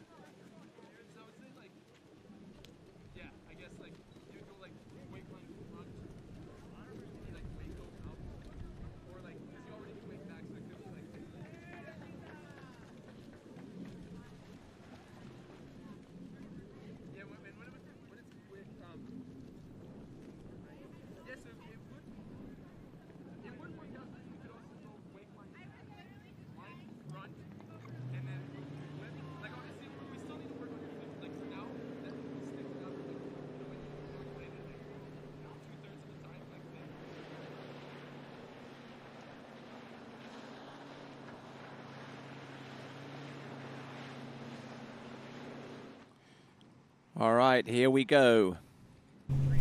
This is Zali Reeves. Coming in on pass number 1. Looks like it is going to be hand tricks. Using the old-fashioned way of wrapping up, though. Waco, position to the back, wake back to back, and it's reverse surface back to backs. And now going in for the flips. Flip twist to the back. Flip twist, or just a regular back flip. And some surface O's and surface 5s to fill out the remaining portion of that run. So very, very aggressive trick in there from Zali Reeves as she gets ready to switch out from one ski to the other.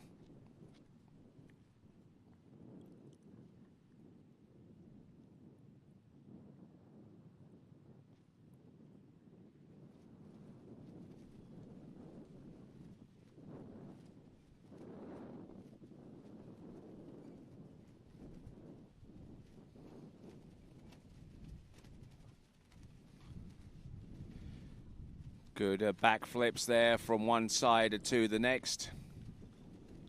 Not getting much height or elevation, which is probably going to hurt her a little bit later on when she starts incorporating half twist to some of the more conventional fare out there on the water.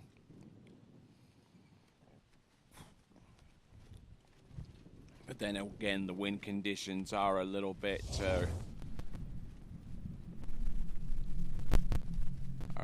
difficult to handle out here, so maybe that factors into the fact that she didn't get much in terms of elevation off the top of the wake with the wind gusting up.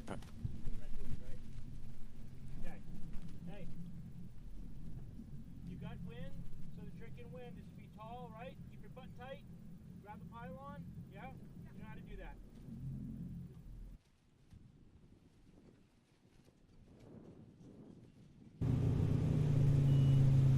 All right, boat on its way into the trick course.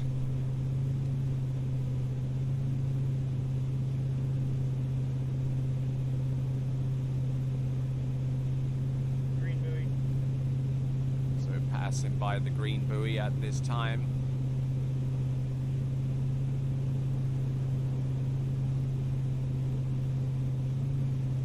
Toe 5 front, toe O out, toe O straight back in, toe wake O. Controlling the ropes, Paul very efficiently here, and standing up on both runs. Zali Reeves from Australia. Nice stout little performance there. Here's a score coming through for Delfina. It's 5,000 points. Delfina Renosto, 5,000 points to open up the scoring. I'm sure that's one of her better scores ever. I will have to consult against biographical information to find out whether that is a personal best or anywhere close to it.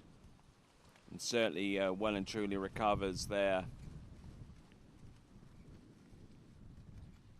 Recovering well from 200 points in round 1 to 5,000 points in round 2. I would certainly agree with that.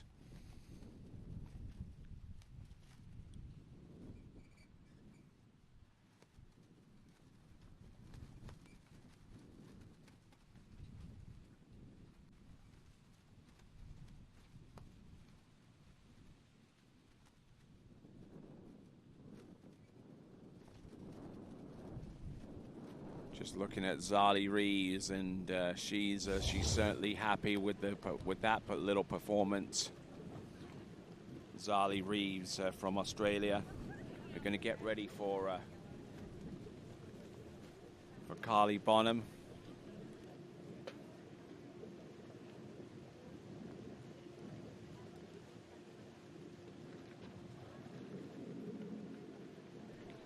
So I asked the question, I've gotten the answer. A little over 6,000 points is the personal best for Delfina Renosto. So tricking 5,000 isn't too bad considering the wind conditions. But she has the lead in this final round and could end up with the win if fortune favors her with the performances of some of the remaining athletes, but we wouldn't intentionally want that to happen.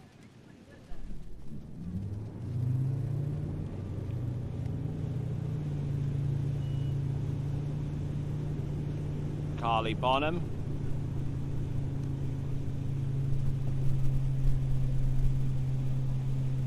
Skier out of Canada, I believe, coming to us from British Columbia, if my memory serves me right.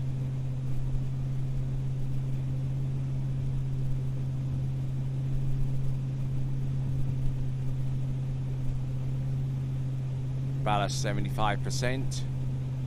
Alpha 2.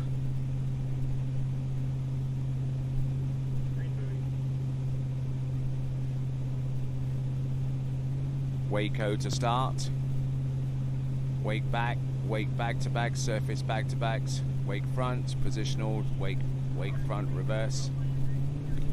Does she have anything more beyond that point? There we go, there's the backflip, and here comes the reverse. All right, a couple of side slides to end fingers off, and a nice tidy looking run there for Carly Bonham. 3,130, 3,130 for Sophie Strielchuk, 3,130. Still waiting on one outstanding scorer, and that is from Zali Reeves, and naturally Carly Bonham as well, who is halfway through her effort after one complete handle pass.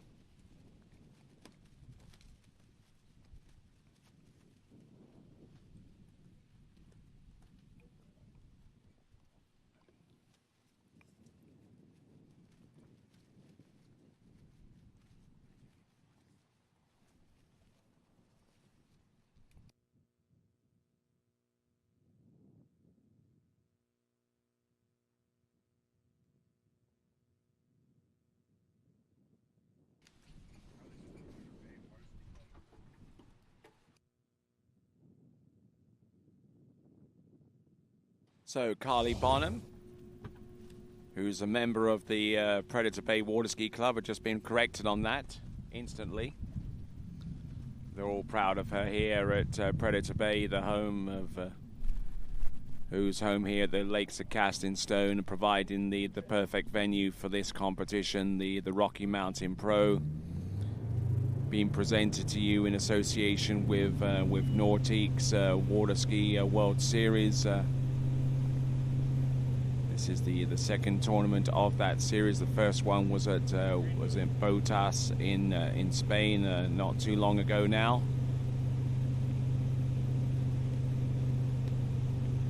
Here is Carly Bonham, 26.9K. Just trying to work the line and trying not to get too ahead of herself with the toe 5 front, toe out, toe in, toe wake-o. Our confidence is growing. Reverse toe back, toe wake back to back. Toe wake back and toe wake front. Oh, nicely done there. Great skiing there, and she'll be chuffed about that as well. Our U21 women are coming through clutch at this time. That is Carly Bonham, a skier from Predator Bay Water Ski Club, representing Canada right here at the Rocky Mountain Pro.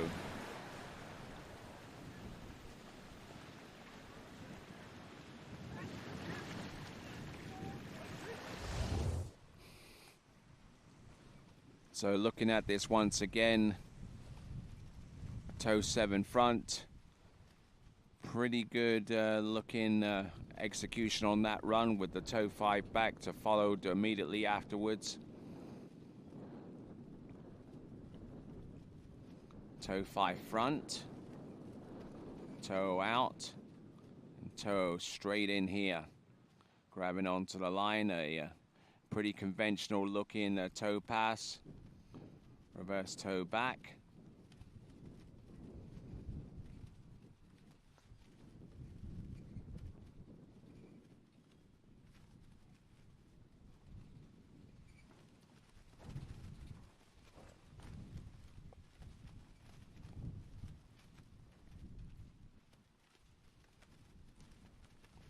So successfully getting through her 2 20-second runs. That is Carly Bonham.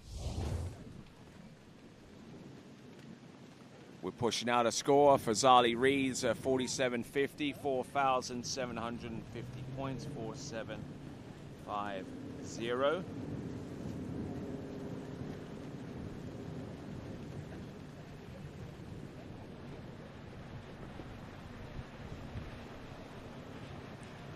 Just one score that's outstanding, and that is from Carly Bonham. Skier coming into the course next is going to be Kate Pinsonneau. So Kate Pinsonneau, who recently transferred from Louisiana Lafayette to Florida Southern College.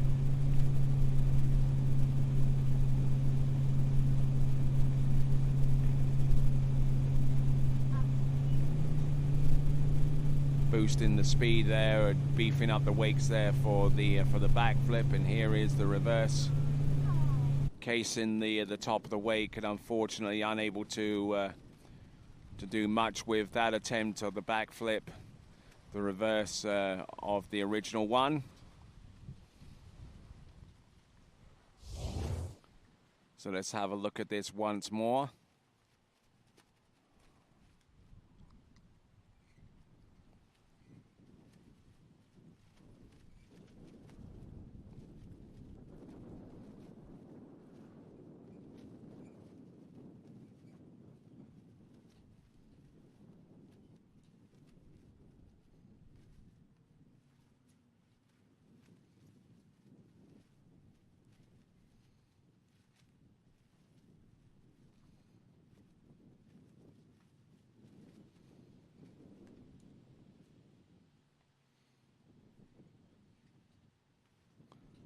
So that's Kate Pinsonneau coming up a little bit short on the second of or 2 flips that she had set aside for that handle pass, and now she's going to attempt a toe pass with the wind directly behind her, which should provide her with a little bit of assistance going forwards.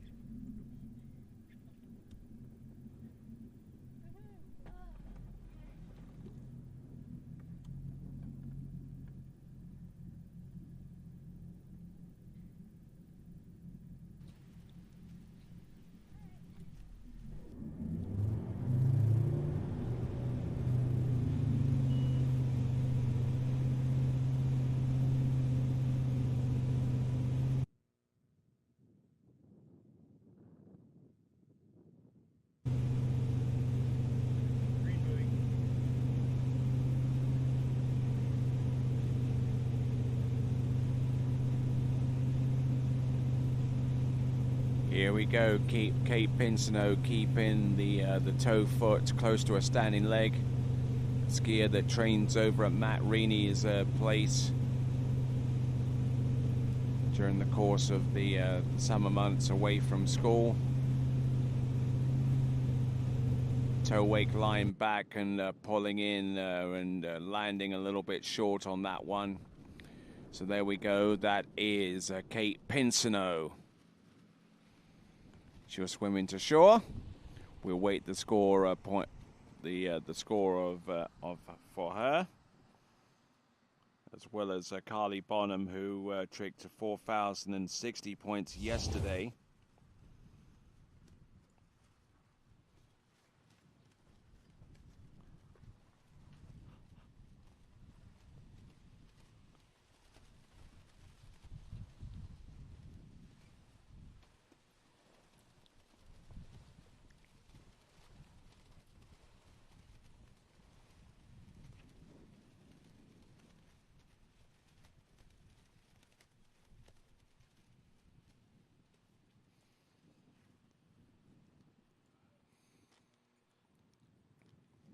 The elevation looks pretty good on that toe wake-o.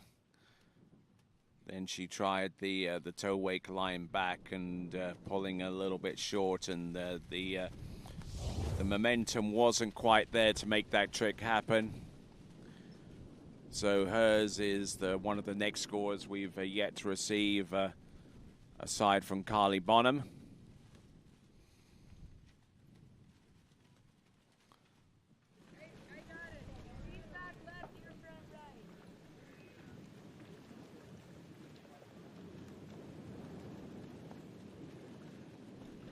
Pushing a score for Carly Bonham, and it is 5,070.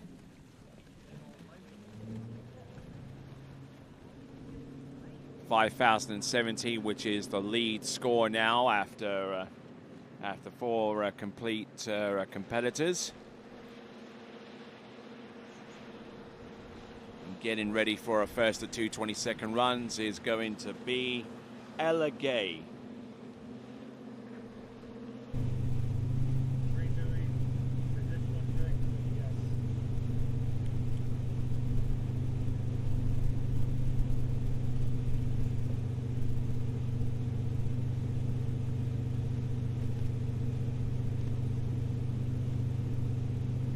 Wake back-to-back, and it's reverse. Surface back-to-backs.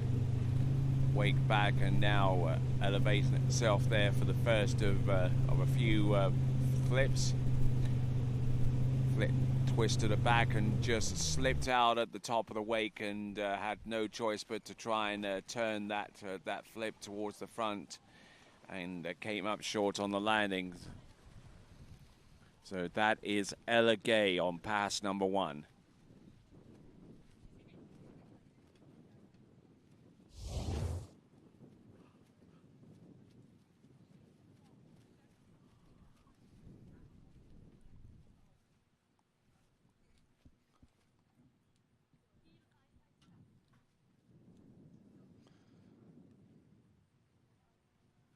So looking from one pass, from one trick to the next there. She did the initial backflip and then the reverse.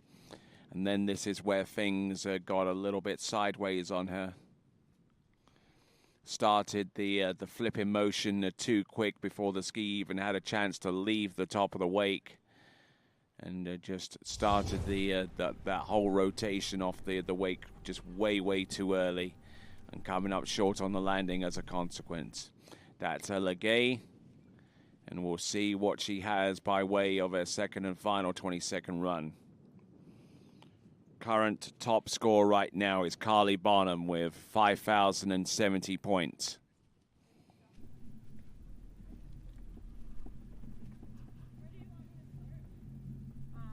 The gates are the start, so like right then or after. Right as soon as we straighten up.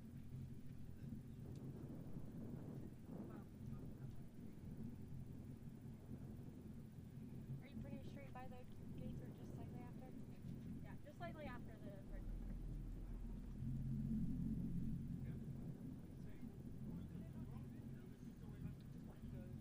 There's a green buoy, red buoy. You got it. It's red.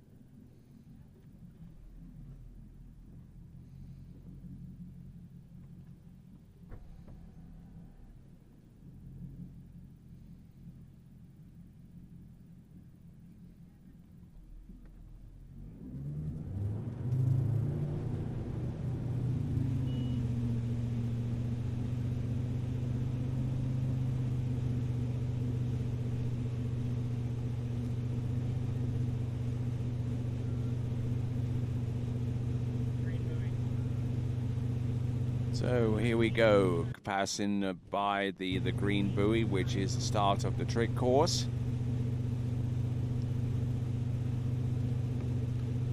Toe 5 back, toe side slides and regular and reverse, toe 8 back to back. Toe out, toe 0 back in, toe wake 0. Toe wake line back to back. Oh, and again a little bit split there on the top of the wake with the ski landing down one slope and the toe foot going down the other way, causing her to fall at that critical moment. So with 2 22nd runs, that was Ella Gay. We'll find out the point score not only for her but also for Kate Pinsino in just a short amount of time.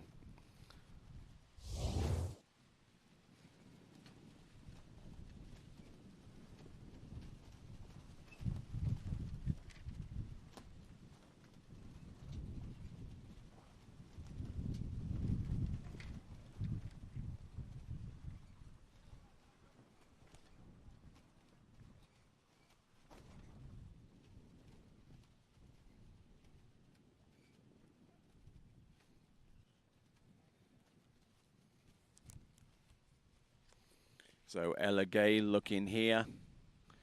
Again, getting some heights on there with the toe wake O, the toe wake line back, and then she attempted to go with the toe wake line back to back, but couldn't coordinate the edge and the height and the elevation with the edge, and unfortunately sending her into the water as a result. All right, we are down to our final 3 competitors.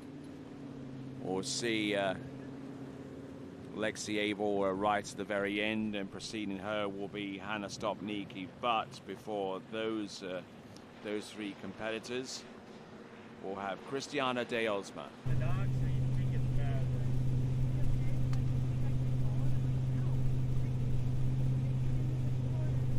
Yeah, green buoy. Yeah, no, it's just freaking mess.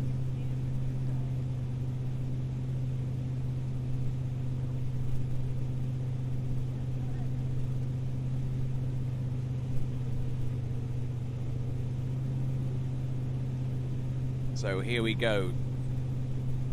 Toe 5 back, toe 8 back to back, toe 8 back to back reverse, and at least 1 or 2 of our skiers are delaying their start for each of their runs to find the part of the lake that has the best shelter. Toe 8 line back. Very nice looking opening run there for Cristiana de Osma of Peru. She will be competing at the U21 Worlds when that takes place in Peru in January, over at her home club of Bahia Malacos.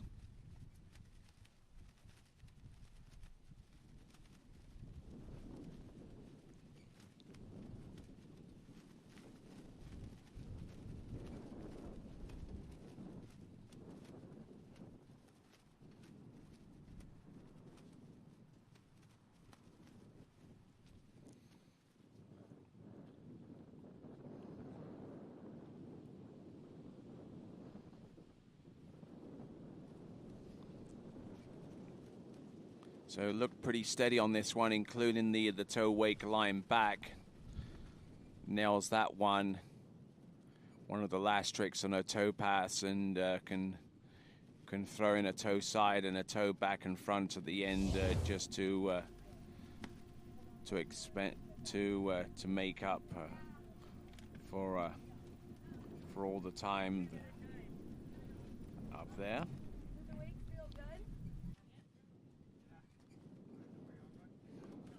So Cristiana de Osma getting ready for pass number 2, and her coach is in the boat, overseeing what's going on here.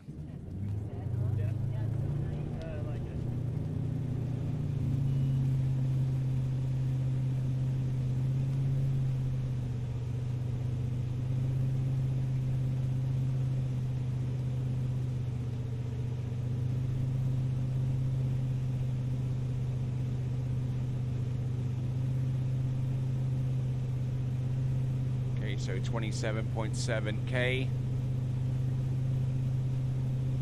Wake 5 back. Sets surface back-to-backs in motion before she goes into wake 5 front, and there's the reverse. Wake O.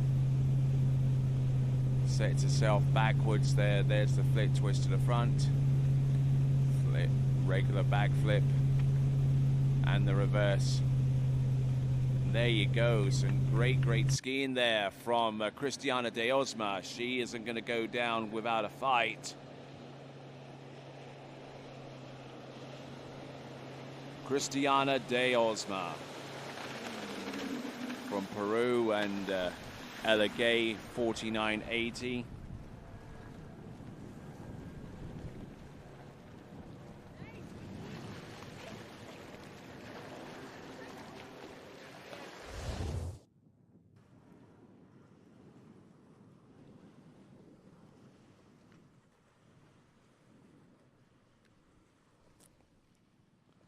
So we got a couple of scores coming through. 38.50 for Kate Pinsino and Ella Gay with 49.80.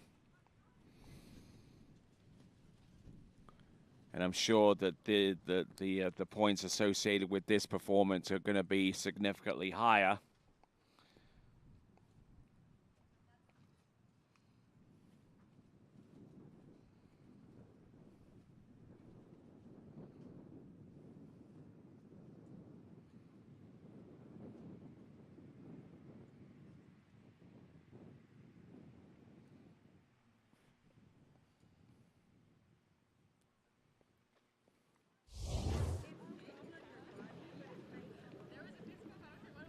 All right, so having completed the second run, Cristiana de Osma was able to ski all the way to the shore, and leaving the way clear for our next competitor, who comes to us from Canada. It is going to be Hannah Stopnicki.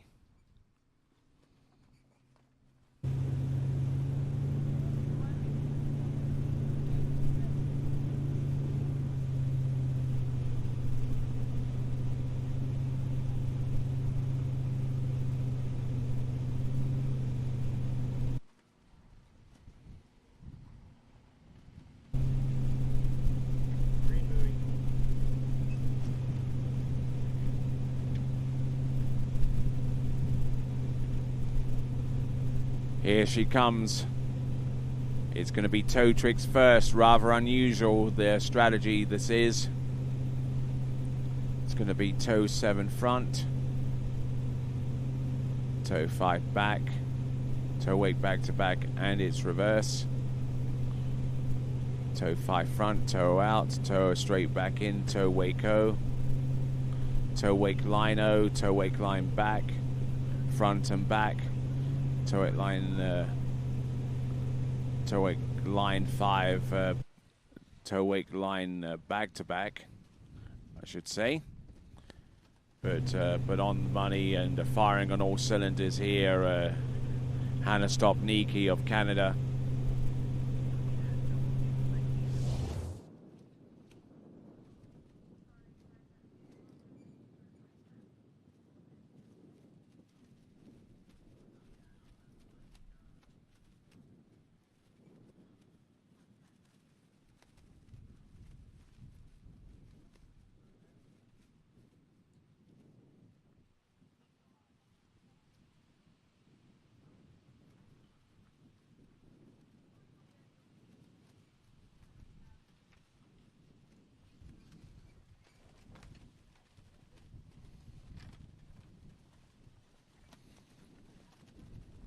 Looking at Hannah Stopnicki letting that ski drop over the line after completing her half twist, her initial half twist with the top half of her body. That is the toe wake line back to back.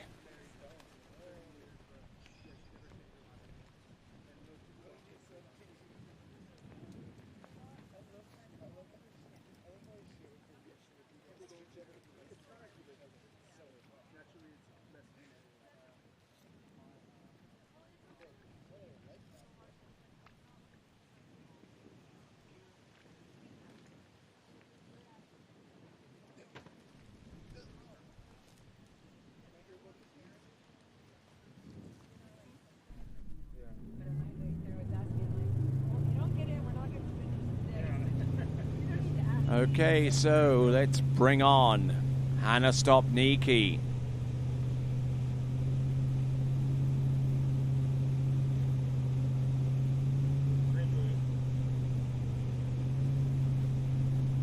Hannah Stopnicki coming in on Charlie 2, 75% ballast, and nearly 28 kilometers an hour with the boat speed. Wake 5 back positional. There's the first flip. Here's the second.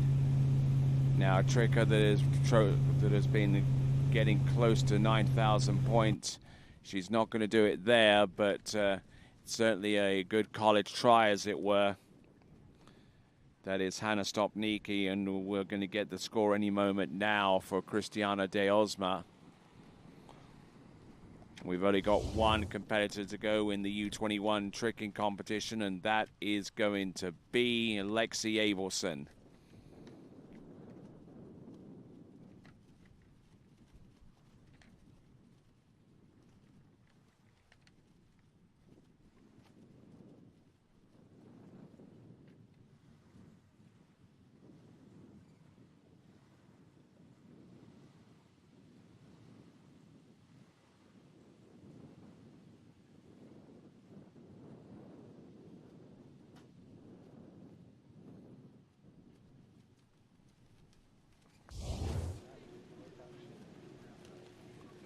Looking at the leaderboard, 70 with 2 scores remaining, and of those 2 scores remaining, one has yet to perform, and that person is just slipped into the water in the form of Lexi Abelson.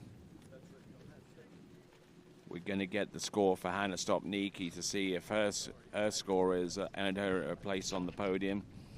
If it's anything less than 5,070, then that honor would go to Carly Bonham, who tricked 5,070 points and is currently lying in second spot right now.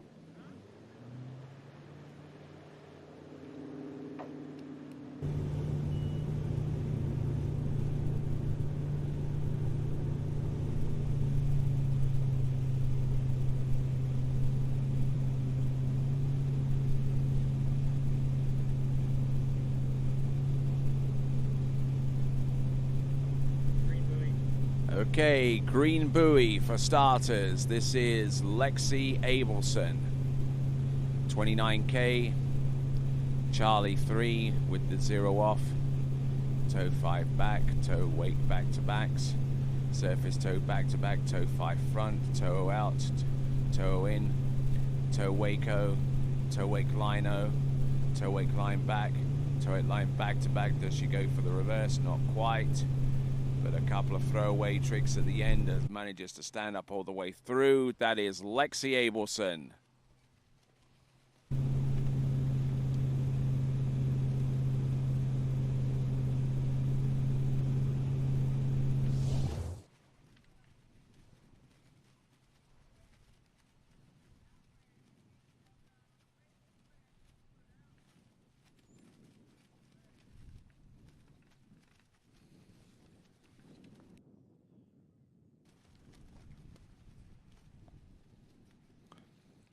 Okay, so from the best of my understanding, we're going to roll straight into the next event, which is the U21 men's tricking event.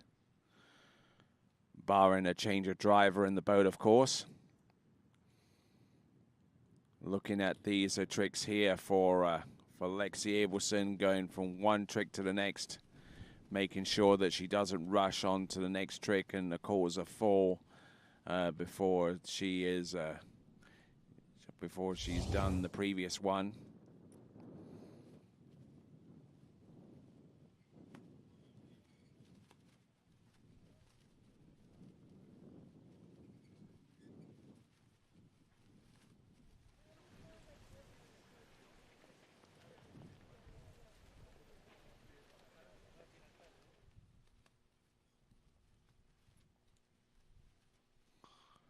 All right, moving right along. We're on our last skier now with the U21 tricks of round 2. I'm Tony Lightfoot here at the Rocky Mountain Pro-Am here at the Lakes of Casting Stone in Calgary, Canada. And it is part of the Nordiques Water Ski World Series presented to you by GM Marine.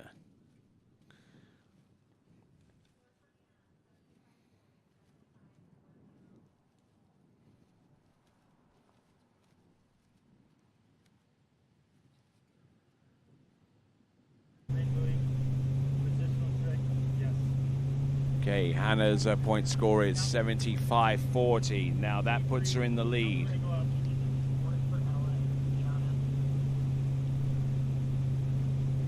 .75-40, that puts her in the lead and guarantees her no worse than second. That's Hannah Stopnicki. Lexi Abelson, front flip reverse, flip twist to the back, half jack to the front, surface O's, and I think that could well have done it there for Lexi Abelson. The complex nature of her tricks and the toe pass combined with the high flying acrobatics there from Lexi Abelson has probably ensured that she gets the points that would secure the win as she tries a little bit of fancy stuff in the way into the dock.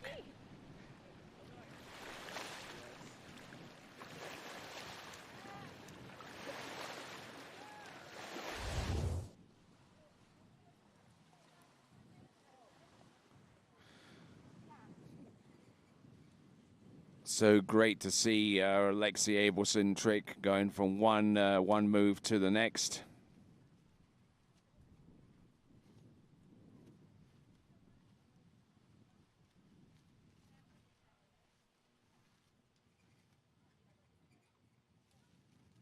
So going through the motions with the front flip and then goes with the secondary front flip.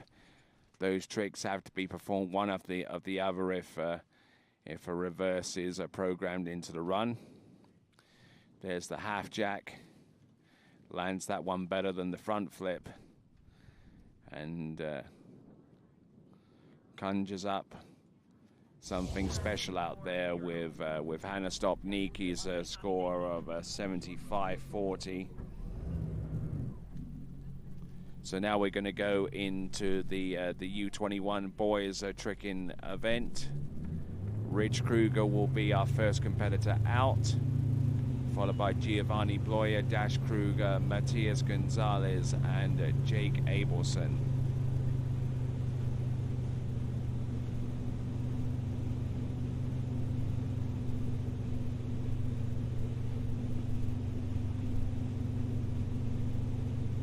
All right, so let's have a look and see our next competitor. This is Rich Kruger.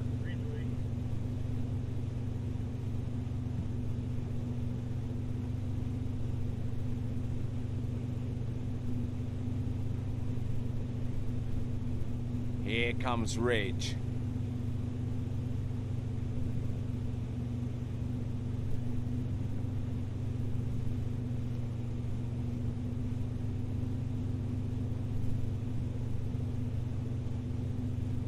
Toe 5 back. Surface toe back to backs. Toe wake back, toe wake front. Toe sides. Toe into wrap there, now toe wako, and unfortunately unable to get across quick enough to find a safe landing spot for the toe wako.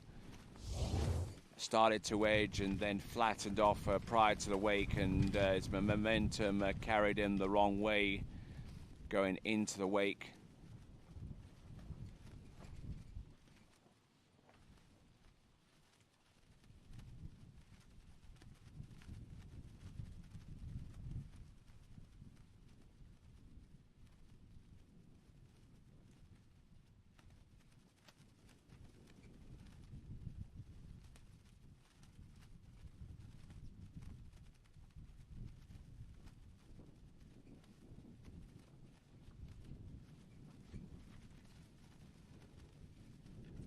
So just looking at that pass, and looked extraordinarily good towards the end, except for the toe wako, of course. We'll see what Rich Kruger has in store for us with the second and final 22nd pass in this 5 skier U21 boys trick in final.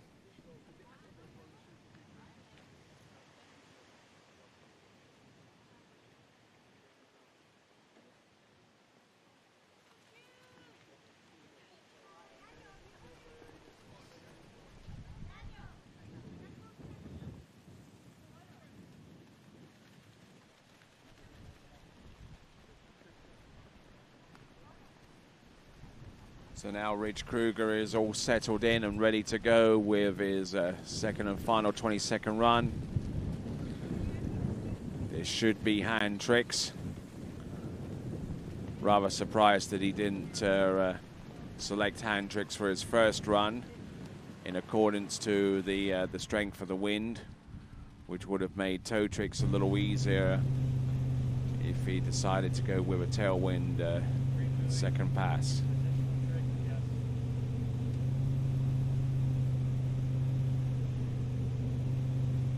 .27K, C3, positional to the back.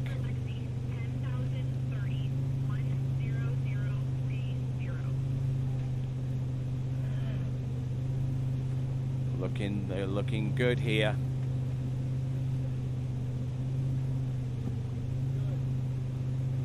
Going from one trick to the next. Ah, nicely done, standing up all the way through, and man, I haven't heard Freddy Kruger be that emotional in a while. But there we go. That is Lexi Abelson, 10,030. 10,030 there for Lexi Abelson, which confirms the win for her in the U21 women's trick competition. There's Lexi Abelson, your winner, by a country mile ahead of Hanna Stopnicki and Christiana De Osma. Carly Bonham in 4th, Delfina Renosto in 5th. And with that win, Lexi Abelson has punched her ticket to Callaway Gardens in May of next year. She will compete in the U21 women's trick competition. But take a look at this from Ridge Kruger. Wonderful height, making sure that the handle stays very, very close to the body and is able to control the lift, the spin, including that one, which was the front flip, and its reverse. Did 2 of those moves. And I mean, when you consider how young this young man is, it's amazing that he's able to throw down a big time.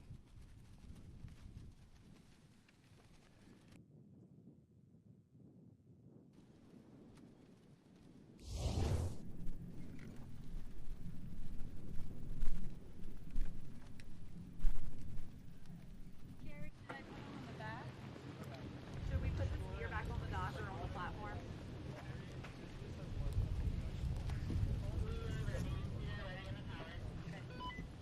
Let's go. Okay, copy that. We'll go straight back out. Okay.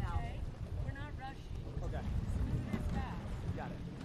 All right there, so we just saw Ridge Kruger get through his tricking passes, fell a little short of the end with the toe pass on pass number 1, but absolutely stomped the second and final one. He most certainly did.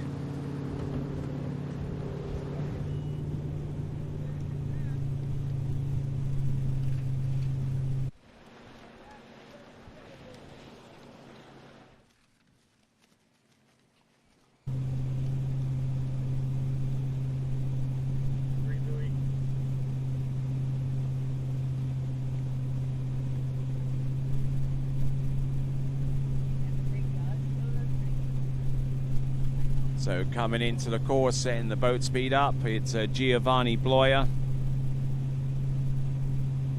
Oh, and he attempts a wake 5 back for his first move and going down hard there. Wind blowing something fierce, and that probably stopped him cold as he went into the wake. Went for the handle a little bit too soon towards the tail end of that rotation, and that opened up his shoulders and stopped the ski from spinning enough to produce the wake 5 back.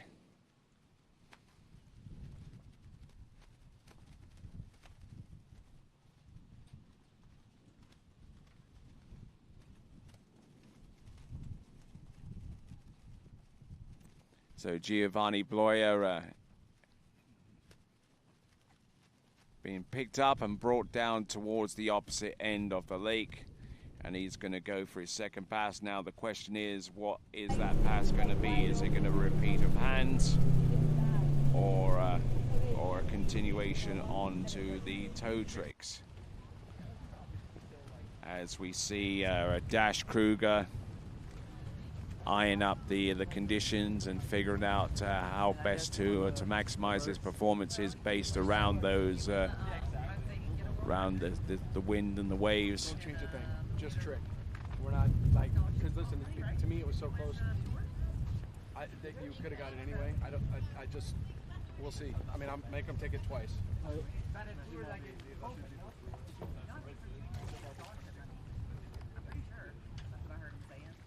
Come on, Dash. Come on. Go for it. All right, let's do it.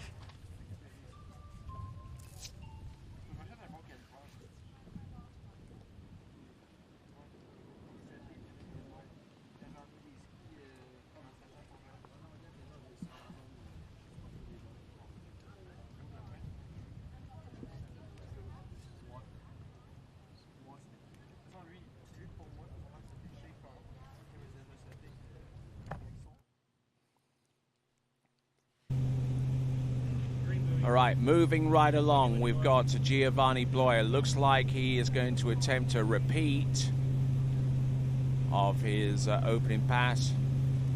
Oh, almost caught the tail on that one as well as he works his way through the tricks. A little bit sketch at the beginning of the run, but going into his flips right now. Flip twists. towards the end. Oh no, and he catches the tail of the ski and it sends him careening into the water. He isn't even too sure what happened there, but he certainly got a lot more out of that pass than he did on the first one.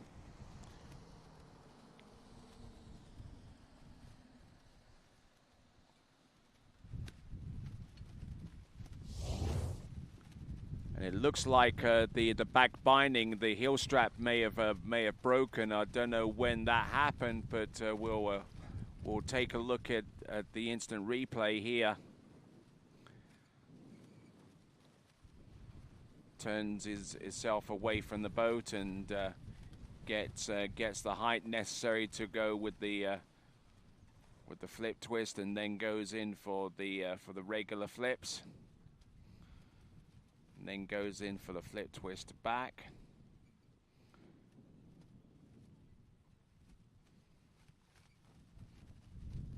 Tries to edge, but unfortunately the ski was in mid-release from his boots, and unfortunately unable to load up enough to where he could safely do that move.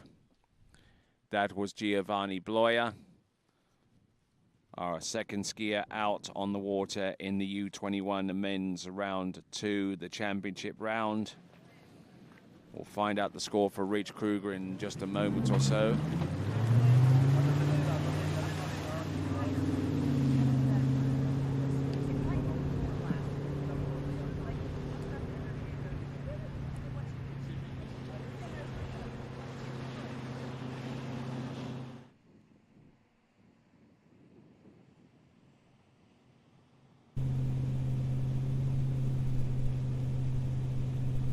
All right, here we go, right here and now. 27.7 kilometers, Bravo 2. This is Dash Kruger. He's going to go with the same strategy that Rich Kruger employed. Toe tricks first. Toe back and toe front. Toe wake back and toe wake front. Oh, and going in rather hard there with the toe tricks, and now that forces him to rethink what he's going to have to do with the handle moves coming up very, very soon. That is Dash Kruger. Now Dash Kruger, who tricked 51.60.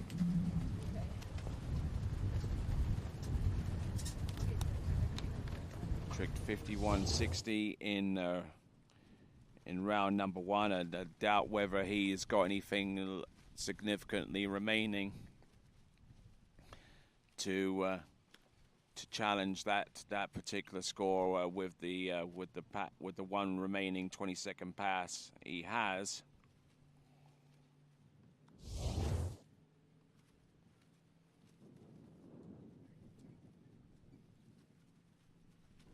Come on, Jakey. That was pretty fast, no, Jake? That was pretty quick. Like, we went to the river and then come back, and That was fast. yeah, like I was not ready for that. I thought we had more time. Yeah. I didn't realize it was 5 in our division. Yeah. Oh. Oh, my counties are here. Still here. Yeah, man. I need this. You want one of those?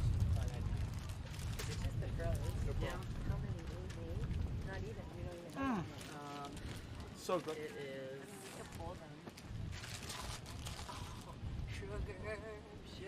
Look, he pulled them out of his shorts earlier, and I'm like, yeah, smart. It's tactical. ¿No te tenías esto en el bolsillo? And now he's taking it, so I can. you know, that's what's gonna happen. Is your competition is gonna hide your sugar. Oh. They're gonna take it. I mean, you got the dad of the other one right here. He's gonna be like, oh, I lost all. I lost it. Oh. I might need it. They all went in the lake. I might need it. I don't know. Yeah, I saw you riding your bike. I think you might need it.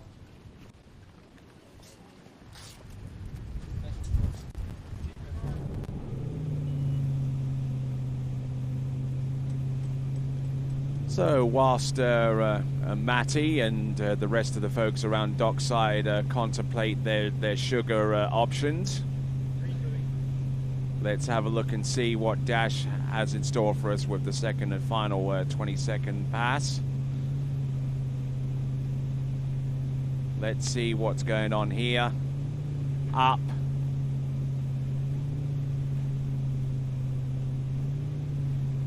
Goes with the front flip, and he has the reverse as well to work with.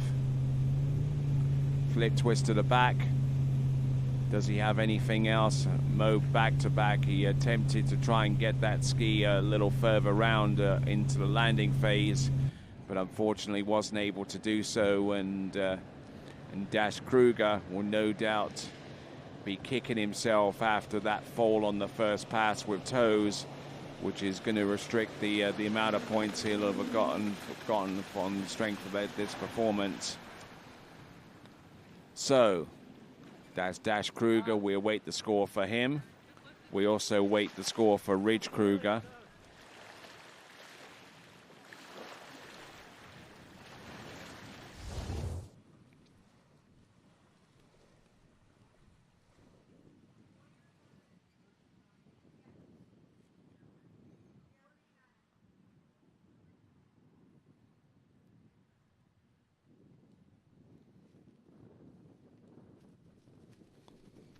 Okay, looking at this, we've got Dash Kruger, who seems to have a pretty good handle on these front flips alongside his younger brother, Ridge Kruger, who we saw a few minutes ago.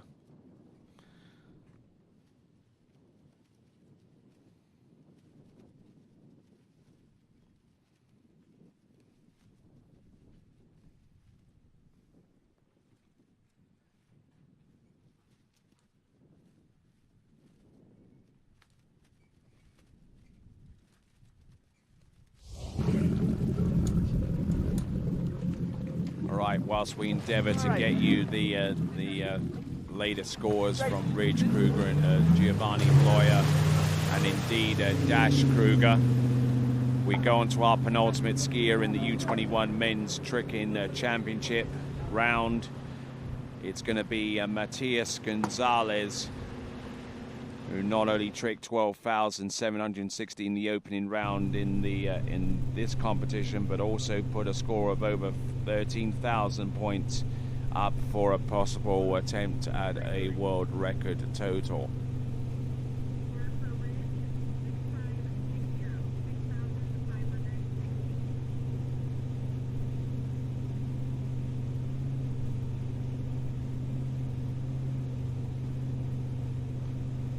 Going lights out here. Toe wake O, toe wake line O, toe wake line back, toe wake line back to back. Does he have anything more? Toe wake line back to back reverse, toe wake line 5 back, toe wake line front.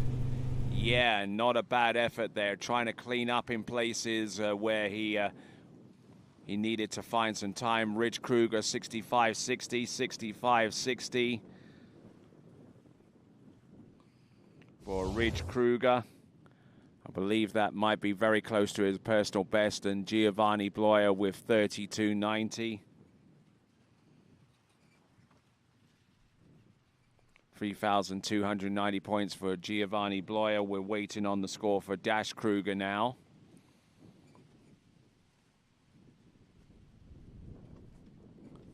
Just looking at him stomp that ski on the water after each trick.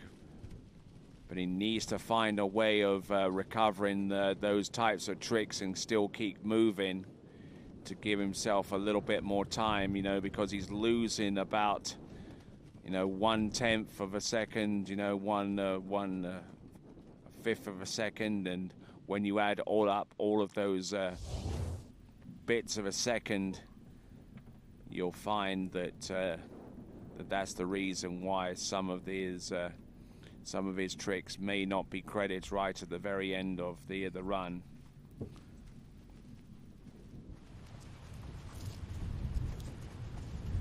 There we go, J.K. Wilson dockside right now, just getting situated.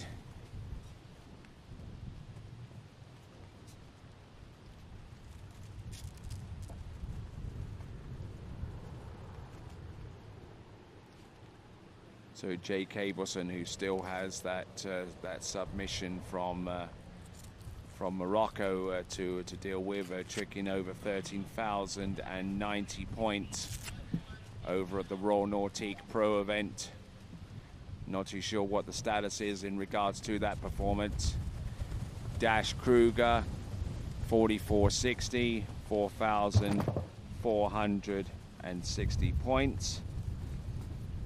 And we're only halfway through Matty's performance.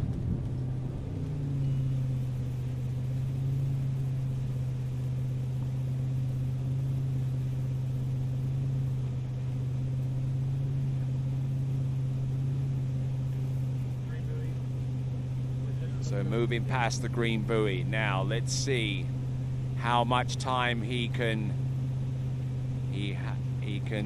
expend here. 20 seconds starting now. Flip twist back to back. Those are the moves. Transitioning a lot smoother, a lot quicker now. But that error there could cost him in respect to getting a high point score, at least one that will be over 13,000. And yes, he realizes the error that he made and how costly it could ultimately be. That score will still be north of 12,000 though.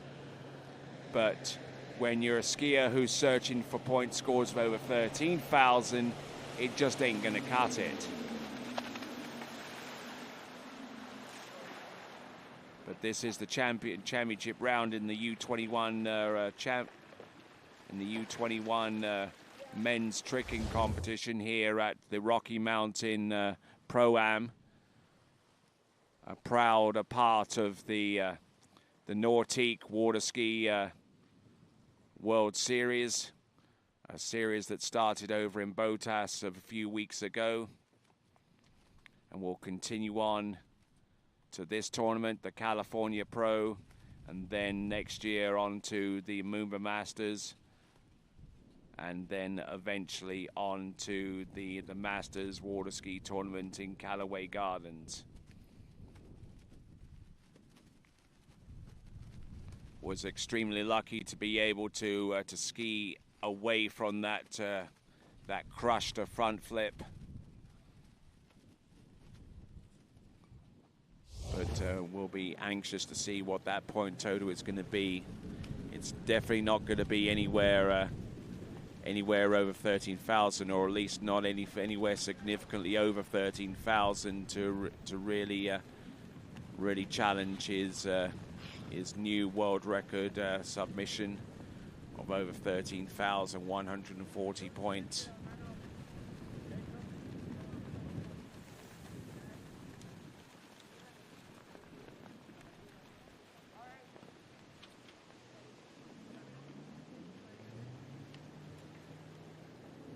All right there, so we just seen Matty Gonzalez perform, and now we're going to go on to our final competitor of the day. A skier that produced a performance of 13,070 points. Coming to us out of New Hampshire, Arizona, and Central Florida.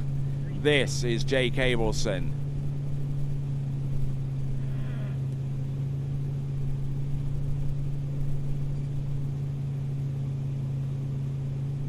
Amazing stuff here from Jake Abelson.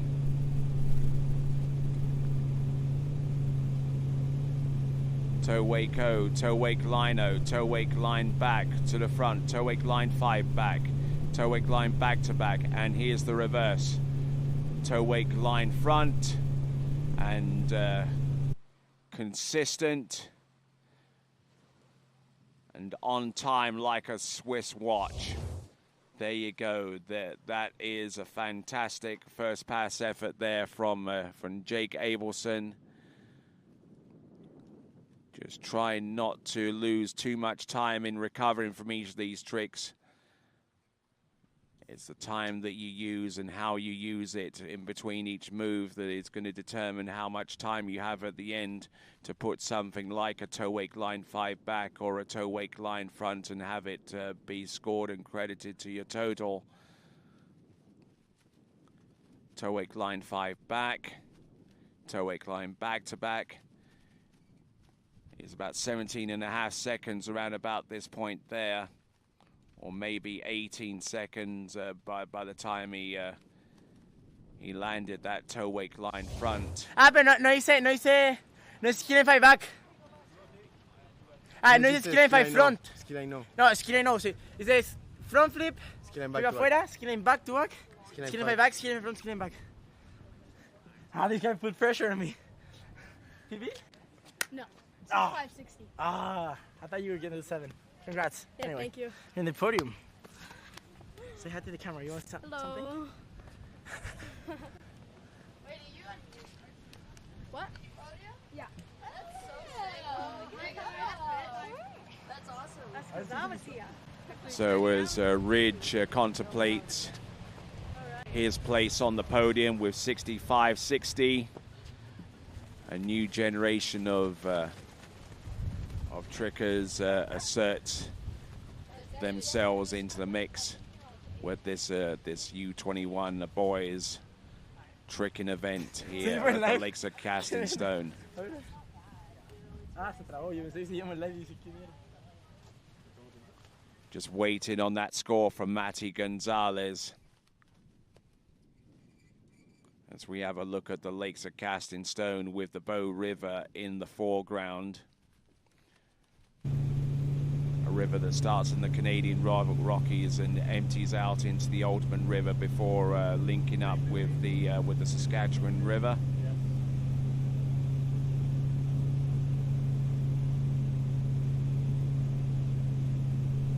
Here comes Jake Abelson. Mo back to back. Here's its reverse. There's the front flip. Front flip.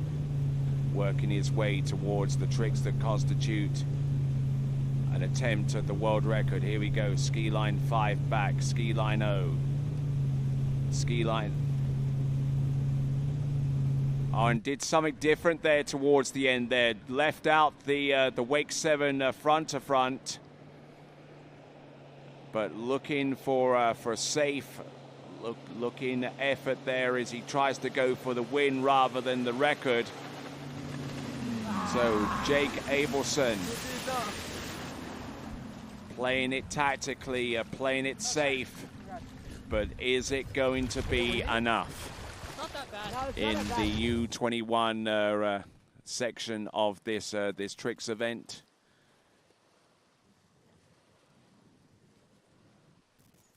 Mo back-to-backs, always a staple of his run.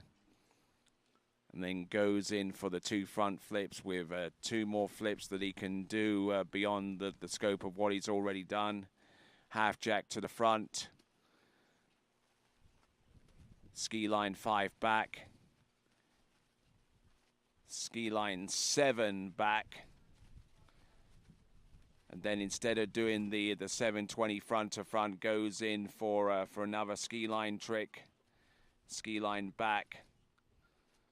And probably thinking about 2/3 the way down that maybe slipping in the 7 front to front may not be the best of ideas. And I was like, oh, I need to come sugar. up short. 30 girls. He's fucking. Okay, so Matthias Gonzalez. Matthias Gonzalez. 12,390. 12,390. Release, and I pulled it off. Like I put my ski down, and I actually pulled this off. I was like. So 12,390. That assures Matthias Gonzalez a position no worse than second. So now we've got one more score to obtain. Is that score going to usurp Matty Gonzalez, who is currently in the lead in the U21 boys tricking contest?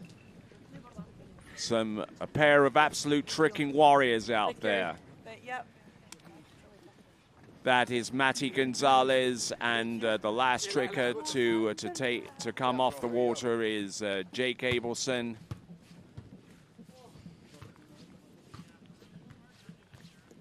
What is the score going to be? It should be north of 12,000. Am I live? Yes, sir, you are live.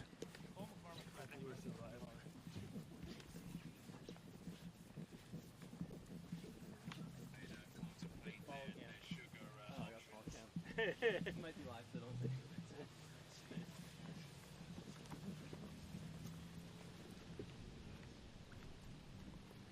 So Jake Abelson able to stand up both of his runs, but is the total going to be enough? We know that Matty Gonzalez has put out a score north of 12,000 points.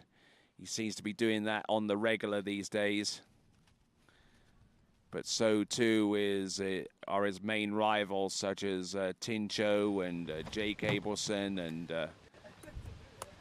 and Pato Font, and skiers and other athletes like Axel Garcia for France and Danilo Filchenko. So there are a number of skiers that are within about 1,000 points of each other or less. So Jake Abelson just waiting on the score. The trick sheets are into the scorer. Now it's a case of tabulating the numbers.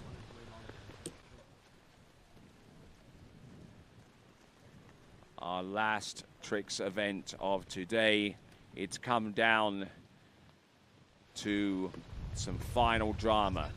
And let's not forget that there is that 30-minute period, review period, before the trick scores become official, pending any potential challenges for scoring and for timing.